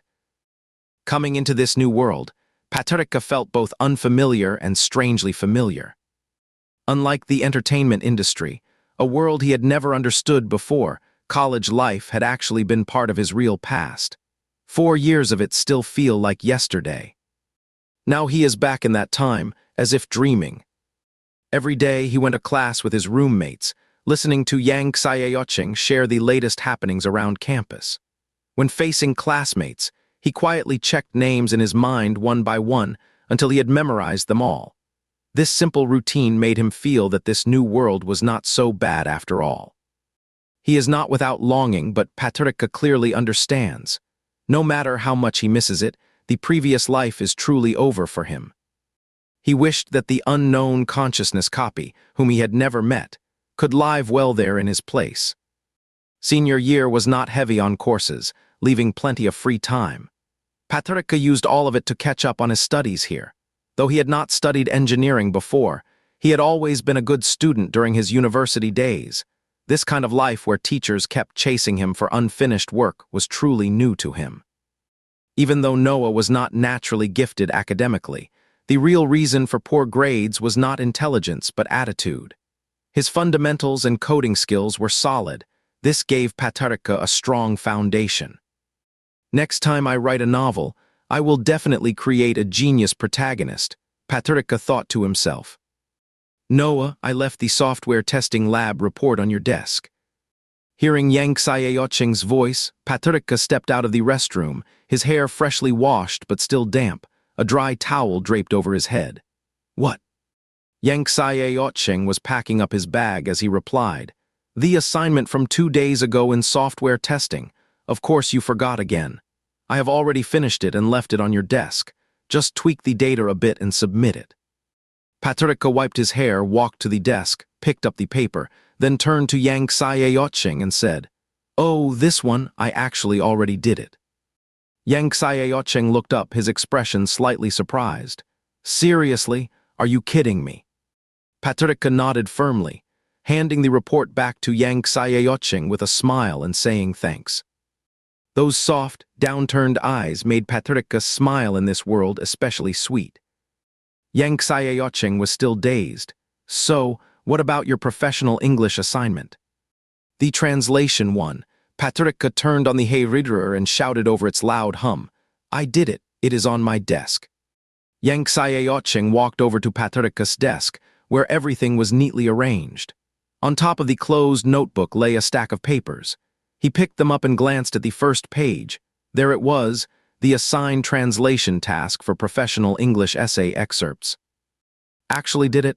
Yang Xie said, staring intently at the English to Chinese translation assignment. The more he read, the more unbelievable it seemed. The guy had barely passed English level after taking it 3 Tim. But this assignment was extremely accurate. What puzzled him most was how perfectly the tone and style of academic writing were captured, something no engineering student should be able to do. With his hair now dry, Patarika emerged from the bathroom. "You are still here. Did not you say you had to go to the lab?" Yang Xie shook the English assignment in his hand. "Is this really yours?" Patarika nodded. "Yeah." Yang Xie still looked skeptical. "I cannot believe it. You haven't done your own homework in ages, and I know your usual level pretty well." He placed the assignment back on the table, then suddenly snapped his fingers. "Wait, is it your new partner helping you out?" Patarika laughed. "What partner? I already told you I am not seeing anyone, no joke." "Really, ever since you came back in the middle of that night, you have been acting so much more motivated." Yang Xie studied him for a moment. "If it is not love, then something must have really shaken you up." Patarika knew that suddenly studying hard would raise suspicion, so he decided to brush it off with a joke. "No need for some big life event. I have always been smart. I just did not put in the effort before. That is what you call staying low-key until the right moment." Yang Xie chuckled along, realizing he would only been teasing about romance. He had actually seen Patarika staying up late working on assignments lately, but the change happened so quickly that it was hard to fully accept at first. "Sure, staying low-key, more like you finally started paying attention. But hey, good thing, now I do not have to worry about you every single day." Yang Xie slid his lab report into the drawer. "No more fooling around, I have got to get going." Before leaving, he bumped Patarika's shoulder lightly. "Keep it up." Patarika felt really happy. He would always wondered who first came up with the phrase, "keep it up." It was so vividly expressed. Right now, he truly felt like he would been filled to the brim, ready to push the gas pedal all the way down. Patarika spent the whole morning studying alone in his dorm room. Luckily, the system could fully reconstruct Noah's knowledge base, including basic STEM skills. Otherwise, with only a humanities background, he would never have managed to handle all these academic tasks. Around noon, Patarika received a message from Yang Xie. "Yang Xie, want to grab lunch together? I am downstairs at the dorm building." Patarika quickly typed back, "Sure," then changed into his shoes and headed down. The weather was unusually perfect, reminding him of a well-known saying that resurfaces every September online. When you are in military training, it is always sunny. Walking slowly along the tree-lined path to the cafeteria with Yang Xie, Patarika smiled as he listened to him talk. Today in the lab, the atmosphere was really tense. Everyone got reprimanded one after another, no exceptions. I should have known better than to pick old Zheng's project. He is so detail-oriented it is almost obsessive. Patarika smiled at him without saying anything. "Look at you lately," Yang Xie shook his head. "You used to complain more than me, but now all you do is smile non-stop, kind of like a kid." Is not smiling nice? Patarika thought that smile was the gentlest expression there could be. Yang Xie continued talking about the previous topic, speaking softly and steadily. Patarika was someone who easily drifted off in thought, his mind wandering along with Yang Xie voice until it floated up toward the bright blue sky, where the clouds seemed to have soaked up the warmth of the sun, becoming incredibly soft and fluffy. One cloud looked like a heart shape. He stared at that cloud, his gaze drifting slowly until it landed on the distant sports field. The cloud's form had melted under warm breezes, no longer worth watching. Slightly disappointed, he lowered his eyes and noticed a group of first-year students in camouflage uniforms being trained by their instructor, standing straight as soldiers. Among them, he stood out instantly. What kind of talent is this? Tall and upright, his profile was strikingly elegant, like he was born to wear that uniform. From across dozens of meters, separated by a greenish iron fence, Paterka quietly looked at his profile. For some reason, the other person seemed to sense it. He turned slightly from the end of the line and glanced over. Panicked, he quickly looked away. "Come on, let's go. If we do not hurry, the new students will scatter and we will not get a seat." "Got it." Paterka quickly matched Yang Xiaoqing's pace. Afternoon had a physical test and Paterka was worried. He could not eat properly. His body was not strong. He had not joined sports since high school, then spent years mostly writing at home with hardly any trips downstairs. So his health only got worse. Even though Noah's fitness level is average, just the thought of running long distances made Paterka feel uneasy. "What is wrong? You have been nibbling on one noodle for ages. What is so troubling?" Paterka slurped up the noodles in one go, mumbling, "I mean, why do we still have physical tests in our final year? Schools cannot really help it. Did not you see the news a couple of days ago about a student from Ixxa University passing away suddenly? It is likely because today, college students do not get enough physical activity, and they are hoping the fitness test will encourage us to stay more active." Yang Xiaoqing finished eating all the meat in his bowl and set down his chopsticks. "Especially for our major, we spend most of the day sitting in front of computers, which is a serious concern." "That makes sense," Paterka nodded, but he still could not get over the idea. "So there is a long-distance run in the fitness test. How far is it?" "Not too bad, just meter." Just in meters, Paterka felt a chill run through H. "You should eat more. You will not have the energy you need this afternoon. If you do not pass, you might not even get your diploma." Owen Xiaoqing was right, so Paterka focused on finishing all the noodles in front of him, then rushed to the counter to buy a small rice ball to boost his carb intake. This should be enough to get through the afternoon. To avoid taking up too much space from the freshman training, the fitness test was scheduled right at the end of the last class. The new students had already finished their drill and left the field by around 5 of the clock. Paterka felt uneasy, especially after seeing the 3 girls in his class clutching their stomachs as they finished meters, struggling to sit down but not daring. All right, boys split into 2 groups for testing. The PE teacher and the class monitor divided the male students by student number. Paterka was assigned to the second group, which made him feel a little relieved. Yang Xiaoqing finished the 1-kilometer run with the first group, and Paterka waited at the finish line. As Yang crossed the mark, Paterka quickly reached out to steady him.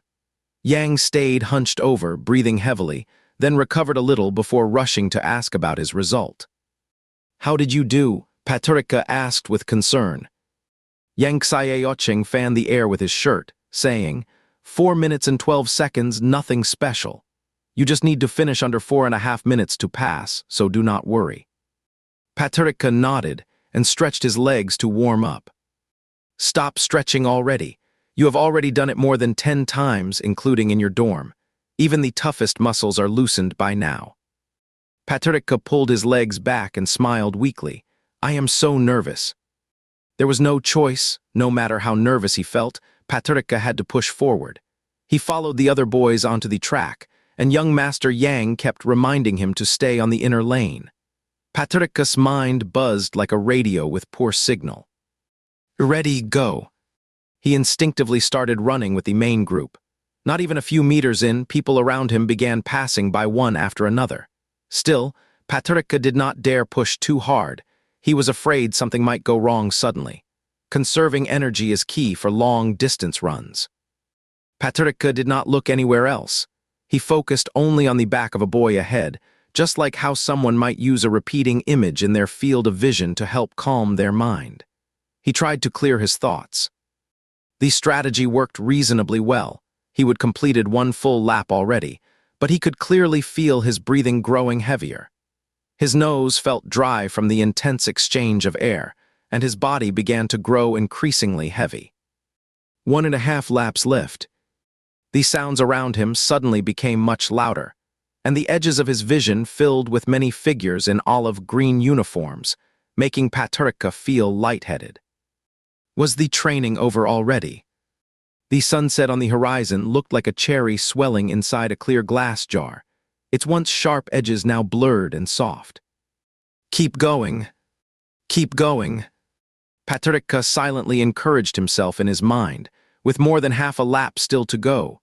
The distance between him and the boy ahead was growing steadily. The person he had been using as a guide was starting to push harder. A faint metallic taste began spreading in his throat. Patrica held back the urge to cough and pressed forward with gritted teeth. If only he could go just a little faster. Unlike earlier, when he was constantly being passed by others, now the figures ahead began to slow down during these final few hundred meters. A little faster. Their shadows were now moving backward. Faster. He could make out the PE teacher and his classmates standing at the finish line. Patrica's vision began to flicker, sometimes dark, sometimes clear again. The ringing in his ears grew louder, and his heart felt as heavy as a lead weight, pounding hard against his thin chest with every step. In a daze, Patrica thought he saw someone standing in the crowd at the finish line, wearing clothes different from everyone else. Must be a trick of the mind. Come on, just a few more meters, go for it now. He pushed forward with long strides. 3 meters left. All he could hear was his own breathing. 2 meters. Keep going. 1 meter. When he reached the finish line, the class monitor called out Noah's name. No more running, his mind finally relaxed, but his legs would not obey him. As soon as he stopped, they felt like they were buried in the ground, refusing to move. His back was soaked with sweat. Even though it was over, his heart kept racing faster and faster. Patrica pressed a hand to his chest, trying to bend slightly. But in the moment he started to lean down, he collapsed forward, though he was still conscious. Fortunately, someone caught him. It might have been a reaction to low blood sugar after intense exercise. Patrica could hear the voices around him and feel the firm warmth of the arms holding him, but his vision went completely dark, and his body felt utterly limp, unable to move. The person shifted their hold, grabbed Patrica's weak arms, looped them around their neck, and lifted him onto their back. The person had a broad back with the spine slightly raised, pressing against Patrica's chest in a way that made it tingle, too weak to do anything. His head rested on their shoulder, eyes still unable to see clearly, feeling like a helpless creature. Who was it? The rescuer walked forward step by step, the sound of artificial grass rubbing against shoes coming through clearly with each step. Patrica thought of a name, but dismissed it just as quickly. He chose to ask the second possibility. Xayayocheng. The other person said nothing. It was so quiet. Besides the usual noisy cicadas and a heartbeat like a drumbeat. No other sounds could be heard. Weakly lying there, waiting for a response. Then came a deliberately mimicked reply, clearly full of mischief. Woof. Patrica flinched hard, nearly toppling off from over Ueo's body. He heard a soft chuckle. Stay still. It was definitely the voice of Mu Yao. As the low blood sugar symptoms gradually faded, Patrica's vision began to clear. Patches of grass he had stepped on, black sneakers and students on the field slowly came into view. Being carried like this made him feel a little embarrassed. Put me down, please. Moeo heard him and instead stopped, giving Patrica a little bounce upward. If you keep squirming, I really will call out loud. Feeling the person on his back go rigid and still, Mu Yao continued walking forward. Hearing Yang Xayayocheng call out his name from behind, Patrica turned to look, then added, "Oh right, my roommate's waiting for me." Mu Yao also turned around and called out to Yang Xayayocheng, "Senior, Noah is not feeling well, I am taking him to rest first." Then he turned back and kept walking. That guy's strange. However, according to the original story setup, Mo Yao truly had a strong first impression of Noah. The plot gave Patrica just enough context to make Mo Yao's actions and behavior feel understandable. Still, he was not used to it. Without a word, they walked until they reached the shade of the trees, where Mareyu gently placed Patrica onto a bench. "Do not wander off. Mareyu said with a brief warning, then turned and hurried away. Patricia did not have the energy to run around, so he leaned back on the bench and watched his classmates slowly disperse. When his phone buzzed, it was a message from Yang Xiaocheng. Yang Xiaocheng, you okay? Who is that new student? He quickly replied, Noah, I am fine.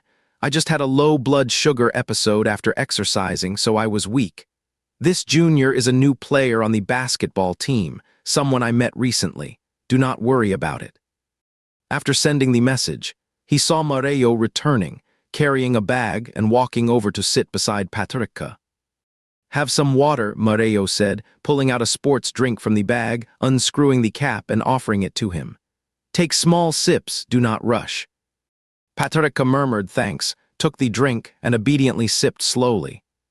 Sweet and really delicious. Moeo took out a small bag of candies from his bag and handed it to Patricia. Want one? Patricia's face showed a puzzled expression, and Moeo glanced at him before explaining. You seem to be having symptoms of low blood sugar after physical activity, my guess. I will put it back if you do not want it. Got it, Patricia said, putting down his drink and taking the candies from Moeo's hand. But this bag was really hard to open. Patricia pulled at it with both hands for a while, only managing to tear a tiny opening. No candy came out. Moeo quickly took the bag, brought it to his mouth, bit down gently and pulled, ripping it open with ease. Patricia glanced at the small, sharp tooth peeking out from Moeo's lips and suddenly felt a faint twinge on his tongue. Just imagination. Here you go. Moeo poured a few candies into his hand and opened his palm toward Patricia. Patricia picked two, peeled off the wrappers, popped them into his mouth, and instantly felt much better. Moeo put the remaining candies back into the bag and gently nudged Patricia's leg with his own, making Patricia let out a soft sound. Ouch, that is so sour. Senior, you should keep moving after a long run, or tomorrow you might struggle even just getting downstairs. Patricia gave a soft hum, then let himself be pulled to his feet by Moeo. He paced in place, gritting his teeth against the soreness, shook out his legs, and glanced at Moeo stretched out on the bench with long limbs hanging loosely. His mood suddenly mixed with a strange mix of feelings. Either way, he really was good-looking. You must have had a tough time during training too, Patricia said, kicking his legs. Want to grab lunch with me this noon? I will treat you. Moeo did not expect Patricia to speak up first. This was not really like his usual behavior, so he felt a bit surprised and happy. Really.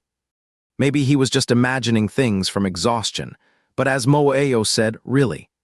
Patricia suddenly pictured two fluffy ears twitching on top of Moeo's head. Get a grip. Yeah, but only to the cafeteria.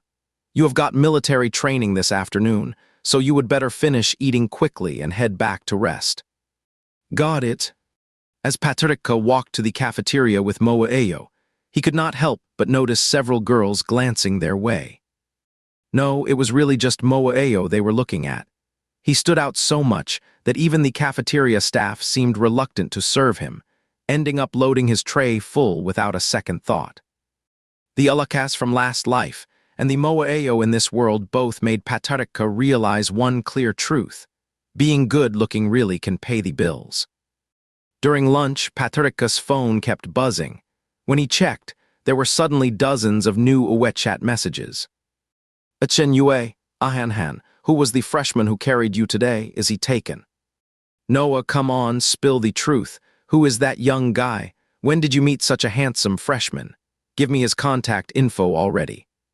There were about 30 such messages, not only from girls in their own class, but also from female students in other majors within the computer science department. On one hand, they were surprised by how friendly Noah seemed to be with the girls. On the other hand, they could not help but be impressed by just how quickly word got around. Looking at the boy across from him, head down while eating, Patricia fell into deep hesitation. Should he share his contact info? What if he actually asked him? He imagined how Mu Yao would look if angry, and decided against it. Besides, according to the original storyline and side quest, He was definitely going to end up with Paterka in the end. So why would he want to create a rival? That kind of thing would only disrupt his mission progress. Exactly. With that selfish thought in mind, Paterka sent a single reply to them all. Sorry, I heard he already has someone special in mind. He flipped his phone face down on the table, acting like nothing had happened, and went back to eating from his bowl. Senior, what are you so happy about? Moeo frowned at him. You are smiling like a fool. Paterka quickly bent his head over his bowl. No, nothing, just hurry up and eat, then go back for a nap. Back in the dorm, as expected, Yang Sayeocheng asked again. Paterka calmly explained everything step by step, and only then did Yang Sayeocheng fully understand what had happened, and gave a very level-headed prediction. You are in trouble now. The girls from our department will definitely come after you, trying to get your help with their love lives. You are right, Paterka slumped into his chair. A point reward screen popped up in front of him. Paterka lazily collected the points and sank back into the chair aga. The next day, Paterka received a message from Ichen Hingayu saying there was a basketball team practice in the afternoon and that he should come by if he had time. Unlike Noah, Paterka was very punctual and disciplined with his schedule, so he finished his homework early. With nothing else on his agenda, he decided to head over to the gym to watch the practice session. Even though he was just a figurehead basketball manager, it was still important to show up now and then. Paterka, I think you have become more proactive in this ul. Paterka, is that so? Guess I am making some progress then. I can feel the pride of an old FSC. Paterka, please try to spend less time online. Do you not like that? Then I will leave you alone. Paterka. When he arrived at the gym, the players had already started training. Paterka had bought several bottles of drinks and settled into a seat in the front row of the audience area. He really enjoyed watching others play. Seeing them pour their energy onto the court made him feel alive and energized, even though he could not do it himself. Just watching gave him a thrill. Choosing Mu Yao as center, Ichen Hingayu really showed good judgment. His shooting accuracy and rebounding defense were top tier, and with stronger endurance and explosive power than most players, he had already become the focal point on the court after just a few training sessions. During a break, the guys walked over to Paterka. Ming's face was full of excitement as he happily took the water bottle Paterka handed him. My touch has been getting better lately. I really feel like we can make it to the inter-school finals. Ifeng, please do not jinx us. Ichen Kingayu unscrewed the cap and said, We are only practicing against kids from our own department right now. When we actually play, we might face any kind of opponent. I heard the physical education team brought in a few really strong players this year, pretty big guys. Paterka handed the last bottle of water to Mu Yao and then said to them, It is all right. We can only do our best and trust in what comes next. Ming burst out laughing.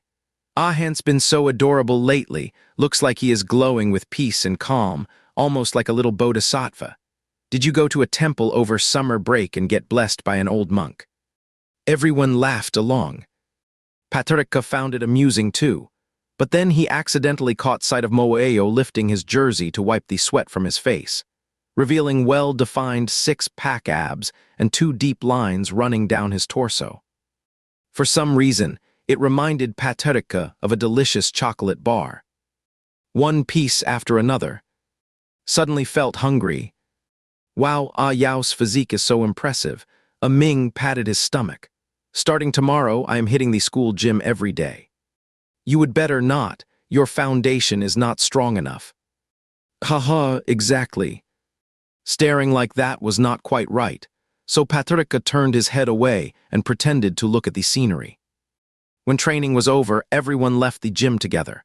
Moeo said to Ichen Kingayu, Senior Ichen, I need to pick up something. You all go ahead. Ichen Kingayu and the others nodded. Paterka was about to follow them when he heard Moeo say, Senior Noah, did not you just mention you had something to buy too? Paterka turned back, his expression slightly puzzled as he noticed Mu Yao's knowing smile, then said, Right, I almost forgot. You all go ahead, I will stay with Mu Yao. Seeing Paterika calmly making up an excuse, Mu Yao could not help but grin with satisfaction. "What is wrong?" Paterika asked. "Do you have something to say to me?" Mueo said nothing, walked straight to a vending machine, and returned after a while holding 2 ice cream bars. Paterika stared at the ice cream in his hand for a moment, expecting Mueo to offer him one, only to realize the guy was already unwrapping and eating one himself. Though that was a bit self-centered, Paterika could not help but ask, "Are you really eating 2 by yourself?" Moeo grinned widely, his little front teeth peeking out. "What is wrong? Is it illegal to eat 2 ice creams by yourself?"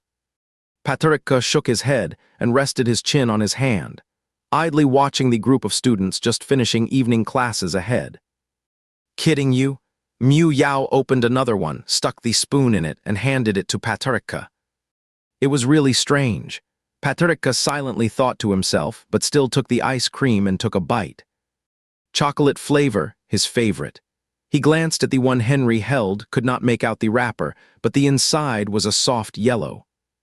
The color of summer. A familiar hue.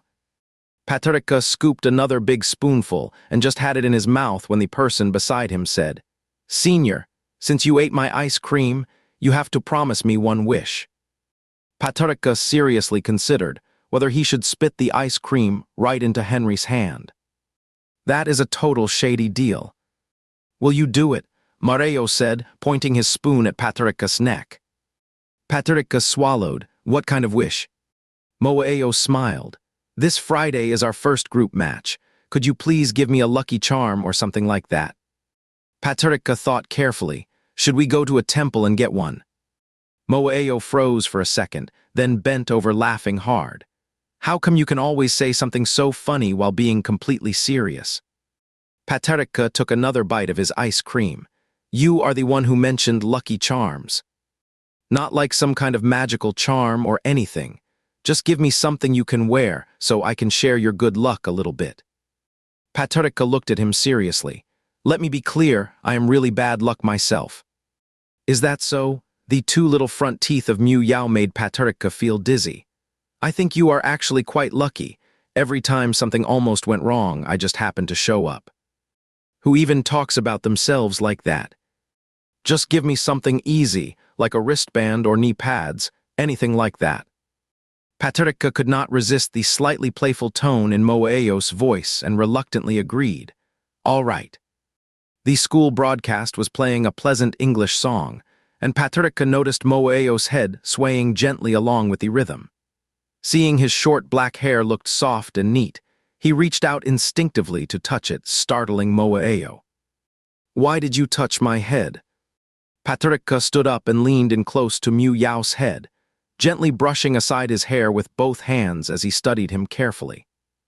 "Where did those 2 little ears even come from?" Moeo grabbed Paterika's hands, which were still moving around, and smiled. "Do you really want to take a closer look now?" Paterika quickly shook his head. He did not want to get chased by a pack of dogs again. For the next few days after that, Paterika kept thinking about what gift to pick. He spent a long time browsing through sports stores, but could not find anything suitable. Right before going to bed at night, Paterika was still searching online from his bed. "Paterika, what are you looking for?" Paterika, something for a gift, preferably something you can wear on the court." "Let me help you with it." Suddenly a glowing item panel appeared before Paterika's eyes, showing from left to right. Wristbands, arm guards, headbands, knee pads, and long socks. "All black or gray. Are there no other colors available?" "Paterika, there is an arrow on the left side. Tap it to access the customization menu. You can use that panel to design a piece you like." Paterika's eyes lit up, and he instantly felt excited. He quickly sat upright from bed, studied each item carefully, then chose the headband and tapped the customization menu, focusing intently on crafting his lucky charm. The computer science team's uniform is white with blue lettering, very clean looking. Paterika set the headband width to about 2 fingers wide, chose a sea blue base color, and added thin white stripes along both top and bottom edges. Does not it look too empty in the middle? What do you think does this Ua? Paused for a moment, then deliberately lowered his voice to sound more serious. I do not think it work. Paturika, please save me from this gaming dad. Still, he admitted it did feel a bit bare. He pulled out his phone and browsed online images of headbands, most featured logo prints. Then he scrolled through his own design left to right with his finger. Maybe add his initials. Can I write it by hand? A blank text box immediately appeared on the screen. Please type it in the box, Patrick. Patrico extended his index finger, selected white, and typed 2 letters. On the sea blue headband, 2 small white letter imprints appeared. He studied it for a while, feeling something was off but unable to put his finger on it. He decided not to dwell on it and said, help me make a thigh. Got it, Patrica. Please pay a yuan processing fee. That is expensive, but since he still had several 10,000 in his balance, spending a bit did not feel too bad. It is done, Patrick. He did not see the finished item drop down. Patrica turned around in bed, searching until he finally found a blue hairband by his pillow, quietly resting there like a surprise gift left by Isantea Clayas. Though it did not take much effort, after all, it was something he had designed himself.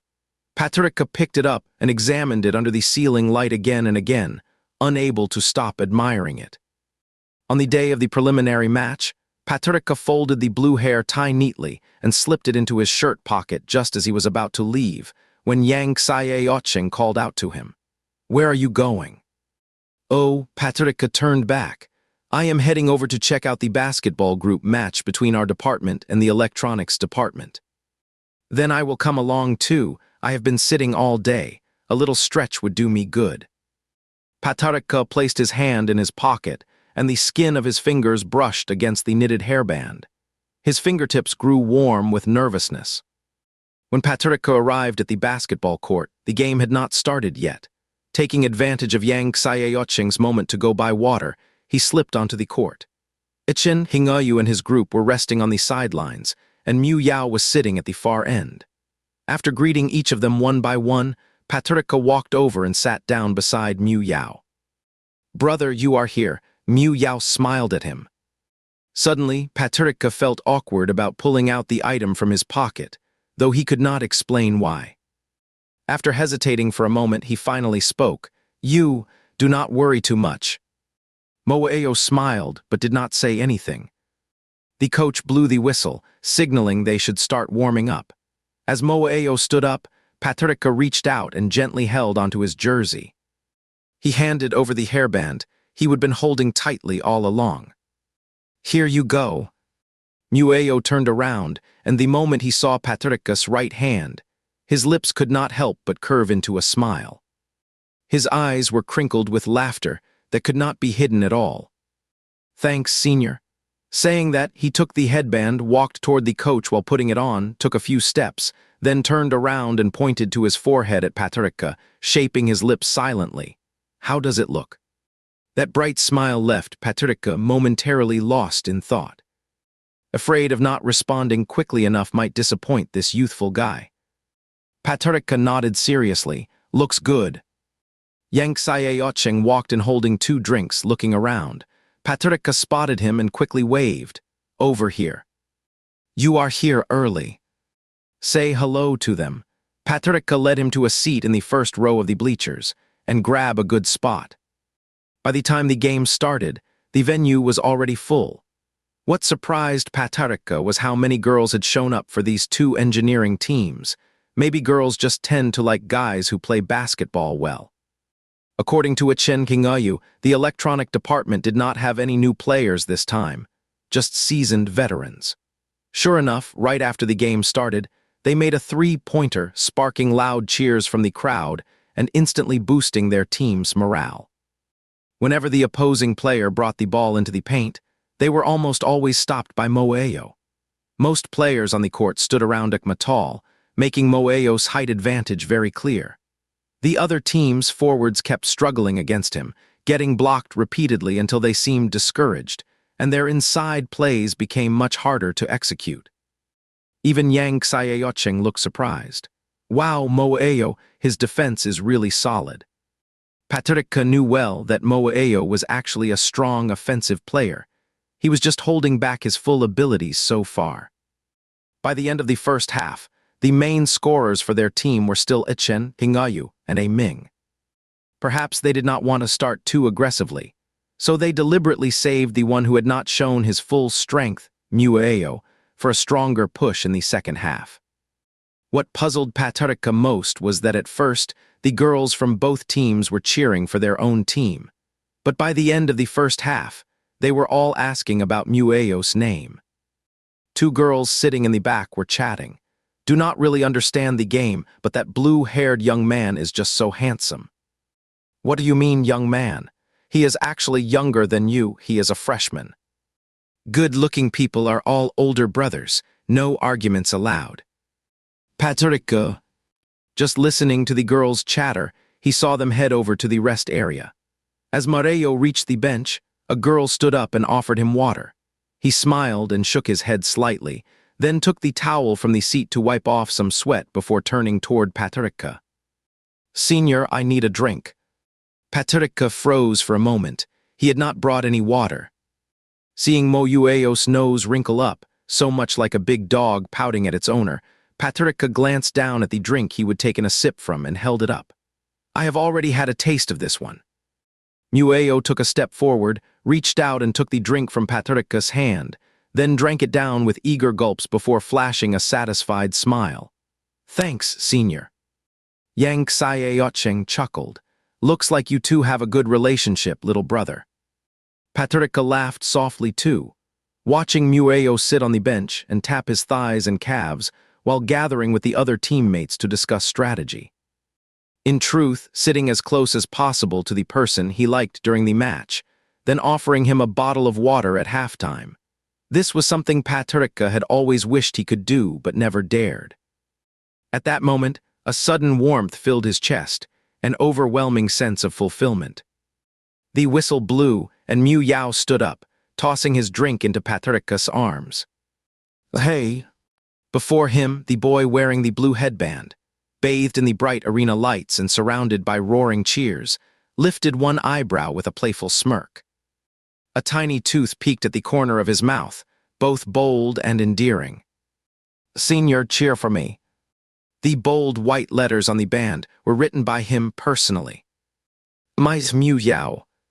Suddenly, at that very moment, Patricia finally realized something was off, and his heart raced. You are mine. As expected right at the start of the second half, Mueo did not just stay on defense within his team's zone. He charged forward with incredible speed, racing straight into the opponent's key area. With smooth hook shots, jumpers, and strong dunks, he dominated the rebounding zone almost entirely, catching the other team completely off guard. Whoa, that shooting percentage is insane, so the freshmen were dominating all along. Wow, it is like they had a secret weapon. Hearing Yang Xiaoqing's enthusiastic praise, Patricia surprisingly felt a small sense of joy. As Mueo transformed into a scoring force, the opposing team's interior defense began to falter, and with coordinated passes from Ichen, Hingayu, and others, their momentum grew stronger, and the game's outcome became increasingly clear. In turn, the loud, intense chants that once screamed, "Computer Science Team, go!" and "Electronics Team, go!" gradually merged into one unified call. Mareo, Mareo. Mareo, Mareo. It was the most harmonious game he would ever seen. Yang Xiaoqing covered his ears, disbelief in his voice. Why are the other team members shouting Mueo too? Patricia gave a wry smile. They are probably just swept away by Mueo's appearance. Mueo's Mueo, Mueo. It was as if whoever shouted the loudest was claiming to be Mueo's official wife, with both sides cheering louder and louder. Mueo's Mueo, Mueo, Mueo. Overwhelmed by the cheering, Yang Xiaoqing felt increasingly puzzled. It is like I have walked into a massive cat shelter. Everywhere I turn, there are loud meows echoing all around. He nudged Patricia's arm and said, "Hey, who came up with such a clever name for him? I am dying laughing." Patrick could not even laugh. The game ended in a decisive score of 2. Mu Yao was clearly the standout player of the game. Patrick could not help but be thrilled, unusually showing his emotions as he stood up with Yang Xiaoqing to cheer. On the court, the young players in white jerseys were bumping chests and hugging each other, celebrating their victory in their own way. Aming waved at Patrick and shouted, "Coach, come down and celebrate."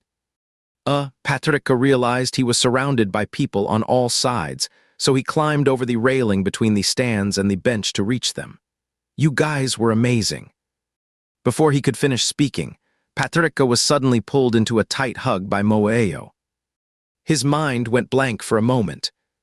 It was an intense hug full of youthful energy and emotion. When he finally let go, Patrick was still a bit dazed.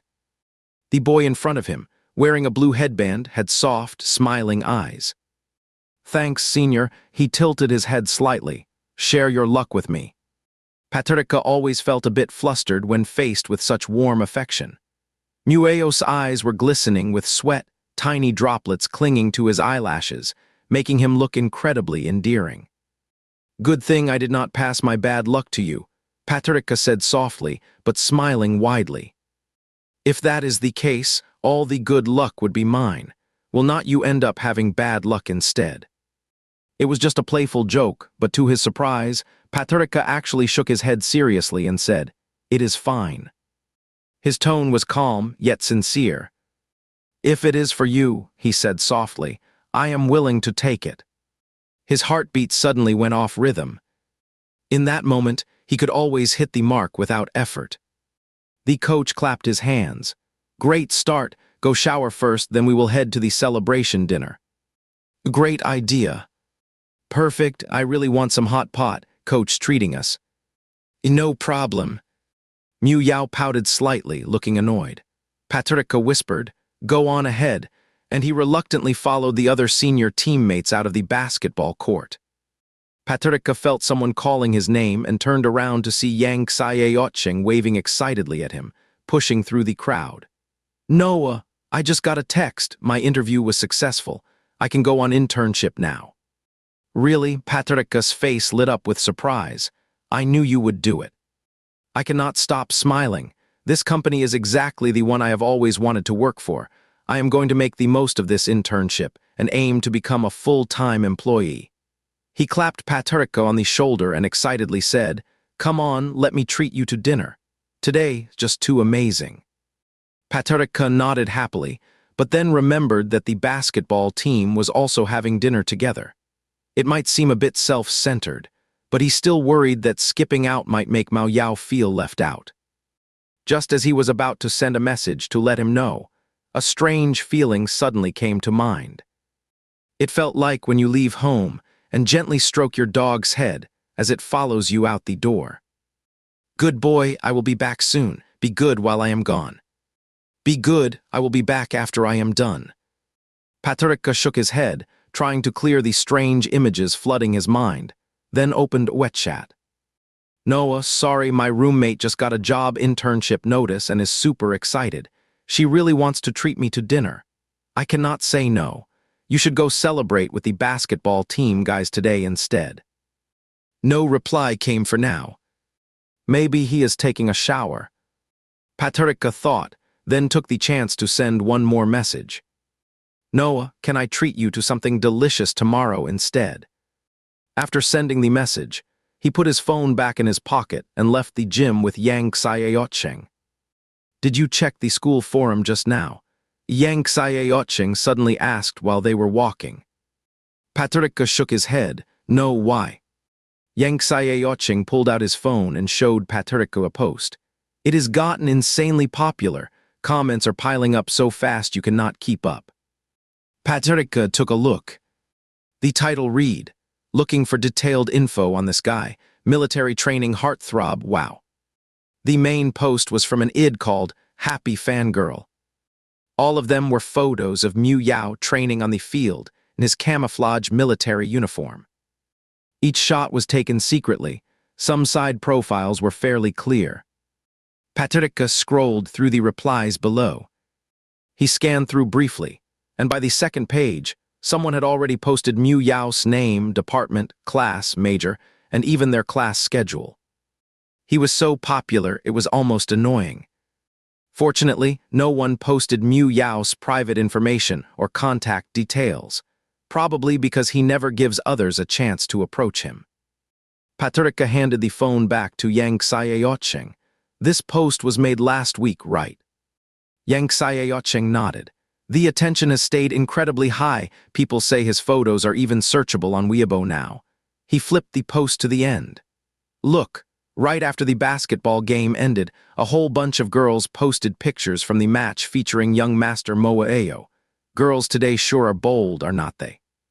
No wonder so many girls showed up to watch the game. Patricia suddenly felt uneasy. What are you thinking? Yang Xiaoqing waved his hand in front of Patricia's face. You are not actually jealous of the younger brother's popularity, are you? Patricia smiled. Yeah, being young is great. Your tone sounds like an old man. Yang Xiaoqing teased Patricia without mercy. Today I am taking you to this amazing buffet restaurant right near the south gate of campus. It just opened. I have been wanting to bring you there ever since I first tried it. Patricia felt truly happy. Since arriving in this world, it was as if he was slowly filling a missing piece inside himself. Having a friend who always thought of him and shared his wins and joy made everything feel perfect. During dinner, Patricia asked Yang Xiaoqing about internship opportunities, since he was the only one left in the dorm without a clear plan and always needed to find a way to keep up with everyone else.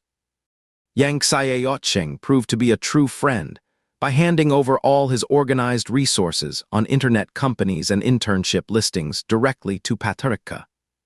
I have sorted them by difficulty. Just follow this order when sending out your resume. Even though you have some failed courses, most companies do not care about that anymore. What matters is your coding skills. You have got those, and that is all you need. Patricia nodded and sincerely said thank you. Go ahead and eat, Yang Xiaoqing said, glancing at the stack of cakes Patricia had gathered. Why are you only picking sweets? You should get some meat or something. Do not you want to get your money's worth? Cakes are expensive too, Patricia said with a cheerful smile. Besides, I just love sweet things. All right, go ahead and eat while I step out for a moment. Patricia nodded and sat at the table, eating his cake carefully. His phone buzzed suddenly, and upon checking, he saw a message from Moaeo. Moaeo, all right, then you have to keep your words, senior. Seeing those words, Patricia instantly pictured Moaeo's disappointed and pouty expression in his mind, and could not help but smile. Noah, I will keep my word. You can have anything you want. Less than a few seconds after sending the message, Noah received a reply from Moaeo. I really want to eat the food my senior makes. They could not cook in the dorm room. Patricia thought for a moment. Noah, I will make it for you when I get the chance. All right. He was so easy to please.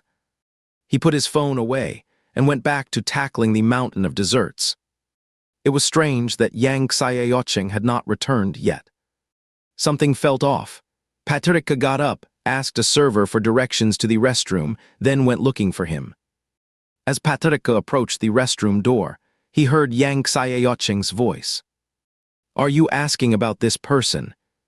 Yes, the person in the photo is named Mu Yao, right? Could you take me too? It was a mature man's voice.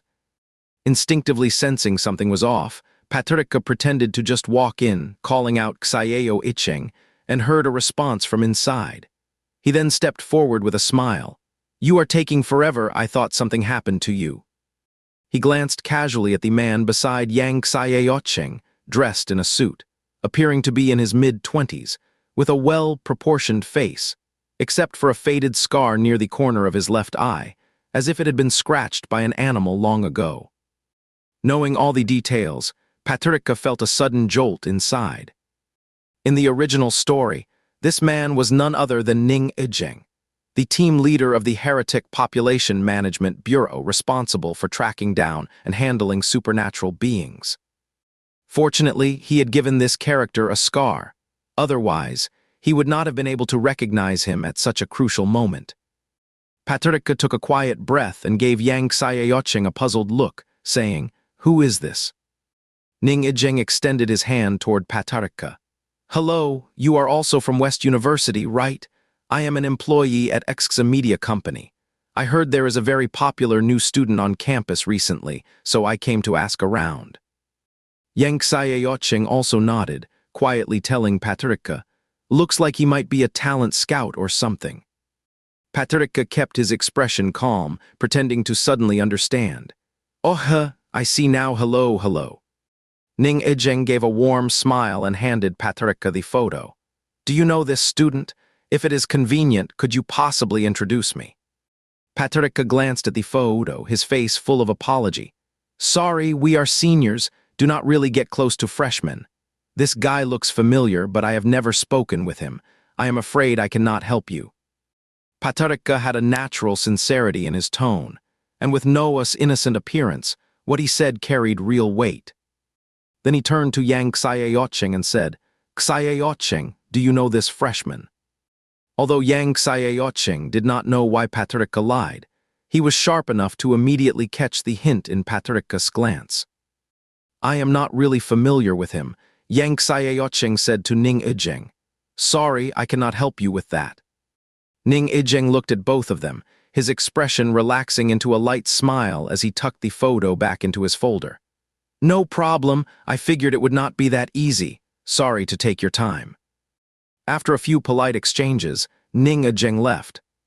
"Why did you lie to him?" Yang Xiaoqing said as he and Patricia returned to their seats.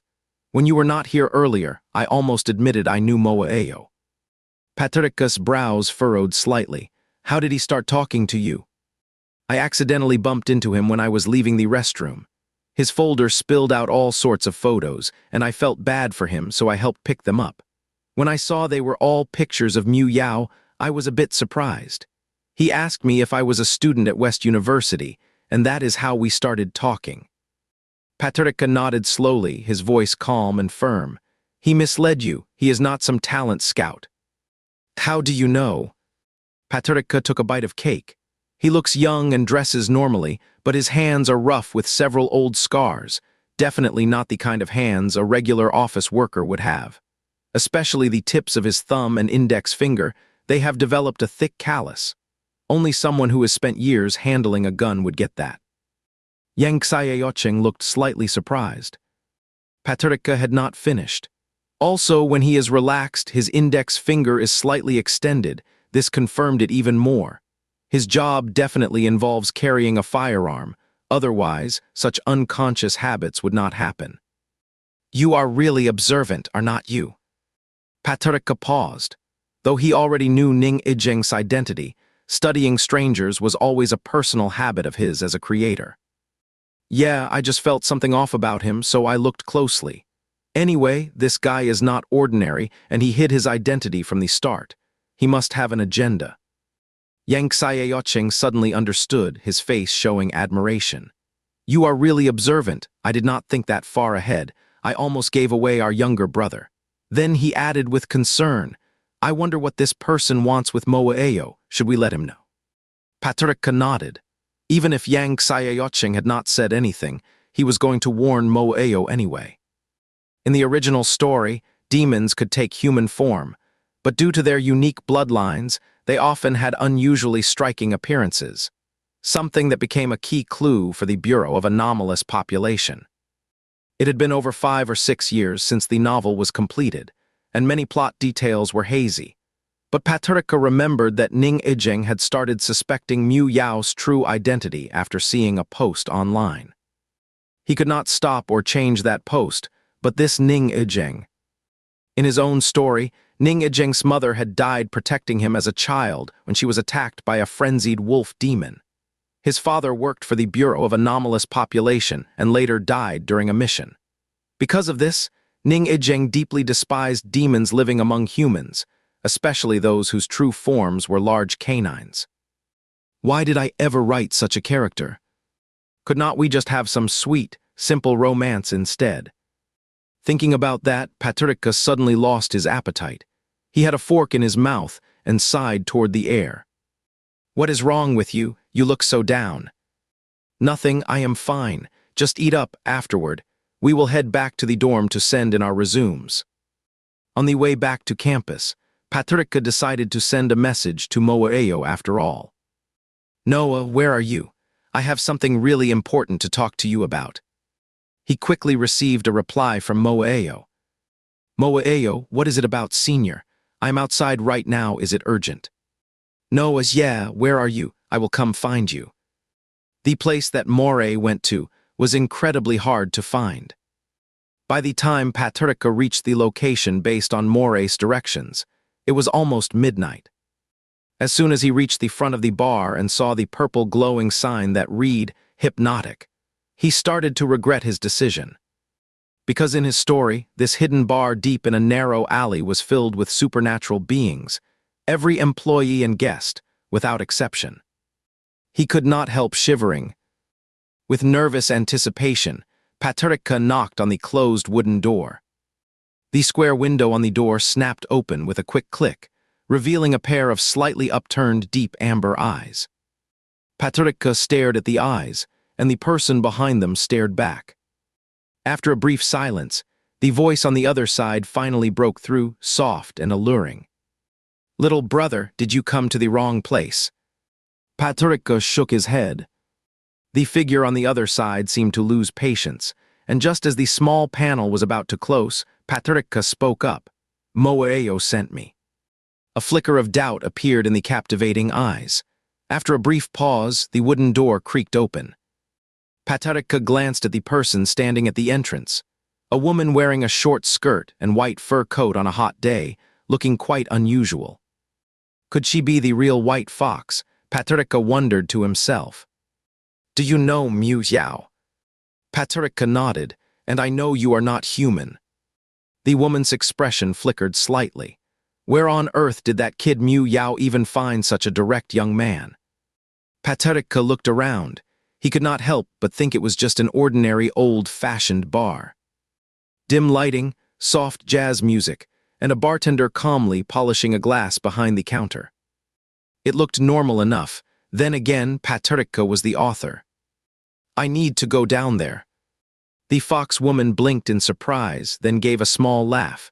"Where exactly do you want to go?" Patricia showed no expression as he walked forward and stopped directly in front of her, pointing at the ground beneath her feet. "Here." The white fox furrowed her brow. "Did Mu Yao tell you this too?" Patricia nodded. Habit is a scary thing. Now Patricia could lie to strangers without missing a beat. The white fox was highly cautious, so she pulled out her phone and dialed a number. "Hey, Mu Yao, there is a human here looking for you, just a clean-cut young boy. Listen, do not go giving us away, okay? Got it, got it." After hanging up, Patricia calmly met her gaze without hesitation. "Better not be scared when you go down," the white fox said, taking 2 steps back. She pressed her palm against the wall, and from the old cuckoo clock beside her, a wooden bird popped out. With her bright red fingernails, she twisted the bird forcefully to its back. There was a sharp snap. The floor beneath Patricia gave way. Suddenly losing his footing, Patricia plunged into a narrow and winding passage. It was completely dark. Nothing was visible except for the growing speed of his fall, faster and faster. The fear of losing safety washed over his mind like a rising tide. Faint music began to drift into his ears. In the darkness, a faint glimmer of light appeared. Is it nearly over? He kept accelerating, hurtling out of the long tunnel and into open space. In an instant, Patricia saw the true face of the bar, dim purple lighting, loud music shaking through the air, and a crowd filled with strange beings that looked human but were not. There was nothing to cushion the fall. In his panic, he thought he caught a glimpse of a black figure darting through the crowd, so fast it felt like a trick of the mind. He had expected to crash onto the ground. Instead, he fell into a strong and warm embrace, opened his eyes and saw Mo Yao's bright, confident smile. "Hey, senior, you came." His racing heart finally found calm in that smile. Leaping into the air to catch Patricia, Miu Yao landed safely on the ground. Paterika glanced down, took a few deep breaths, and suddenly realized just how awkward the way he was being held truly was. Hey, Mareyu, who is the lucky guy that gets a Princess Carrie from you right off the bat? Hahaha. Seems like a human. Wait, really? Various voices started to rise from around him. Paterika struggled to get down, his feet finally touching the ground. He could not help but wonder why Miu Yao had shown up at such a perfect moment. Why did you appear so perfectly timed? He asked. Because I smelled your scent, no mistake about it. Paterika blinked curiously. What kind of scent? Cannot tell you. Paterika did not press further. He looked around, and everything here seemed utterly bizarre to him. Unlike their cautious behavior in human society, here they could let go of all restraint without fear of being discovered by hostile groups. So everyone was slightly transformed in animal-like ways, creating an otherworldly atmosphere. It felt just like a scene from a fantasy movie. Come on, let's head over there. Walking beside Miu Yao, Paterika could not help but glance around at the surroundings. As he passed a woman with an elegant profile, she seemed to sense the presence of a human. She turned her face toward him, and Paterika was stunned to see that one side of her face was that of a white Persian cat. She gave him a gentle smile, and Paterika quickly looked away. Ahead there was a large pool with several people inside. As he walked by, the water splashed up suddenly. Several beautiful young women surfaced, swam to the edge, stretched their arms out, and leaned on the side of the pool, eyes full of curiosity as they stared at Paterika. Beneath the surface, fish tails flicked playfully, sending ripples across the water. Could he be a fish in essence? He was not watching where he was going and accidentally bumped into someone. Paterika quickly apologized, and the man, a middle-aged gentleman, smiled warmly in return. As Paterika wondered why this person, like Moeo, did not show his true form, he glanced down and noticed the man's legs were strong hooves. Dazed for a moment, Paterika hurried to catch up with Moeo ahead, but nearly tripped. Thankfully, Moeo caught him just in time.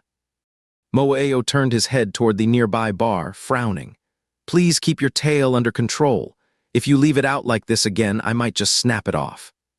Paterika looked down and saw a long tail covered in dark scales slithering out from beneath the bar beside him. Since he had always been afraid of snakes, he shuddered instinctively and pressed close to Moeo's side. Senior, are you scared? Paterika shook his head, then added, I am not afraid, just got a chill seeing the snake. Mr. Mew gave a look that showed he completely understood. He is the one who scares people the most, so he usually keeps his true form hidden. He only feels safe enough to let it show here. That made sense, and Paterika felt a bit sorry for the young boy glancing at him. He actually looked pretty sweet. We are here. Mueo led Paterika to a booth where a boy and a girl were sitting. The girl wore a pink capello, her black hair cut short just above the jawline, with two long rabbit ears sprouting from her head. Next to her sat a round-faced boy with big eyes. What was interesting was that both had slightly protruding front teeth, making them look incredibly cute. Their looks matched the descriptions perfectly, and after a quick thought, Paterika figured it out. Paterika, you are back. The girl seemed full of energy, especially when she spotted Paterika behind Miu Yao. She immediately jumped up from her seat and hopped over to grab his hand. Turning to Miu Yao, she asked, Did you just go pick him up? Without hesitation, she reached out with both hands to gently pinch Paterika's cheeks, saying, He is so adorable. Miu Yao frowned and pulled her away. Do not be so forward, you will scare him. The girl stuck out her tongue. You are such a ulake, no one's like little Ikang, you know. The boy in the booth let out a soft gasp and shivered slightly. Hi there, I am Chi Ameng, said the rabbit-eared girl, offering her hand while tilting her head. Paterika had just started to reach out to shake her hand when Mao Yao's large hand grabbed his wrist. No need to be polite with her, he said, pulling him down into the seat. Oiming stuck her tongue out at Mao Yao and then bounced back to their table with a cheerful skip. The boy who had been called Xiao King earlier avoided looking directly at Paterika. As if something were caught in his throat, stammering without being able to form a complete sentence. Moaeo looked at the situation and decided to speak up. His name is Ayuakang. He is a hamster by nature, so he gets nervous around strangers. He will calm down soon. Then he nodded toward Chi Ameng with a slight lift of his chin. That once a rather annoying rabbit spirit, just ignore her. You are the annoying one. Chi Ameng shot a glare at Moaeo, then turned to smile warmly at Patricia. Her cheeks dimpled slightly when she smiled, and two tiny front teeth peeked out. She looked absolutely sweet. Noah Senior, hello, I have heard all about you from this dumb dog. Oh, by the way, you are my senior too, right? Who said I am your senior? Moaeo snapped. Stop trying to get close so fast. Patricia gently tugged on Moaeo's arm, then smiled at Chi Ameng and said, Hi there. Are you also a new student at West University? You are really cute. Suddenly, he heard an odd sound from beside him. It sounded like a low growl, as if a dog were trying to suppress its anger deep in its throat. Right, I am studying art. You and Ah Yao are both from computer science, are not you? Patricia nodded, noticing that Moaeo seemed a bit upset. After a moment, he decided to gently mimic how someone would soothe a dog, quietly reaching his hand behind Moaeo and softly patting his back twice before pulling it back. Moaeo paused, completely forgetting about his earlier annoyance. He just felt really happy. Happy enough to want to let his tail out and wag it right then. By the way, Senior, do you want something to drink? Ayameng asked with a smile. Patricia was about to speak when Moaeo quickly replied, He cannot have most of the drinks here. True enough, Ayameng said, glancing at her own orange drink. Hey, how about you try my carrot juice instead? Keep that unpleasant drink for yourself, said Moaeo, waving his hand. A boy with wings and wearing a tuxedo flew over. Hello, how may I help you? Moaeo, one mixed fruit juice, please. The server was about to fly off when a tiny voice whispered, Wait, barely audible. It turned around and flew back down, landing gently. Is there anything else you need? Ayuakang quietly said, See, can I please see the menu? Of course. With the menu in hand, Ayuakang quickly marked a choice and handed it back with his head down. Thank you.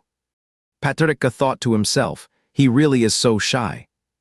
While waiting for the meal, Patricia shared with them what had happened earlier with Ning Ijeng. Hearing this, Mu Yao sounded annoyed. I really hate being secretly photographed and posted online. It is bound to cause trouble. You would be better off changing your appearance if you want to avoid attention quickly. Ameng bluntly said. He is not someone to take lightly. You need to be extra careful lately. Do not give them any reason to target you. Listening to Patricia's warning, Moaeo nodded. Chi Ameng echoed. Senior is right. I heard a student from X University was exposed recently. He turned out to be an infiltrator and got reported by his roommate. Now he has been detained at the alternate bureau for 2 weeks already. Patricia frowned. After they are locked up, what happens? When can they get out? Chi Ameng shook her head. I do not know for sure, but among the people I know, no one who went in ever came back out. She gave a self-deprecating laugh. Our standing is so low that once someone reports us to humans, even if we haven't harmed anyone, we are locked up anyway. That is why everyone stays so careful around humans. Patricia felt heavy in his chest, unsure of what to say. But Senior, this Ning Ijeng is really impressive. We have all heard of him. Last month, he shut down an entire group of leopards who had been illegally collecting money on Rat Street and hurt someone. He took them all down at once. Chi Ameng twirled the straw in her carrot juice. He seems to hate us creatures, always aiming to arrest and lock us up. Patricia paused for a moment before speaking. Actually, demons are just like humans, some good, some bad. He is just too extreme. Regardless, all of you need to stay cautious. Chi Ameng's long ears, which had been drooping half-heartedly, suddenly stood straight up. Her eyes sparkled. Senior, you are so kind. Being kind has nothing to do with you. Mo Yao cut off Chi Ameng sharply, grabbing her ear forcefully. Patricia noticed Ayuakang had stayed silent the whole time. Feeling it was not right to leave him out, he gently said, Little Akang, you should be careful too. Ayuakang looked up at him, then nodded slowly and dully. Thank you, Noah Senior. It is all right, Mu Yao said, his tone sounding like he was reassuring Paterka. He would not dare make a move against us unless he has solid proof.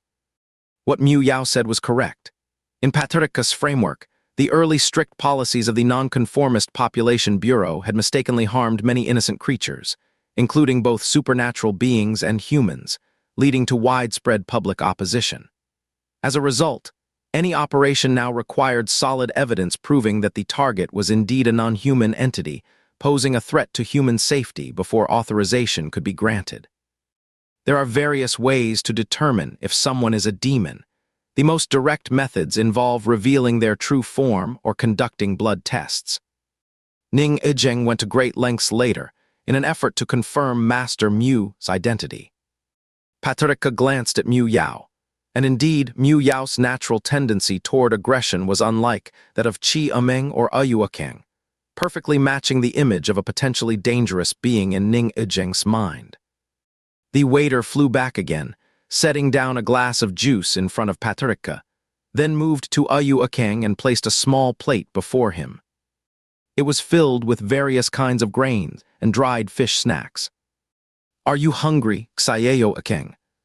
Ayuakeng nodded and began eating slowly with a small spoon. Watching Ayuakeng's timid, yet well-behaved demeanor, Paterka suddenly thought of something. It was getting late, so the group headed back to school together. Paterka's dorm was right next to Mu Yao's, and by the time they reached the end, only the two of them remained. Late autumn brought a chill to the evening breeze. It brushed against the skin and caused tiny bumps without warning. Just like how, when alone with him, Paterka felt certain restless, uncontrolled sparks of pleasure stirring deep inside. The campus streetlights had gone out, and the two walked one behind the other beneath the moonlight, Paterka's steps following closely in the long shadow cast by Mu Yao. Thinking back to how playful Mu Yao had been with Imeng just moments ago, Paterka found it amusing and could not help but speak up. "You two get along really well, do not you?" Mu Yao suddenly stopped in his tracks. Paterka ended up bumping into his back. "What is wrong?" Paterka rubbed his forehead, wincing in pain. "Had I said something wrong?" "Senior, I am not in the kind of relationship you are thinking with her." Paterka paused, then suddenly laughed once he understood what Mu Yao meant. "What kind of relationship did I even have in mind?" "Anyway, we do not get along well. Do not misunderstand, Senior." "Oh? What do you mean by oh?" Seeing that Moaeo seemed a bit flustered, Paterka finally stopped his playful teasing and said seriously, "I did not misunderstand. I know you are not fond of her." "How do you know?" "I just know." "What is with that confident attitude?" Moaeo lowered his head and smiled. The campus was quiet at midnight, with just the two of them around. He thought he heard a faint gurgling sound. Longing had quietly simmered up, nearly spilling over. Turning around, he saw Paterka's crystal-clear eyes. For a brief moment, he truly did not want to hold back anymore. In the following days, nothing unusual happened, and Paterka did not run into Ning Ijing near the school again. Instead, Yang Xieyocheng was often away due to his internship, coming home late or leaving early, making him hard to spot around campus. After some time, Julian finally returned to school, but he came only to pack up his belongings and prepare to move into the rented apartment. "Commuting to school every day is just exhausting," Yang Xieyocheng said, his energy barely enough for a complaint. "Working long hours and not getting proper rest, so I am moving to an apartment near the office. That way, I can save time on the commute and get some extra sleep." Paterka quietly placed a few pieces of meat from his own plate onto Julian's. "Have you sent out your resume yet?" Paterka nodded. "I got calls from 2 companies yesterday for phone interviews. I think it went well. I have one this afternoon." "Good luck." After encouraging Paterka, Yang Xieyocheng could not help but sigh. "This means we will see even less of each other." "There will be chances. It is not like we are in different cities now." Although Paterka was not the real Noah and had not lived with Yang Xieyocheng for over 3 years, in just these few short days, He had already felt the warmth of a true friend from him. The afternoon interview did not turn out as hard as he would feared. Maybe because the company was still young, with an owner who was also a recent startup founder, and the whole team had great energy. The HR representative was friendly and did not ask many difficult questions. Patrick was not very talkative, but he always gave people an unexpected sense of trust. Combined with Noah's natural talent in programming and the intense studying Patrick had done over these past few days, the interview went fairly smoothly. The second company was a large firm with many people applying. The queue was long, and the entire process took 3 hours. By the time he got back to school on the subway, it was already evening. But luckily, early the next morning, he received a call from the first company. He had been accepted for the internship. Patrick happily ran to the cafeteria and ate 2 bowls of wonton soup. The only downside was that the company was not close to campus, and his dormitory now had only him left. After thinking it over, Patrick decided he would better find a place to rent before officially starting work. Since Patrick had experience renting on his own in real life, he did not take long. Within just a few days, he finalized the deal and paid the deposit. The apartment was in a neighborhood right across from the company, a 2-bedroom, 1-living space with decent furnishings. He rented one of the guest rooms. But moving everything by himself was not very easy. Patrick thought of Moeo. Henry, however, was upset because Patrick had not told him about the internship right away. "I have been really swamped lately, that is why I did not tell you right away," Patrick explained earnestly, noticing that Moeo still was not calming down, so he added gently, "Even if it was late, you are still the first person I told about this." Seeing Moeo's lips twitch slightly, Patrick instinctively glanced up at his head. It was almost like 2 little ears twitched. Just a trick of the mind, though. Honestly, I really wanted to give his ears a little pinch. Last time I forgot all about it when he startled me. Missed opportunity. Got to try it next time.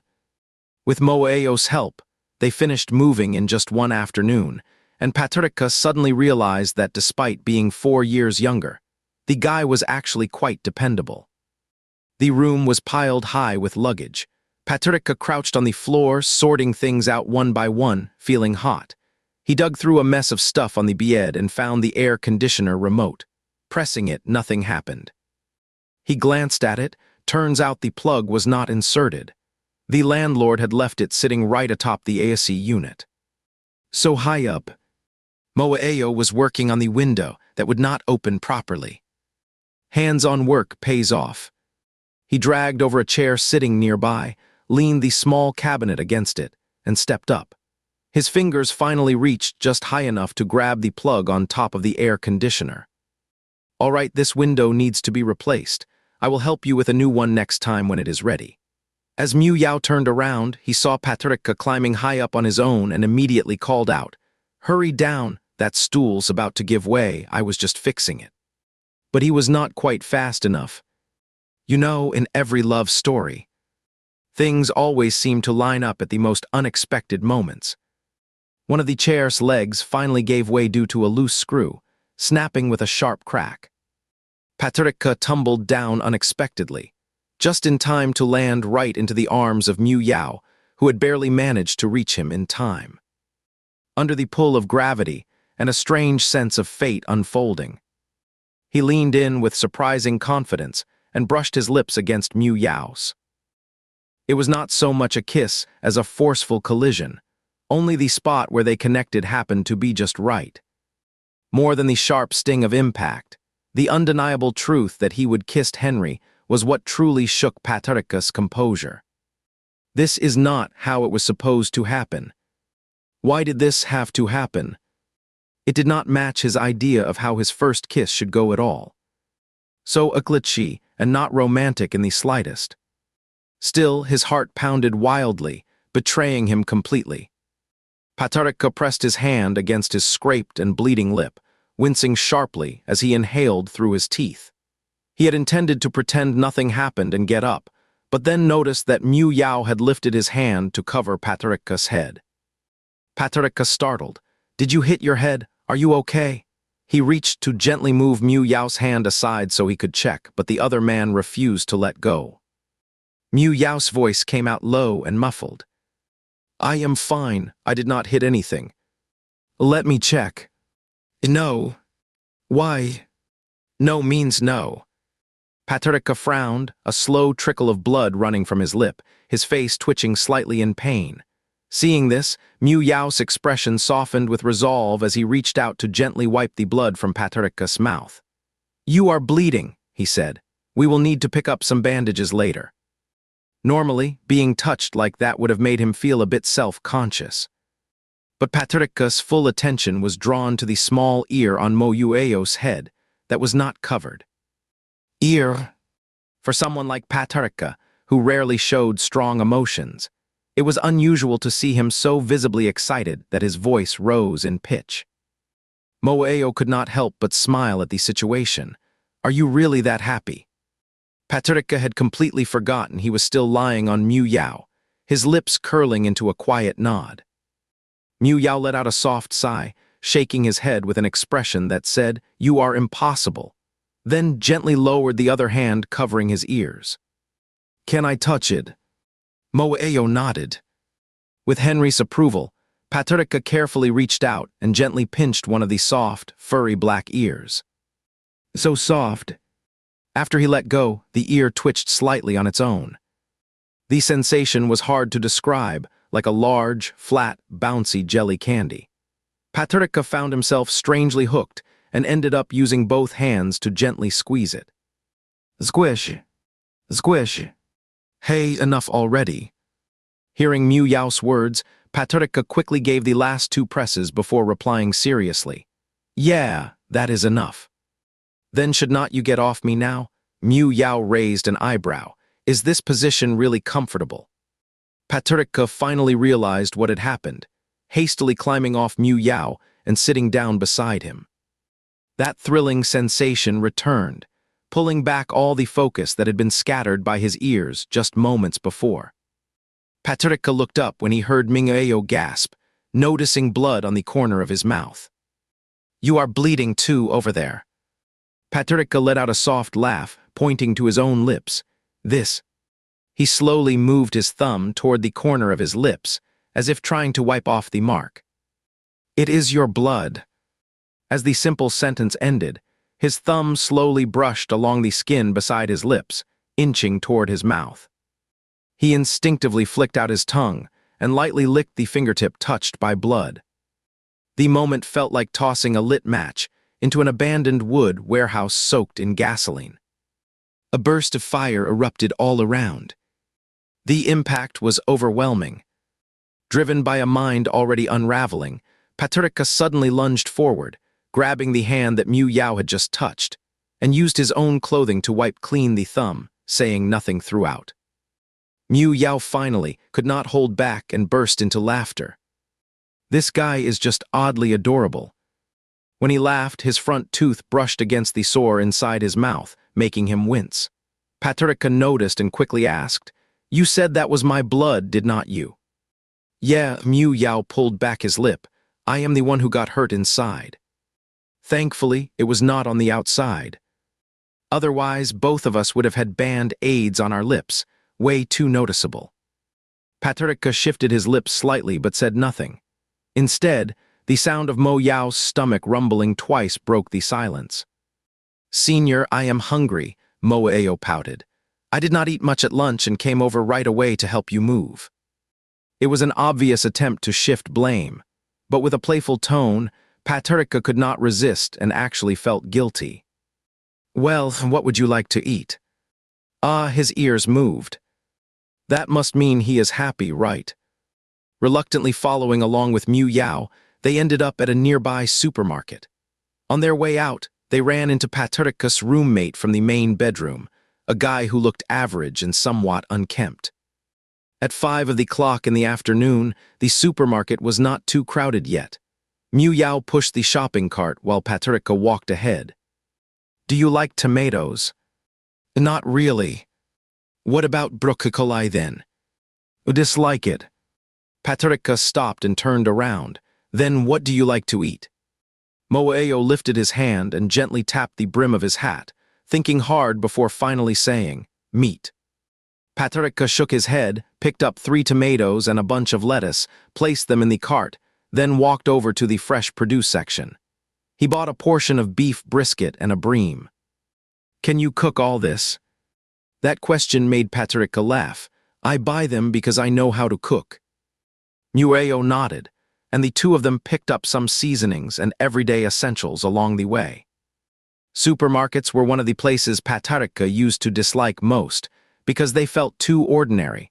There were not many people alone, mostly families with kids or couples shopping together. He himself felt like an outsider in this warm environment. One person picking out items, one pushing the cart, one paying at checkout, and finally one carrying heavy bags home alone. Boring and lonely. Why are you just standing there staring? Suddenly snapped back to reality, realizing he was not alone. Nothing much, we are about done. Let's go pay at the register. Patricia realized that having Moeo around had one clear advantage. He never had to do any of the heavy lifting. On the way home, Moeo carried all the bags without any trouble. When they got back home, Patricia tried to send Moeo off to rest, but Moeo would not hear of it. He insisted on bringing a chair and sitting by the kitchen door to watch Patricia cook. It felt strange. How about helping me wash the vegetables? Moeo lit up with excitement, sure, and dashed into the kitchen to help. In their 2-bedroom apartment, the kitchen was not very spacious, so the 2 young men bumped into each other just trying to turn around. There was nothing he could do. Moeo reluctantly gave in and went back to his room to play games as Patricia asked. Patricia had not cooked in a long while. Back then, he lived with an aunt who did not know how to handle chores. He had no choice but to learn on his own. Over time, he got better and better until cooking became second nature. But once he was living alone again, the motivation faded. Being alone at the table made everything feel dull and meaningless. Just as Muereo was about to fall asleep, he caught the scent of cooking food. Is it ready? Patricia turned around and saw Moeo leaning against the kitchen doorframe, his head poking in to look inside. Yes, Patricia said, handing the pot handle wrapped in a cloth to Moeo. Take it out to the dining area. There was no dining table in the bedroom, so they carried all the dishes to the dining table in the living room near the kitchen. After finishing up, Patricia took off his apron and knocked on the master bedroom door. The door opened. The guy adjusted his black-rimmed glasses with a finger. What is it? Patricia was not great at talking to strangers, but since the kitchen and living room were shared spaces, he felt he should at least say hello to his roommate. I made some food, would you like to join us? The guy glanced past Patricia toward the dining table behind him. His expression looked uncertain, but in the end, he politely declined.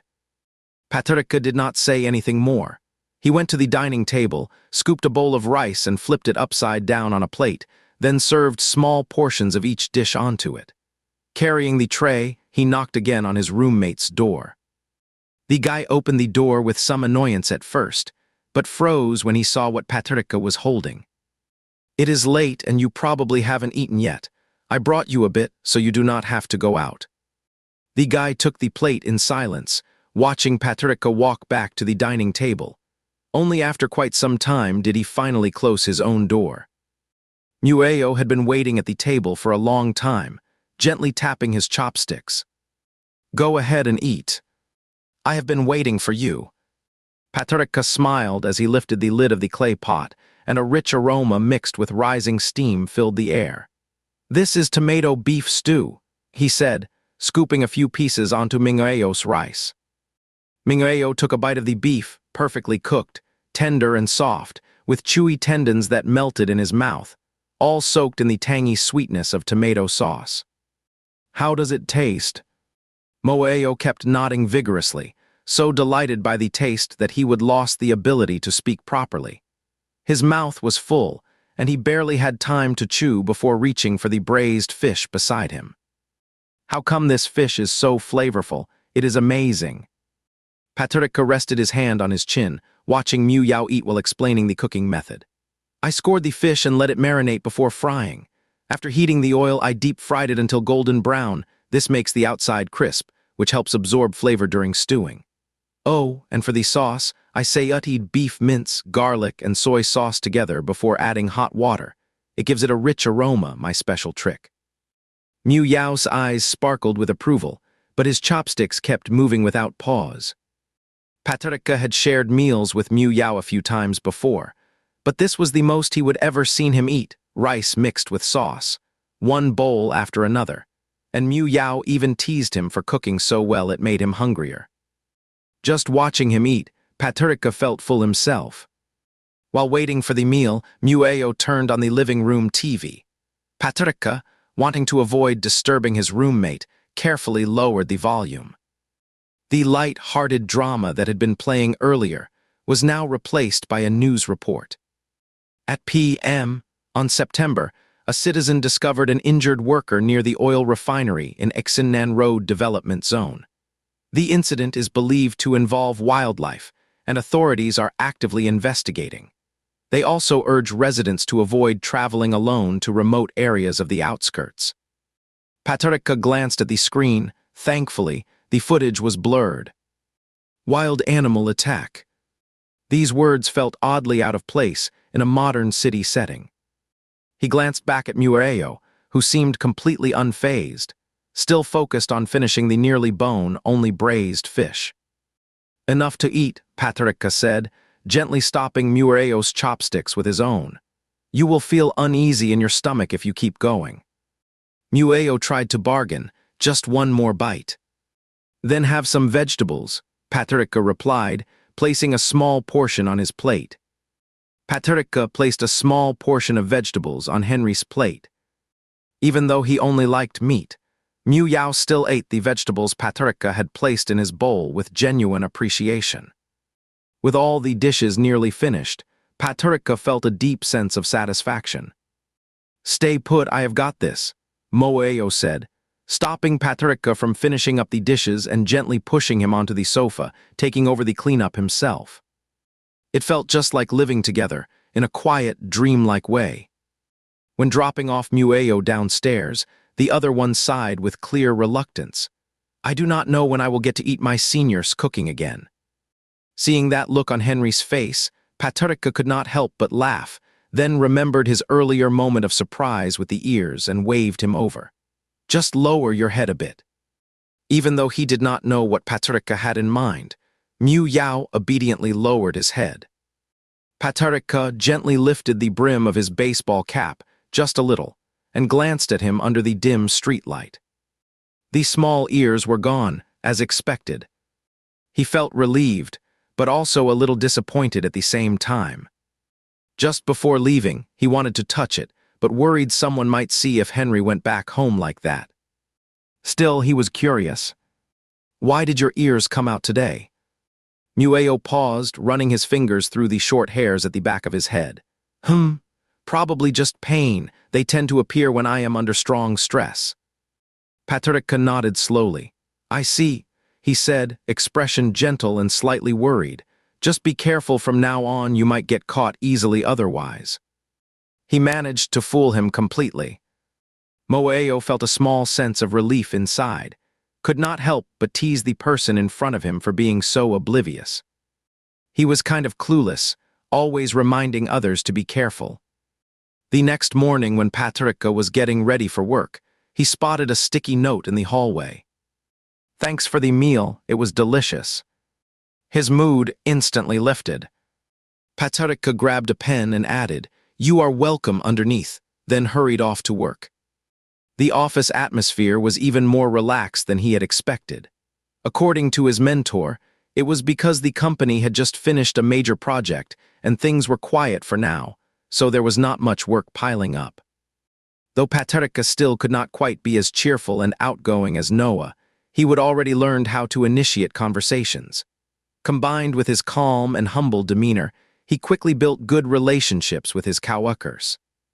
The only thing that worried him was having to go back to school, to take probability class with first-year students. He would assumed his boss would not agree, but after hearing Patrika's explanation, the boss burst into laughter. "Is that guy still the department head, the one with the bald spot?" The boss gestured for Patrika to sit down. "Let me tell you, I went through the same thing under him back in my day. I totally get what you are going through." Patrika gave a polite chuckle. Apparently they were alumni. "It is no big deal. Learning more is always good, and not every situation can be restarted. You only have one major class each week anyway, just show up when it is time. Honestly, things are so slow right now that we would not even notice if someone was missing." Patrika said thank you several times, and the boss waved his hand. "Just a small favor when you see him. Say hi to the bald-headed one, Anathona." Patrika nodded and left the office. Mueo was right, as usual. In a way, his luck really was good. The professor for probability class turned out to be exactly who they expected, Mr. Baldy. But the good news was it was the last lecture on Fridays. That meant Patrika would not need to spend much time away from work. He could just leave 2 hours early on Friday afternoons, finish the class, and still have a full weekend ahead. Based on the schedule Mao Yao sent him, Patrika found the classroom. When he arrived at the door and glanced inside, he saw quite a few students already seated. Since everyone was also new, they had not yet gotten to know one another, so no one seemed surprised to see Patrika. As he reached the doorway and started scanning for Mao Yao's figure, he noticed someone who had been dozing off at a desk suddenly lifting their head, rubbing their eyes before looking toward the entrance. That was quick. Could he have sensed it again? The moment he saw Patrika, the drowsy eyes suddenly lit up. Mu Yao waved toward the door and Patrika walked over, backpack in hand. "I saved you a seat." Patrika stared as Henry moved his bag from the reserved seat, momentarily stunned. Moeo had not taken the seat next to him. A girl walked toward the window. "It is so dim in here, I am pulling back the curtains." With a sudden rush, sunlight broke through the gently swaying curtain and poured over Mu Yao, who was wearing a plain white short-sleeve shirt instead of his usual black T-shirt. The light carved clear lines along his silhouette. Tiny dust particles floating in the air looked like faint, scattered noise on an old film photograph. They blurred his outline slightly. "Sit down." The seat he had claimed for himself was up front. In that instant, Patrika almost felt as if he would slipped into a moment of illusion. It felt like he was back 10 years ago. This story is entirely fictional and fantasy-based, meant for entertainment only. Please do not imitate any part of it. Why do I feel like the protagonists in these worlds are all so familiar? The voice of echoed inside Patrika's me. "Patrika, did you possibly pour your own emotions into the creation process? Or is there perhaps a real-life inspiration behind it?" This question sent Patrika into deep athoa. That was exactly right. His own obsession had gone too far. "All right, let's get started. From this class on, I will be teaching you probability and mathematical statistics." The voice of the man with the receding hairline pulled Patrika back to reality. He reached into his backpack for his textbook and pen, then looked up just as their eyes met. His instructor wore an expression that seemed to say, "Good, you finally showed up." The teacher opened the class roster, called out each name one by one to check attendance before beginning the lesson. To be honest, Patrika was really trying his best to focus, but the lecture was dull and uninspiring. Even though it is a branch of mathematics, the instructor simply went through slide after slide on the screen. At the very least, he should have worked out some examples on the board. For someone like Patrika, really eager to learn but struggling to follow along, it was truly exhausting. Patrika sat up straight throughout the long class, focusing intently on the front, afraid that even a slight relaxation would make him fall asleep. The bell finally rang, and Mediterranean, still with a serious expression, said, "Just 5 more minutes, I will finish this problem, then we can leave." The students felt frustrated but dared not say anything. They would already started to stand up, but after hearing that, they sat back down. Thinking about how Mo Ueo had not said a single word all class, Patricia took the chance when Mr. Mediterranean was bent over his textbook to turn around and saw him lying on the desk, using his arm as a pillow, fast asleep. The boy beside him spoke up. He has been sleeping through the whole class. Luckily, Mediterranean did not notice. Work through this problem a few times on your own after class. I might even use it on the midterm exam. Got it. The students replied in a tired voice. Essa, eknaua. Class is dismissed. The classroom instantly came alive. Weekend finally made it through this week. Let's go grab something to eat. I am starving. Do not forget to pick up your package later. Back to the dorm first. Patricia turned around and leaned in to look at Mu Yao, who was still fast asleep. His face was tilted sideways, resting on his outstretched right arm, the dark strands of hair gently glowing in the sunlight. Mu Yao was still sleeping deeply, seemingly unaware of the noise around him. Do not dogs usually have sharp hearing? Speaking of which, how exactly did the ears even appear in the first place? He felt Henry was deeply asleep, so Patricia reached out with his hand, intending to gently push back the hair for a better look. Just thinking about it made him chuckle softly. He could not help but feel he was becoming more childish. Before his fingers could touch the other's hair, they were seized by the other hand. Awake. Senior Mu Yao half woke, sitting up with his hand still gripping Patricia's tightly, as if holding on to some crucial clue. What are you trying to do? Patricia acted as if nothing had happened, meeting Mu Yao's gaze with a calm expression. Nothing at all, he said. The hand that was held felt warm. The classroom was empty, except for the two of them. If you are so fond of ears, I could create one right now and even bring a bunch of dogs over. What do you think? Patricia could not hold back anymore. He shook his head, then suddenly remembered something. Why did not you call the dogs yesterday? Moeo gave a look that seemed like he should not have said anything, and Patricia picked up on the hint. So you can actually control it. It is not always happening every time. Moeo smiled and changed the subject. School's out, right? Let's go grab some food. Patricia was not giving up. You did it on purpose last time.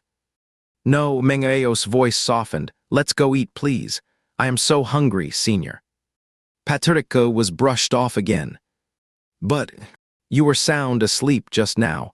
How did you suddenly wake up? The timing was too perfect. It almost caught him off guard.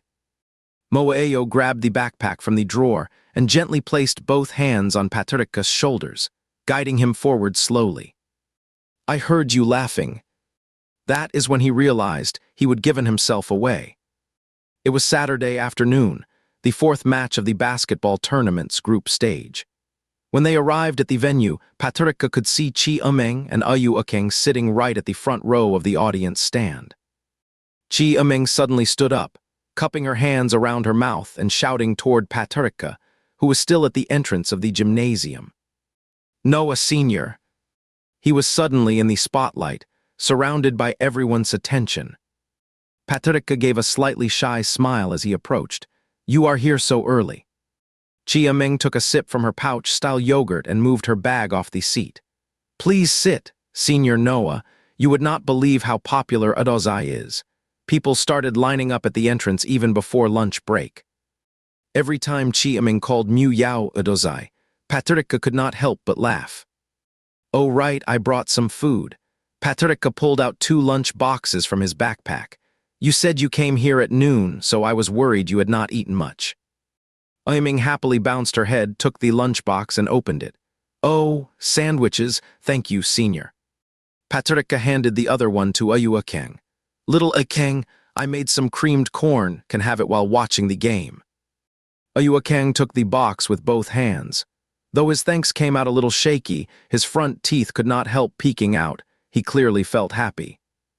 You're so cute, Senior, Chia Meng said with her cheeks full among the dogs here. Patricia glanced over. Both teams were now entering the field. Their team is said to be really strong, physics department, Chi Meng said, finishing the last bite of her sandwich and leaning in close to Patricia's ear. Senior, there are some of our kind in there. Patrica frowned slightly as he looked at the physics team in their dark blue uniforms.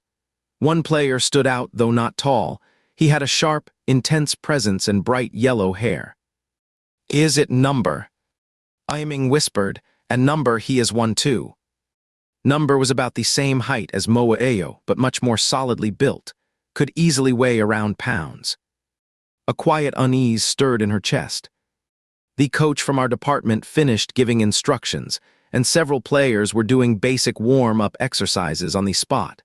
Patrica called out to Mu Yao's direction, Mu Yao. Even though he tried his best to shout, his voice was nearly drowned out by the noise all around.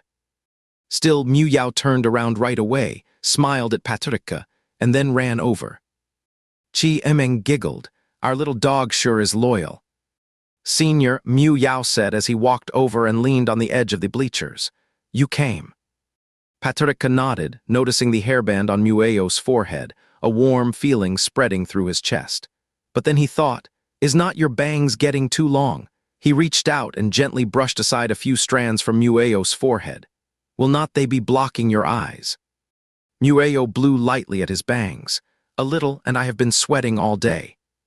Chi Emeng added from beside them, you should tie it up, or it might affect your performance. Patrica agreed. Then, Senior, can you tie it for me? Mengueo grabbed the black hair tie that Chi Emeng pulled from her small bag and handed it to Patrica, taking off her headband as she shook her hair gently, just like a dog shaking water off after a bath. Like a dog tossing its wet fur after a bath. Patrica gathered a small section of Mu Yao's hair near his forehead. I am not really good at doing this. It is fine, just do whatever, as long as it does not get in your eyes. Patrica carefully wrapped the hair tie around, gently trying not to pull too hard and cause any discomfort. Done. Moaeo looked up, revealing two cute little teeth, and the small tuft of hair on his head wiggled playfully, like a tiny apple. Suddenly, the audience erupted in shouts, startling Patrica. Chi Emeng rolled her eyes and said, Doggy, have you heard of disfigurement and weight gain?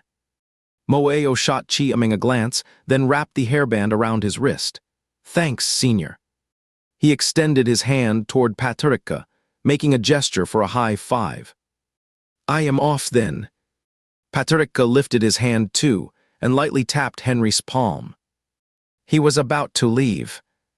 Patrica's fingers slipped into his palm and held onto his hand. Mueo turned his head around. Patrica's expression was serious. Be careful. Here it comes again. The urge to just kiss him overwhelmed him. Her fingers, frozen in thought, slowly curled until they brushed against Patrica's wrist and gently held onto his hand. She gave his hand a firm squeeze. I know. Patrica could not shake the uneasy feeling as he watched Mu Yao walk away. He glanced over and saw Chi Emeng holding a notebook, bent over drawing something. What are you drawing? Notebook, Ayuakeng whispered, leaning past Chi Emeng. A notebook, Patrica frowned. What kind of notebook? A book. Before Ayuakeng could finish, Chi Emeng covered his mouth. Patrica was not foolish, especially not with a romance writer's mind. It did not take him long to figure it out. So she was into that kind of story then. That explained why he was talking about preferences earlier.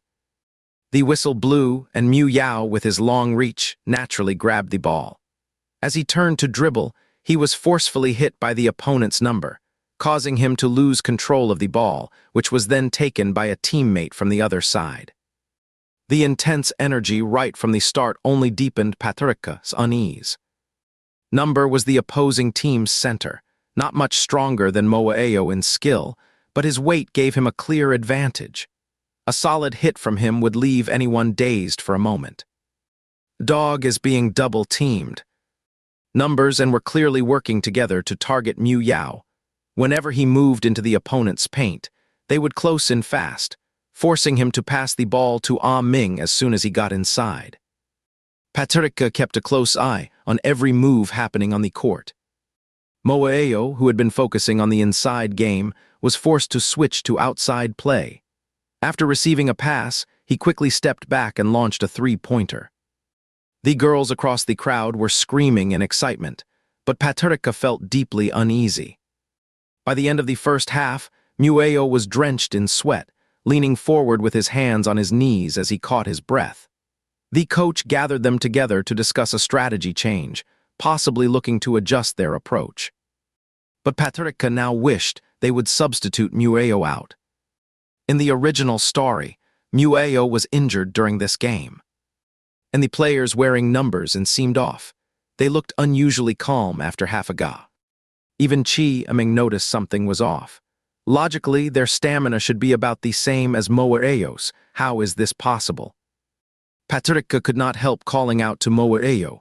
Moeo, maybe you should not play in the second half. This was not just about playing basketball. Their intentions were far too clear. Mueo shook his head. Senior, I am fine, do not worry.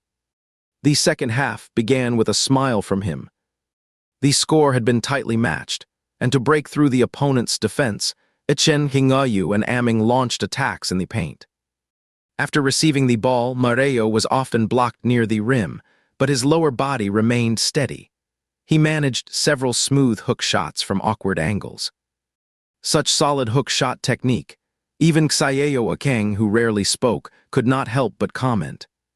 As time went on, the team's coordination improved. When Mueo was guarded by number while dribbling, he made a smooth behind-the-back pass, using just enough finger strength to quietly find Ming underneath the basket. A brilliant layup followed. The situation started to look much better. With the change in strategy, Mareu stepped back from his main scoring role, and the opponent's defense lost its previous strength, making it easier to play than before. But Patricia could not shake the feeling that the opposing players' number, and had not truly given their all why. The pace of the game was speeding up, and Afeng got the ball on the perimeter, passing it with a one-handed shoulder pass to Ah Ming. But as the main scorer in the second half, Ah Ming was now surrounded by two opposing players, unable to find a good spot to shoot. Mu Yao gave him a quick signal with his eyes. Ah Ming faked a shot, shifted his wrist, and passed the ball to Mu Yao, who dashed forward in 3 strides for a fast layup. Such speed was too much even for Number, a powerful center, to keep up. Instead, player Number leapt into the air, but by that point, it was too late to stop the ISCO. As expected by everyone, the ball cleanly went through the net. But in the next moment, Mueo suddenly fell to the ground, clutching his left chest. At the same time, player also fell to the ground due to moment. Foul! Patricia shot up from his seat, a dull pain spreading through his chest. From his vantage point, he could not see exactly what happened, but voices of protest began to rise from the nearby stands. The blue team's Number used his elbow to hit someone. I saw it clearly right he. Such a dirty move. This is definitely a violent foul. Chen Kingayu immediately rushed to Mu Yao's side and helped him up. The player with the yellow hair showed no sign of remorse, his face filled with defiance and contempt. Afeng stepped forward as if to strike, but was pulled back by Matoyu. Do not do it. Patricia paid no attention to the referee's call, or who was stepping up to shoot free throws. His mind was completely filled with the image of Mu Yao falling to the ground just moments before. A cacophony of sounds filled his ears, as if he were forced to wear a faulty headset, harsh and chaotic. Yet in that moment, all he could hear was his own voice. He kept repeating his name over and over in his mind.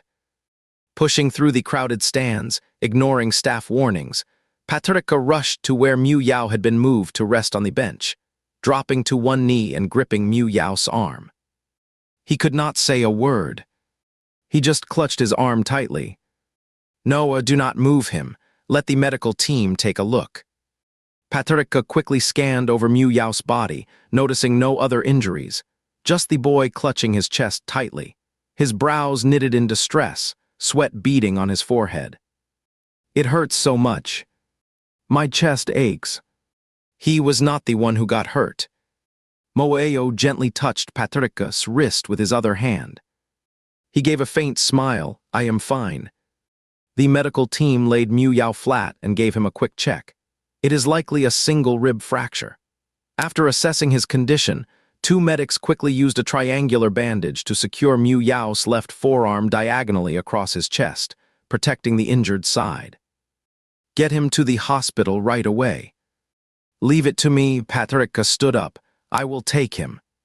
The medical team added, "The school clinic will do fine, just keep his upper body upright." Patricia supported Mu Yao and walked out of the basketball court from the side. By the time they reached the entrance, Uyameng and Uyuakeng had also followed them out. "He cannot go to a regular hospital, Senior." Patricia knew that well, but at the moment he could not think of any other option. It hurt to see him like this, so much that he did not even want to look. Uyuakeng suddenly spoke. I know a place, I will take you there." The place Uyuakeng mentioned was a private clinic tucked inside an old residential neighborhood, just 2 stories tall and appearing quite worn down and small. "I have been there before, trust me, you are safe here." At 7 of the clock, the clinic's first floor had only an elderly woman sitting in front of a television, receiving an IV drip while watching a TV show that was popular over 10 years ago. Uyuakeng helped Patricia get Mueo seated on an empty bed nearby, then moved to the inner room and quietly called out, "Dr. Dennis, are you here?"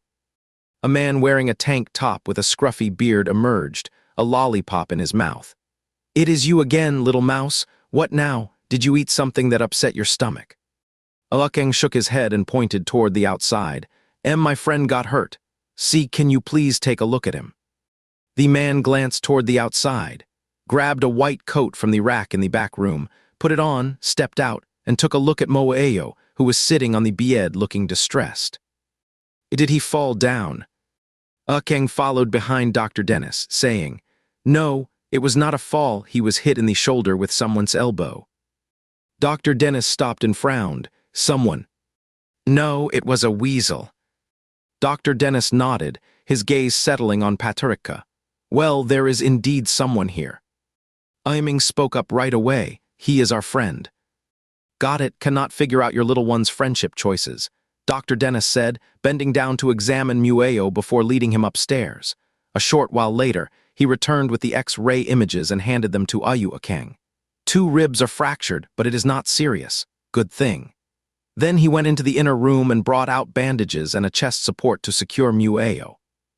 "Avoid strenuous activity for now, especially do not put pressure on the chest. Try not to loosen this bandage unless absolutely necessary." Then he walked over to the drawer and pulled out 2 boxes of medication. "Take this one if you are in a lot of pain. The other is for preventing infection. Take 2 pills daily." Patricia spoke up. "How long will it take for his injury to heal?" "If it were you, it would take at least 3 months, just like the saying people often quote, 100 days to heal from bone and muscle damage." Dr. Dennis dropped heavily into a chair and rubbed his stubble-covered chin. "But this kid, different from you. As long as he does not push himself too hard, he should be back on his feet in 10 or 15 days. The heavy weight on Patricia's heart finally lifted, and he quietly let out a breath. He still had some questions he could not figure out, so when Uyuakeng and Ameng helped Mu Yao leave the room, he stayed behind to ask Dr. Dennis a question alone. "Do demons vary widely in physical strength?" Dr. Dennis, sucking on a lollipop, glanced at Patricia. Of course, by all logic, this young man's core form is quite strong. His physical capabilities are already among the most powerful in the supernatural realm. He pulled the candy out of his mouth. "I am truly puzzled, though one weasel spirit managed to injure him so severely. That just does not add up." Patricia remained silent, muttered a quick thank you, then left the clinic. On the way back, Patricia and Moeo shared a car, and the atmosphere was quiet. After about 10 minutes, Patricia said to the driver, "Could you please turn around? Let's head to Tayanoi Residential Complex." "Senior, are you upset?" He was indeed upset. If I had been firmer back then and never let Moeo continue playing, none of this would have happened. But the more Patricia thought about it, the more he felt how selfish he would been. No, you are not going to drive me back to school first, Moeo said, a faint smile tugging at his lips as he looked at Paterika, who remained silent. Paterika did not say anything. The driver pulled into Paterika's apartment complex. He stepped out first, paid the fare, then walked to the back seat. From now on, you will stay with me temporarily. Paterika's voice was low. I cannot leave you alone. He brought Moyureo back to his own place. It felt a little strange, like bringing home an injured stray dog. He opened the door and found his roommate, another reclusive guy, had locked himself in his room again playing games. The sound was loud, and through the door he could barely hear it, probably because the guy thought no one was home, so he would turn up the speakers. This actually gave Paterika a sense of safety. Paterika helped Mu Yao into the room and sat him down, then kept thinking about whether he would been too distant in his behavior earlier. He was angry at the person who deliberately hurt him, and angry that Henry had not paid attention to what he said. Even more frustrated with himself, he knew the original story but still could not change anything. All these emotions mixed together in his chest, turning into a heavy, dark mass that pressed tightly against his throat, blocking every word of care, kindness, concern, and sorrow so completely that he could not speak. It was just an injury after all. But the moment he saw Mu Yao's pained expression, he could not help but think of the original outcome. I am so scared. It feels so dark. Paterika took a step forward, intending to turn on the light, but his wrist was caught by Mu Yao. Do not be mad at me anymore. His voice was very low, carrying a tone of pleading. I am not already facing the consequences, am I? Moeo looked up at Paterika, who had turned his head away, and gave him a gentle smile. Next time I will definitely behave. Seeing the almost pleading smile on Moeo, Paterika could no longer hold back his emotions. There was no reason to treat him like this. A wave of guilt washed over him all at once. I am sorry, The words he wanted to say were cut off again. Moeo stood up, his unbound right hand gently reaching out to pull Paterika into a hug. Do not push me away, his voice was soft like moonlight. It would hurt.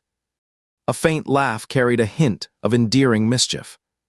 Even if it meant using these half-teasing, half-puppy dog tactics, as long as I could hold you close, maybe even because you could not bring yourself to push me away out of kindness, it still counted as winning. That was exactly the plan all along. But I did not expect Paterika's hands to slowly rise and wrap around my back. It was like a silent reply. An unexpected answer. We stayed close in silence for about a minute, and just as I sensed Paterika was about to end the embrace, I decided to break the quiet myself. Senior Mu Yao said, I would like to take a shower. Paterika looked up at him, clearly confused. Then, go ahead. Moeo smiled faintly and pointed with his right hand at his left arm, which was still bound. Could you help me untie this? Please. Paterika immediately understood and carefully loosened the restraint. Moeo waved his slightly numb left arm, but accidentally pulled at his chest, letting out a sharp intake of breath. Every move I make, I can hear my bones creaking. That must hurt a lot. You should really try not to move your arm. How am I supposed to shower? Ma Yao asked with a smile. I cannot even take my clothes off. Paterika did not hesitate. I will help you, he said, reaching for the hem of Ma Yao's jersey. Just lift your arm gently. Ma Yao tried hard to keep from laughing, telling himself not to show it too much, but his lips still betrayed him, lifting up on their own. Noticing the small fang peeking out from Ma Yao's lip, Paterika asked in mild confusion, What are you so happy about? Nothing, Ma Yao said, holding up his arm. It hurts, please hurry, senior. Paterika gave a quiet shush. Keep it down, someone's nearby. With his shirt off, Moeo could not stop laughing. Why are you so nervous? It could be misunderstood, Paterika whispered. That is kind of annoying, being misunderstood. Then, said Paterika with a teasing tone. He reached toward Patrika's side, saying, "Why not just make the misunderstanding real?" Patrika giggled and pulled back, his elbow bumping against the cabinet with a wince. Seeing him react, Mu Yao immediately stopped teasing, gently took Patrika's arm and rubbed it lightly. "All right, I will not tease you anymore." In the end, he ended up showering alone. He had been torn for a long time but never said anything. Obviously, he still could not bring himself to go too far. He was afraid that moving too fast would only push him away. When you really like someone, it always feels like walking on thin ice. Even if you sense their affection, you still worry it is as fragile as a bubble. Any wrong step might make it vanish. At the root of it all, he just cared too much. When you meet someone you care about most, your first thought is not that they might like you back. Mu Yao sat in the bathtub, quietly undoing the small knot at the top of his head with a sense of disappointment. Suddenly, he heard the door handle turn. "I am coming in." His mood suddenly shifted from dark to light. That was not like Patrika at all, so it came as a complete surprise. Either way, not locking the door earlier turned out to be a smart move. Patrika came in wearing slippers, carrying a small stool, and sat down beside the bathtub. "Close your eyes for me," he said, then wetting Mao Yao's hair, squeezed some shampoo into his palms, placed both hands over Mao Yao's head, and gently massaged his dark black hair with soft fingers. "Is the pressure okay?" "Just right. Do not move your arms around randomly." "Okay." It really felt like giving a big dog a bath. Patrika actually found it kind of amusing. Even though he was still nervous, his heart was beating fast. But he managed to keep going through the awkward moment and finish it up. After tending to everything, Patrika finally had a moment to freshen up. He came out of the bathroom and returned to the bedroom, where he saw Moeo already dressed in pants, sitting on the edge of the bed with his upper body bare. He walked over, picked up the short-sleeved shirt lying on the bed, pulled it over Moeo's head, and slowly helped him put it on. Henry was so tall. Patrika carefully adjusted the left arm strap and secured the chest band, then hesitantly said, My clothes might be a bit tight. I will grab some fresh ones from your dorm tomorrow." Mueo gave a serious nod in response. As Patrika walked to the cabinet and took out a blanket to lay on the floor, Moeo looked up with a pout. "Senior, you are not seriously going to make me, an injured person, sleep on the ground, are you?" Without a word, Patrika knelt down and laid out the bedding on the floor, then took a pillow from the bed. "Of course not, I will sleep on the ground, you take the bed." That answer was not much better. Seeing that Patrika had already lain down on the floor, Moeo got up from the bed without a word and lay down beside him. "Go back to the bed," Patrika gently nudged his right hand. "The floor is too hard." Mueo kept a determined look, eyes closed, saying, "Where you sleep, I will sleep." After trying several times and getting no response, Patrika let out a sigh, took the pillow, climbed onto the bed, and lay down on the side closest to the wall, facing away from him. Moeo grinned mischievously as he climbed onto the bed, lying on his side with his right arm resting against the edge, staying 10 centimeters away while quietly watching Patrika's back. Even if none of it was real. But having this moment was already enough. Patrika could not settle down, his mind filled with thoughts. The scene from the day's game, those two arrogant figures, and Ning Ejeng quietly looking into things kept replaying in his head. To be honest, he felt unsettled. This world was so different. In the previous version, he had drastically changed the storyline from the start, completely rewriting everything that followed. But this time, he would mostly stuck to the original plot. Still, small differences were bound to happen. He could not tell if these tiny shifts might set off a chain reaction, altering what came next. Carefully go over the logic. The characters numbered and did appear in this qualifying match and caused harm to Mu Yao, but he clearly remembers writing that it was only an arm injury. This means the method of attack deviated from his original plan, leading to a worse outcome, so the storyline has indeed changed. According to the original plan, the main antagonist, the criminal organization behind everything, should appear within the next 2 chapters. Supernatural beings' extraordinary physical abilities have long been coveted by some people. But since they possess their own thoughts and are not easily controlled by humans, this criminal group teamed up with a few bioscientists who disregard ethics to develop performance-enhancing substances for supernatural creatures, drawing the attention of several such beings. But that was just the beginning. The real goal was to break their minds and control these powerful beings like animals. 2 chapters remain before they show up, probably within the next week or so. Paterika could not just sit and wait for it to happen. These 2 minor spirits were only a setup in the original story. Their arrogance drew suspicion from Mareo, and when pursued by him, they shifted blame onto Mareo, causing Ning Ijing to wrongly suspect Mareo as the perpetrator of previous incidents. With pressure mounting from the criminal organization behind the scenes, Mareo found himself caught between 2 fronts. This cannot go on, absolutely not the way the original story planned. Paterika's mind raced as he tried to set aside his nerves and fear of what was already known, stepping back into a godlike perspective to reassess all the plot threads from the author's point of view. It is like rewriting the story outline from scratch.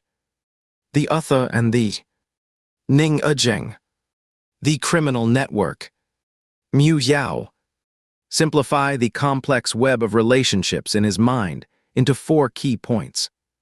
If we remove Mareo, we can immediately shift Ning Ijing's focus to these 2 creatures. Then, gradually feed him clues so he will start uncovering the hidden mastermind behind the scenes. This might just allow Mareo to step back safely. We must introduce new developments during Mareo's recovery period. Otherwise, the mission in this world is likely to fail. Paterika was not sure exactly when he had fallen asleep. In the dream, he found himself lying in a warm place, wrapped snugly in golden straw that carried the scent of sunshine, feeling completely relaxed and at ease. That was unusual. He had a cold constitution and always felt chilly in his extremities when sleeping. In a daze, he opened his eyes to find himself lying sideways in an embrace. Moeo's right arm was stretched out, resting under Paterika's neck, while his left arm remained bound, but the hand gently rested on Paterika's cheek. Warmth flowed steadily from his palm. Paterika's arm still rested on Mu Yao's waist. With only Mu Yao's left arm unable to move freely, the position was nearly a perfect representation of sleeping in each other's arms. Maybe it was because he was so cold that, in his sleep, he naturally leaned against Henry's body. Like moths drawn to light. No matter the situation or how many times they met, the subconscious in their minds would keep repeating the same pattern without any resistance, always being pulled toward each other. He did not want to wake him just yet.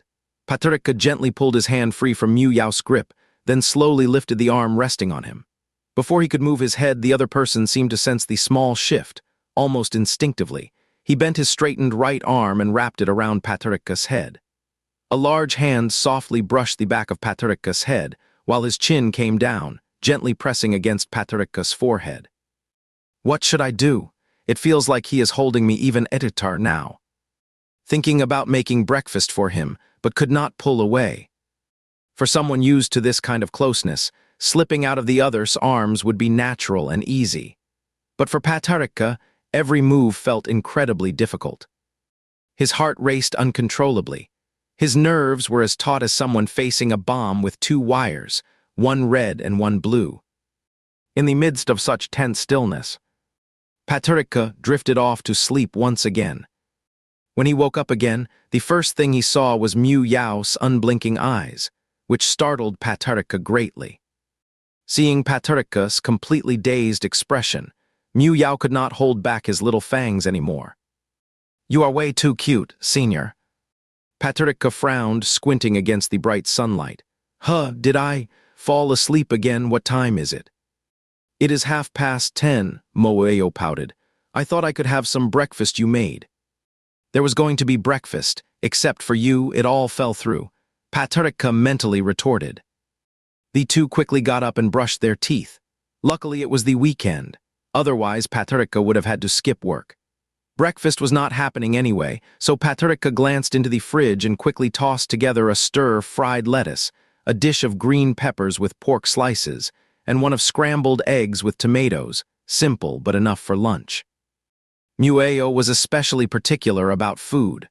When a plate of green peppers with pork was placed in front of him, he always only picked up the meat strips, never touching the peppers. If he accidentally grabbed one, he would immediately put it back and start over. "Do you really dislike green peppers that much?" "Yeah." Patricia remembered how, during a high school class gathering, they played Truth or Dare. The spinning bottle always seemed to curse someone, repeatedly pointing directly at them, but he never chose truth. As a result, the game always ended with him being forced to eat an entire plate of green peppers, and later feeling so ill that he rushed to the bathroom to throw up.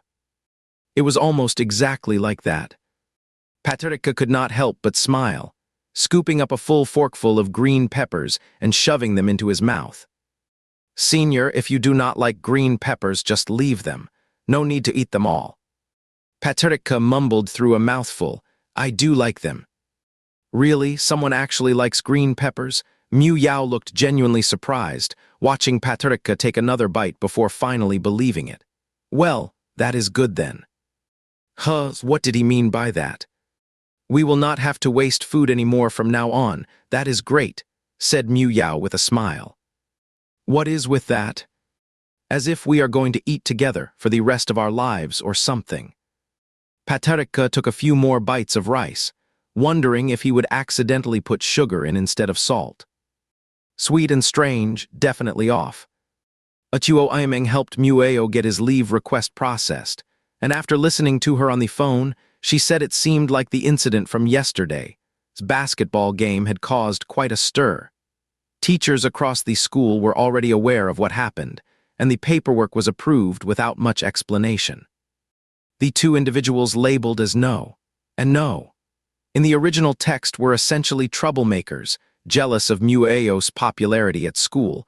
They wanted to bring him down and often acted arrogantly within their own department, bullying classmates on a regular basis. It was precisely this overbearing attitude that led to all the trouble that followed. Seeing Mao Yao casually watching a variety show on the sofa, Patricia walked into his bedroom, turned on his computer, and accessed the West University campus bulletin board. Sure enough, a hot post was floating at the top of the homepage.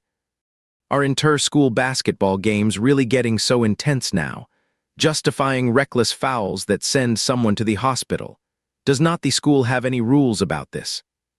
Patricia had already expected it. Given how popular Moaeo was among female students, there would surely be someone who posted in his defense. Most replies expressed concern for Moaeo, with many criticizing the physics department team for being overly aggressive. That was not enough. Patricia posted an anonymous message. "Has anyone talked about yesterday's physics department game? Numbers and were amazing, total respect. Straightforward guy perspective, no hate, outsiders please stay out then." The title was pretty shameless, though. He had to turn the situation around, using everyone's frustration to put the two troublemakers, Number and Number, at the center of attention, shifting focus away from Mu Yao and onto them instead. Suddenly, a voice from Broke. "Patricia, you haven't lost the online marketing skills from your last life, really putting them to good use." Was that a compliment? As expected, the post was immediately flooded with replies as soon as it went live. While many criticized the poster for poor judgment, even more were focused on condemning Number and Number. The poster has been officially rated as clueless. Number and Number have no real talent, just relying on underhanded tactics. When they could not stop the opponent's center from scoring, they lost control and acted recklessly. How can someone with such poor sportsmanship even be taken seriously? "I was there yesterday. Those two were really disgusting. How many unfair moves did they pull, both openly and secretly? With that kind of conduct, it is a miracle anyone walked away unharmed. It is hard to tell if they are playing basketball or trying to hurt each other. I really wish a group of people would teach Number a less." Those two really ruined the spirit of the game. No, that is not enough. Paterica posted another anonymous comment, fueling the controversy even more. There is not much to discuss about their skills, but the endurance of players' number and is truly impressive. Normally, playing a full game would leave anyone exhausted, yet those two did not seem winded even as the opposing player had to leave the court due to injury. Their stamina must be extraordinary, really admirable. This reply set off another wave of reactions across the forum. With this new wave of discussion, everyone's attention quickly shifted to the unusually strong endurance shown by players No, drawing in many school fans who began analyzing the game and posting there though. It just hit me, thinking back on yesterday's match, it really feels off. Such incredible stamina is hard to believe even for professional athletes. This is seriously strange. If only there was a video we could watch and review. I recorded the game, just click this link to view. Wow, could they really be using performance-enhancing substances? But come on, this is just a school-level basketball playoff. Is that even necessary? Still, it is really odd. Every time I watch it, the more impossible it seems. As soon as the video went live, the unusual behavior of the two players on court became the focus of everyone's analysis. The discussion kept building, and within just 2 hours, it had surpassed the original post to become the most viewed thread on the school forum. Suddenly, a theory emerged. Could it be these two people are not ordinary at all? That idea, once you think about it, is seriously unsettling. If they are not, that is a relief. Let's report them right away. This kind of behavior could seriously harm someone, and if they end up in jail, there is no easy way out. Report them, report them. Who would have thought something like this exists right here at our school? It is seriously scary. Unexpectedly, everyone immediately jumped to the idea of monsters. Though it was not quite what he would planned, it might still be useful to go with the flow. Paterica had been weighing whether to report anonymously, but now, letting others take the lead was clearly the safest route. But to completely clear Mu Yao of suspicion in Ning Ejeng's mind, they had to first uncover the key link of the criminal group and connect it directly to the recent animal attacks, then present it right before Ning Ejeng. He needed to act fast. "What are you working on?" Suddenly, a voice came from behind. Paterica acted as if nothing had happened, stood up, and turned around with a calm expression.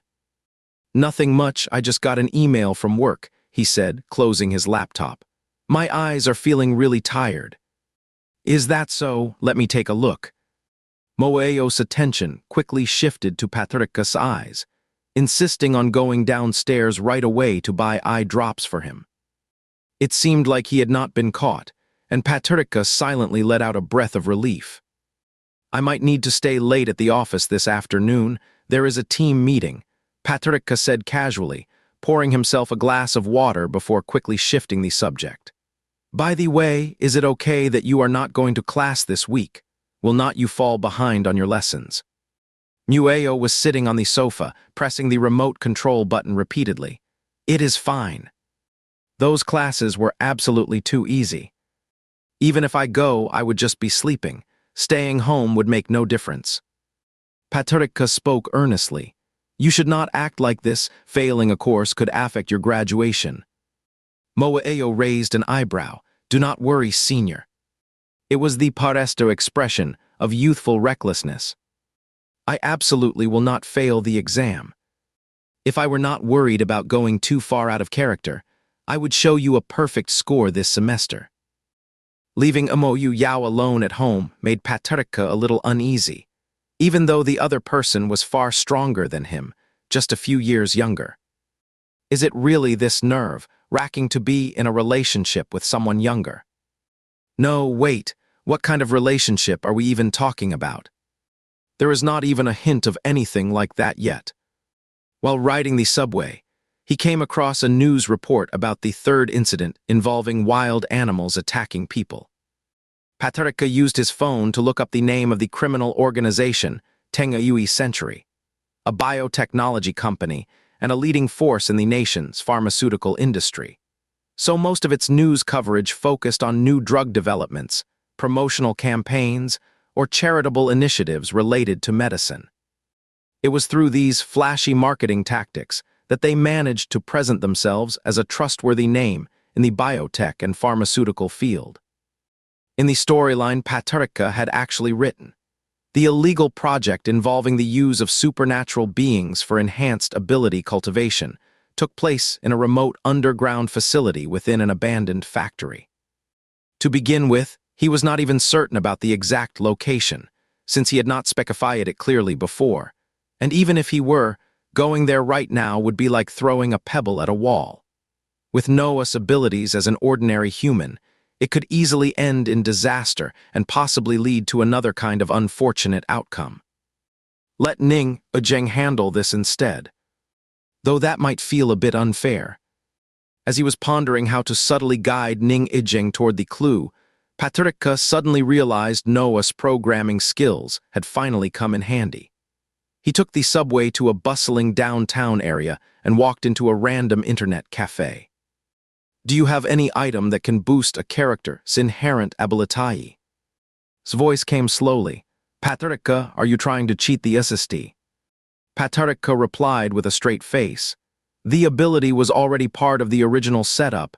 This is just enhancing it slightly. It does not count as cheating. After a brief pause, said, there is one item available, a buff potion. It can only enhance a single skill from the original hose. How much enhancement does it provide? Around. Let's give it a try. Paterka immediately spent points to purchase the apotai. The potion has a greenish hue, kind of unpleasant to look at. But for the sake of the mission, he pushed through his discomfort. Paterka chose to enhance Noah's professional skills, using hacking techniques to create a false identity. A plan A was to gain access to the Tengayui project's database system, an illegal operation, and leak the information to the Bureau of Anomalies. If that was not possible, they would have to go with a plan B, anonymously share everything they knew about the project through an untraceable IP address, letting Ning Ejeng take over the investigation. Either option had to be tried. Just as Paterka was about to act, his phone rang. He pulled it out and saw it was Ayu Akeng. Hello, Xayeo Akeng. The voice on the other end sounded slightly shaky. Senpai. I did not want to bother you, but Imengmeng is not answering her phone, and I cannot reach Ayo. Paterka quickly asked, do not panic, just take your time. What is going on? Lives, I am hurt. He had not yet figured out what was going on. Suddenly, a strong male voice came through the phone. I have already told you, let me take you to the hospital. Come with me.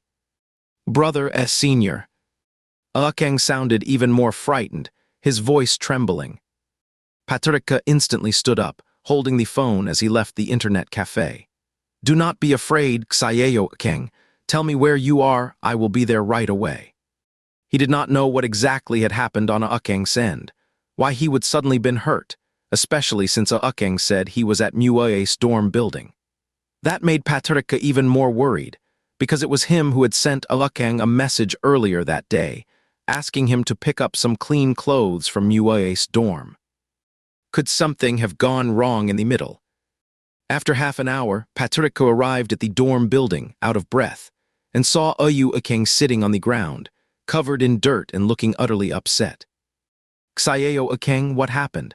Seeing Ayu Akeng clutching his leg and with scrapes on his face, Paterka grew worried. What is going on? Tears welled up in Ayu Akeng's eyes, and as he began to speak, he nearly burst into tears. Senior. Just as Paterka was waiting for an explanation from Ayu Akeng, another voice answered. Are you his friend? He fell off the 4th floor staircase a moment ago. He might have hurt his leg. I want to take him to the hospital, but he refuses no matter what. The voice sounded somewhat familiar. He turned his head toward the sound. Paterka was genuinely startled, nearly sitting down on the ground alongside Xayeo Akeng. Ning Ejeng. What was he doing here? Hey, it is you, what a coincidence. Ning Ejeng recognized Paterka. Do you remember me? We met at a restaurant before. Patarika instantly put on a look of sudden recognition. Oh, right, it is you. What are you doing here? No wonder Ayu Akeng was so frightened. Ning Ijing began to explain. Actually, I do bear some responsibility. Did not I ask you about Mareo before? I heard he had been hurt and wanted to check what happened. When I went to his dormitory, I saw this student and assumed he was Mareo's roommate, so I tried to ask him a few questions. But somehow, the boy panicked and ran off in a hurry. There was an accident. I am afraid he fell down from the building. A hint of regret appeared on Ning Ijing's determined. So that is how it was. Patarika felt a quiet relief inside, having thought something serious had happened when he saw Ning Ijing, but now realizing it was just a misunderstanding. He gave Ning Ijing a reassuring smile and said, Xiao Akeng is quite shy and not used to strangers. There might have been a little confusion between you two. It is no problem at all. I am taking him to see a doctor right away. Young Master Ning frowned deeply, his expression clearly showing remorse. I truly did not mean to cause any harm. I will go with you both, and I will cover all medical expenses. I am really sorry about this. One major strength of young Master Ning's character is his unwavering honesty. He was remarkably honest. Patarika could sense a lingering sense of unease. Patarika gave a stiff smile. I know you did not mean it. He gently nudged Xiao Akeng's arm. Xiao Akeng still avoided looking at Ning Ijing, whispering softly, I am fine, no need for compensation. After finishing, Patarika helped Xiao Akeng up and walked slowly with a limp. Ning Ijing kept following behind, repeatedly insisting on making amends for the damage, until Patarika got Xiao Akeng into a taxi. Only then did he finally give up, standing in place as their car drove away. Are you okay? Does it hurt? Patarika asked while checking Xiao Akeng's body in the car. There were scrapes on his elbows, knees, and forehead. Xiao Akeng held his head with both hands, trembling all over. What if? Patarika asked, what if?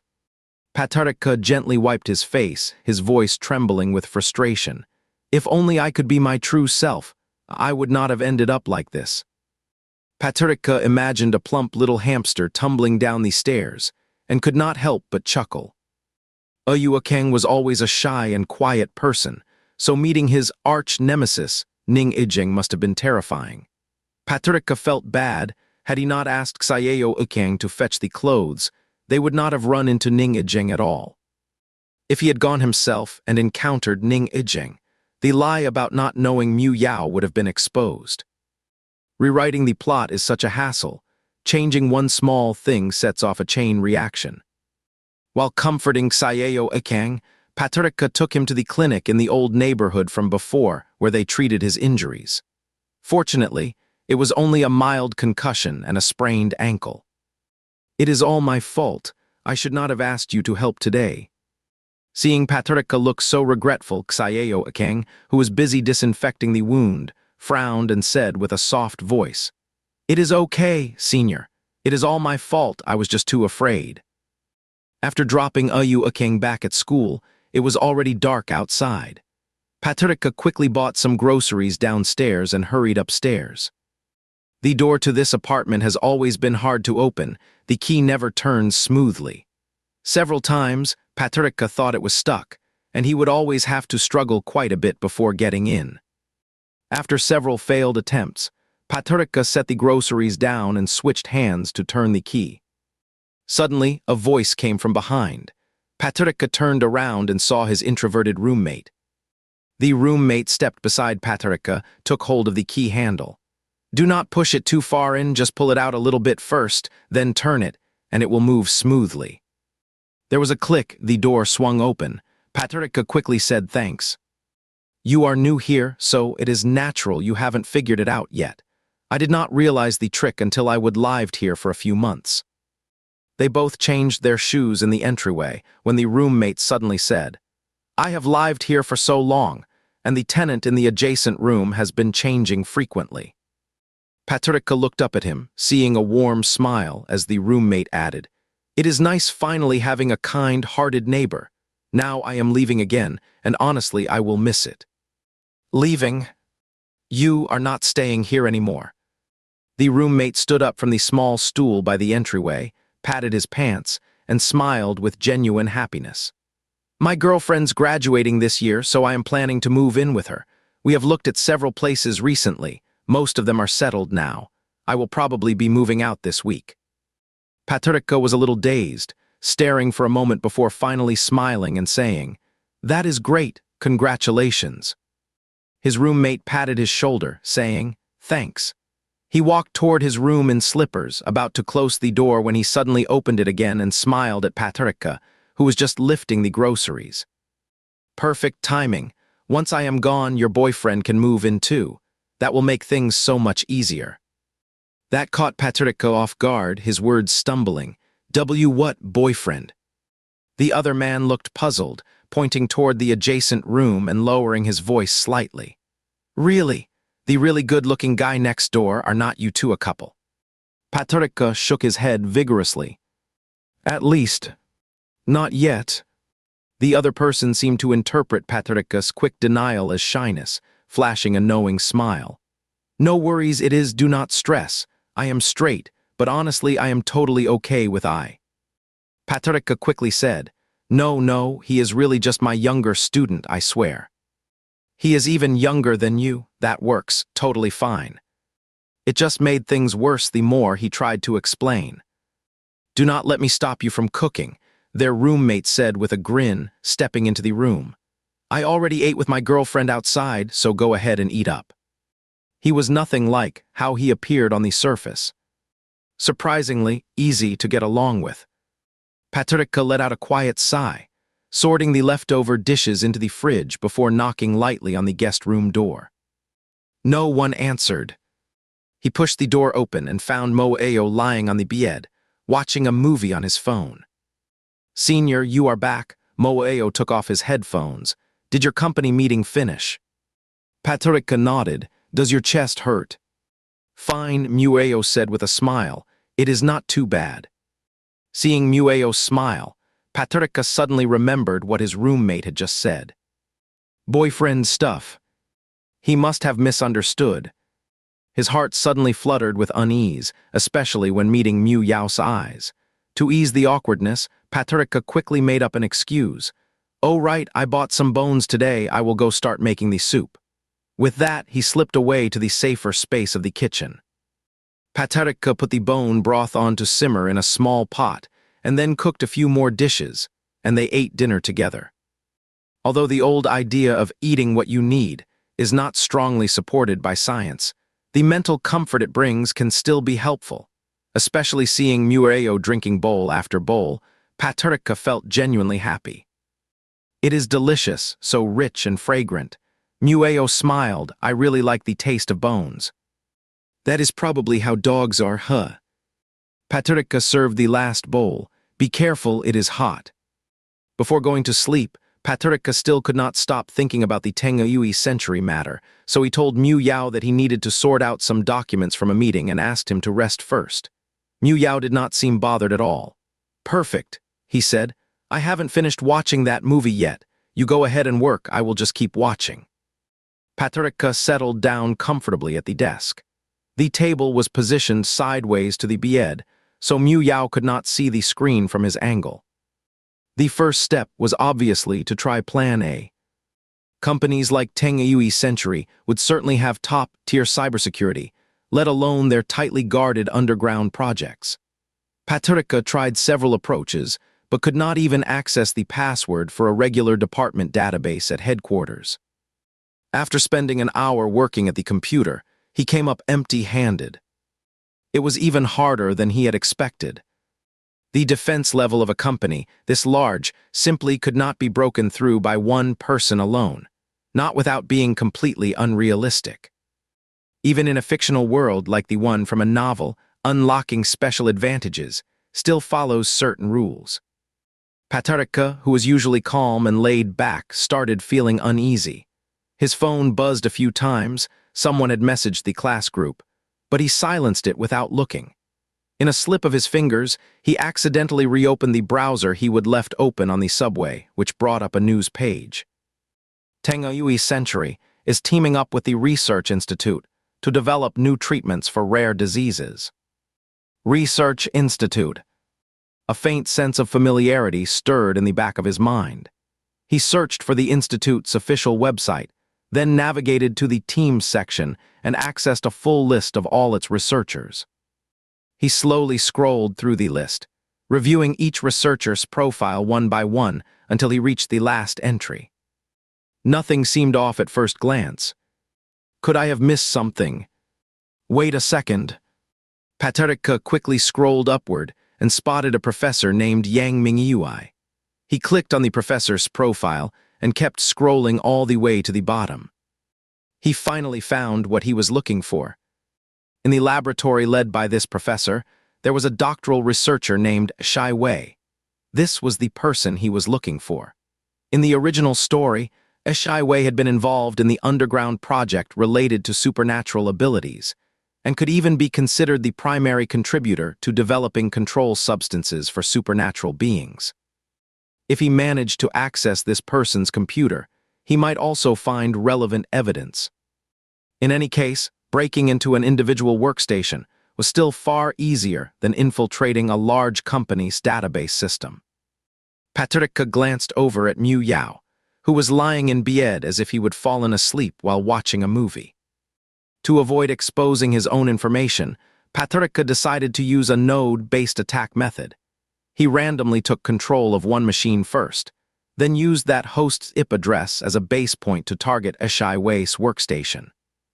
The lab's official website listed Shai Wei's work email address, which gave Paterika a major advantage.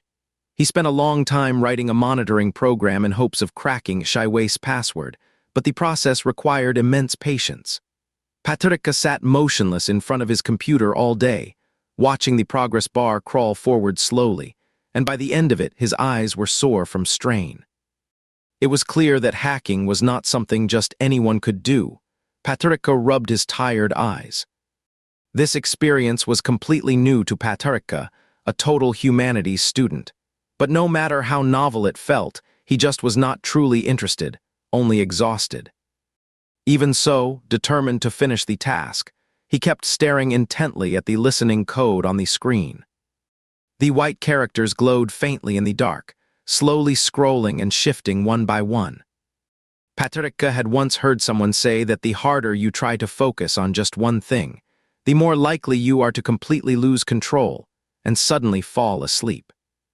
Having tested it himself, he found this statement could not be denied. After who knows how long, Paterika suddenly snapped awake. Without thinking, he grabbed his phone. The screen lit up. 041. He could not believe it. He would slept for over half an hour. Paterika felt a pang of regret, then looked up and realized the code on the screen had stopped running. Had it failed? Paterika quickly typed a few lines of code. A pop-up window appeared on the screen. Restart the program. He tried again. The message remained the same. Restart the program. A bead of cold sweat formed on his forehead. Was it really a failure? After going through a tough internal struggle, Paterika still decided to restart the program. He then rested his chin in his hand, feeling down, wondering whether he should get himself a drink of water. Suddenly, the screen lit up. The running result appeared.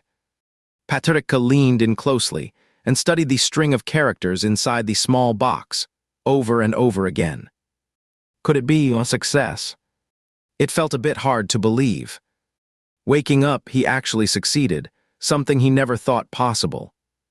Keeping his excitement in check, Paterika used the access code he obtained to successfully gain entry into Shai Wei's personal workstation, briefly reviewing the folders and discovering that many files were protected with encryption. Among all those files, only one compressed file stood out to him by its name. Control Psychology. As the creator, he always had a subtle sense about the characters he brought to life. That must be it. What Paterika was glad about was that the incredibly bitter buff potion still did some good.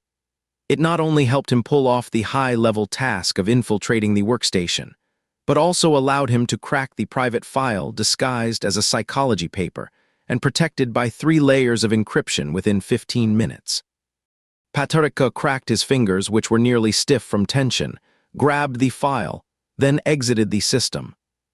The document also bore the signature and official seal from Tengayui's representative, as well as Eshai Wei's signature and fingerprint. These were solid proof. He anonymously sent the first half of the file as an image to Ning Ijeng's private email. This section mentioned a strength test involving large supernatural beings, where they were injected with drugs and then provoked into attacking humans while in an uncontrolled state. Though not direct proof of violent attacks, the fact that such tests were conducted already crossed moral boundaries and could easily be linked to earlier incidents. Clicked send. Let's see how he reacts first. After finishing everything, Paterika carefully cleaned up his computer and browsing history. On one hand, he had to protect Noah's safety. On the other, he did not want Mueo getting involved. Even though Paterika had always been against the idea of a lone hero, the thought of Mueo's original fate made him want to take this on alone. Leaving the desk, he turned around and found Mueo still asleep. What movie is he watching? Why is he sleeping through it? Paterika stretched his arms and felt a bit thirsty, so he quietly walked to the kitchen and poured himself a glass of water. He heard footsteps fading into the distance. Mu Yao opened his eyes. The phone screen lit up, and he tapped to exit the movie playback. The progress bar showed only about 30 minutes had played. He opened his viewing history and found the movie he had just watched. The title was long and instantly noticeable at a glance. Who am I? No system is completely secure. It was also easy to be exposed. Tapped delete. Closed his eyes again, feeling the other person return to the room and quietly climb into bed. Acted out a natural reaction of being startled awake from deep sleep, moving closer to the other slightly cool body. Without showing any sign, he gently held the person in his arms. For the following few days, everything remained eerily calm. The only difference was that the roommate had actually moved out. Paterika was overjoyed, practically glowing with a soft pink aura that said love was wonderful. Even though Mu Yao was completely unwilling, Paterika insisted on moving him into the master bedroom, citing that the guest bed was too small for two people to share comfortably. This week's work became unusually intense with the addition of a new project, and Paterika did not even have time to step out for lunch. He ended up ordering food with his colleagues and eating during meetings. After finally wrapping up the meeting and getting a short break, he started thinking about Mueo and sent him a message on a WeChat. Noah, did you eat lunch? He got a reply almost immediately. Mueo just finished eating and sent a photo of instant noodles. He typed out a long message about the risks of eating instant noodles, but had to stop mid-sentence when a coworker called him away. The team meeting ended, and everyone returned to their desks. A colleague walked over and said, Noah, the modeling materials mentioned in the meeting have been sent to your email. Please check if you have received them. Paterika nodded briefly, then opened his computer to check his inbox. While downloading the files, Paterika suddenly remembered the anonymous email he would sent to Ning Ijeng a few days earlier, so he masked his IP and checked his old personal inbox. Sure enough, he received a reply from Ning Ijeng, dated this morning at 8 o'clock. Who are you? How did you get my contact information? Where is the second half of this document? This is extremely important. Please send it to me right away. The serious and urgent tone was definitely Ning Ijeng. Paterika paused to think, then sent a reply email. I'm just someone who knows the truth and chose to stay anonymous for my own safety. I am deeply upset about this illegal research and want to reach out to authorities for help. From what I know, several recent incidents involving animal attacks are linked to this project. If you are willing to assist me, I can share the second half of the document and information about the research site. After sending the message, Ning Ijeng quickly replied, I am willing to help. That response was incredibly brief. Paterika sent him the other half of the document and shared all the details he had originally written about the underground research facility. Though there was no specific address, based on Ning Ijeng's experience in criminal investigation. Locating the lab should not be too difficult. After finally wrapping up a long week of work, Patricia still had to head over to school. Even though Moeo was injured and did not have to attend class, Patricia still had no escape. Without Moeo by his side, he ended up going through the entire week alone. As he was heading downstairs, he happened to run into Chi Aming wearing a full cosplay outfit, with Ayu King standing beside her handing out flyers. "Hey, senior."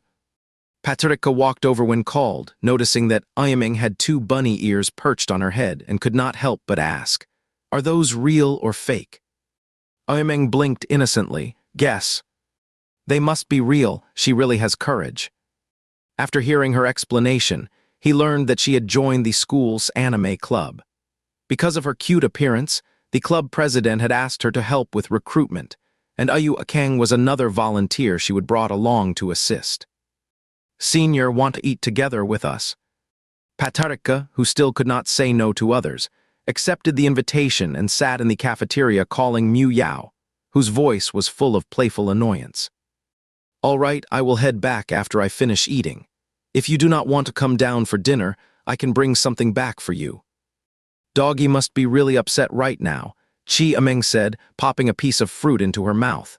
"He probably thinks we are hogging the senior." Patricia smiled and hung up the call. He would be pretty bored at home by himself. Home, Chi Aming's eyes lit up as she heard the word. Living together sounds so wonderful. This kind of situation is just too cute. Patricia sighed. That little girl's imagination really came out of nowhere. "By the way, is Adozai almost back to normal?" Ayaming eyes darted around playfully. He got injured back when he was in high school too, but he bounced back quickly, really tough recovery. "It should be about ready. Let's check again in a couple of days." They kept chatting while Ayuaking quietly chewed on a boiled corn. Patricia remembered his injury and asked with concern, "Ksayeo-Akeng, are you feeling better now?" Ayuaking swallowed the bite quickly and nodded. "Much better, thank you, senior." Chi Aming narrowed her eyes suspiciously as she leaned in toward Ksayeo-Akeng. "You are still saying that?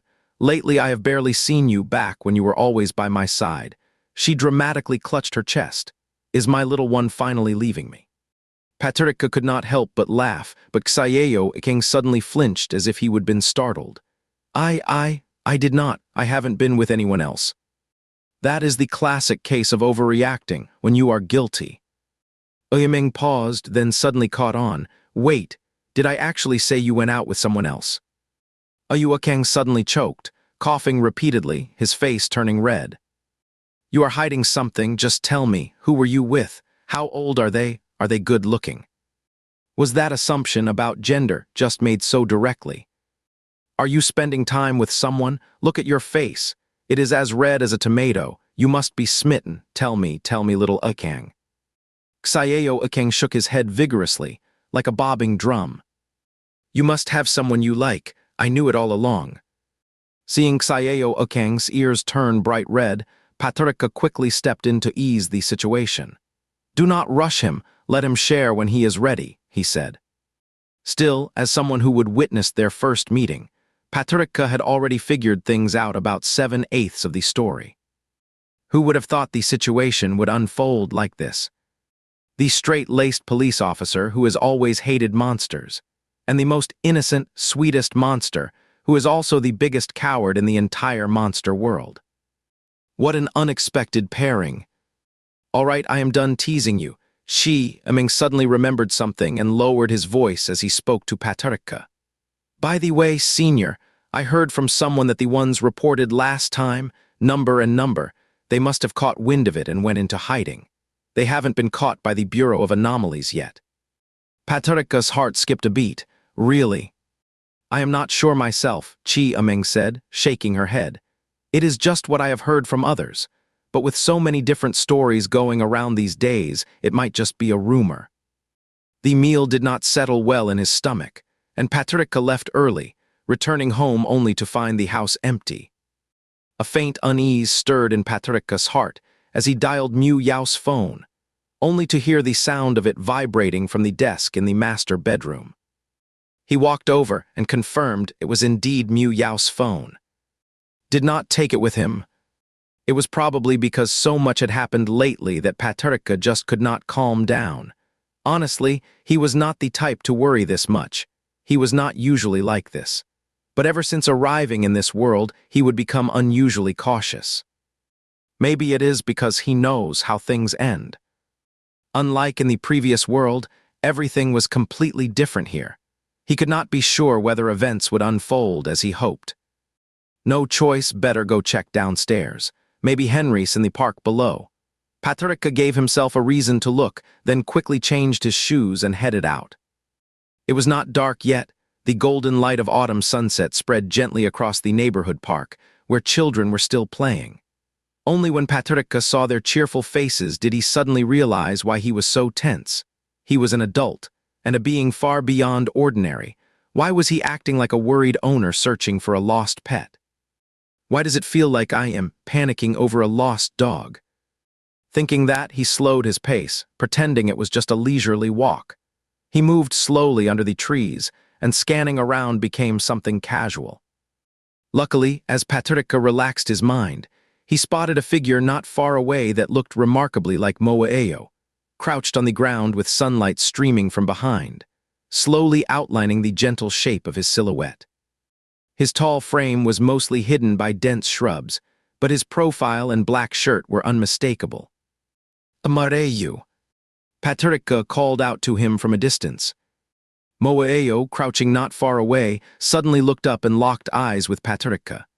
It was strange, though Paterka thought there was a hint of unease in his expression. "What are you doing?" Paterka took a few steps closer, only to hear Moaeo shouting at him, "Do not come over."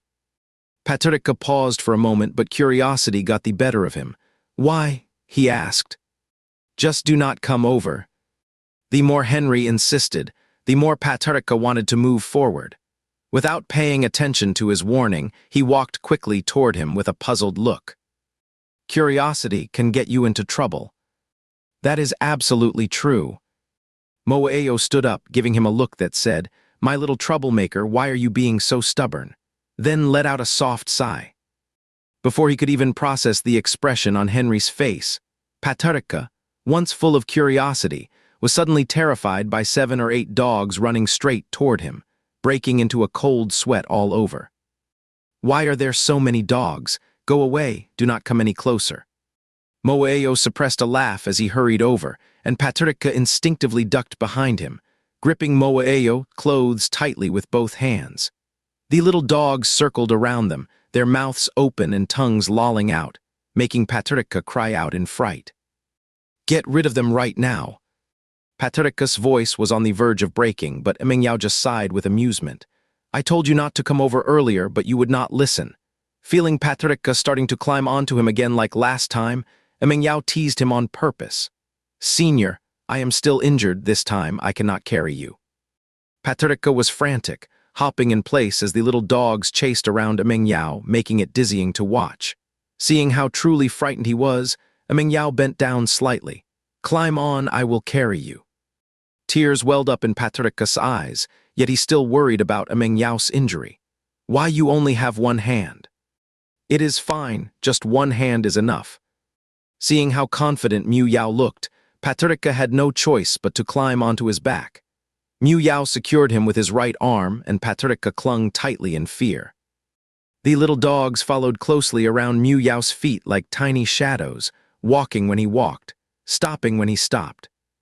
That was bad enough, but these little ones kept barking nonstop the whole way. Each bark made Paterka feel his heart sink a little more as he pleaded, "Can you make them stop? I am really scared."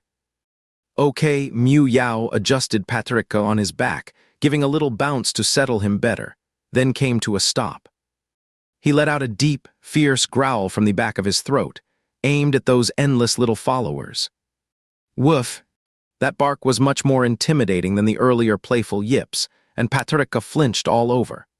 The sudden fear made him instinctively tap young master Mu Yao a few times, his voice trembling uncontrollably as he said, "You scared me half to death." Mueo immediately softened up. "Sorry, okay? I was just showing them who is boss."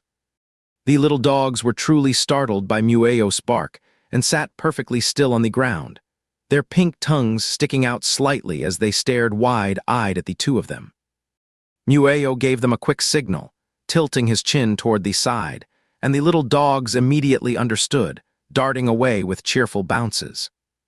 Patricia finally relaxed, slumping limply against Mueo like an empty balloon, feeling utterly drained, almost like a faint, weary spirit drifting at the edge of consciousness, ready to vanish with just one more dog bark.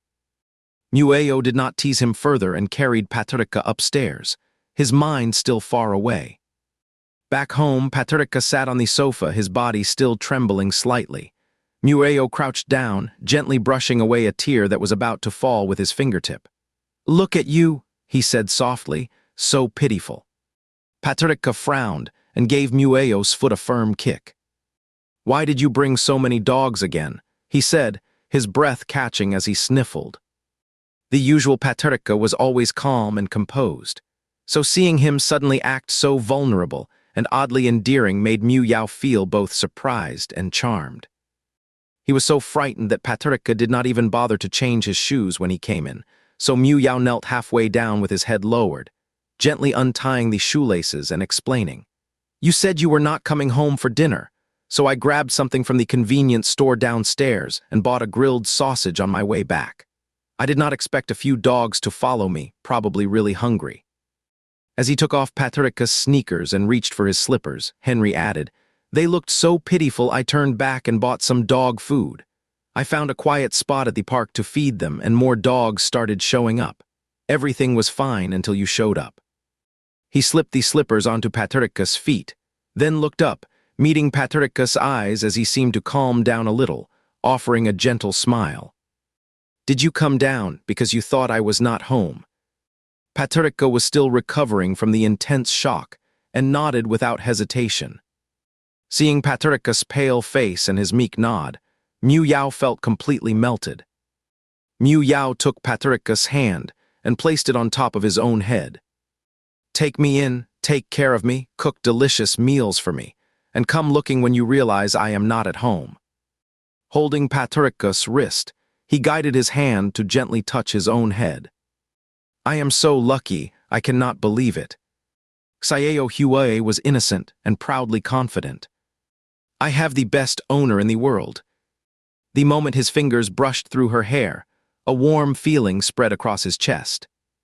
Back then, Patricia had always wanted to have a dog, though he could not quite explain why. Maybe it was to ease loneliness, or just because he admired others who did. Either way, he deeply wished for a pet of his own. Yet more than the joy of having one, he feared what would come years later, the pain of letting go. Once he had something precious, he just wanted it to stay with him forever. At this moment, he finally felt that deep-rooted desire within human nature. This longing for what we hold close, so strongly and honestly, it almost ached. Sleeping in separate rooms made Patricia feel uneasy. Maybe it was just too cold. He pulled the blanket etetard around himself, even though he knew it would not help much. His hands and feet still felt icy. He did not sleep well all night, so Patricia got up early, prepared breakfast, left it on the table, ate a quick bite, then hurried off to work. The new project had reached its most intense phase. Everyone was swamped with tasks. Even though Patricia was just an intern, he wanted to do his best to support the team. When told he would need to stay late, Patricia sent a message to Mueo saying he might not be home until after 9, but the other kept insisting on coming to pick him up, which Patricia politely declined. "It is just crossing a street, no need to go through all that trouble." He finally finished the overtime work, dazed and exhausted, and left the office building at p.m. Since the area was near the new development zone, it was not as lively as downtown. There were only a few people on the street at any. Tired to the point of barely being able to stand, Patricia could only drag himself slowly back home. As he stepped through the side gate of the residential complex, his phone suddenly rang. It was Chi Umeng. He answered, and a tense voice came through the phone. "Mr. Noah, is Xiao Akeng with you?" "Xiao Akeng, not here, what is wrong?" "He is gone missing. I saw Ning Ijing standing outside their department building this morning. Do you think he might have been taken? If it is Ning Ijing, he probably would not do anything to Xiao Akang. Stay calm for now. Have you tried reaching out to Xiao Akang? I have, but I haven't heard from him all afternoon. His phone is not answering. He never does this. And he has been acting strangely lately. Yesterday he was talking to himself, saying he wished he were as strong as Moa Ao so he could help someone. I do not understand what that means, but something feels off. I thought he might have gone looking for Moa Ao, which is why I called you senior. Patrica's heart sank instantly. If only I were as strong as Moa Ao. I could help him. What does that mean? Could it be that he knows Ning Ijing is planning to look into the matter involving Ateng Yue? Why did he disappear, and where could he be? Just as Patrica was trying to make sense of all the clues, a hand suddenly reached out from behind and pressed tightly over his mouth and nose. When Patrica came to, his head felt heavy and foggy. As expected, he was tied to a chair and could not move at all. His senses gradually came back to him. His fingers behind his back slowly twitched. His vision slowly cleared from blurry to sharp. The space around him was a dim, abandoned factory, with light streaming in through narrow windows 4 meters high, dust particles floating in the air forming visible outlines of the beams. His head was still fuzzy, and Patrica took a deep breath through his open mouth. About time you woke up. He watched someone move around him and step into view. It confirmed his suspicion. In fact, Patrica had already guessed the culprit the moment he was attacked. The yellow-haired man, whom Patrica had not seen in weeks, gave a disgusting smile. This time, he was not wearing a jersey and looked like a complete street thug. Patrica stared at him, neither afraid nor panicked, simply speaking calmly. "Why did you bring me here?" "Why," the yellow-haired man snorted, a half-smoked cigarette between his fingers. "Who else would I grab if not for getting even with that dog you are close to? Who else?" It was clearly about Mu Yao after all. Patrica tilted his head slightly, speaking with a serious expression. "We are not exactly close."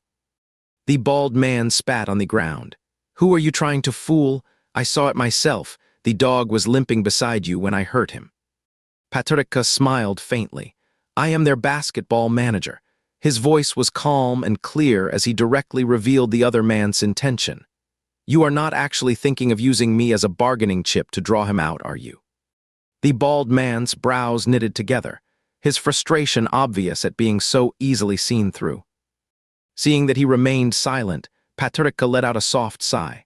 "I would really love to get out of here, but I have to say, you are not thinking this through.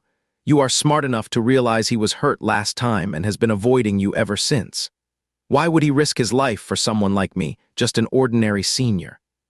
The bald man stared at Patrica for a moment, then took a sharp drag from the cigarette, crushed it violently on the ground with his foot. From his pocket he pulled out a phone. "Cut the talk, give me Mareo's number. If you want to stay alive, just tell that kid to come over right now." Patrica kept up the appearance of compliance. "I do not remember his phone number." The man with the yellow hair grabbed Patrica by the collar. "Are you looking for trouble?" He frowned slightly, smiling as he explained. "I am serious these days who memorizes phone numbers. I only remember my mom's number."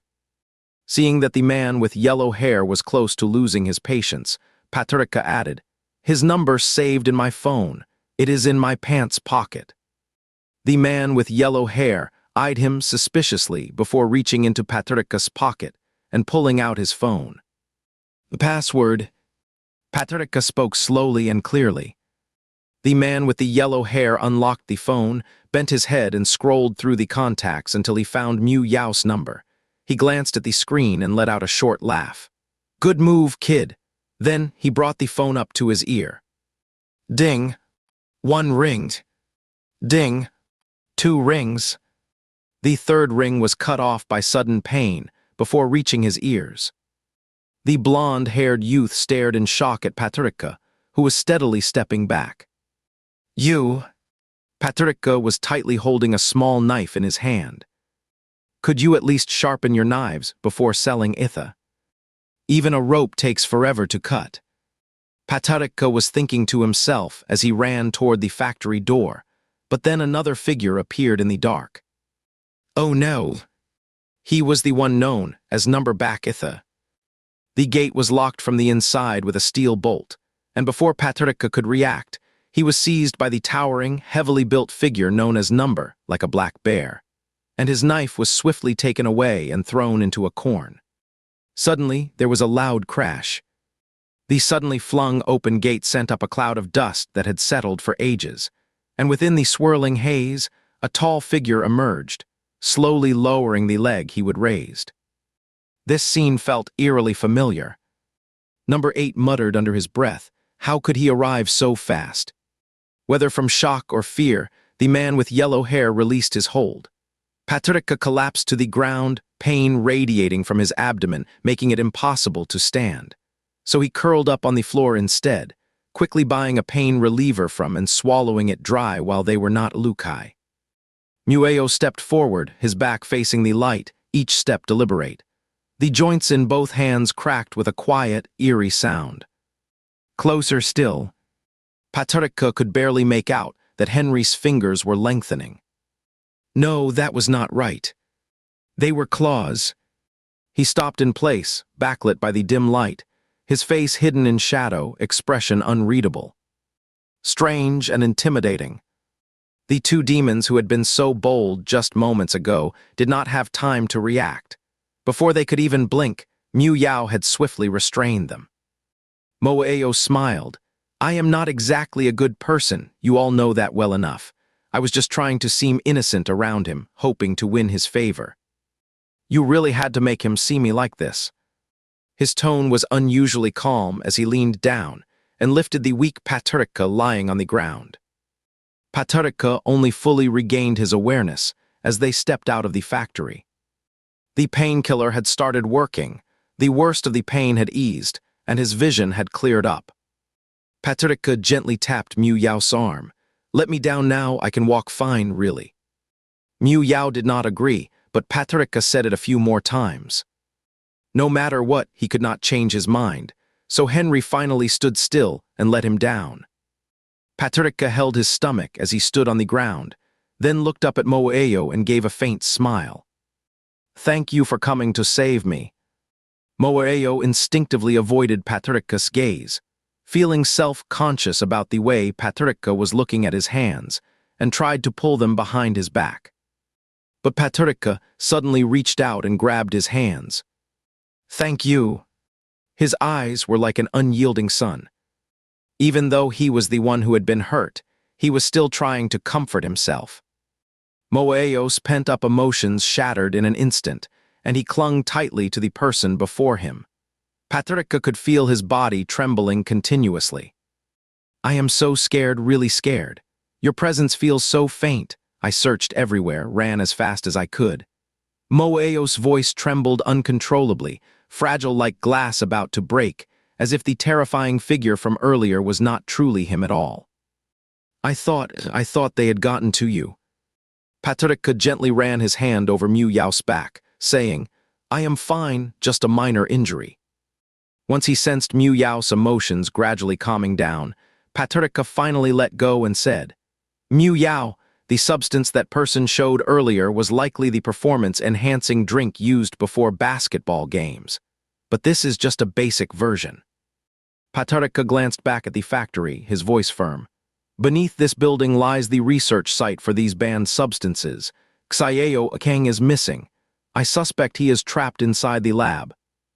Xiao Akang. I think Xiao Akang found out about this lab from Ning Ijing, which is why he came here on his own to look for clues, Patarika said, offering a cautious guess. I am not sure if that is right. Try to see if you can pick up any trace of Xiao Akang's presence. Moeo scanned the area around him, then slowly moved back toward the factory's vicinity. He was definitely here. It is confirmed. We have to find the entrance to the lab. As soon as he finished speaking, a car's engine came into ear, and Mu Yao quickly stepped in front of Patarika, shielding him while tensing up in readiness. The black SUV pulled up in front of them, and the door opened as someone stepped out. White shirt, black pants, with a black shoulder insignia. It was Ning Ejeng. Mueo was about to step forward when Patricia grabbed his arm. "Mr. Ning, you are here for Xiao Akeng, are not you?"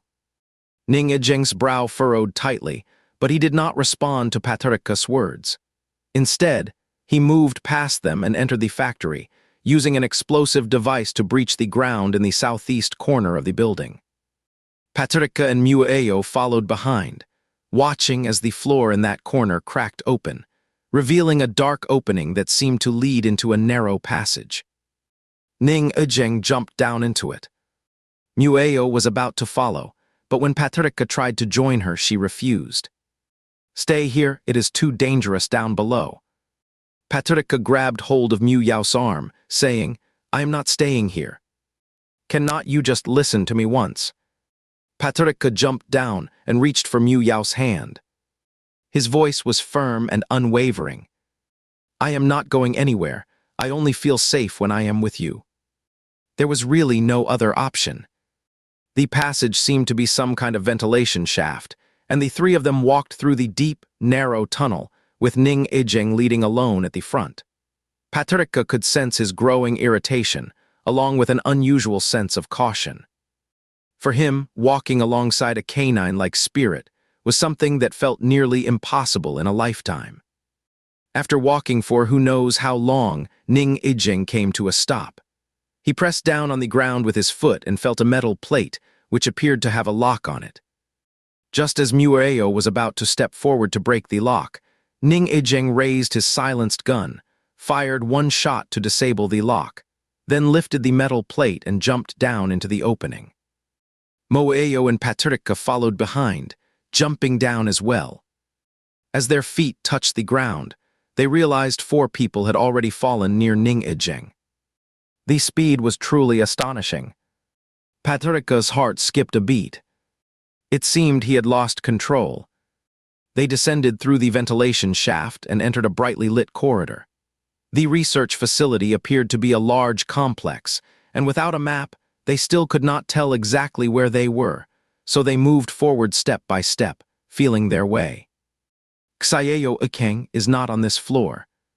Mueo suddenly spoke up. Hearing the name Xiao Akeng, Ning Ejeng finally turned around and glanced at Mueo.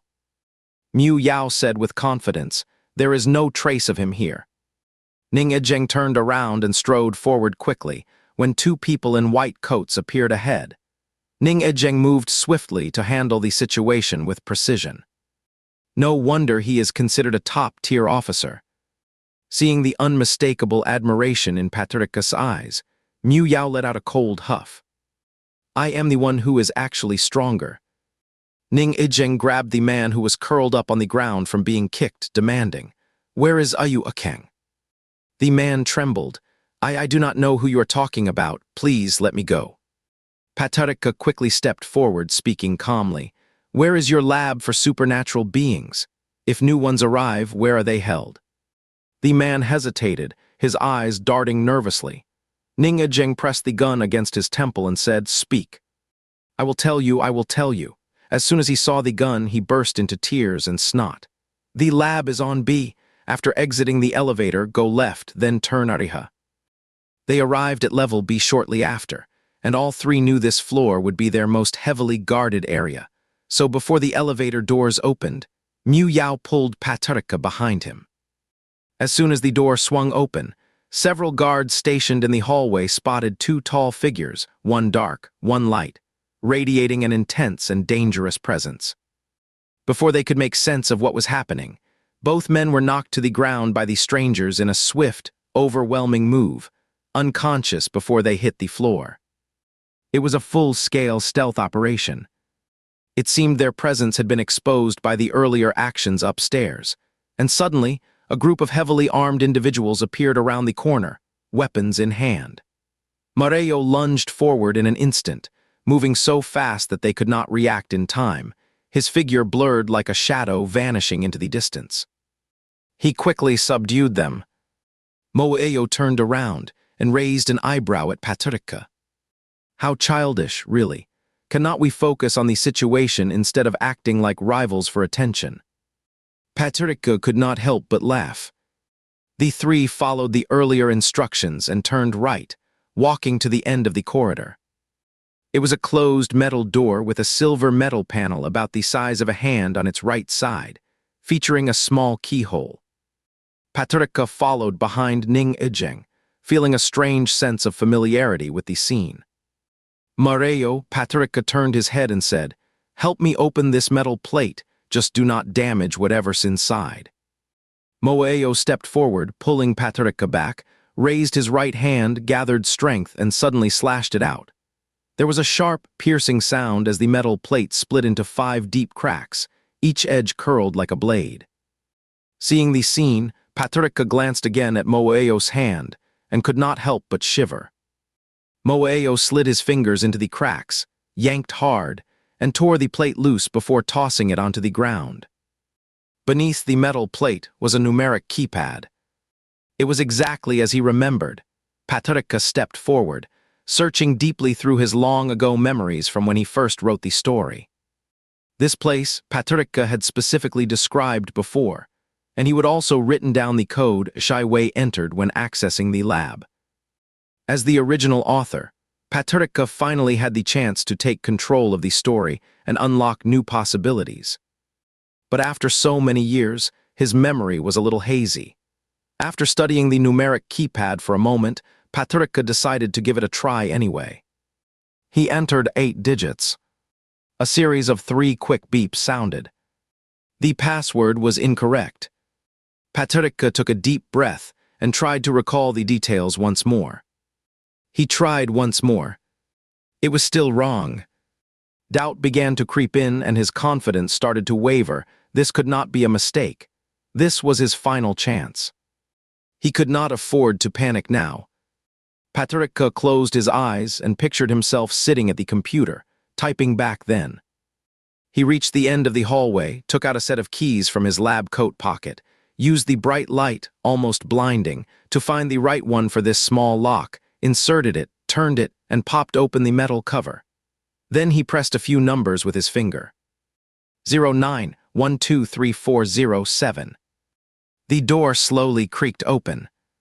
Patricia opened his eyes and entered the sequence of numbers. Beep. The code was correct. The door on the left slid open slowly in an instant, just as Patricia had described. Why would you know the password? Ning Ijing's gaze was sharp, as if trying to pierce through the person in front of him. Patricia had always been afraid of police. Hearing the questioning tone so close to an interrogation, he gave a nervous chuckle. This is not really the point. Mueo suddenly looked alarmed and quickly pulled Patricia close to his side. You even think about touching him, you are going to regret it, His threatening words caught in his throat the moment he saw what lay beyond the door. Or rather, all 3 of them were left speechless upon seeing the scene before them. They were all so stunned they could not speak. This place holds all kinds of mythical creatures. Feeling that Mu Yao's emotions were starting to spiral, Patricia quickly reached out and took his hand. Do not look anymore.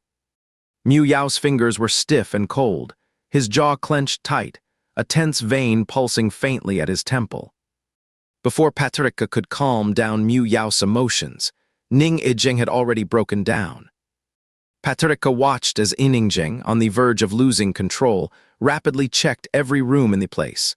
Unable to hold back, he called out, "Iningjing, calm down." But Maverick paid no attention to his words, his steps growing faster and faster. Mueo and Patricia stayed close behind him until they saw his hurried figure come to a stop, standing motionless in front of a glass, walled structure. The 2 moved quickly toward him. Sure enough, the lab ahead contained the small creature they had been searching for all along. Ning Ijing raised his gun and fired several shots at the glass in front of him, but it only developed cracks. It was bulletproof glass. Moeo stepped back a few paces, then surged forward with sudden force, delivering a sharp side kick to the crack where the bullets had struck. The glass shattered instantly, and the 3 of them rushed inside. Ning Ijeng lifted Ayu Akeng into his arms. Moeo felt puzzled and was about to move forward when Patrika gently pulled him back, causing him to frown in confusion as he whispered, "Why are you stopping me? Xiao Akeng is a spirit being. He really lacks awareness." Patrika sighed softly. "Just trust me, he does not need you right now." Ning Ijeng checked Xiao Akeng's breathing and called out his name, but Xiao Akeng remained unconscious and gave no response at all. Even though they would rescued him, Patrika could not shake a deep sense of unease. Although Ning Ijeng and Mu Yao do have exceptional abilities, this is not just any place. Given that so many monsters were being illegally studied here, there should logically be strict security in place. It just felt like their operation had gone too smoothly. Patrika spoke up, "Let's get him out of here first." Before he could finish, applause echoed down the hallway.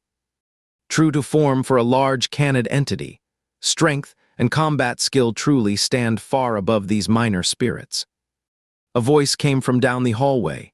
Mareo instinctively stepped in front of Patrika, his hands extending into sharp claws. A man in a white lab coat, wearing gold-rimmed glasses, walked toward them.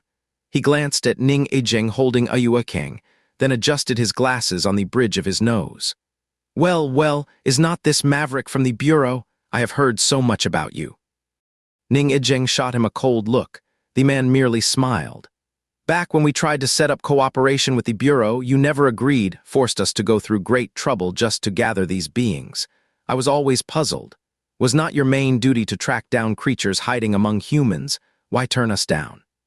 Turns out the head of the Bureau's got a soft spot for monsters. How very strange.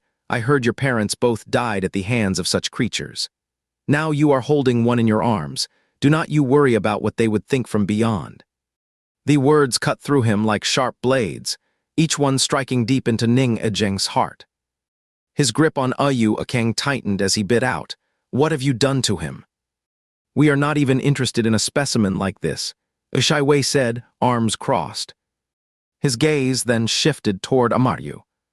"But then I thought, no, that will not work. I need to keep it as bait. What if those two clumsy fools mess up and fail to bring the target here?" Patrika frowned. Ning Ijeng raised his gun toward Shai Wei, and Shai Wei's eyes flickered toward Ayu Akeng, who was still unconscious. "Hey, Ning team leader, make sure you are certain before you pull the trigger." Ning Ijeng hesitated for a moment, then finally released his finger from the trigger. Shai Wei smiled, pulling a small controller from his coat pocket. He stepped back slightly, opened the nearest lab room, went inside, and then closed the glass door behind him. His voice came through the glass door, sounding strained and distorted, as if squeezed thin. Patrika grabbed Ayu Yao's arm. "We cannot stay any longer, let's go now." But it was already too late. He watched as Shai Wei pressed the control device in his hand, and the ground began to shake, with the metal floor slowly sliding apart on either side. Below the floor, a row of metal cages rose steadily upward, then clicked open all at once. Various unsettling creatures emerged, mostly half-human, half-beast in form, large in size and moving with startling speed. These are the enhanced creatures created by Shai Wei. Ning Ijeng calmly fired at the nearest few mutated creatures, but these beings were far from ordinary. Though hit by bullets, they only paused briefly before charging forward again. Moeo leapt forward in a swift motion, dealing with the creatures. Patrika glanced at Shai Wei, whose expression was strangely off. It was an unsettling kind of strange. Ning Ijeng carried Ayu Akeng to the corner of the confinement room, gently set him down against the wall, then turned to Mu Yao and said, "Help me get this steel cable down. These creatures just will not stop, no matter how hard you fight them." It was as if they could not feel pain at all. No, they felt nothing at all. "Watch out behind you." Hearing Patrika's warning, Mueo was just about to turn around when he heard the sound of a steel cable swinging. Mueo turned and stared at the creature, clenching his fist. Ning Ijeng bit his lip and asked, "Do you still think they are your kind?" "That is right." These creatures were no longer his kind. With no way out, Mareo let go of his original intention to avoid harming the creatures. He had no choice but to act in order to protect those he cared about. Their teamwork grew more seamless with each passing moment until the final creature was brought down. For some reason, Patrika's unease did not fade. It grew stronger in his chest. Ning Ijeng let go of the steel cable in his hands and gently lifted Ayu Akang from the corner, his hands marked with numerous wounds. Behind the glass door, Ishai Wei watched the scene unfold. It seemed to him like nothing more than a captivating performance. He is truly someone I had my eye on. Patrika suddenly realized all the effort he would put into altering every thread and disrupting each original clue. It had all been pointless. Sumare run. At the moment Patrika spoke those words, Mueo's legs gave way, and he fell to his knees. Patrika rushed forward and caught him, gently holding Mueo's face. Patrika, what is wrong? Look at me, look at me. He looked up dazedly, meeting Patrika's gaze. The eyes that had once smiled at him countless times gradually darkened with an eerie crimson hue. His heart pounded wildly, and his body felt like it was no longer responding to him. Mu Yao struggled to raise his hand and pushed Patrika away. Get out of here,